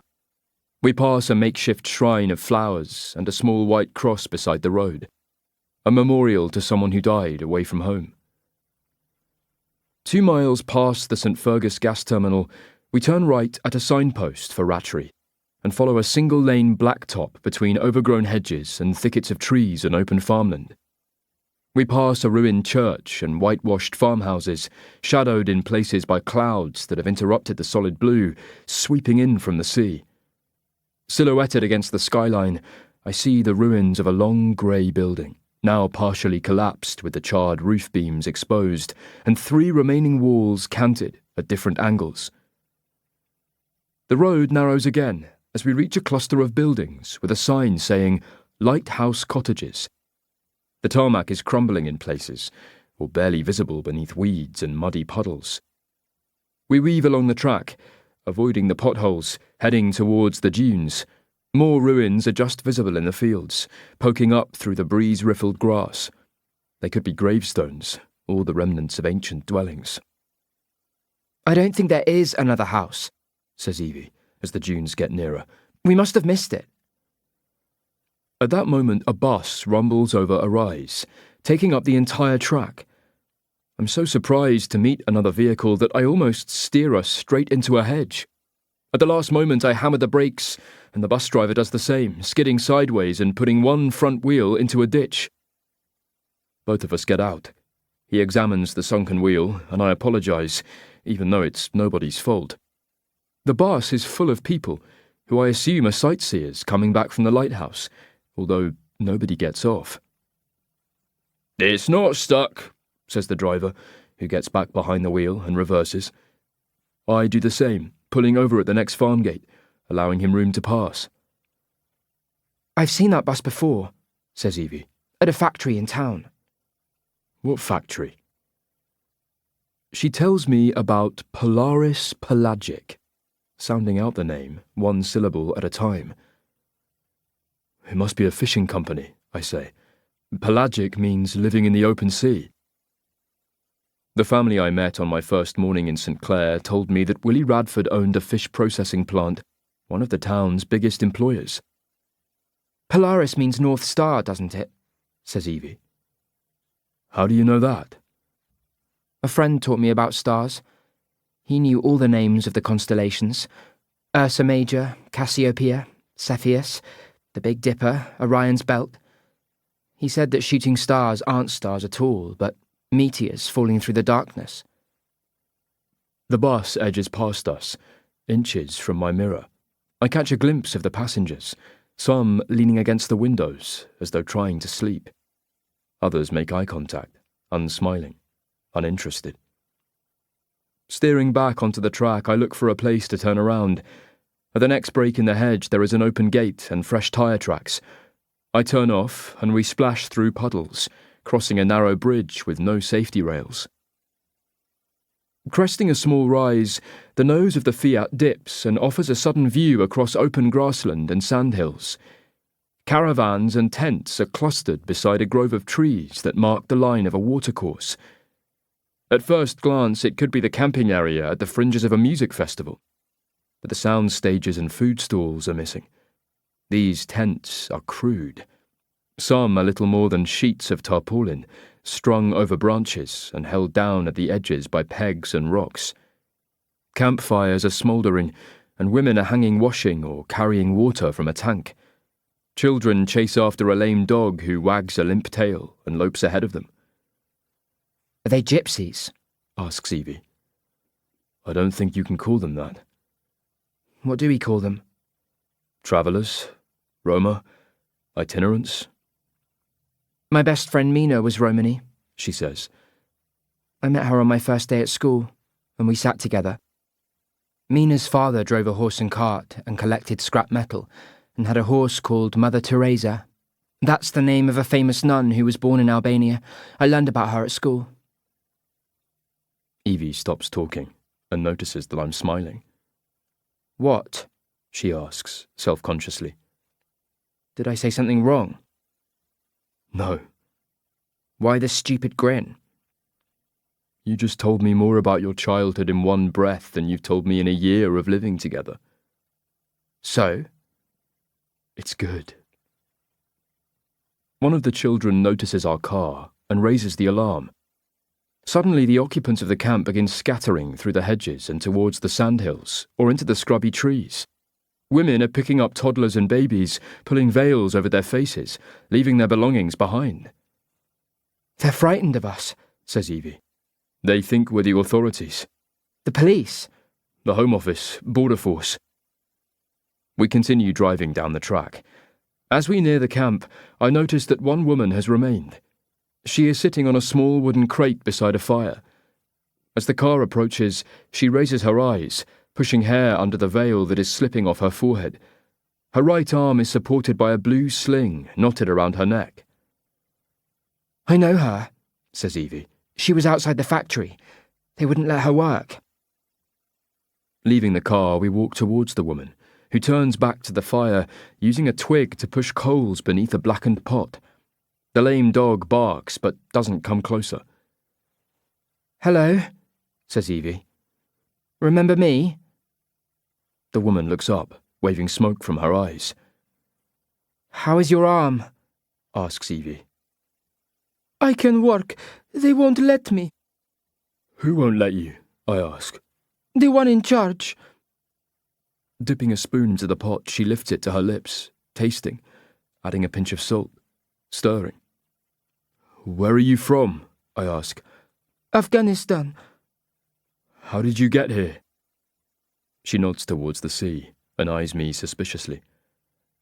Are you here to arrest us? We don't work for Border Force, I say. It's true, says Evie. The woman breaks up twigs and feeds the fire. How long have you lived out here? I ask. Me? 4 months. We work to pay off our debts, but the boss man charges us for food and for these tents. What happens if you don't pay? We taste the coin of Karen. I think of Arpen's death and the coin placed in his mouth. Have you ever met the ferryman? I ask. She shakes her head. How do you know he exists? I have seen what happens when people don't believe in him. Evie has stepped away, moving closer to the lame dog, which has fallen silent, flattening its ears and lying on its belly. Be careful, he bites, says the woman. Evie crouches and slowly holds out her hand, palm down, fingers curled, waiting. The dog edges closer, sniffing at her. His tail begins to sway. Evie whispers something and scratches the dog's chin. It rolls over, wanting a tummy rub. That dog has a better life than we do, says the woman. More rights. Who runs this place? I ask. She nods towards the grove of trees. Through the thinner, lower branches, I notice the ruins of a wooden fishing hut with boarded-up windows and paint peeling from the planks. It looks abandoned, apart from a newer plastic rainwater tank squatting under the eaves. Evie follows me as I walk towards the hut along a compacted dirt track weaving through the trees. We emerge into an unmown yard where a bleached wooden dinghy is resting in a metal cradle. A goat is tethered to a post. Chickens wander through the yard. Odd objects stick up through the grass, the rim of a tyre, a rusting mangle, a beer keg, an old fridge without a door. Wire lobster pots are rusting in a clump of weeds near the open front door, and a thin stream of smoke curls from the pipe chimney. A figure emerges. Finn Radford is dressed in baggy track pants and a stained sweater, unshaven, hollow-eyed. Spying us, he croaks, You can't be here. I can't talk to you. "This is Evie," I say.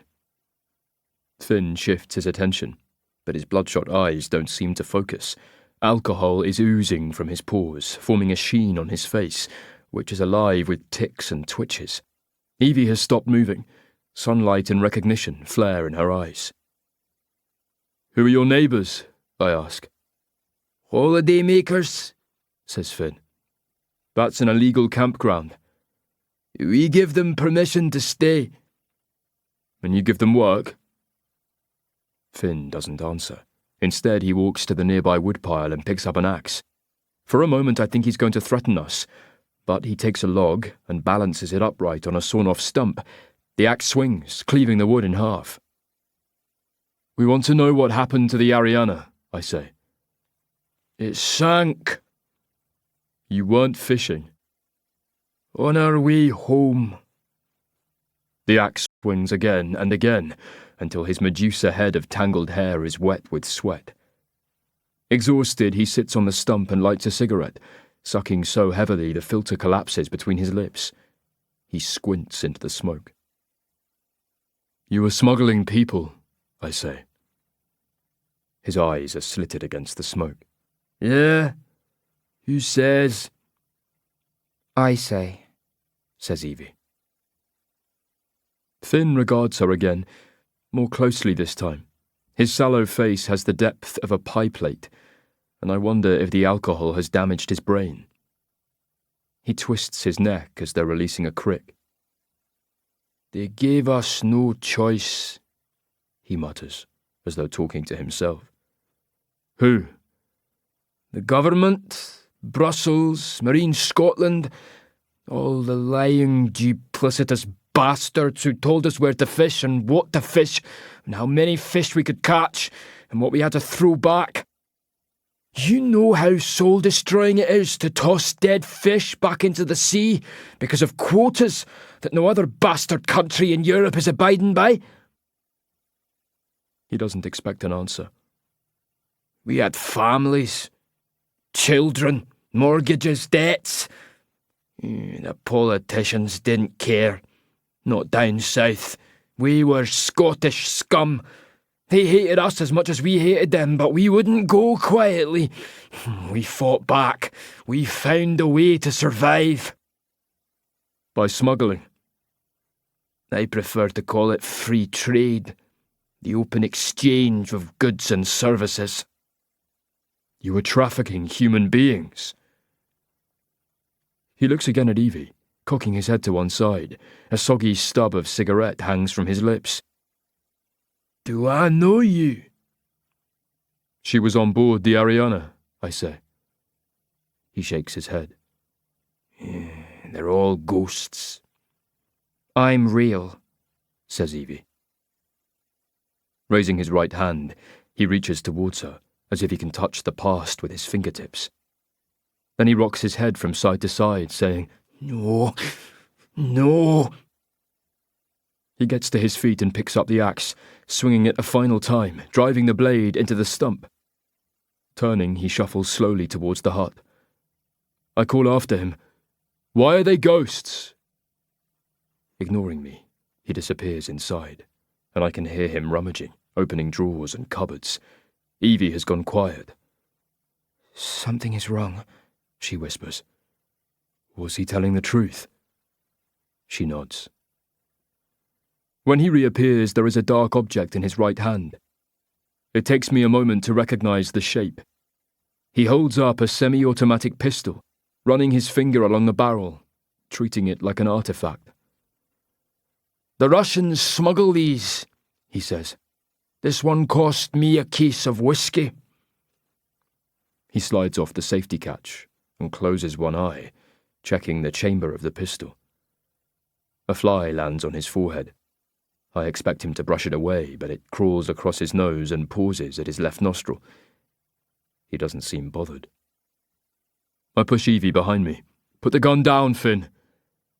He looks at the weapon and back to me, running his tongue across his lips. We only want to talk, I say. I'm done talking. Evie steps out, giving him a clear shot. The gun moves from pointing at my chest to Evie and back again to me. What happened to my mother and sister? Asks Evie.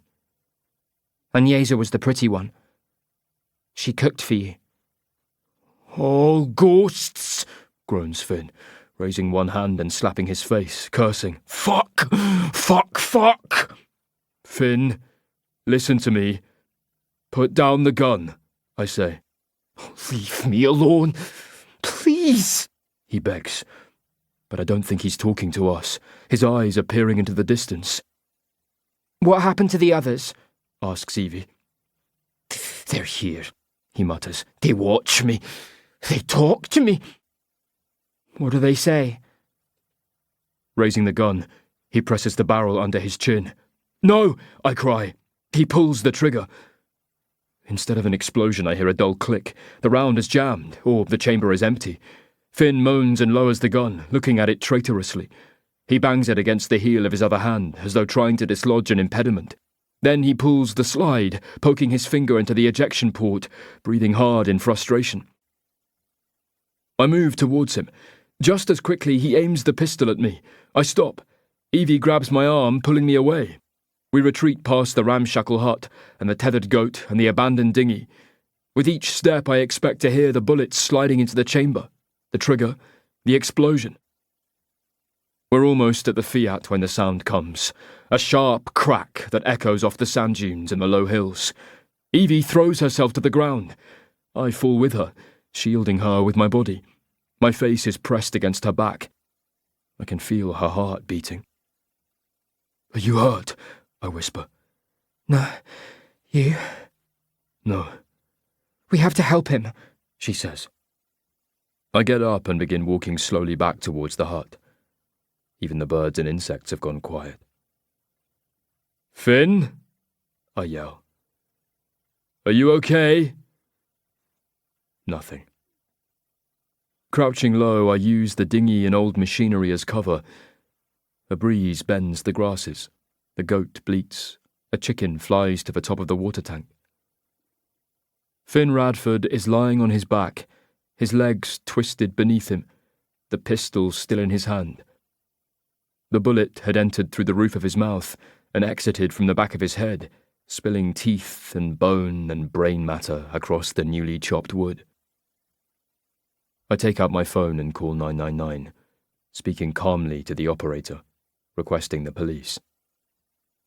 A gunshot victim, I say. His name is Finn Radford. He's dead. Who fired the weapon?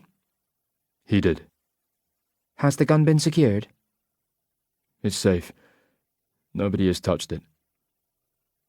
I give her my name and details and tell her that I'll wait for the police on the road. When I next look up, I see Evie standing over the body.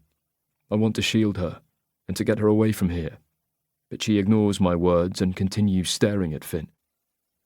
The bright day remains, the sun-struck sea, the white wispy clouds, the pecking chickens and tethered goat, the smell of wood smoke and salt, and a silence to end all silences. Chapter 12. Evie. Another body.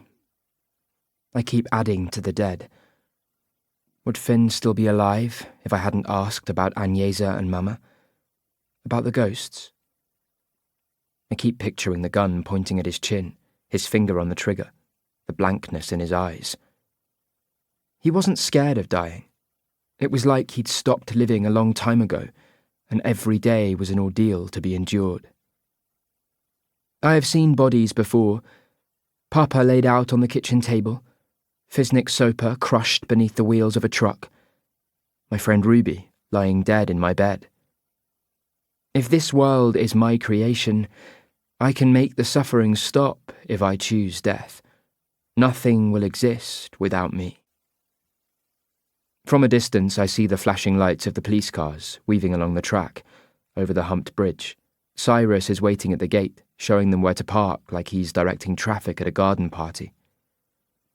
I have stayed out of the way, sitting in the passenger seat of the Fiat. Through the trees I can see the migrant camp, now deserted. The police cars made that a certainty. The cooking pot is next to the fire.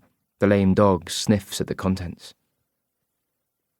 The police are talking to Cyrus. His hands move through the air as he explains what happened. He points to the fisherman's hut and the woodpile and the body. The detective is taking notes on a computer tablet. Other cars arrive. A tent is erected over the body. Crime scene tape is strung across the gate. A moment ago the sky was blue, but now the clouds are closing in and the temperature is falling. The detective is heading towards me, stepping across the grass like it's covered in dog shit. He's wearing black trousers and a business shirt and a fluorescent vest with the word police stitched across the chest. He leads me to a waiting police car and asks me to sit inside. He leans on the open door. I'm Detective Sergeant Ogilvy. I need to ask you a few questions. He calls me Miss Cormack, which doesn't happen very often. Firstly, can you confirm your full name and age? I show him my driver's license. What is your relationship with Cyrus Haven? We share a house. What are you doing in Scotland? Researching my past. Your family tree? No. He frowns and waits, but I have nothing to add. Detective Ogilvy speaks again. How do you know the deceased, Finn Radford? We met 12 years ago on a fishing trawler. He does a mental calculation. You were 10. 9. Doubtfully. Why were you on the boat? I was with my mother and sister. We were seeking asylum. Where are they? They're dead. How did they die? I don't know. He sighs tiredly. A word of warning, Miss Cormack. It's an offence to lie to the police. You could be charged with wasting my time or perverting the course of justice. I'm not lying. Detective Ogilvy regards me in silence, his pale face full of freckles that must come out every summer. I bet he tried to scrub them off when he was a kid. I did. Mama caught me in the bathtub with lemon juice and a scouring pad. You'll need to come back to the police station to provide us with a full statement, he says. We were going home today. That won't be possible. I don't want to tell him about Angus Radford. Not if Cyrus hasn't told him already. Ogilvy moves away and signals to a young female constable, who escorts me to a waiting police car. Cyrus is in the Fiat. Why can't I go with him? I ask. He'll be following us. Chapter 13. Cyrus. The local police headquarters in St. Clair is so new that I can smell the paint drying and see scaffolding marks on the carpet. The interview room is sparsely furnished and decorated in pastel colours, because some organisational psychologist will have told them that light blue reduces anxiety. Ogilvy has taken off his jacket and loosened his tie. His crumpled shirt is one size too small, putting pressure on the buttons across his belly. He turns on the recording equipment and announces the date and time and the names of those present. Finally, he leans forward, elbows on the table. Okay, for the record, tell me again why you visited Finn Radford. First, can I ask you a general question? He nods. When offences are committed off the coast of Scotland, who has the jurisdiction to investigate? The police, the National Crime Agency, the Home Office. And who deals with the fishing industry? Marine Scotland manages fishing vessels, licenses boats, and monitors catches. Theoretically, If a fishing boat was involved in human trafficking, how hard would it be to detect? One eyebrow is raised. Theoretically? Yes. Theoretically, I'd say you've been pissing on my leg and blaming the dog. What evidence do you have? An eyewitness? Ah, your friend, Miss Cormack. What boat? The Ariana II. Which belonged to Willie Radford. You know him? He employs a lot of people in St. Clair. Including undocumented workers. Ogilvy lets that comment pass. Mr. Radford is a pillar of this community, whose roots go back centuries. He's a big employer, and he's generous. This year he bought an inshore boat for the local lifeboat station that must have cost 6 figures. Sounds like the perfect candidate for higher office. My sarcasm fires something in the detective, who swallows and takes a moment to compose himself. Let me get this straight, Dr. Haven. You went to see Finn Radford, and you accused him of people trafficking. I wanted to see if he remembered Evie. And did he? He said they were all ghosts. Who? The people on board. The ones who died. Allegedly, says Ogilvy. You have no proof. Finn admitted to being involved in smuggling.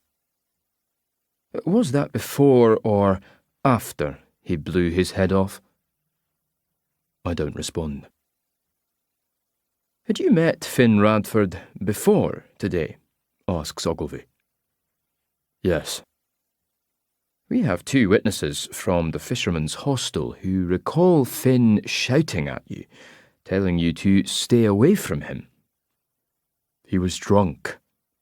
He's always drunk. And Willie Radford asked you to leave his family alone, but you ignored him. He wants you charged with harassment, stalking, trespass, and assault. That's ridiculous. Did Finn Radford ask you to stay away from him? Yes, but I didn't harass him and there was no assault. Yet the question I find myself asking is whether Finn would still be alive if you hadn't gone out there today. That young man had mental health issues. He was an alcoholic. He suffered from depression and paranoid delusions. You're supposedly a psychologist. You should have realized that. Instead of accusing me, you should be looking into that illegal camp next to Finn Radford's shack. What camp? The caravans, tents and tarpaulins strung under trees, pit toilets, cooking fires. A bus is delivering undocumented workers to Polaris Pelagic. How do you know they're undocumented? They scattered when they saw us, running off in every direction. They're frightened of being caught up in an immigration sweep. Ogilvy wants to dismiss this new information, but he stops himself and ends the recording. He gets to his feet and hitches up his trousers. One button on his shirt is surrendered, and his white vest is visible where his shirt gapes open. I'm holding you both in custody until I decide what crime I can charge you with. I want a lawyer. That might be the most intelligent thing you've said today. I'm allowed a 5-minute phone call. I weigh up whom to contact. Carlson will say I told you so and wash his hands of me. Lenny Parvel is my oldest friend and my long-time employer at Nottinghamshire Police, but she has no jurisdiction in Scotland, and this isn't her fight. Finally, I settle on Florence. She answers before the phone even rings. Where are you? I'm still in Scotland. There has been a complication. I quickly tell her about Finn Radford's suicide and how the family has accused us of harassment and trespassing. Where are you right now? She asks, as though sensing trouble. At the police station in St. Clair. Have you been arrested? We're in custody. Charged? Not yet. Please tell me you haven't been interviewed without a lawyer being present. Okay, I won't tell you that. And I thought I'd met a smart man. Where's Evie? She's with me. Another silence. I can hear my breathing in the phone. Florence makes a note of the police station and the arresting officer. No more interviews, not without me, She says. If I leave now, I can be there by early tomorrow. From London? That's 600 miles. Find me a local lawyer. Not happening. Before my time runs out, I ask her to check on a company called Polaris Pelagic. It's a fish processing plant in St. Clair. Why is that important? She asks. Polaris means North Star. You think it could be linked to the Buchan Family Trust? What are the chances? Chapter 14. Cyrus. Evie is sleeping on her side on the sofa, knees together, lips parted, hair tucked behind her ear, showing her multiple piercings and jewellery. I have never had any desire to pierce my body with metal studs or rings or hoops, but I have no problem with needles. My skin is a tapestry of ink drawings created by a million tiny pricks made by hand, each forming a picture in a tapestry of pain. Ogilvy has allowed us to stay together in a small conference room next to where the detectives are working. Periodically, someone arrives to make tea or coffee, or to take drinks from the fridge, but it has been quiet since midnight. Evie wakes and sits up, plunging her hands into her hair, lifting it from her neck and tying it into a bundle with a hairband. I'm always amazed at how women can do that with such skill and grace. I was having a dream, She says. About what? Mama and Agnesa. You want to talk about it? She hesitates. You recognized Finn Radford, I say. She nods, biting her bottom lip, leaving a mark. The silence seems to add to her frustration. She's getting closer to remembering what happened, yet is terrified of what it might mean. Redemption, relief, more trauma, greater pain. After my parents and sisters died, I was passed between psychiatrists, therapists, and counsellors who spent months asking me about my innermost thoughts, when I simply wanted to be left alone. Later, as a psychologist, I came to understand that talking about trauma can be like sunlight, a disinfectant that diminishes the power of harrowing events. But there is another, equally possible outcome, where talking turns the unspeakable into words, energizing rather than neutralizing trauma, trapping a survivor instead of freeing them. Evie has all the hallmarks of PTSD, the flashbacks, anxiety, avoidance, anger. But she's also incredibly resilient and self-contained. I want to believe she can survive her memories. I need it to be so. Getting up from the sofa, she stretches like a cat and walks to the window, her arms wrapped around her chest. Are you cold? No. She lifts her eyes to mine. You said there was some way you could help me remember. A cognitive interview. Use normal words. Okay. But first, let me explain how our memories work. We gather information with all our senses, which is coded and stored in our minds. It could be a smell, or a sound, or a face, or an object, which allows us to retrieve the memory later. Very rarely does it come back all at once. We recall one piece of information, which helps us get the next piece and the next piece. We also have different levels of memory, shallow and deep. I can't remember what I had for dinner 2 nights ago, but I can remember the first girl I kissed, her name, her strawberry-flavoured lip gloss, the smell of her hair. Deep memories are bedrock, but they can still be hidden away because of trauma or illness or injury. How do I get them back? It begins with one small detail, a moment, and we build from there. Do you want to try? She nods and returns to the sofa. I ask her to close her eyes and take a deep breath and to feel the air filling every corner of her lungs. Exhale. Inhale. Exhale. Inhale. Feel the coolness of each breath in your nostrils. Feel your heartbeat slow. Evie has her head tilted back and her chest rises and falls. Now I want you to think back to the trawler. The movement, the noise, the smell, the voices. It was cold, she whispers. How did you stay warm? We wore all our clothes. Layers. Socks upon socks. Socks on my hands. What clothes? Describe them. I had a long dress and a sweater. Tell me about the dress. It was blue and green and had buttons down the front. How many buttons? I can't remember. Picture the dress. Imagine putting it on, doing up the buttons. She counts.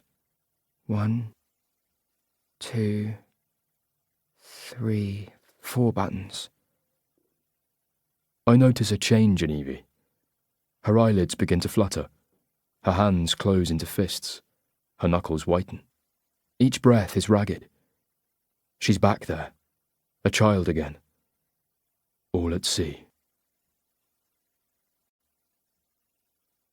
Chapter 15. Evie. The storm arrived when we were sleeping.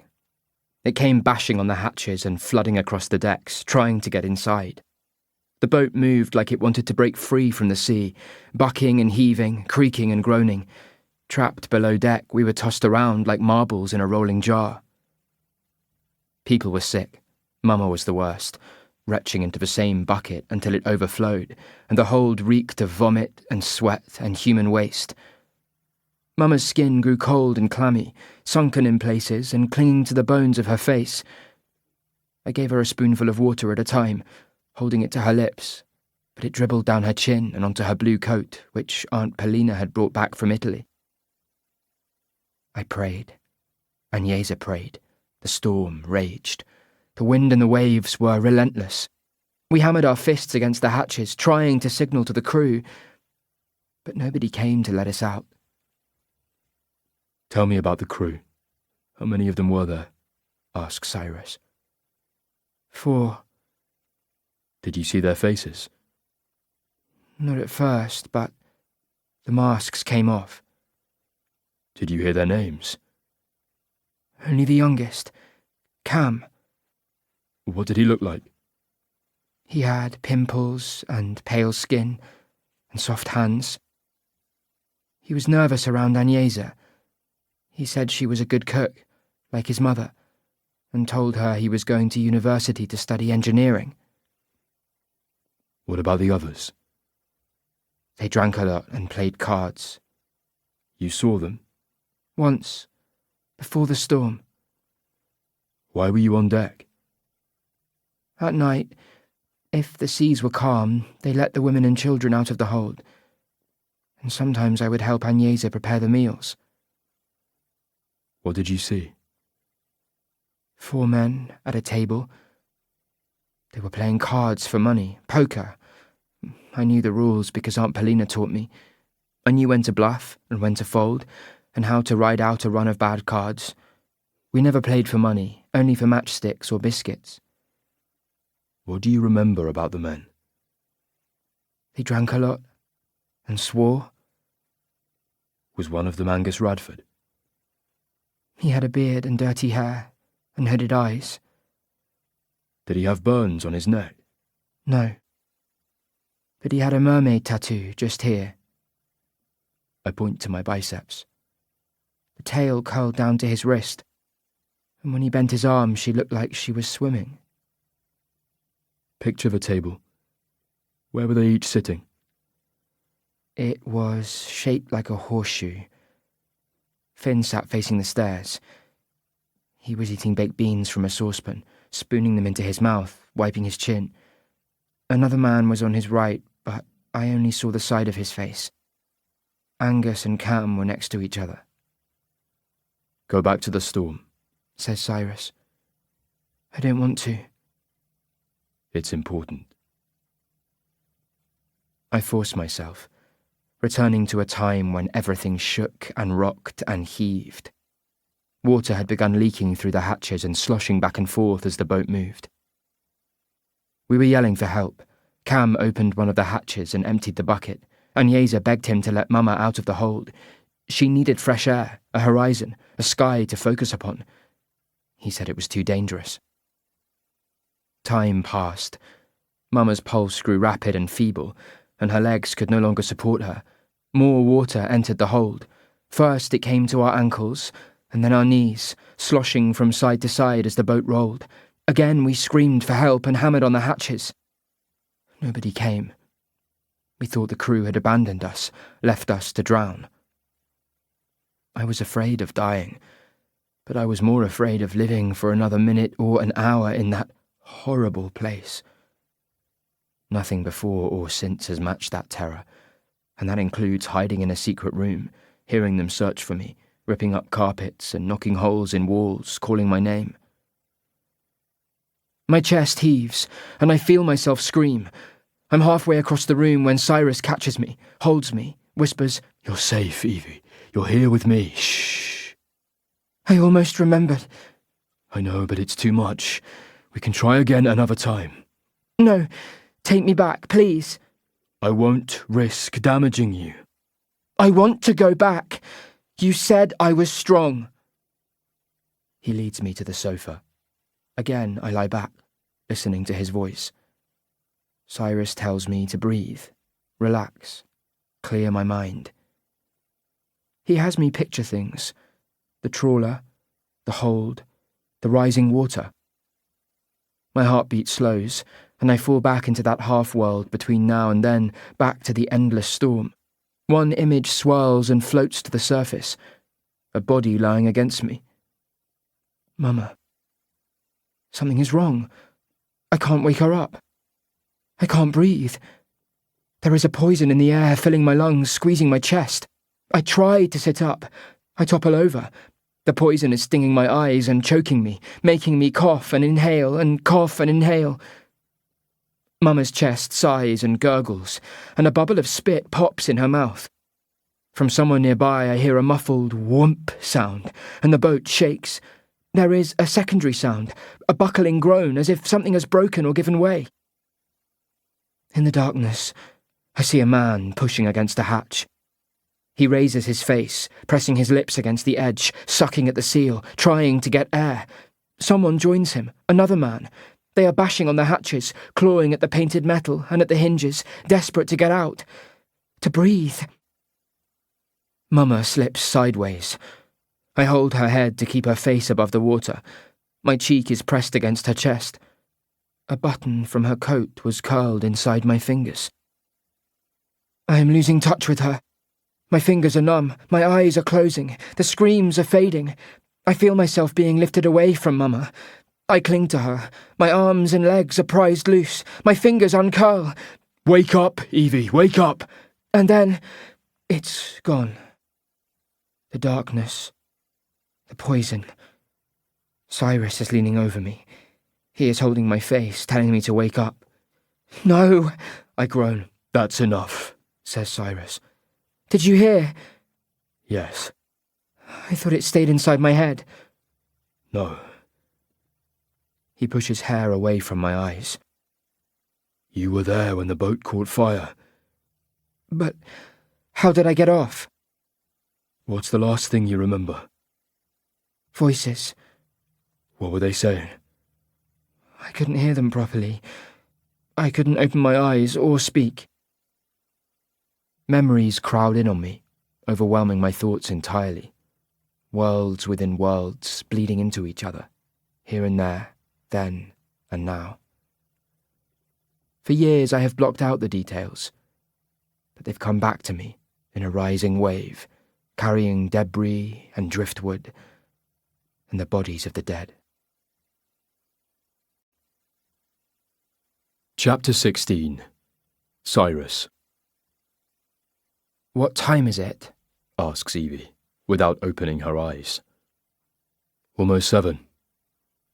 When can we go home? Soon. Florence is coming. Sarcastically, You make her sound like a superhero. Be nice. What if she takes you away from me? She won't. A fresh-faced constable brings us coffee and tea. He's young and new to the job, and he doesn't know whether to treat us as suspects or witnesses. Later, he escorts Evie to the ladies and waits outside. I had to run the taps. She says afterwards, annoyed at being so closely chaperoned. Ogilvy enters at 9, looking showered, shaved and rested. A torn piece of toilet paper is sticking to a bloody spot on his neck. "Your lawyer is here," he says. "I can't tell if she's modelling for Ducati or the real deal." She's the real deal. Lucky you. Florence steps around him, ignoring his comment. Her motorcycle leathers are stained with road grime and splattered with bugs. She has ridden through the night to be here. I'd like to be alone with my clients, she says. Ogilvy leaves reluctantly, his gaze lingering as the door closes. Florence motions me to the far side of the conference room, away from Evie. Her fingers brush the back of my hand, and she pecks me on the lips. Not very professional, but welcomed. Did Finn Radford make any admissions? She asks. He admitted to smuggling. That's how he got the gun. That's not enough. Evie was there. She was on board the Ariane of a Second. Nobody is going to trust the memories she had as a child. We can get more evidence, I say, but can't think how. The Ariane of a Second sank in deep water. Even if we could locate the wreckage, what would be left after 12 years? What have you told the police? Asks Florence. I told them that Angus Radford and his brothers were involved in human trafficking. Did you identify Evie? They know. Well, my advice is to say nothing more. This is bigger than the local police. You should talk directly to the National Crime Agency or to Border Force. A knock on the door. Ogilvy again. You've had your 20 minutes, he says. We all stand. He points at me. Stay here. I'm interviewing you separately. Miss Cormack is first. I begin to protest, but Florence stops me. I'll take care of her. Chapter 17. Evie. I've decided there are two types of people in the world. The overachievers, and those who want to see all the overachievers die in a flaming car crash. I fall into the second category. Florence falls into the first one. Cyrus is always telling me I should look for the best in people, instead of trying to find faults or calling them liars, even if they lie all the time. Absolute honesty is an impossible ideal, he says. But I don't care if most people are well-meaning and have a desire to be good. They also lie and cheat and steal, and rarely show remorse when they get caught. Cyrus says I'm being a hypocrite, but I'm not being two-faced. I admit that I'm a liar, and I don't care if I'm unpopular. I'm not even sure that I want to be happy or in love. Love is for the birds and the bees and romantic comedies and soppy love songs and coming-of-age movies where the ugly duckling turns into a swan or the geek gets Invisalign braces and contact lenses and is suddenly beautiful. Voila! Life is good. Hand me a bucket. Ogilvy has a hard-on for Florence. I mean that literally. He keeps adjusting his crotch like he's turning a sausage on a barbecue. Florence sits close to me. Don't say anything unless I give you permission, she whispers. And if you're not sure, say no comment. Ogilvy leans forward, putting his palms facing up on the table, like we're going to hold hands and make a prayer circle. Perhaps you could help me, Miss Cormack. I can't seem to find any record of your existence. No birth certificate, no medical records, no charge sheet, no social security file. I'm not even sure that Evie Cormack is your real name. Is there a question in there somewhere? Asks Florence. I'm a ward of the court, I say. My identity is protected. You're no longer a child. The protection order is ongoing. Why? People aren't supposed to know who I am. Are you someone famous? No. A protected witness? No. Do you have a passport? No. Where were you born? I don't see why this is relevant, says Florence. You have Evie's name and address. Which could be fake. Florence gives him a mocking laugh. Ogilvy colours slightly and moves on. You said that you'd met Finn Radford before. We didn't really meet. I was on a fishing trawler with my mother and sister and other migrants. How many? I can't remember. More than 10? Yes. 20? Yes. 30? No. What was the name of the boat? The Ariana II. That was 12 years ago, Miss Cormack. You seem very sure. My mother and sister died on the voyage. Ogilvy leans back. That's a very serious allegation. You must have evidence, witnesses, letters, photographs, something that can corroborate what you're telling me. She was a child, says Florence. Exactly, says the detective. And children make things up. Angus Radford was the skipper of the trawler, says Florence. He's facing charges of deliberately sinking a small boat off the Lincolnshire coast. 17 people drowned. That doesn't make him sound like a people smuggler. Quite the opposite.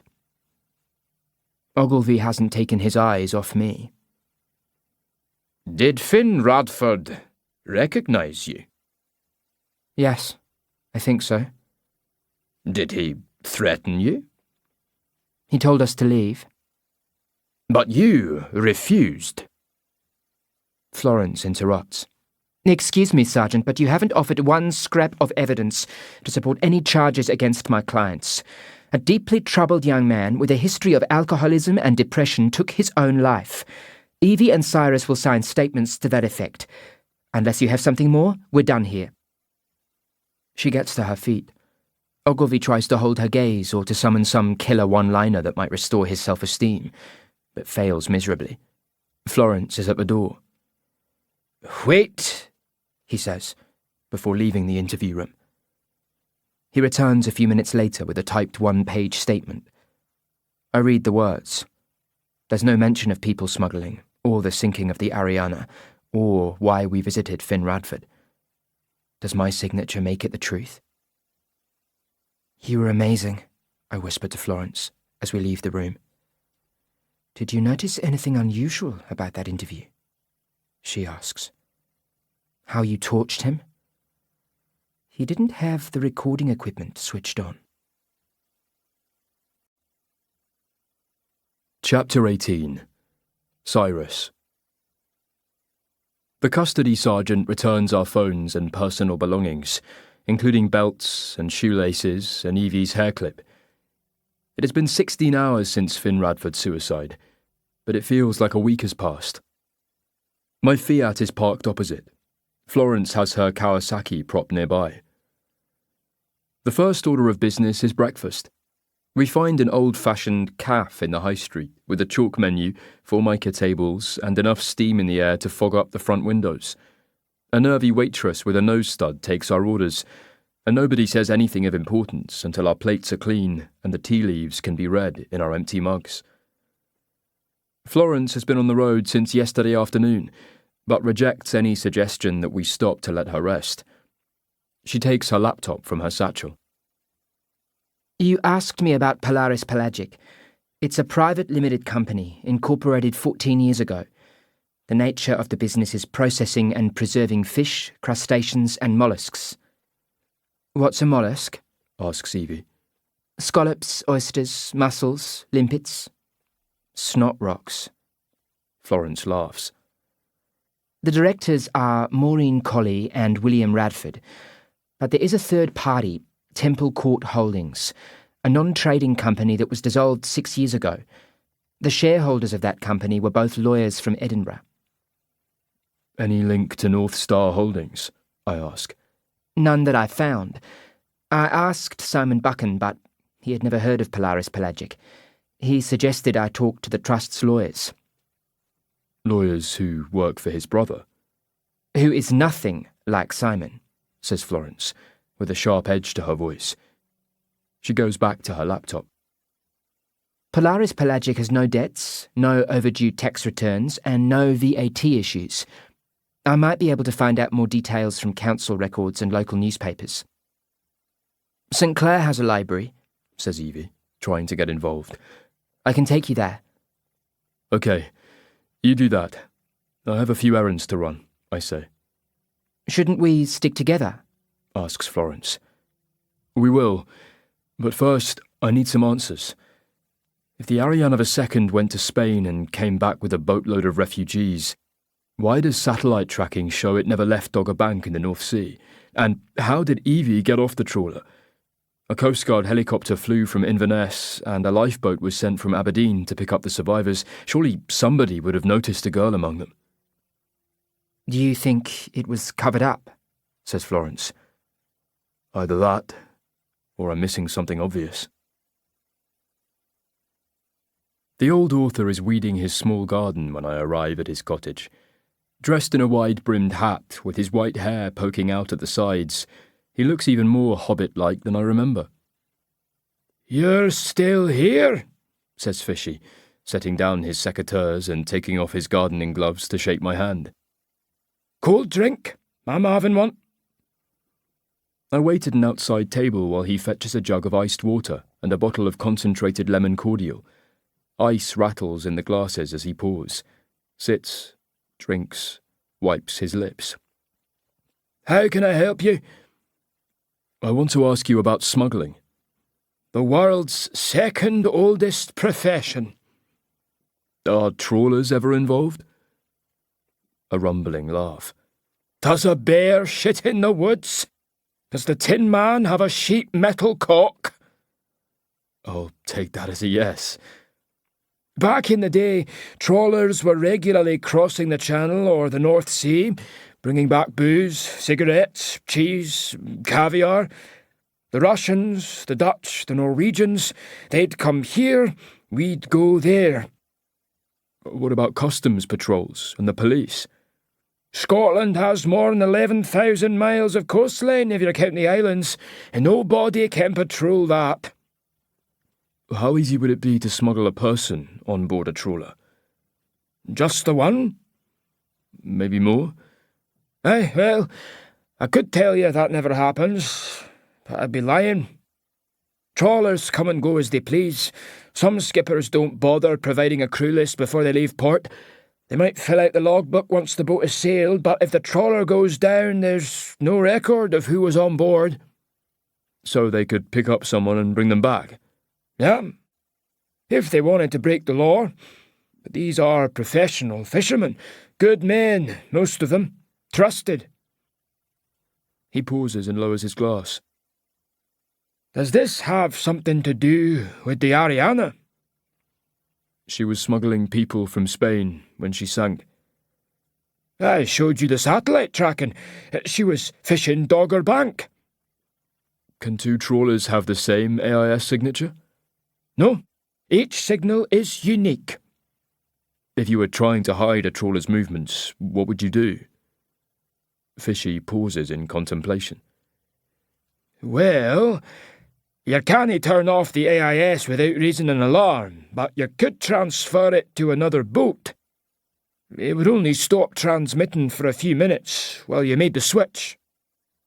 One boat could pretend to be another, I say. Aye, it's possible. The idea seems to trigger a memory in Fishy, who goes into the cottage and returns a few minutes later with a folder. Ever heard of pair trawling? He asks. No. It's where two boats fish together, each towing a warp.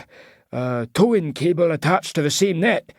By combining, the trawlers have more power and can pull a bigger net and move faster. It's useful in shallow waters where the noise from a single vessel can scare fish away, but two vessels, working together, can herd fish into the path of the net. He shows me a photograph of two boats on the open sea, about 200 yards apart. They're pair trawling, he says, showing me where the cables touch the water. He points to the nearer of the two boats. That's the Ariane of a second. And the other boat? He turns over the photograph. The caption is written in smudged ink. "Neath the dawn." Fishy raises his eyes to mine as we both recognise the name. This was the nearest trawler to the Ariane of a second when Angus Radford sent the Mayday call. The Neath the Dawn rescued the crew from the sinking vessel before the Coast Guard chopper and RNLI lifeboat arrived. It could be a coincidence, says Fishy, scratching at his unshaven cheek. Who owns the Neath the Dawn? I ask. It used to belong to Sean Murdoch, but he sold her a while back. Now he owns a pub in St. Clair. The Waterfront Inn? Aye. I look again at the photograph, thinking out loud. That's how a boat can be in two places at once. Chapter 19. Cyrus. It's still too early for the Waterfront Inn to be open.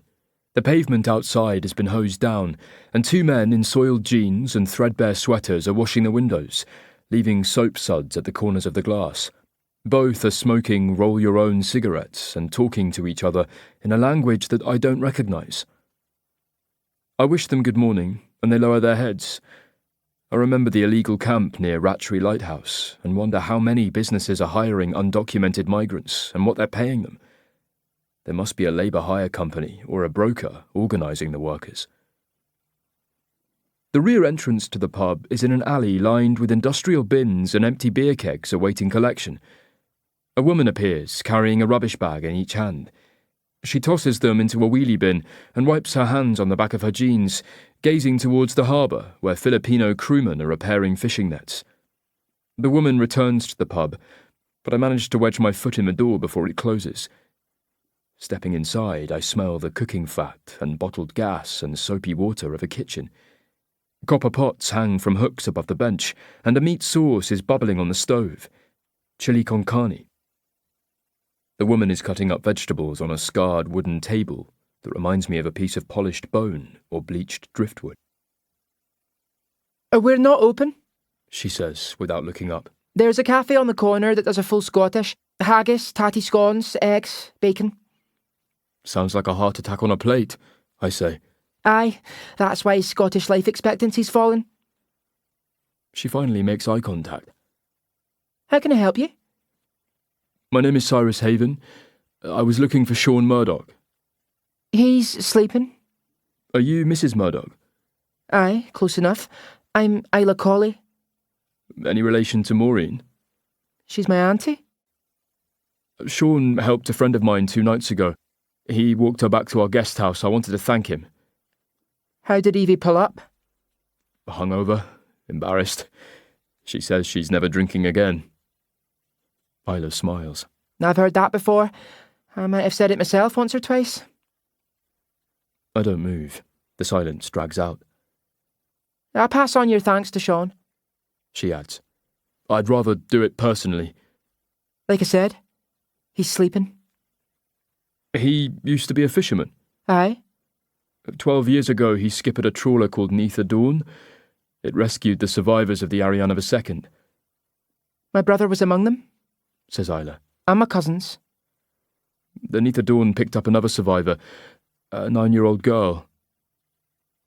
A different emotion enters her eyes. She reaches for her phone, which is resting on the counter near the knives. She makes a call, cups the mouthpiece. There's a guy here asking about the Ariana. She nods quietly, acknowledging an unseen voice. Yeah, that's him. I hear footsteps on the ceiling above our heads, and the creaking of weight on the stairs. Moments later, a man appears in the doorway. Half asleep, with pillow creases on his right cheek, he's shirtless, wearing blue sweatpants that sag at the crotch. A short wooden truncheon is hanging from a strap around his right wrist. "Who the fuck are you?" he asks. "Cyrus Haven. I wanted to talk about the Ariana. You picked up the survivors." "Ancient history. Get out of my pub." "How did you know that Evie came from Nottingham?" "She told me." "No." Murdoch takes a step towards me. He flicks his wrist and the truncheon swings into the palm of his hand with a slap. "Fuck off, and take the runt of the litter with you." Moments later, I'm outside, moving away, hearing his voice call after me. "Yeah, that's right. Don't walk. Run." Chapter 20. Evie. How goes the family search? Asks the librarian. Discovered anyone famous? Still hopeful, I say. We're standing at the front desk, waiting for her to finish checking out books for two pensioners with pudding bowl haircuts and plus-sized bodies. They both gawp at Florence like she's from outer space. I've noticed that people stare at her all the time. Men, boys, other women. It happened the moment she walked into the library. Everyone stopped what they were doing. Reading, studying, photocopying, shelving books. It's like she has this weird superpower, the ability to interrupt. The librarian helps us log into the council website and call up the minutes of council meetings and the records of local businesses. "What are you looking for?" I ask, pulling up a chair next to Florence. Information about Polaris Pelagic, she says, scrolling through pages. What we do know is that, until 6 years ago, the third-party owner was a non-trading company, Temple Court Holdings. The shareholders were both lawyers. Like you? Yes. Solicitors in the UK must be registered with the Law Society and are given an SRA number. Barristers have their own register. What's the difference? Barristers defend people in court, while solicitors do most of their legal work outside court. I still don't know why this is important, but I'm impressed with how quickly Florence can scan entire pages of text and pluck out details that lead her to a new search. "Are you in love with Cyrus?" I ask, making it sound like we're carrying on the same conversation. She laughs. "Where did that come from?" I wait for a proper answer. Her expression changes. "He's easy company." "What do you mean by easy?" "He's not always trying to impress me or say clever things or explain everything the way men often do. And he doesn't bombard me with polite questions. I tell him a story, he offers one in return." "You make it sound like a tennis match," I say. But the truth is, she just summed up Cyrus in a way that I never could. "He cares about people," she continues. "You must see it. Look how he cares about you." Me? He talks about you all the time. It makes me a little jealous." I want to scoff, but she's being serious. "I'm not going to hurt him," says Florence. "How do you know? He might fall in love with you, and you'll leave, and he'll be heartbroken." "He could do that to me," she says. "There are no guarantees, but I promise I'll be honest with him." She's telling the truth. The screen refreshes. "Here they are," she says, jotting down the names of Philip Welbeck and Charles Pembroke. "I know him," I say, pointing to Welbeck's photograph. "He was in court when Angus Radford and Kenna Downing were charged. He defended them." "Yeah, I guess." She keeps reading and pulls out a yellow legal pad, jotting down details. Opening her laptop, she begins comparing information and underlining some of her notes. "What is it?" I ask. "These are businesses that belong to North Star Holdings, the umbrella company for the Buchan Family Trust. Employment agencies, labour hire companies, warehouses, shipping brokers, manufacturing plants. Why so many? It's a very valuable trust. But look how each company has Temple Court Holdings listed as a third-party owner. And the only names linked to the law firm are these two solicitors. They're the common denominator. The common what? I ask. The link. Florence types in a different search and pulls up another photograph of Philip Welbeck, dressed in a black suit and red tie, with his oiled hair slicked back in a dark wave, curling over his eyebrows. She reads from his biography. Welbeck went to the same school as the Buchan brothers. He could have been a friend.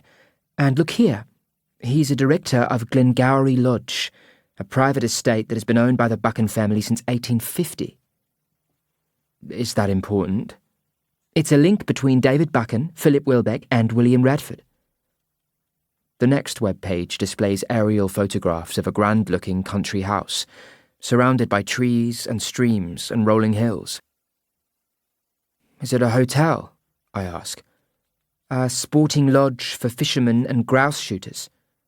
What's a grouse? A game bird, says Cyrus, who has found us in the library. What game does it play? I ask. The one-sided sort, says Cyrus. They're bred to be hunted. He pulls up a chair, and Florence shows him the screen. William Radford and the Buchan family used the same firm of lawyers to set up a non-trading company that had partial ownership of dozens of businesses. Until when? Cyrus asks. 6 years ago. How far is Glengarry? 15 miles from here. We should take a look. I thought we were going home, I say. We are, soon. He spins the chair, facing me, knee to knee, and I get the feeling I've done something wrong. He continues gently. When Sean Murdoch walked you home from the pub the other night, he told you to go back to Nottingham. Yeah.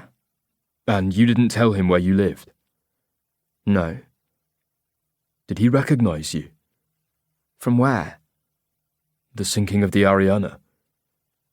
I don't think he was there, I say, less certain than before. Not on the Ariana, says Cyrus. He was the skipper of a second trawler, Neath the Dawn, which rescued the crew. I think he took you on board. I don't remember being rescued. It's the only way you could be here. Chapter 21. Cyrus. There are no signposts pointing to Glengarry Lodge, either in the nearest village, or on the approach road, or at the entrance, which is flanked by sandstone pillars weathered by age. The electronic gates are open, and we follow the crushed gravel drive through a tunnel of oak trees and across a single-lane stone bridge over a salmon river, streaked with rapids. The lodge is a large Adams-style house surrounded by manicured lawns with perfectly mown stripes running down to the river. Near the house, a walled kitchen garden includes a small maze around a central fountain. A number of four-wheel drive cars and luxury vehicles are parked in the turning circle. Our arrival is greeted with a volley of gunshots, and my first reaction is to duck. Nerves frayed, memories fresh. The guns fall silent, but begin again moments later. On a distant hill, I see a column of men moving in a straight line, some waving red and white flags, others beating the bushes with sticks, or banging drums, or blowing horns and whistles. Birds fly up, and shotguns blast, knocking them from the sky. What are they doing? Asks Evie. Shooting grouse, I say. That's not a game. That's a massacre.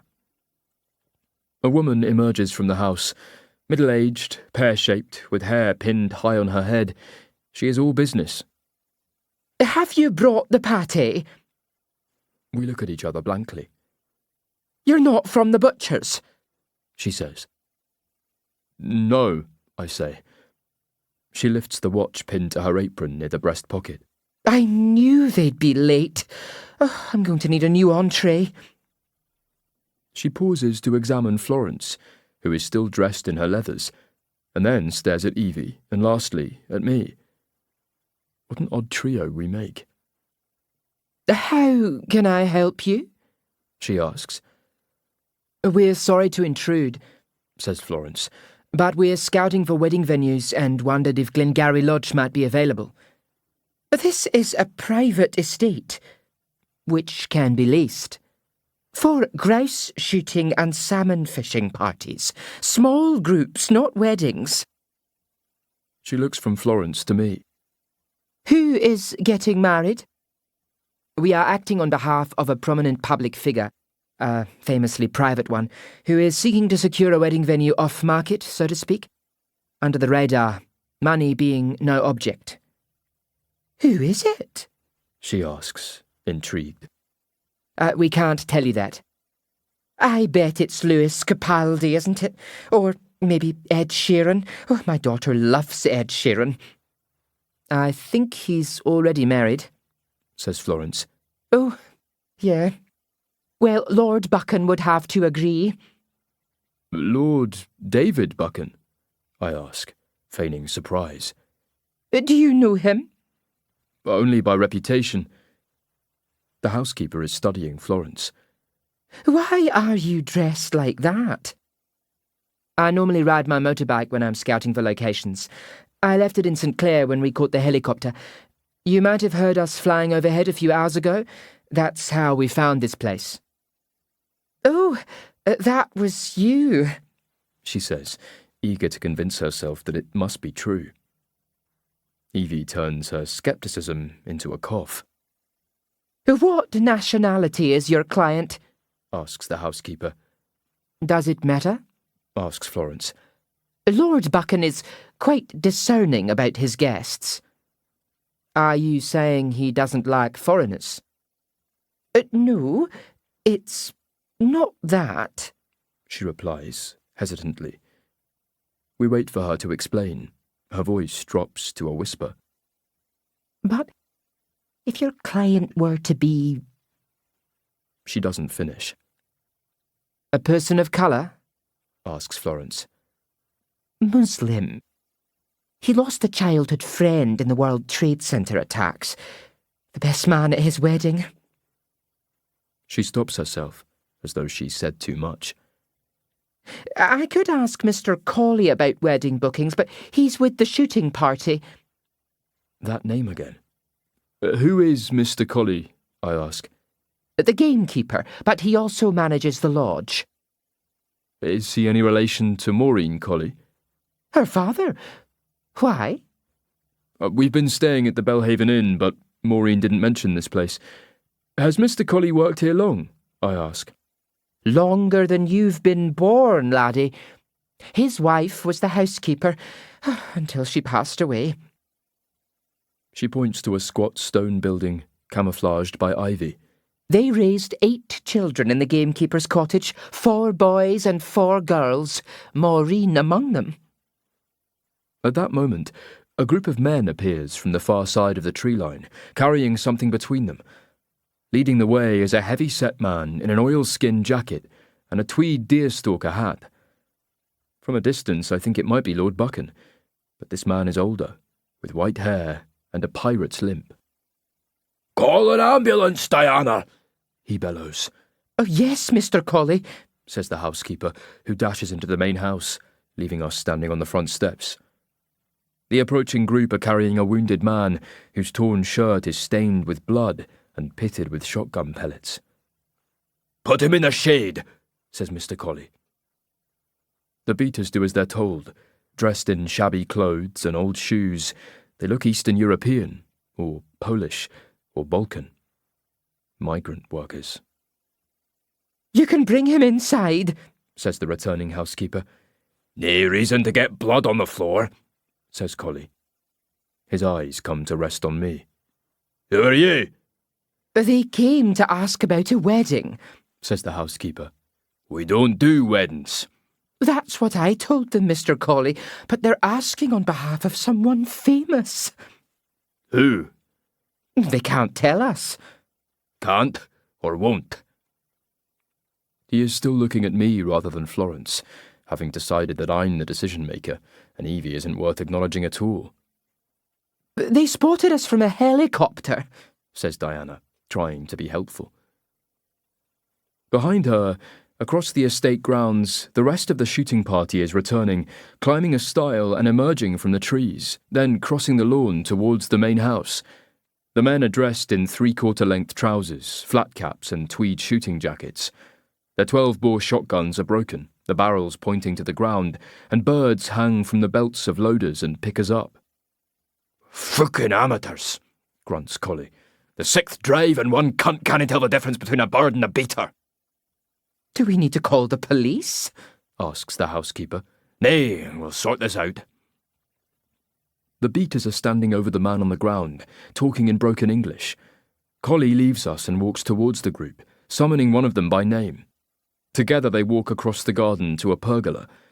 Collie is a foot taller and twice as wide, but the smaller man is angry and waving his hands around. Eventually, Collie reaches into the inside pocket of his coat and retrieves an envelope, which he hands to the man, who counts the contents before slipping the envelope into the pocket of his corduroy trousers. The hunting party has almost reached the house. You should leave, says the housekeeper. What about the wedding? Asks Florence. You'll have to get permission from Lord Buchan. Is Lord Buchan here? I ask. Now isn't the time. He's with a group of chums from London. You could leave your details, says the housekeeper. One of the hunters, a barrel-shaped man with ruddy cheeks, approaches the tree, asking after the beater. "What a bugger!" he says. "Damn gun misfired. How is he?" A fellow shooter answers. "He'll be fine, Toby. Don't concern yourself." I recognise the voice and look more closely. Lord David Buchan takes off his flat cap, revealing his curly hair and bushy eyebrows. He's dressed for the shoot in olive green trousers and a matching oilskin jacket. "I should compensate him," says Toby. "How much would be enough? 200? More?" "I have it covered," says Lord Buchan. "Go into the house. Get a drink, calm your nerves." A butcher's van has pulled through the gates and is following the crushed gravel drive, approaching the house. At last, my pâté, says the housekeeper, scurrying to intercept the driver. Lord Buchan is herding his shooting party into the house. Mr. Collie has finished his business. "You're still here," he says. "No weddings, you should leave." I need to use the bathroom, says Evie. "Find a pub." I'm bursting. The old man sighs. "Okay, make it quick." The housekeeper takes Evie inside as an ambulance steers onto the grass to allow the butcher's van to pass. Lord Buchan is standing on the steps when he notices us. He seems to do a double take at the sight of Florence. "Who do we have here, Wallace?" he asks. "They were just leaving," says Collie. "They were looking for a wedding venue." Buchan doesn't respond. He is staring at me. "Have we met before?" "No." "You look familiar. I'm very good with faces." "I've met your brother," I say. "Did he send you?" "No." "You're not here about a wedding venue, are you?" "No." Collie interrupts, fuming. "I'll see him out." Buchan waves him away. "Lock up the guns, Wallace, and make sure my guests are looked after." The paramedics are treating the wounded beater, who is sitting up on a stretcher. Lord Buchan turns back to me.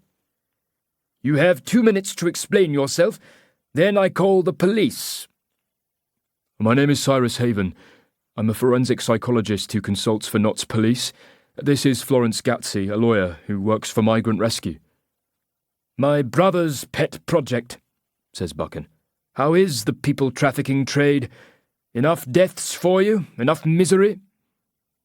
We don't cause the deaths, says Florence. "You encourage people to come." We make it safer. "Safer," he says, laughing without closing his eyes. "The safest choice might be to stay at home, or to apply for asylum in the first safe country they enter." The 1951 Refugee Convention does not require a person to claim asylum in the first safe country they reach, says Florence. The Refugee Convention is no longer fit for purpose. It was written more than 70 years ago in a different world, during the Cold War. The Soviet Union is no more. Refugees are coming from across the globe, and most of them are economic migrants, not fleeing persecution. Next you'll tell me that Britain is full. No. We have the space, but not the infrastructure and the services. And the majority of people in this country feel that we're full. Because that's what you tell them. On the contrary, they see the queues, the surgery waiting lists, the lack of housing, the soaring rents, the congestion. Buchan has an eye for an opening, and here is an opportunity to sermonise. Do you think it's a good thing, Miss Gatsey, that so many people risk their lives trying to reach Britain in small boats? No. And is it a good thing that much of this illegal immigration is run by criminal gangs who exploit refugees? Of course not. But Migrant Watch is not part of the problem. You keep telling yourself that. And while you're congratulating yourself, think about all of those undocumented migrants who are clogging up our courts, delaying proper asylum claims. Most know they have no hope of staying here, but they game the system, making appeal after appeal, working illegally. And when they're finally kicked out, they plan their next working holiday. You are demonizing people who are asking for our help. Nonsense. I am not against immigration, and I believe Britain should take our fair share of the persecuted and oppressed. What I am against is people taking advantage of our hospitality and our welfare system and our courts. Our nation is a mess, and I want to clean it up. You're right. It is a mess, says Florence, her features hardening. But it's not a mess caused by fruit pickers from Romania, or Nigerian nurses, or Syrian cleaners, or Polish nannies, or Estonian car washers, or Vietnamese manicurists. It's a mess because the financial elite avoid paying their taxes, and failed banks get bailed out by the state, and the richest 1% hold more wealth than 70% of the population. Migrants didn't make councils stop building council houses, and they didn't drive down wages or cut funding to the National Health Service or cause inflation at double figures or increase our energy prices or vote for us to leave the EU. Yet they get blamed because it takes the focus away from the real architects of the mess, people like you. Buchan blows out his cheeks, impressed rather than annoyed. Where are you from? He asks. I was born in Zimbabwe. Did you come here to study? No. My parents are lawyers. They claimed asylum. His lips curl into a half smile. Of course they did. Florence bristles with indignation. Our house in Harare was firebombed, and my parents were arrested because they exposed corruption and vote rigging. And we gave them a new home. I hope they appreciate our generosity. Why? She asks, looking ready to kill him. I'm sick of being told I should be grateful. My parents are both trained lawyers, but they arrived here with nothing. They shared a 3-bedroom house with 4 other families. They worked multiple jobs, double shifts, in dry cleaners and factories and restaurant kitchens. They paid taxes. They obeyed the law. They earned the right to be here and made sure that I would never have to struggle the way they had to. Yet all the time they were told to be grateful and never complain, and to bow and scrape to people like you, who treated them as culturally inferior. So, pardon me if I don't genuflect and say, "Thank you, Master." Lord Buchan seems unsure whether to argue or applaud. You are a very impressive young woman. What does my brother pay you? He asks. That's none of your business. Come and work for me. I'll give you 5 times as much. I think I'm the wrong colour for you.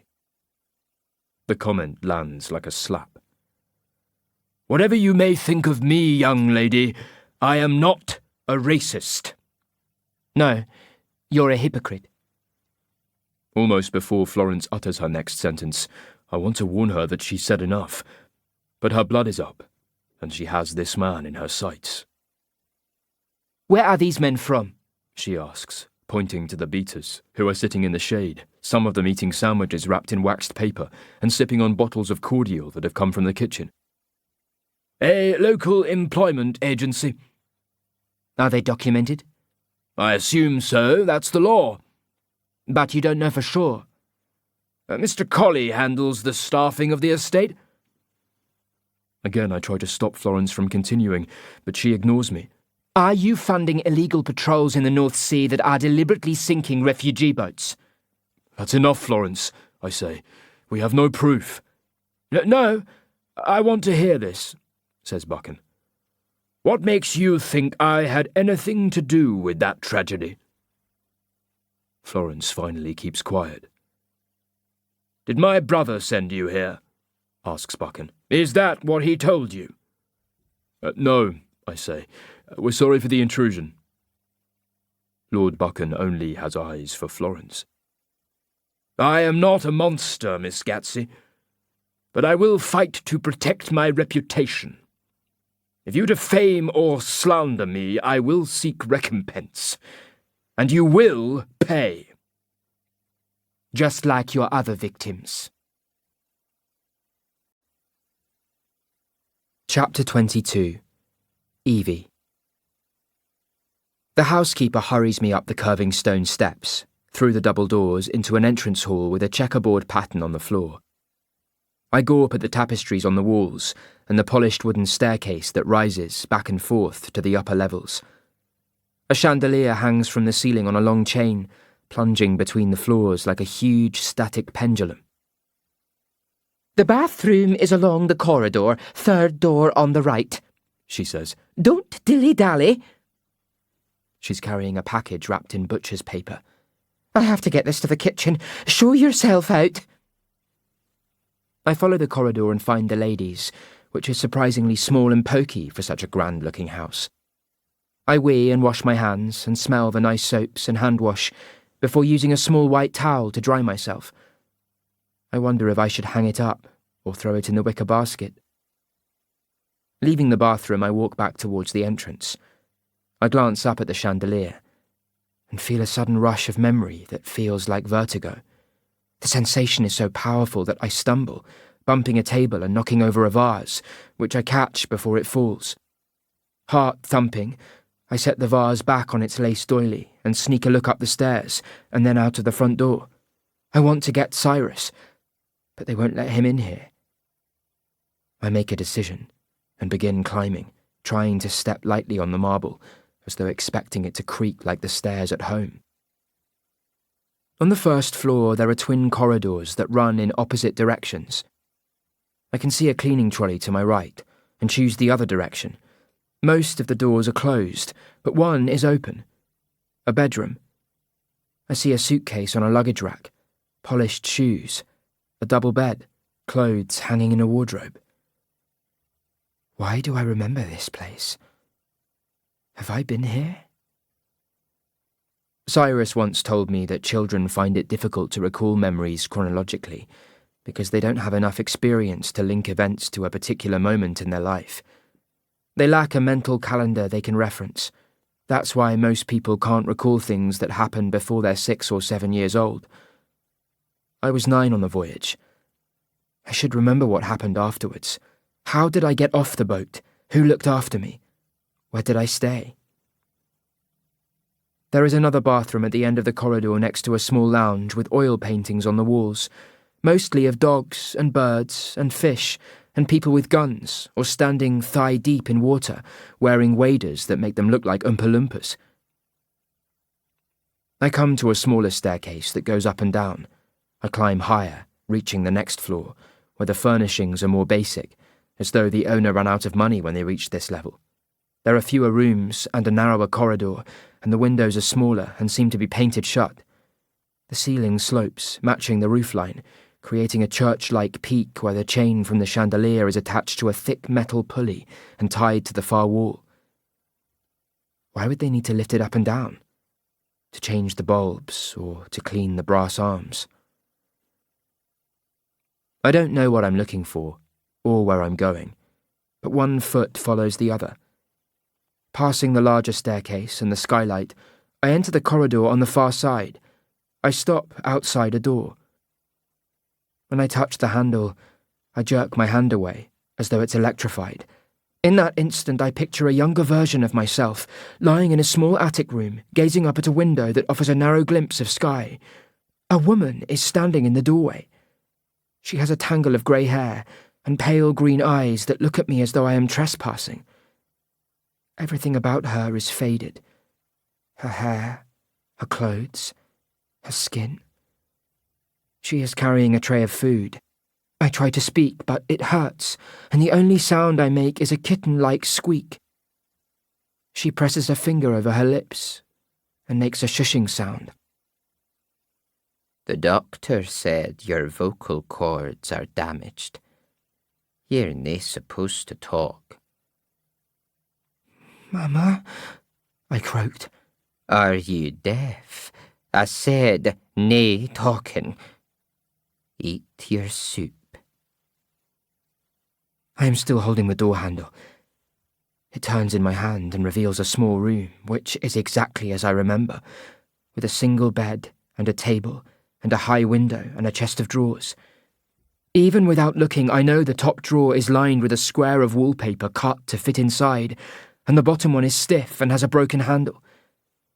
There is also a worn semicircle in the rug where the door opens, and a water stain on the ceiling above the bricked-up fireplace, and one of the floorboards has a knothole that is big enough to drop a marble into. Voices break the spell, men laughing and talking loudly downstairs in the dining room. Drinks are being poured, and food is being served. Quickly retracing my route, I'm almost at the foyer when I miss a step and grab hold of the banister to stop myself from falling. Another flashback. A room full of books, a fireplace, a painting on the wall of an old man in hunting breeches, with tartan wrapped around his chest and draped over his shoulder. He is leaning against a plinth, while two golden retrievers lie at his feet, one of them asleep. What are you doing? Barks a voice, breaking the spell. The housekeeper is carrying a tray of food to the dining room. Her features rush to the centre of her face. Have you stolen something? Empty your pockets. I'm not a thief, I say. The tray she's carrying is heavy, making her arms wobble. I was looking for a room with books, I say. What? Books. You have to leave. Is it this way? I point past her. No, get out. She's lying. I run along the corridor, stopping at each door, turning handles, peering inside. A cloakroom, a lounge with a leather sofa, a games room with a pool table. The housekeeper puts down the tray and yells for help. Men are responding. Another door. The right one. Or the wrong one. I'm in the library, where shelves and books reach to the ceiling. Heavy drapes cover a bay window. I see the painting above the mantelpiece. It's the one I remember, of the old man and his dogs. My knees begin to shake and the room falls away. I'm a child, standing in the same room. A younger man is standing next to the fireplace. Thin and pale-skinned, he is wearing a three-piece suit. Is she ready? He asks. She hasn't spoken, but she understands, answers the woman. Maybe she's simple. I don't think so. He shrugs. Well, he's looking for a daughter, not a dinner companion. Dress her in something nice. He'll be here at 6. Chapter 23. Cyrus. I'm driving too quickly along the road that follows the natural contours of the land, like water running downhill.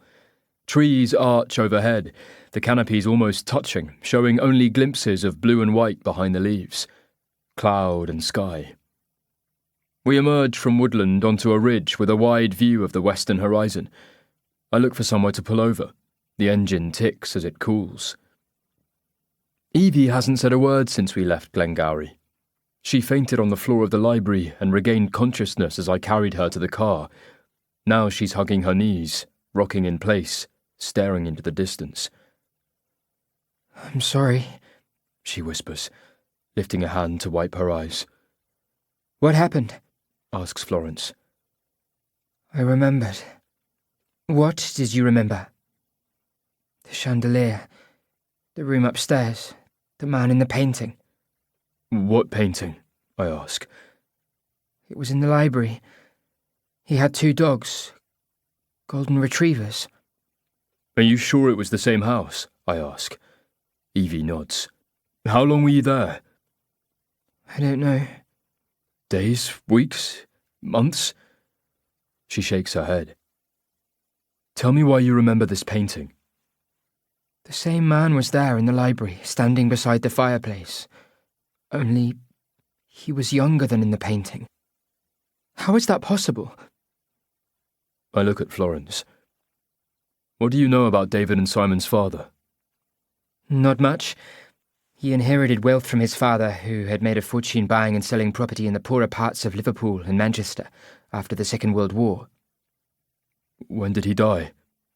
She takes her phone and types in a search. 10 years ago. That means he was alive when the Ariana II caught fire and sank. Is there a photograph? She hands over her phone. The image is in black and white, showing a middle-aged man with curly grey hair swept back from his forehead. He's wearing a blazer and a wide 70s tie, and is gazing skyward, letting the natural light fall on his face. It's in the National Portrait Gallery, says Florence. I show the image to Evie. That's the man in the painting, she says. Did he... I stop myself. No, not him, says Evie. I met the younger one. He was lighting a fire. Have you seen him since? No. My mobile begins singing. D.I. Carlson's name lights up the screen. Where are you? He asks, but doesn't wait for an answer. Angus Radford has been granted bail on compassionate grounds to attend his brother's funeral. The surety is £500,000. His father lodged the paperwork 10 minutes ago. Radford will be free within the hour. I begin to calculate how long it would take Angus to get here. 7, maybe 8 hours by road from Grimsby. He could fly to Edinburgh, but that would take almost as long with transfers and waiting around. Carlson is still talking. Radford's barrister has made a complaint to the Independent Office of Police Conduct, alleging that his client was interviewed without his lawyer being present. You're named. It wasn't a formal interview. That hasn't stopped them. You're also accused of harassing and intimidating his family.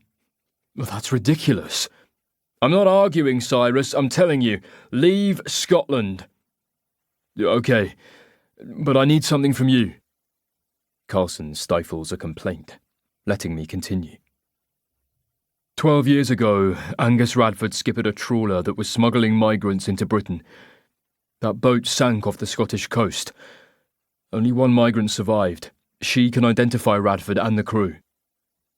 This is your friend, Evie Cormack? Yes. After the boat sank, Evie was taken to an estate that belongs to the Buchan family. Hold on. Are you talking about Lord David Buchan? The estate belonged to his father. Christ, mutters Carlson. Be careful what you say to me. I'm required to act upon any information that you give me and take it to my superiors, and I'm not sure they're going to want to hear this. There's something else. The gamekeeper at the estate is Angus Radford's maternal grandfather, Wallace Colley. OK, that's it. Stop talking. This has to be investigated, I say. OK, but be quiet. Let me think. You're scared of Buchan. Carlson loses his temper. No, I'm careful and methodical, because I'm a professional investigator, not some amateur poor man's Poirot who randomly hurls criminal accusations at politicians and public figures. How did you ever get a job with the police? You're right, I say to Carlson. I'm a liability. Thanks for cutting me loose. I hang up and sit in silence, gazing at the countryside. Florence and Evie have been listening. How could they let Radford go? Asks Evie. Without Artben, the case against him has fallen apart, says Florence. But the messages, his statement. It's not over, I say. He's on bail, that's all. They'll find more evidence. In the meantime, we need to leave. But I don't relish the idea of driving 8 hours back to Nottingham, and Evie isn't in the right mindset to share the wheel. Florence must be exhausted. When was the last time you slept? I ask her. I'm fine. No. You need a shower and a decent meal and a comfortable bed. Do I smell that bad? I love how you smell. Grunts Evie. Aberdeen is less than an hour away. We could find a nice hotel and rest up, I say. With a restaurant, says Evie. And a bath, says Florence. And a bar, I add. Chapter 24. Cyrus. 2 hours later, we are gathered around a table, with damp hair, clean clothes, and menus in hand.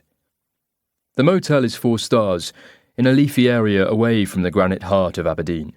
My Fiat is parked several streets away, in a multi-storey car park, alongside Florence's Kawasaki. You didn't have to get me my own room, says Florence, who breaks a bread roll. I would have shared with Evie, or with you. Evie makes a gagging sound, and Florence laughs. Her phone is ringing. She wants to ignore it, but notices the name. Simon Buchan, she whispers. He's never called me. She takes the phone outside. A waitress tops up my wine glass. Evie is on lemonade, still vowing to never drink again. How are you? I ask, because we're alone, and she's been quieter than usual since we left Glengarry Lodge.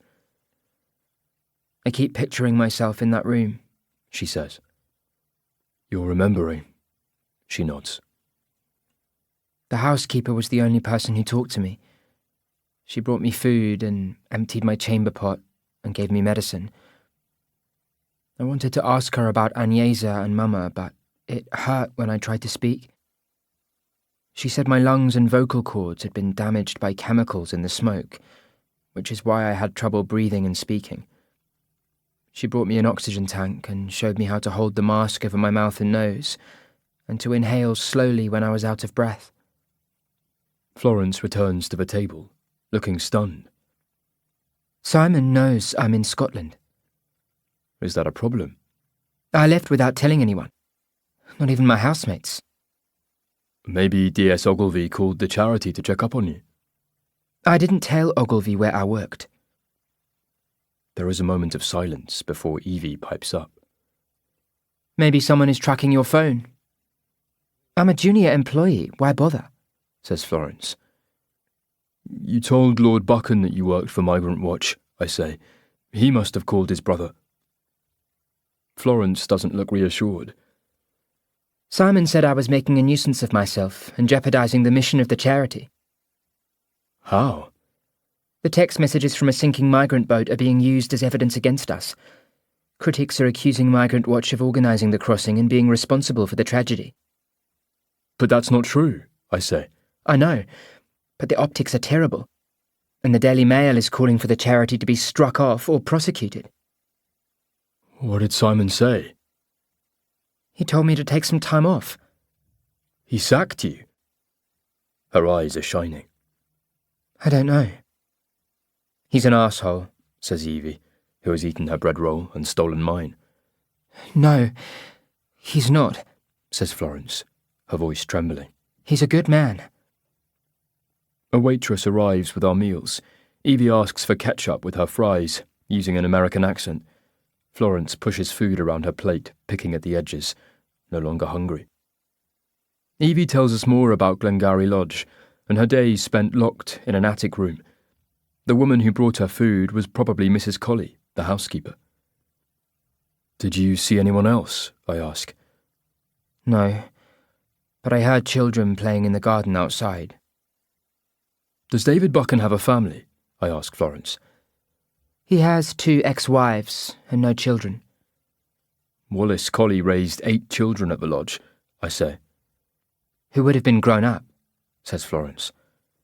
I think they were grandkids, says Evie. The housekeeper called them Maweens. After we've eaten, we walk back to our rooms, dropping Evie off first. I pause outside Florence's door, unsure of how to say goodnight. I have slept with this woman, but that feels like a century ago. Florence slips her hand behind my head and pulls me into a gentle kiss. Good night, she says, lingering for a moment as her door closes. If this were a romantic comedy, I would raise my hand to knock, but the door would open simultaneously and we'd wrestle our clothes off and stumble across the room, tumbling into bed. I watched too many movies like that with my mother on wet winter Sunday afternoons, curled up in front of the gas fire. Romantic comedies have spoiled me for real life. Alone in my room, I replay the events of the day, remembering conversations and trying to look for hidden meanings. I know how the Ariana avoided detection on the voyage to and from Spain, and I know how Evie escaped the sinking trawler, although Sean Murdoch didn't confirm that he picked her up. What did he call her? The runt of the litter. That was an odd term. It's normally used to describe the smallest and weakest in a litter of puppies or kittens. Did he know that Evie had a sister? Unless... I have an overwhelming urge to talk to Evie, to take her back onto the trawler and have her relive the last moments with her mother and sister. But I can't plant a seed in her mind that Agnesa might have survived. The idea is crazy, dangerous, cruel. Chapter 25. Evie. I dream of children playing in the garden and singing. Ring-a-ring-a-rosies, a pocket full of posies, a tissue, we all fall down. My history teacher, Mr. Poole, told us this nursery rhyme dates back to the Great Plague, and that a rosy was a stinky rash that developed on sufferers, and that posies were put in pockets to conceal the smell. Once I knew the origins, it stopped being cheerful or playful. I heard it first in the attic room in the big house. I stood on tiptoes, trying to reach the windowsill to pull myself up and glimpse the children who were singing in the garden. Were they like me? I wondered. Would I be allowed out to play one day when I could talk? The room had a sagging single bed with brass knobs on the frame, a bedside table with wormholes, and a single wooden chair with a faded floral pattern on the cushion.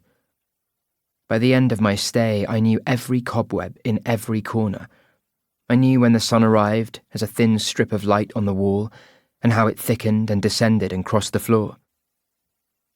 The housekeeper came 3 times a day, bringing me food and medicines and emptying my chamber pot. She would straighten my bedclothes and fluff up my pillows and tell me not to speak. I know you don't understand most of what I'm saying, she said. But I'll keep talking, because you must get lonely up here. She would point to the tray of food. Now eat everything. You're skinny as a twig. Later she asked, Do you understand me? I nodded. She touched her throat with her hand. Does it hurt? I nodded again. Less than before? Another nod. The children were still singing. I looked at the window.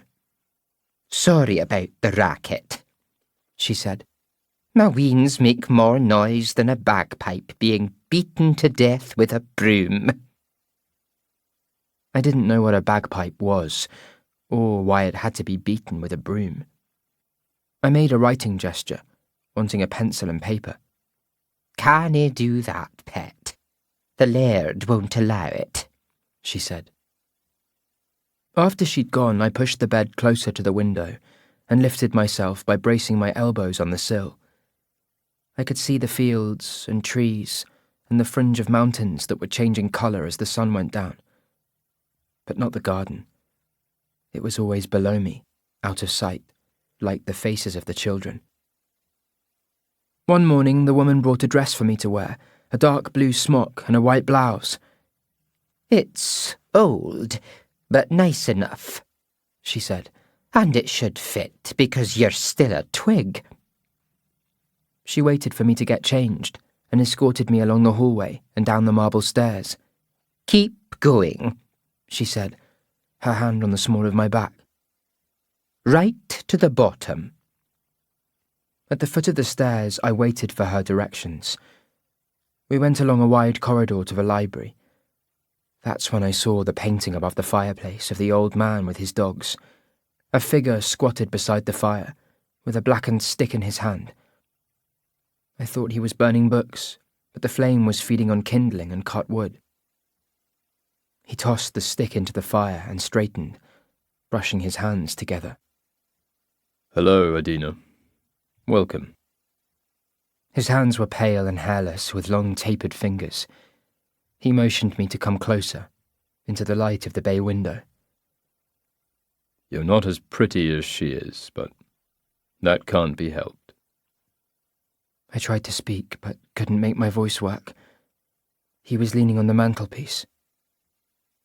"Do you know how many children die in the world every year, Adina? 5 million. War, poverty, disease, famine, neglect. It's a terrible toll, a waste. But you are safe now." The woman was still in the room. "Is she ready?" He asks. "Yes, sir." "Does she understand English?" "Aye, but her voice was damaged." "Is it permanent?" "The doctor said it could take another month." "Well, do something with her hair and put some colour in her cheeks." That evening, wearing the same dress, I made my way down the stairs and across the foyer and through the doors. Turning back, I saw what the house looked like from the outside, and the garden where the children sang Ring o' Roses. A car was waiting. The rear door was open. A man sat inside. He was tall, dark-haired and tanned, dressed in a charcoal grey suit. A gold ring glinted on his wedding finger. He patted the seat next to him. "Hello, Adina. You can call me Uncle." Cyrus answers my knock. He's dressed in boxer shorts and tattoos. "It's 5 in the morning. He says. "We have to go back," I say. Why? He said I wasn't as pretty as she is. As pretty as who? Exactly. Chapter 26. Cyrus. It's a simple plan. One question, one answer. We're going to find Sean Murdoch and ask him if anyone else survived the sinking. If he lies, or tells the truth, Evie will know. I have left a note for Florence, slipping it under her door, telling her that we are going back to St. Clair for a one-stop visit, and I don't want her risking her career by tagging along. She's done enough for us. As we near the Fiat, I study the surrounding streets, peering into the shadows and doorways, half expecting to see Angus Radford waiting for us. I know he can't have found us here, not yet, but memories of Arben keep haunting me. We drive out of Aberdeen, heading north along the A90.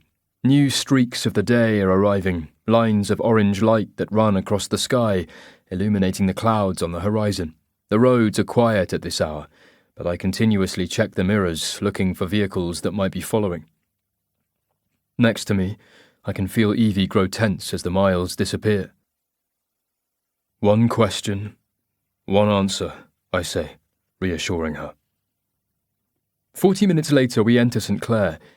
The waterfront inn is closed. The kitchen door is locked. I knock and wait. Evie is nervously shuffling from foot to foot, hiding under her hoodie. Isla Collie opens the door a crack. Is Sean here? I ask. You have to leave. She whispers, pleading with her eyes. We have to see Sean, Says Evie, showing her face. Go, please, she whispers. An unseen voice from inside. Who is it? The postman? She replies. At this hour? Says the voice. It's a package. I don't think so, Says the voice. Invite them in. It's an order, not a request. Isla opens the door. We step into the darkened bar. Only a few lights are glowing, illuminating the bottles of spirits behind the bar and the chrome of the beer taps. The place looks deserted, until I see a lone figure nursing a drink in the corner near the jukebox. An open crisp packet is on the table. Smoke curls from a cigarette in an ashtray. Angus Radford clears his throat. Company. At last. Chapter 27. Evie. I should be frightened, but I feel a strange sense of calm, as if the worst has already happened. Perhaps I have been afraid so often and for so long that I've become inoculated against fear, and nothing has the power to make my heart race or my palms sweat or my throat close. Angus Radford kicks a chair across the floor, telling Cyrus to sit. Then he pats the stool next to him and motions to me. I don't move. A sawn-off shotgun is resting across his lap. He drops his right hand to the trigger. I shuffle nearer, fixated on the weapon. I remember what a bullet did to Finn Radford. When I reach the stool, Angus leans closer, and he sniffs my hair. I snap with my teeth. He pulls away, laughing. I didn't recognise you at first, he says. What do they call you now? Evie. You were just a scrap of a thing. Your sister was the looker. You missed out. Her name was Agnesa, I say angrily. He laughs again. I know her fucking name. What happened to her? She died. I look for the lie, but it's not there, and my heart breaks along a familiar fault line. They all died except you, he says. I guess that makes you the lucky one. No, I whisper. The scar on his neck catches the light from the wall lamp and looks boil-like and seething, as though a snake is uncoiling beneath his skin, trying to burrow its way out. He turns on his phone, makes a call, talks. They're here. No, they found me. Laughter. They just walked into the bar. Yeah, both of them. Made it easy for us. Get the boat ready. He ends the call and picks up his whiskey, taking a sip, looking at me over the rim of the glass. From somewhere nearby comes the abrupt thud of a door slamming and the sound of footsteps receding. Angus yells, Isla, where's my breakfast? She doesn't respond. He curses and takes another crisp from the torn packet on the table. You killed them, I say, wanting to claw out his eyes, picturing my fingers sinking into his sockets. It was an accident. You should have opened the hatches. We were fighting a fire. We were trapped. You are already dead. Not all of us. Angus pauses and examines his empty glass. Doesn't matter anymore. I think it does, says Cyrus. I'd like to hear the story, and I think Evie is owed. No, if anything, she owes me, he says. I could have left her to die with the others. He walks behind the bar and pours himself another drink, swallowing. How much do you remember? There was a fire, I say. Yeah, well, We got that under control and then...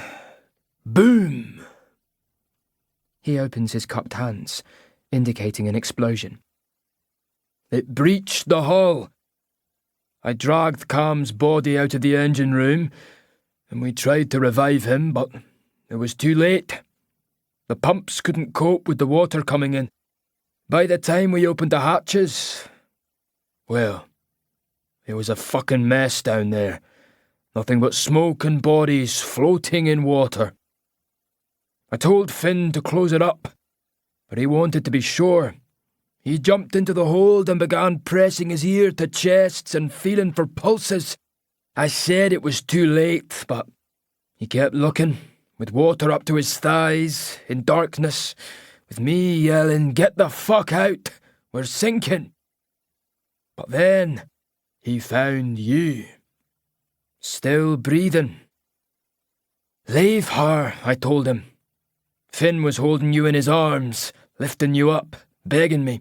The soft prick wasn't going to leave you behind, so I lifted you out. Both my hands were burned, my face, I was in agony. But I saved your skinny arse. His face twists in disgust. I told Finn to get out, but he stayed down there checking for more survivors. The stern was underwater. We'd launched the life raft, the Coast Guard was coming, but he wouldn't fucking listen. What was I supposed to do? Save people, says Cyrus. How? The Ariana was lost, and we were 100 miles from shore. You had life rafts, immersion suits. Not for everyone.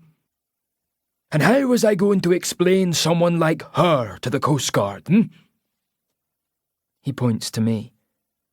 It was better if none of you survived, and the Ariana was never found. You condemned them to death, says Cyrus. They were already dead. Not me, I say. Angus grunts dismissively, and there is a long silence. Ice cracks and falls in the ice maker. His phone is ringing. He listens. 2 minutes. I'll be waiting out back. He rests the shotgun on the bar and bends to retrieve a roll of masking tape. You won't get away with this, says Cyrus. Angus finds this amusing. They always say that, don't they? On TV cop shows and in the movies. Does that make it a cliché or a trope? A cliché, says Cyrus. That's what education does. Helps you come up with the right word at the right time. The police know we're here, says Cyrus. We've told them that you and your brothers were smuggling migrants.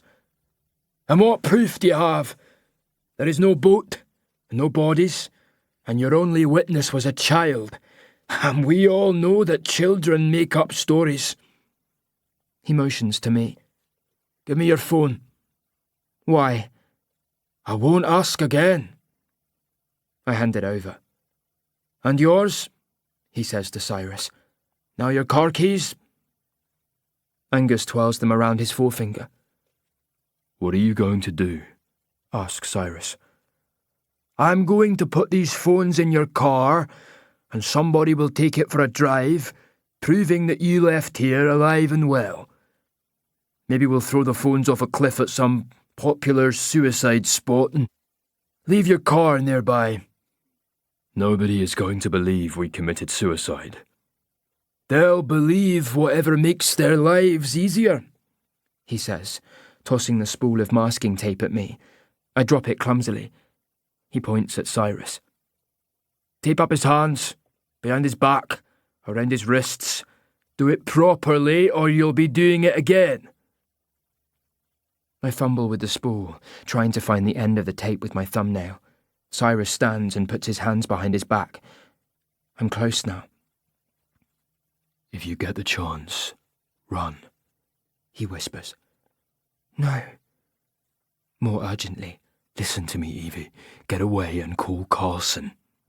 I'm not leaving you. No talking, says Angus, who is pouring scotch into a hip flask. spilling some, cursing, not cleaning up. Cyrus is holding his wrists a little apart as I wrap the tape, creating a gap that allows his hands to move. He pushes his wrists together when Radford checks my work. "Now you," he says, putting down the shotgun and picking up the tape. I contemplate lunging for the gun, but I wouldn't know what to do. Does it have a safety catch, or do I just point and shoot? The moment has passed. I hold out my hands. He binds them at the front and not the back, adding an extra loop around my waist to keep my hands tightly pressed against my stomach. "Okay. This way," he says, shoving me towards the kitchen. "Don't try to run, or I'll put a bullet through your spine." We pass through the kitchen and a storeroom before reaching the outer door. A car is waiting, a dark four-wheel drive. The doors are open. Another nudge. "Where are we going?" asks Cyrus. "To see a man about a boat." Chapter 28. Cyrus. My face is pressed into the nylon floor mat of the car, and Angus Radford is resting his feet on the small of my back. Evie is next to him, leaning as far away as possible, braced against the door. Another man is driving. I recognise him. The jeans, the gelled hair, the crooked teeth, the face like a ferret. He's the man who offered to help me change a tyre moments before he clubbed me and bundled me into the boot of the Fiat and abducted Arben Pasha. I try to slow my breathing and to think rationally, but my mind keeps wanting to review rather than plan. This is my fault. I have put Evie in danger. My arrogance, my carelessness, my mistaken belief that I could fix her if she confronted her past and remembered what had happened to her mother and sister. Evie has been right all along. She's not broken. I'm the one with the missing pieces. I left a part of myself in the kitchen next to the body of my slain mother, and another piece in the living room where my father lay dying, and 2 more upstairs with my dead sisters. That's why I became a psychologist. It's why I visit my brother Elias every fortnight in the secure psychiatric hospital, and why I punish myself in my weights room and run like I want to never finish. It is my survivor's guilt, not hers. The car is moving. "What happened to Arben?" I ask, trying to appear calm. "We didn't touch him," says the driver. "He fell into a coma." "You could have saved him." Angus lifts one foot and rams his boot heel into the back of my head, telling me to shut up. "Hey!" protests Evie, lunging at him. I try to warn her, but it's too late, and he knocks her head against the side window. She cries out in pain. I struggle against the tape around my wrists, wanting to protect her, but the boot heel presses against my neck. I decide to conserve energy and to concentrate on the journey, feeling my body weight shift through each corner and estimating how far we have travelled from St. Clair. Eventually, the car bumps over a grate and comes to a halt. Radford and the ferret get out. Evie and I are alone. "Cruden Bay," she whispers. "I saw a sign." I twist myself around and straighten until I'm sitting next to her. We are parked on the edge of a small concrete harbour, which is 300 feet long and half as wide, with low concrete walls and a narrow channel separating it from the sea. The parking area is dotted with boats, which are covered and wheel-clamped. More boats are moored in the still water inside the breakwall. The only dwellings I can see are 2 cottages with pebble-dash exteriors overlooking the parking area and a smaller building with a blue-painted door and matching window frames that could be some sort of harbour office. Closed today. Angus points out to sea. A sleek-looking boat appears from behind the headland, bouncing over the swells. Within minutes, it has reached the inner harbour and pulled up alongside a set of stone steps. I know this boat. It's where I met Willie Radford when he summoned me to St. Clair Marina. The name is painted on the stern. Watergore. The 2 men return to the car and drag me out. Evie follows, walking next to me, close enough for our shoulders to touch. I look around, hoping there might be witnesses, but the harbour looks deserted and the cottages are empty. A figure appears on the gangplank. Willie Radford is wearing a rain slicker and bib and braces. He steps back and sweeps his arm across his chest, welcoming us on board. The boat moves under my weight. Evie stumbles. Willie reaches out to help her, but she knocks his hand away. "Welcome on board, Dr. Haven," he says. "And you also, lassie." Have we met? She asks. Aye, many years ago. Willie points us to a bench seat at the stern. Evie sits next to me. My hands are bound behind me and hers in front, tight against her stomach. Mooring ropes are cast aside, and the twin engines engage, churning up the oily water. The cruiser pulls away from the dock and turns towards the harbour entrance. A swan glides past, rising and falling on the ripples. Angus takes a seat near the ladder, resting the shotgun between his spread knees. His father has the helm, steering us into open water. The ferret has stayed behind to clean up and remove any trace of our visit to the waterfront inn. What does watergore mean? I ask, trying to engage Angus in conversation. "It's a Scottish word," he says. "You ever seen a broken rainbow? One of those wee patches of colour that disappear into clouds and don't have a beginning or an end? That's a watergore." Looking back to shore, I can still make out the gorse and the nettles and the stunted trees and the outlines of buildings. Sheep dot the pastures. Farmhouses are the same chalky white. Angus takes out his hip flask and unscrews the lid, taking 2 swallows. A gust of wind blows his fringe across his eyes. You once proudly told me you were a fisherman, I say, 4th generation, and now look at you. Aren't you embarrassed? A spark of anger. "You know fuck all about me." I talked to Finn. He did a lot of whinging about fishing quotas and illegal catches and bureaucrats in Brussels. What's your excuse? Did he tell you that 40 years ago there were nearly 5,000 fishermen working the trawlers in Scotland? Now there are 900. The smaller boats have been forced out. Young people are going off to the cities, leaving behind empty shops and abandoned houses and closed schools. You think you're the first industry to have to change? Talk to coal miners, factory workers, garment makers. It's always been the same. You adapt or you die. Yeah, well, I decided to adapt. By exploiting the vulnerable. By offering them a new life. We got them jobs and houses. We helped arrange visas. Some of them are married now and have kids at the local schools. We saved our community. We've seen the accommodation, I say. Tents, caravans, pit toilets, bucket showers. Short-term solutions, he says, taking another swig from his flask. Where was my job? My house? My visa? Asks Evie. Angus shrugs. You were too young. You sold me. We had you adopted. Do you know what happened to me? You're alive. Can't have been that bad. Evie tries to launch herself across the space, but I manage to hook my legs around her, stopping her progress. Angus laughs and calls it touching. What about Arben Pasha's sister and the other woman? Have they been sold, or offered a new life? I ask. Angus doesn't answer. Where are they? More silence. So tell me, Angus, when did your philosophy change? What do you mean? The people who died off the coast of Cleethorpes. You deliberately rammed their boat. You ran them down. You watched them die. They hadn't paid. Who were they supposed to pay? He doesn't answer. Are you the ferryman? I ask. He laughs and shakes his head. Is it your father? He's an old man.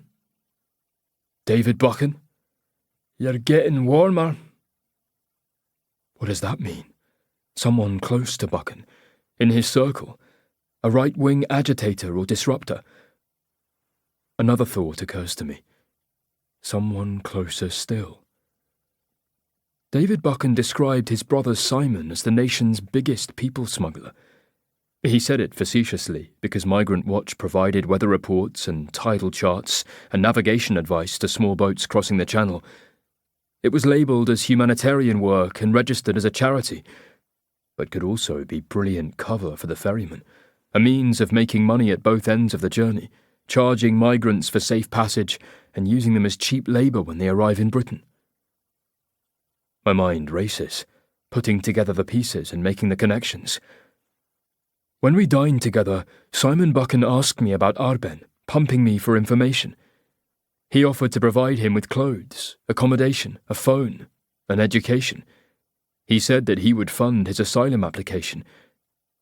And then he gave me a bullshit narrative about the perils of philanthropy, and I ate it up with a spoon and washed it down with an expensive French Pinot Noir. I admired him. I wanted to be him. And I felt sorry that he had a brother like Lord David Buchan. I couldn't have been more wrong. At least Lord Buchan spoke up for what he believed. Yes, it was reactionary and xenophobic, but I didn't doubt his sincerity, even if I disagreed with his arguments. And I'd rather deal with an articulate, honest bigot than a fake progressive like Simon Buchan, who creates charities and good causes so he can hide his true nature, profiting from desperate people. The boat is still motoring eastwards, and the shore has slowly receded to become a dark outline. The sea is all around us now, the hiss and rush of it, the collapse of waves into white water. Even the seagulls have deserted us, blown back towards the land. Angus takes another slug from his hip flask and gets to his feet. He takes 2 paces to the stern of the boat and undoes his trousers, pulling out his penis to urinate. Evie turns her face away. "Nothing you haven't seen before," he says, grinning, as a stream of urine arcs towards the waves. His shotgun is propped against the bench seat. In that instant, I charge forward, head down, and ram him in the small of his back before he can step away. He cries out in surprise and fights for balance, but neither of us can defy gravity. We're falling, over the railing, into the churning wake of the watergore. The cold hits me like a slap, and I immediately inhale a mouthful of water. My hands are useless, bound behind me, but I kick with my legs to keep my head above the surface, coughing and snatching a breath. I roll beneath the waves again and fight to free my hands, twisting back and forth, feeling the tape cut into my wrists. Exhaustion is slowing me down. My legs are burning and my arms aching, and panic squeezes my heart. This can't be how it ends. Thrashing to the surface, gasping for breath, I kick off my shoes and try to rip my hands out of the bindings. My chest spasms and water spurts from my mouth and nose. The watergore is already 100 feet away. Angus Radford is closer, yelling for his father, waving his arms. He's not interested in me. He's more worried about saving himself. His head goes under.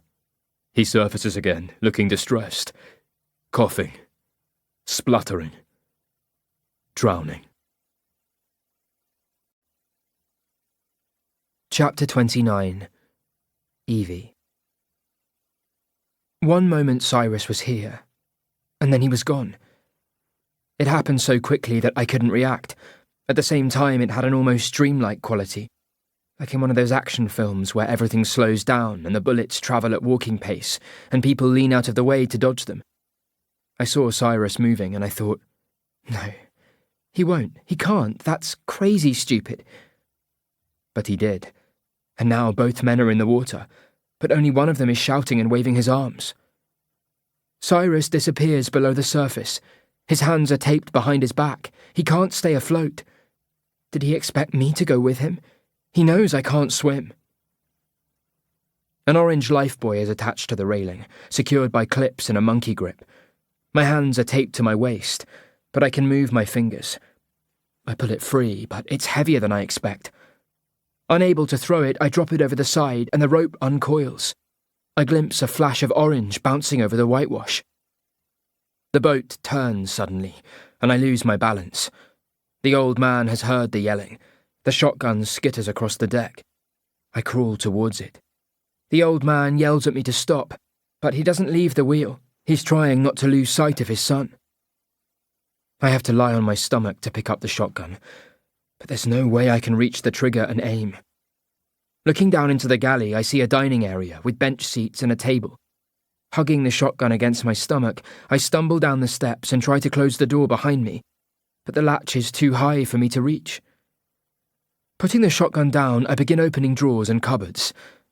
Angus is still yelling, but less often now. I don't know if Cyrus is alive. There is a cooktop with a steel cover. On the wall is a magnetised knife rack, but I can't reach it with my hands. Leaning over the bench top, I use my forehead to butt at the handles until a blade falls onto the electric hob, within reach. Holding the knife in my fingertips, pointed towards me, I move the blade back and forth across the tape.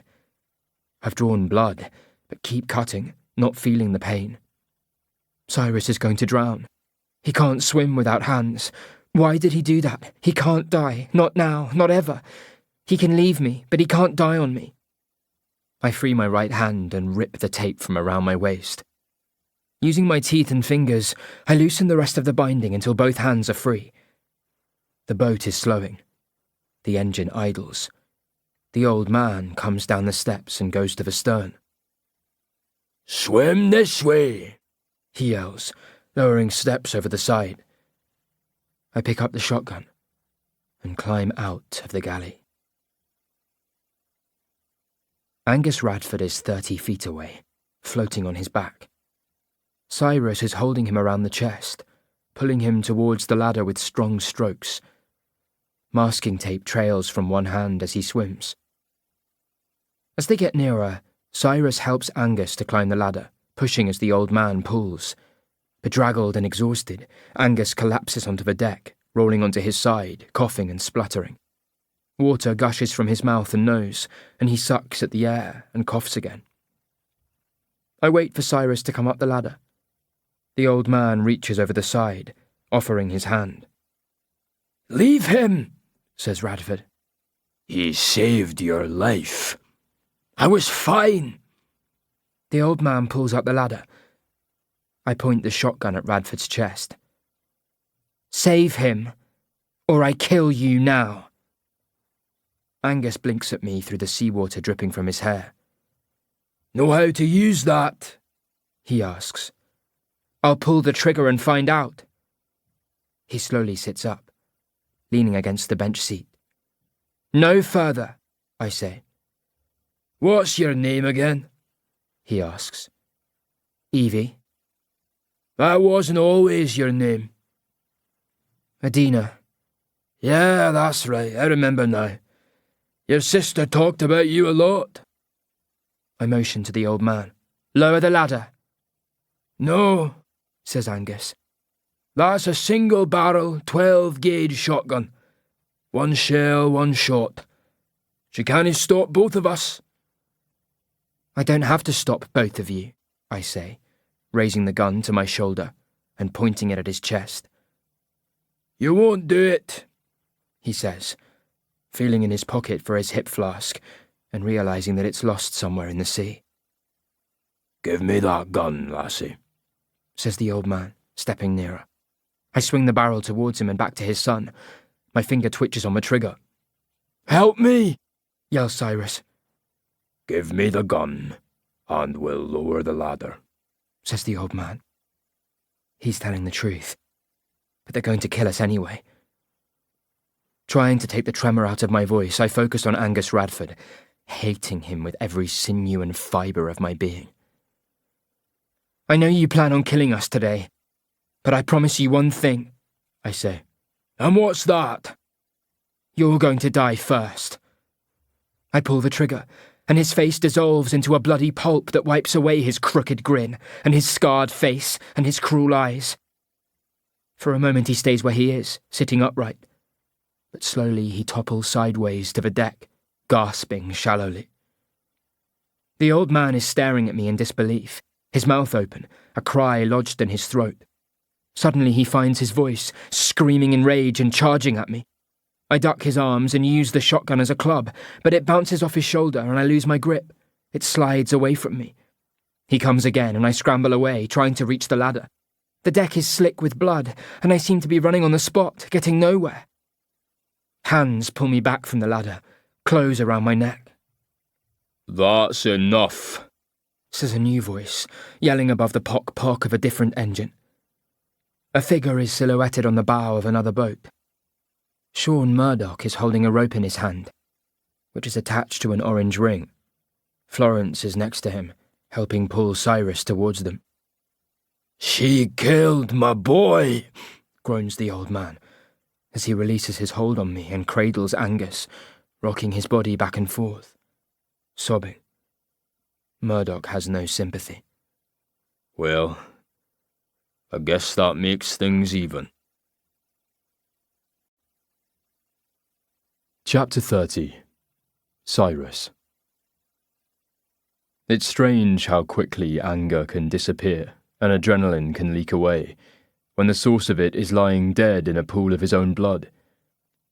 I know the signs of post-adrenaline blues, the depression and disappointment and the questioning of choices, but I feel none of that. My only concern is for Evie. Reunited on Sean Murdoch's boat, I held her against me, listening to her sobs and smelling her hair, and feeling something shred inside me. I killed him, she whispered. You saved my life. All I could think about was Mama and Agnesa and those poor migrants. Shh.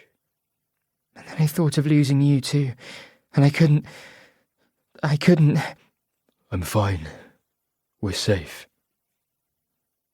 Florence is moving about the galley of Murdoch's boat, wrapping us in blankets and brewing cups of tea. Hot and happy with relief, she opens a packet of sugared biscuits and offers them around. You shouldn't have left me, she says accusingly. I'm sorry. I thought we could... Do this alone? Something like that. Florence explains how she found my note and rode to the waterfront inn. By then, Isla Colley had alerted Sean Murdoch about what had happened at the pub, and they set out to find us. How did he know where to look? I ask. The Watergore has some sort of tracking device that is picked up by satellite. I smile at the irony of that. Evie is still leaning against me. She sits up and pushes me in the chest. What's wrong? I ask.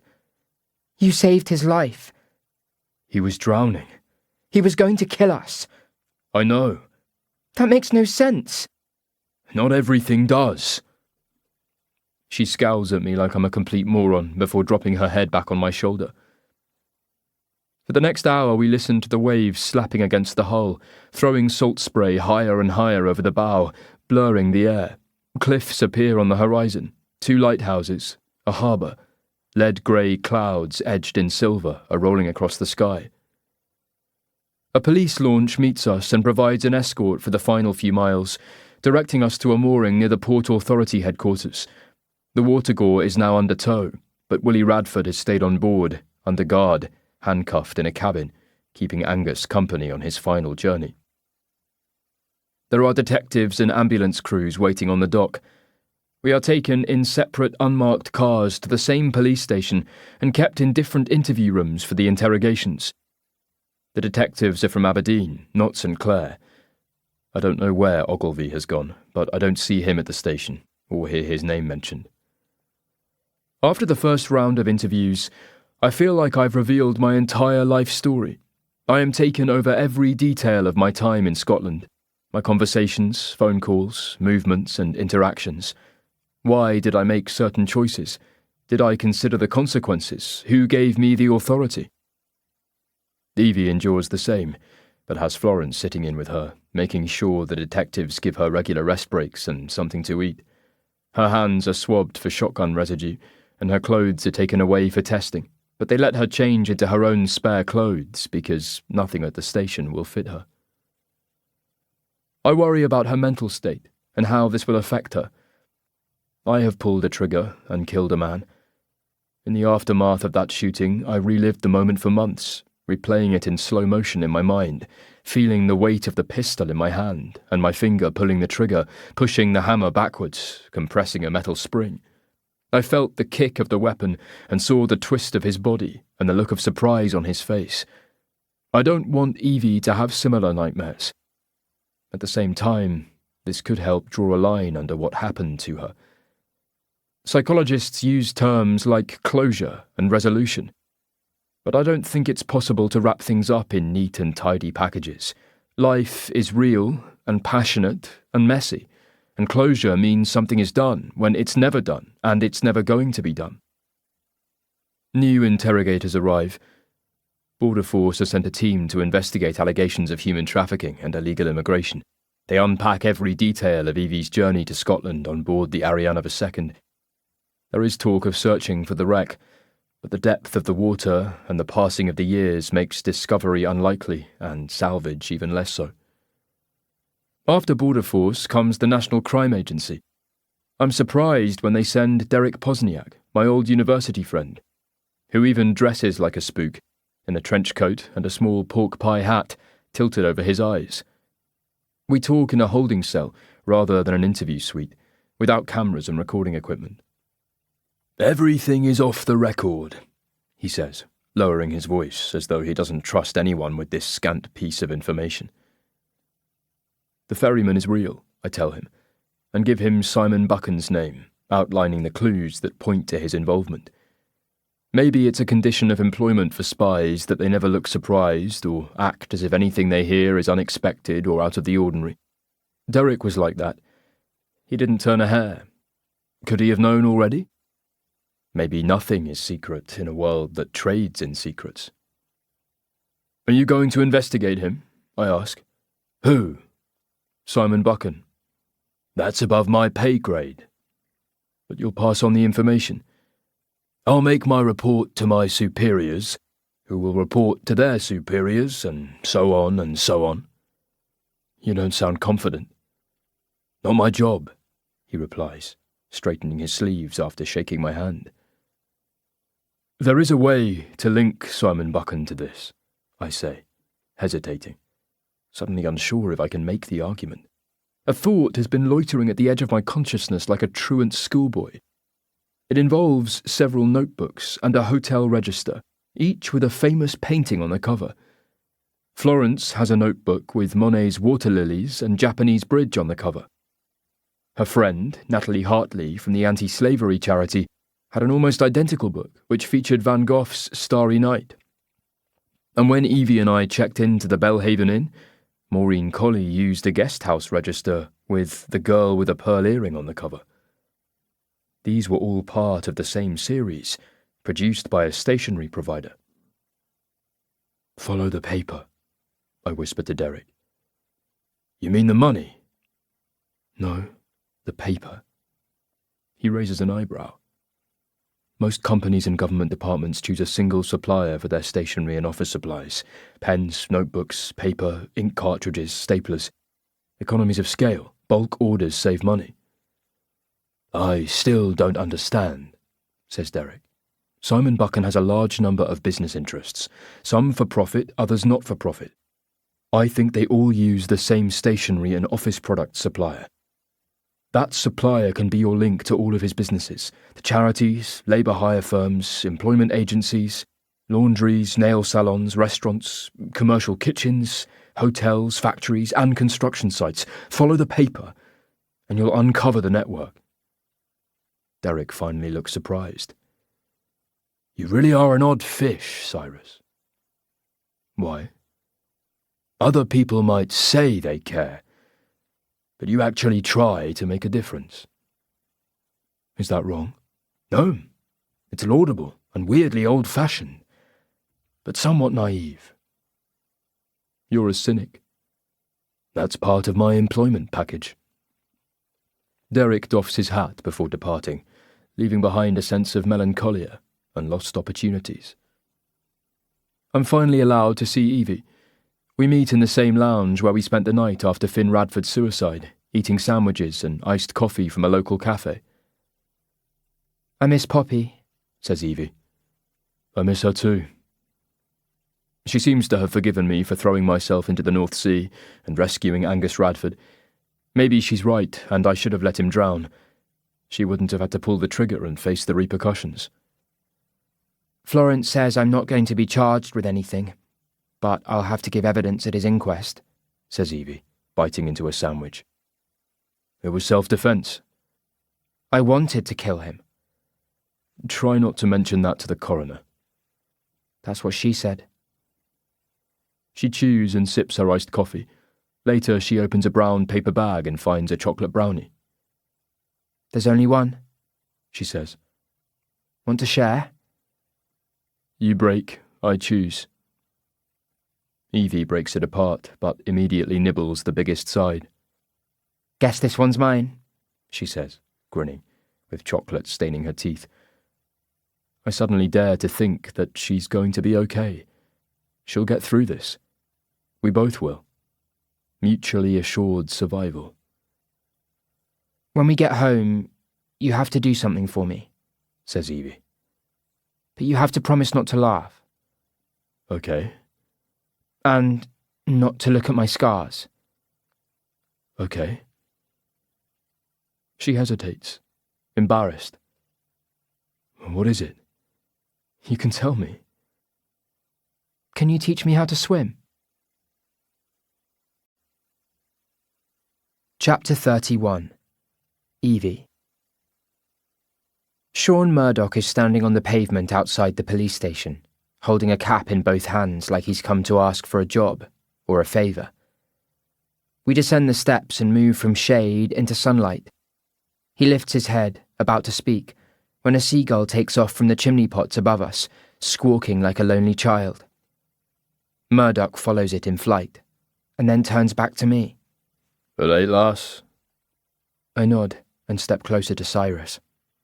I wanted to apologise for being part of this. He says, stumbling over the words. I didn't mean for people to get hurt. Have you been interviewed? Asks Cyrus. The police will get around to me. He says. I'll tell them everything. You'll go to prison. Most likely. But I should have said something before now.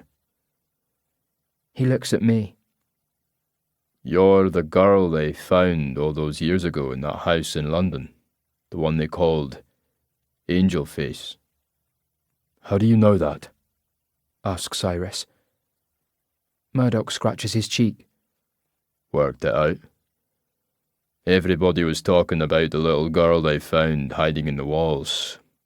She didn't have a name or a past. Then I saw a photograph and I knew who you were.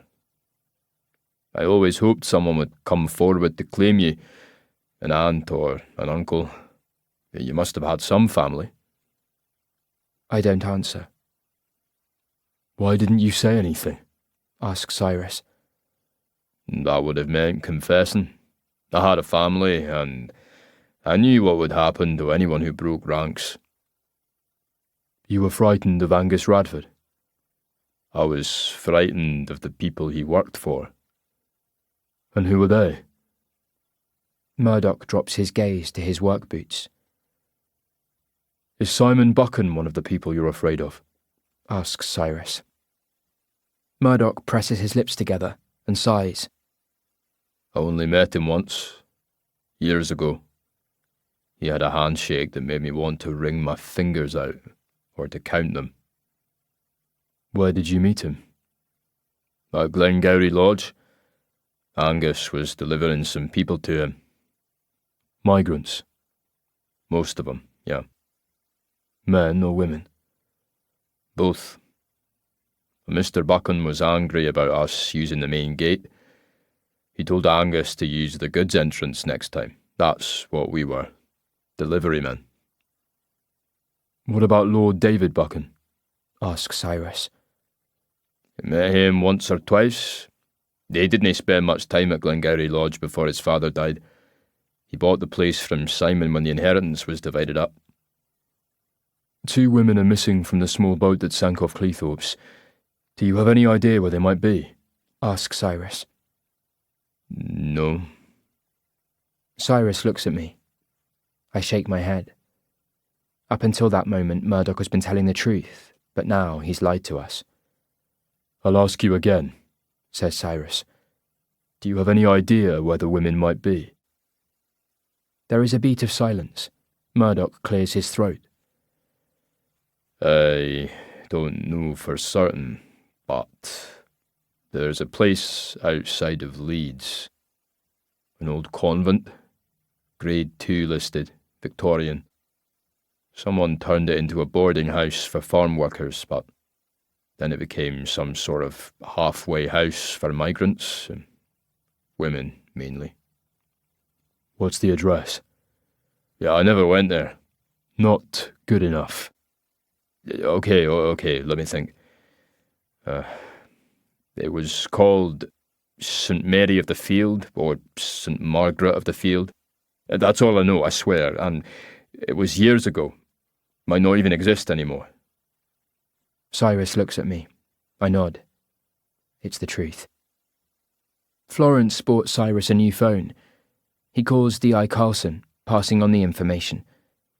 In the meantime, I'm left with Murdoch, who fidgets and shuffles, still holding the cap in his hands. I'm not trying to wash my hands of this, he says. I know I've done terrible things, but I want to make amends. How? That's why I'm here. To explain. He glances behind him to his car, an old Land Rover, patched and repainted to deal with rust.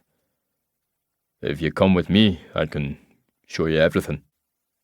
Yeah, I promise you, nothing bad is going to happen. He's telling me the truth. I wait for Cyrus to finish his call. It's your decision, he says. I hang back, staring at the open car door. I have lived in darkness for so long that I've grown scared of the light. Cyrus is always telling me that I can change things, that everything I want is on the other side of fear. The Land Rover smells of wet dog and a Christmas tree air freshener. Murdoch apologises for the mess, saying he should have cleaned it up first. He doesn't talk as he drives out of St. Clair along the coast road, past factories, car yards, and a new housing estate. A roadside stall is selling eggs, jam, and fresh strawberries, a payment by honour system. Soon we're in the open countryside, where the fields are stitched together in a patchwork of squares. After a few miles, we turn off onto a narrow road, leading towards the sea. A village appears. Oyster-coloured dwellings are surrounded by stunted trees and dry stone walls and small gardens, growing vegetables or flowers. The road twists back and forth, descending to the shoreline, where the shingle beach is partially blanketed by seaweed. There is a pub, a post office, a phone box, and a row of brightly painted cottages, some of them with bed and breakfast signs. Murdoch parks the car at the base of a steep cliff, and we walk up a set of wooden stairs weathered by salt and wind. At the top is a small whitewashed cottage with a pitched slate roof surrounded by a neat garden. Below us, a concrete seawall juts into the ocean, protecting a quiet, underused stretch of beach. The North Sea is grey, the sky is blue, and a freighter inches north on the horizon. Murdoch takes off his boots in the entrance hall. His big toe pokes through a hole in his left sock. We enter a sitting room with a picture window filled with a view. Is this your place? Asks Cyrus. It's where I grew up. My parents left it to me, says Murdoch. There are family photographs on the mantelpiece. A child in them. Addie as a toddler, Addie starting school, Addie flying a kite, playing with a dog, sailing a dinghy, riding a carousel horse. There is a lone photograph lying face down on a side table. Murdoch turns it over and hands it to me. Everything stops, and the room falls away. I'm staring at Agnesa, who is smiling back at me.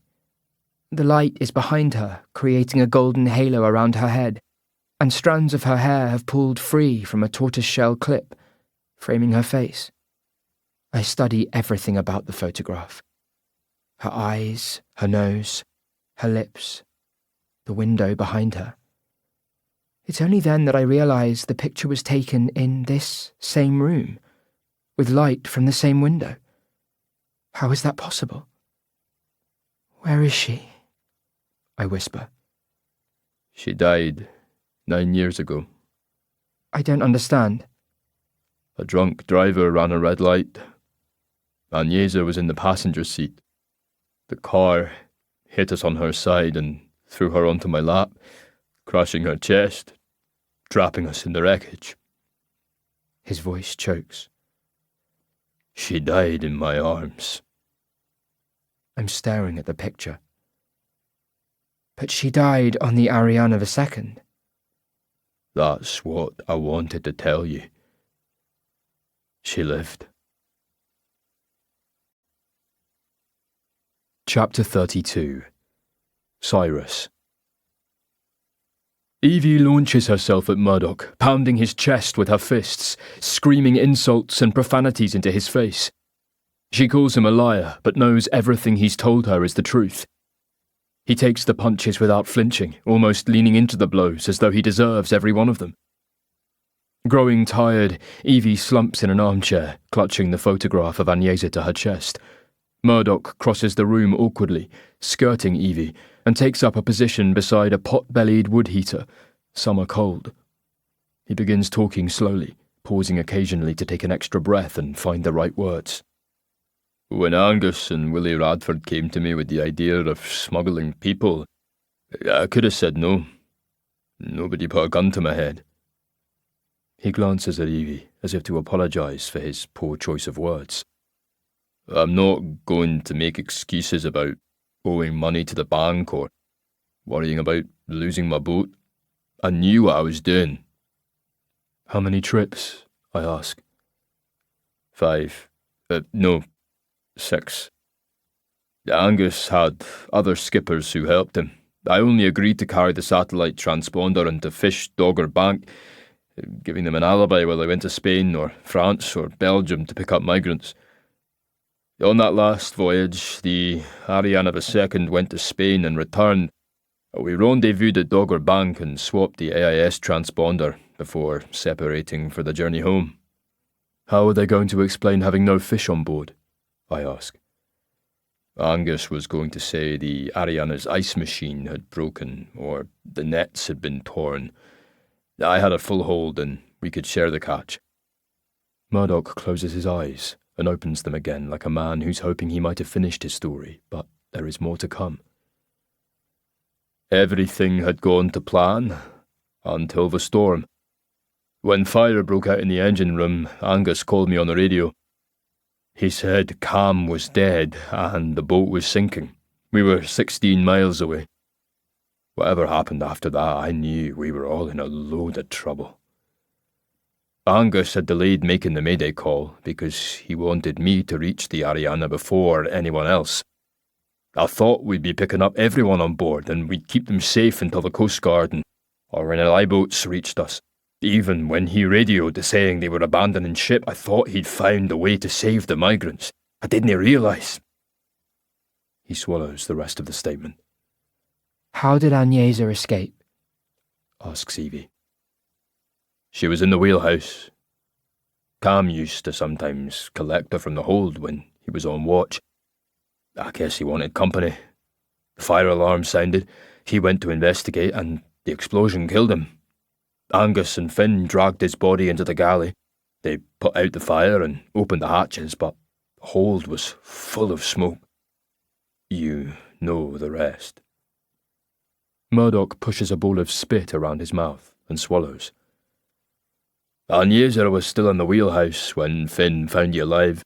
Angus was going to dump both of you overboard if the chopper arrived before the neath of dawn, but we reached you before then and took you on board, hiding you in the crew quarters. When the Coast Guard chopper arrived, they winched Angus and Ian Colley off the deck and transferred them to Aberdeen Hospital. We didn't tell the Coast Guard about you. But she needed medical attention, I say. Border Force would have investigated. They would have salvaged the Ariana and found the bodies. We couldn't take that risk. His eyes are pleading with Evie. We arrived in St. Clair early the next morning. You were still unconscious. I told Agnese that we were taking you to hospital. She begged to stay with you. I promised her that you'd be safe. I'm sorry. Evie doesn't answer. She is still holding the photograph of Agnese, sitting in the same chair in front of the same window in the same house where the image was taken. Why didn't Agnesa come looking for me? She asks, her voice wavering. I told her that you died at the hospital, that you never woke up from the coma. I hear the soft gasping of the sea, but realise the sound comes from Evie. I even brought home a ceramic urn full of ashes and said they belonged to you, says Murdoch. That were a terrible thing to do, but you were gone by then. Sold off, I say. But they didn't tell me the details. With 3 quick, stiff steps, Evie is on him again, pounding his chest, screaming, "You knew! You knew!" I pull her away, pinning her arms. She collapses against me, weeping. Murdoch keeps muttering, I'm sorry. I'm sorry. His eyes are shining. I take Evie to the sofa and we sit together. Murdoch leaves the room and returns with a box of tissues which he offers to Evie. He takes one for himself and blows his nose. "Is this where you brought Agnesa?" I ask. Aye. It was somewhere quiet. None of us knew she was pregnant, not then. You kept her prisoner? For a while, aye. But after a time, she stopped trying to escape. I offered to look after her and the wee bairn. I'd never been married. Never found any woman who would say yes. I'm not stupid. I know she didn't love me the way that I loved her, but Agnesa had nowhere else to go. After a while, I think she grew to like me, or trust me at least. He addresses Evie. She never stopped talking about you. It was Adina this and Adina that. And when the baby was born, there wasn't any question about what she was going to be called. It's only then that I realise what he's saying. The photographs, this house, the names, the girl with the pink hair and ear piercings. Evie whispers, Addie. He nods. Does she know? I ask. I told her last night, the whole story, just like I'm telling you. Evie looks around, eyes wide, caught between panic and joy and grief. Is she here? She's waiting to see you. Murdoch kneels on the floor as though praying for forgiveness. After Addie was born, Agnesa got a job at a local primary school working as a teacher's assistant. She had better English than most of the teachers. She was learning how to drive, and I promised to buy her a car when she got her full licence. What I'm trying to say is that she made a good life for herself here. And she was happy, in her own way. She sewed, she tended the garden, she read books, she wrote diaries. I've kept them. They're yours. Opening a drawer in a dark bureau, he removes a photograph album and several notebooks. Each has a famous painting on the cover. The Girl with the Flaxen Hair by Hans Heyerdahl and Woman with a Parasol by Monet. I think back to what I told Derek Pozniak. Follow the stationery. I open the album because Evie doesn't look like she has the strength to turn the pages. The 10x8 prints are neatly laid out, held in place by photo corners. In one, Agnesa is dangling her feet over the side of a dinghy. In the next, she's pushing a toddler on a tricycle, or feeding ducks at a pond, or standing in front of the ruins of a castle, dressed in a man's winter coat that is 2 sizes too big for her. The past and present are at war in Evie's mind, but her smile and her tears tell me which one is winning the battle. She is looking at her sister, and seeing her for the first and last time. Chapter 33. Evie. Outside there is a battle being fought by the seagulls, who are bickering over who gets the chimney and who gets the valley of the roof. It ends when they launch off in unison and swoop down to the beach. Cyrus is holding the photo album. I touch each image with my fingertips. Agnesa is older but the same, beautiful but more grown up. I want to be angry at her for not coming to find me, but she thought I was dead. A new page, more pictures, a birthing suite, and a newborn covered in gunk is being weighed and swaddled in a blanket. Agnesa looks exhausted, but happy. Tucked under her chin, the baby has one finger pressed against her cheek, as though deep in thought, contemplating her future. My pose. My dimple.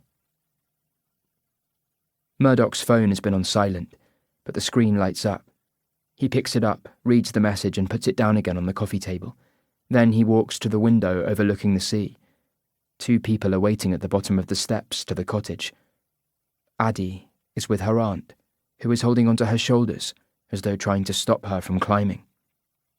Addie waves nervously. I wave back. She's wearing red shorts over a blue one-piece swimming costume. She turns, seeking permission from her aunt. Moments later, she's running, taking the steps 2 at a time. I open the front door and meet her on the path. I think she's going to fly into my arms, but she stops suddenly, as though unsure of what happens next. I'm named after you, she declares. but nobody calls me Adina. Do you know what it means? I ask. She shakes her head, hair swinging. Adina is a Hebrew name, meaning delicate. I'm not very delicate, she says. Neither am I. Can I hug you? She asks. Yes. I expect to flinch when her arms close around me, but it doesn't happen. I relax and hold her, and smell her wonderful girlish smell of deodorant and pool chlorine. She steps back. Her legs are thin and tanned, and her bare feet milky white. Her face is a prettier version of mine, with a small nose, brown eyes, and a high forehead. You're too young to be my auntie, she says, making it sound like a challenge. You're too old to be my niece, I reply. And we're almost the same size. You're going to be taller. What are we then? She asks. We could be friends. Or sisters, says Addie. I've always wanted one of those. I can't swallow the lump in my throat. Addie is still talking excitedly. Sisters keep secrets for each other, so you can't tell anyone about the smoking or the thieving. I guess not. Or about Flossie and Soot and Ziggy. Who? My cats. Okay. And you have to help me convince Dad to let me have a dog. I'll try. Another silence. Can I show you something? She asks eagerly, taking my hand and leading me along a small brick path down the side of the cottage and up steps into a terraced area with a wooden bench seat and a view over the headland and a rock platform exposed by the tide. Addie picks a wilting flower from a rosebush and breaks the petals in her hand. She releases them over my head like snowflakes and laughs. This is my favourite place in the whole world, she says. Why is that? This is where my mum used to sit every afternoon and read books and watch me play in the garden. I don't remember much about her. I was only 3 when she died. I can tell you about her. It's then that I notice the small square of polished metal screwed into the uppermost railing of the bench. The bronze plaque reads, "In loving memory of Agnesa Osmani, who stopped here a while and enjoyed the view." I don't realise I'm crying until Addie puts her arms around me and says, I miss her too. I'm not sure how I feel. I'm exhausted and disappointed and angry and sad and excited and scared. My sister has come back to me. She has added a drop of condensed colour into my black and white world, giving definition and shade to things that have been lost in grey. I finally feel as though I belong here. The contours of the country have become mine. The sun is mine, the grass, the trees, the birds, the bees, the waves, the wind. This is my home, and I know what comes next. I'm going to have the biopsy on my brain, and if they say I need an operation, I will. And if they want me to wait and see, I'll wait and see. I have a reason to fight now. A sister. A niece. A purpose. Chapter 34. Cyrus. Evie is still in the garden with Addie, sitting on the bench, half in shade and half in sunshine. I watch from the kitchen window, trying to imagine what it must be like to discover that Agnesa survived the sinking and gave birth and made a new life for herself. That used to be her favourite reading spot, says Murdoch. It's where I scattered her ashes. Why are you telling us this now? I ask. He looks at his hands. 'Cause I know what's coming. You're going to prison? Aye. You're hoping Evie might forgive you and plead for leniency on your behalf? No, nothing like that. I deserve what's coming to me. Why then? Somebody will need to look after Addie when I'm gone. Evie is her only family. What does Addie say about that? Murdoch glances out of the window. They seem to like each other. A part of me wants to push back and argue that Evie isn't ready for that sort of responsibility. But I stop myself, because this isn't my decision. I'm the only person in the world who believes that Evie is going to be all right, even though she's not there yet. Maybe Addie can help her. Evie is not the same damaged teenager that I first met at a secure children's home in Nottingham, sitting in a circle with other teenagers looking completely alone and separate from the others. Back then, she was all surliness and sass, her face hidden behind hanging locks of hair, her feet drawn up, as though frightened of touching the floor. Not quite a woman, not quite a girl, yet there was something ageless and changeless about her. I knew immediately there was something different about Evie. She was mercurial, nihilistic, infuriating, abusive and self-destructive, yet desperate for love. And while she is not the same person that I met 4 years ago, she is more than the sum of her parts. As I watch her in the garden, sitting next to Addie, knee to knee, head to head, laughing like best friends, I realise something else about Evie. She has been like a little sister to me, filling a hole in my life that once belonged to the twins. Life is not colourful without her. Life is not interesting without her. Life is not life without her. I will never stop caring. I will never stop worrying. I will never stop loving her. Chapter 35. 3 months later. Evie. Cyrus has brought home a Christmas tree, which is so fat that we can't get it through the front door without breaking any branches. He's carrying the base, while Addie and I have the top end. There is lots of shouting and laughing. Lift it higher, tilt it to the right, go back, not that way. Addie keeps yelling the word pivot, which she finds hilarious, and when Cyrus gets annoyed, it's even funnier. Oh, you're both impossible, he says, dropping the tree, which completely blocks the entrance. Addie is now lying on her back on the hallway rug, crying with laughter. Poppy licks her face, and they wrestle. We could just leave it here, I say, picking pine needles out of my hair. We're not having a tree in the doorway, he says. We take a breather before trying again, wrestling the tree into the front room, and then debating the merits of the corner versus the bay window. We choose the window and set up the stand, filling the base with water. My job here is done, says Cyrus. Aren't you going to help us decorate? Asks Addie. No, I brought it home. The rest is up to you. What about the star on the top? Use the stepladder. Addie begins going through a box of decorations that we keep in the attic. Some of them are so old and brittle I'm scared to handle them, but Cyrus has bought some new Christmas lights as well as a wreath for the front door. I don't remember decorating a Christmas tree before now. At Langford Hall, the staff did it for us, and the decorations were approved as safe, i.e. not a self-harm risk or a possible weapon. In Albania, we celebrated Krisht Lindiet, But it was mainly about giving presents and feasting and didn't involve dressing up a tree. Addie makes this Christmas special. She's been in Nottingham for 3 days and is here until she goes back to school after the new year. After that, who knows? Sean Murdoch will go to trial next year, along with 6 other trawlermen accused of facilitating illegal immigration.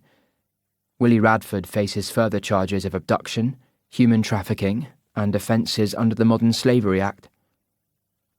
Simon Buchan is the man who spoke to me in the library at Glengarry Lodge when I was a child recovering from smoke inhalation. He was standing beneath a painting of his father, which is why he looked like a younger version of the same man. Within hours of Angus Radford's death, Simon Buchan vanished and hasn't been seen since. The newspapers have speculated on where he might have gone, naming countries that could be hiding him. Russia and Cuba are likely, along with others that don't have extradition treaties with Britain. In the meantime, the authorities have seized his houses and cars and businesses. I asked Cyrus what happens to the money. He said it goes to the government, but what's the point of that?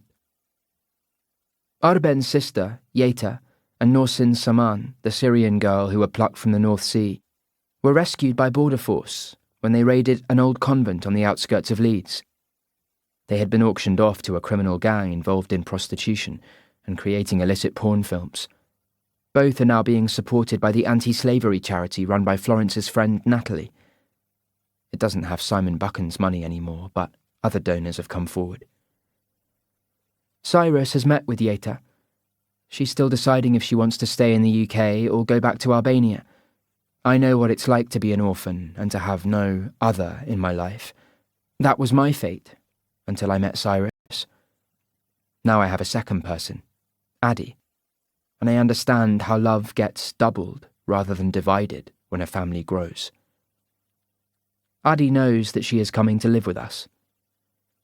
Will I have to go to school? She asked. Yep. And I guess I can't smoke. Nope. Or vape? Nope. But you get to hang out with me.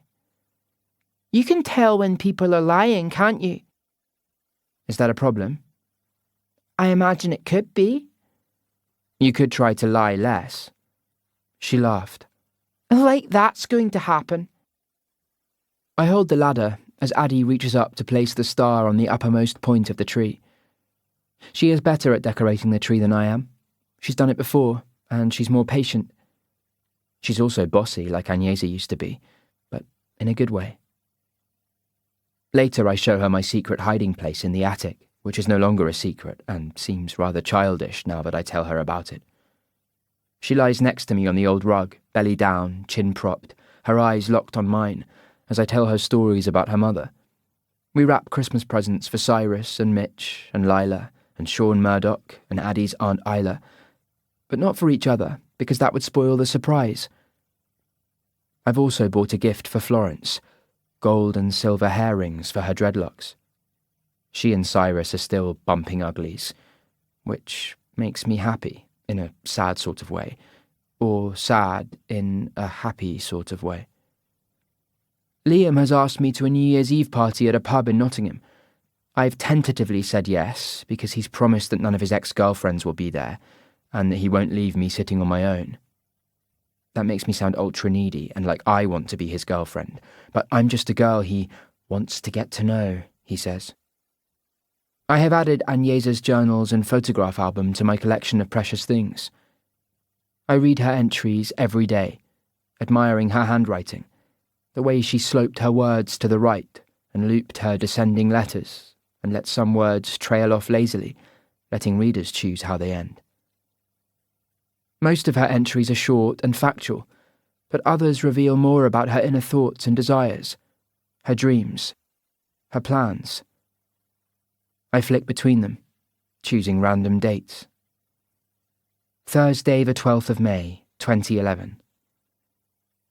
I cannot believe that I didn't want children. I hated the idea of having something growing inside me.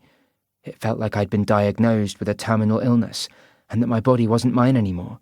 I was scared to death, but that all changed the day Addie was born.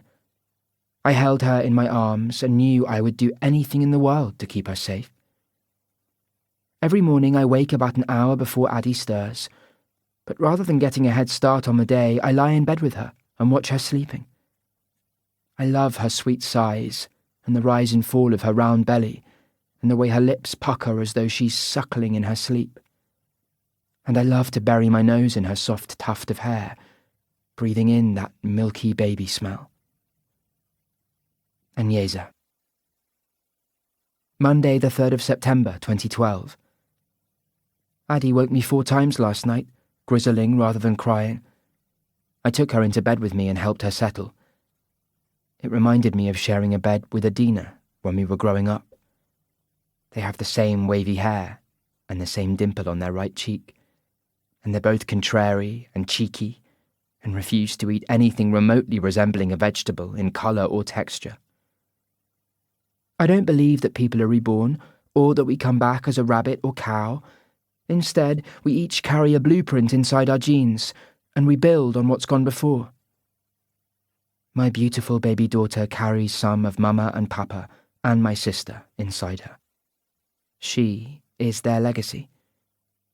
And I will remind Addie every day of the people who came before her and made her life possible.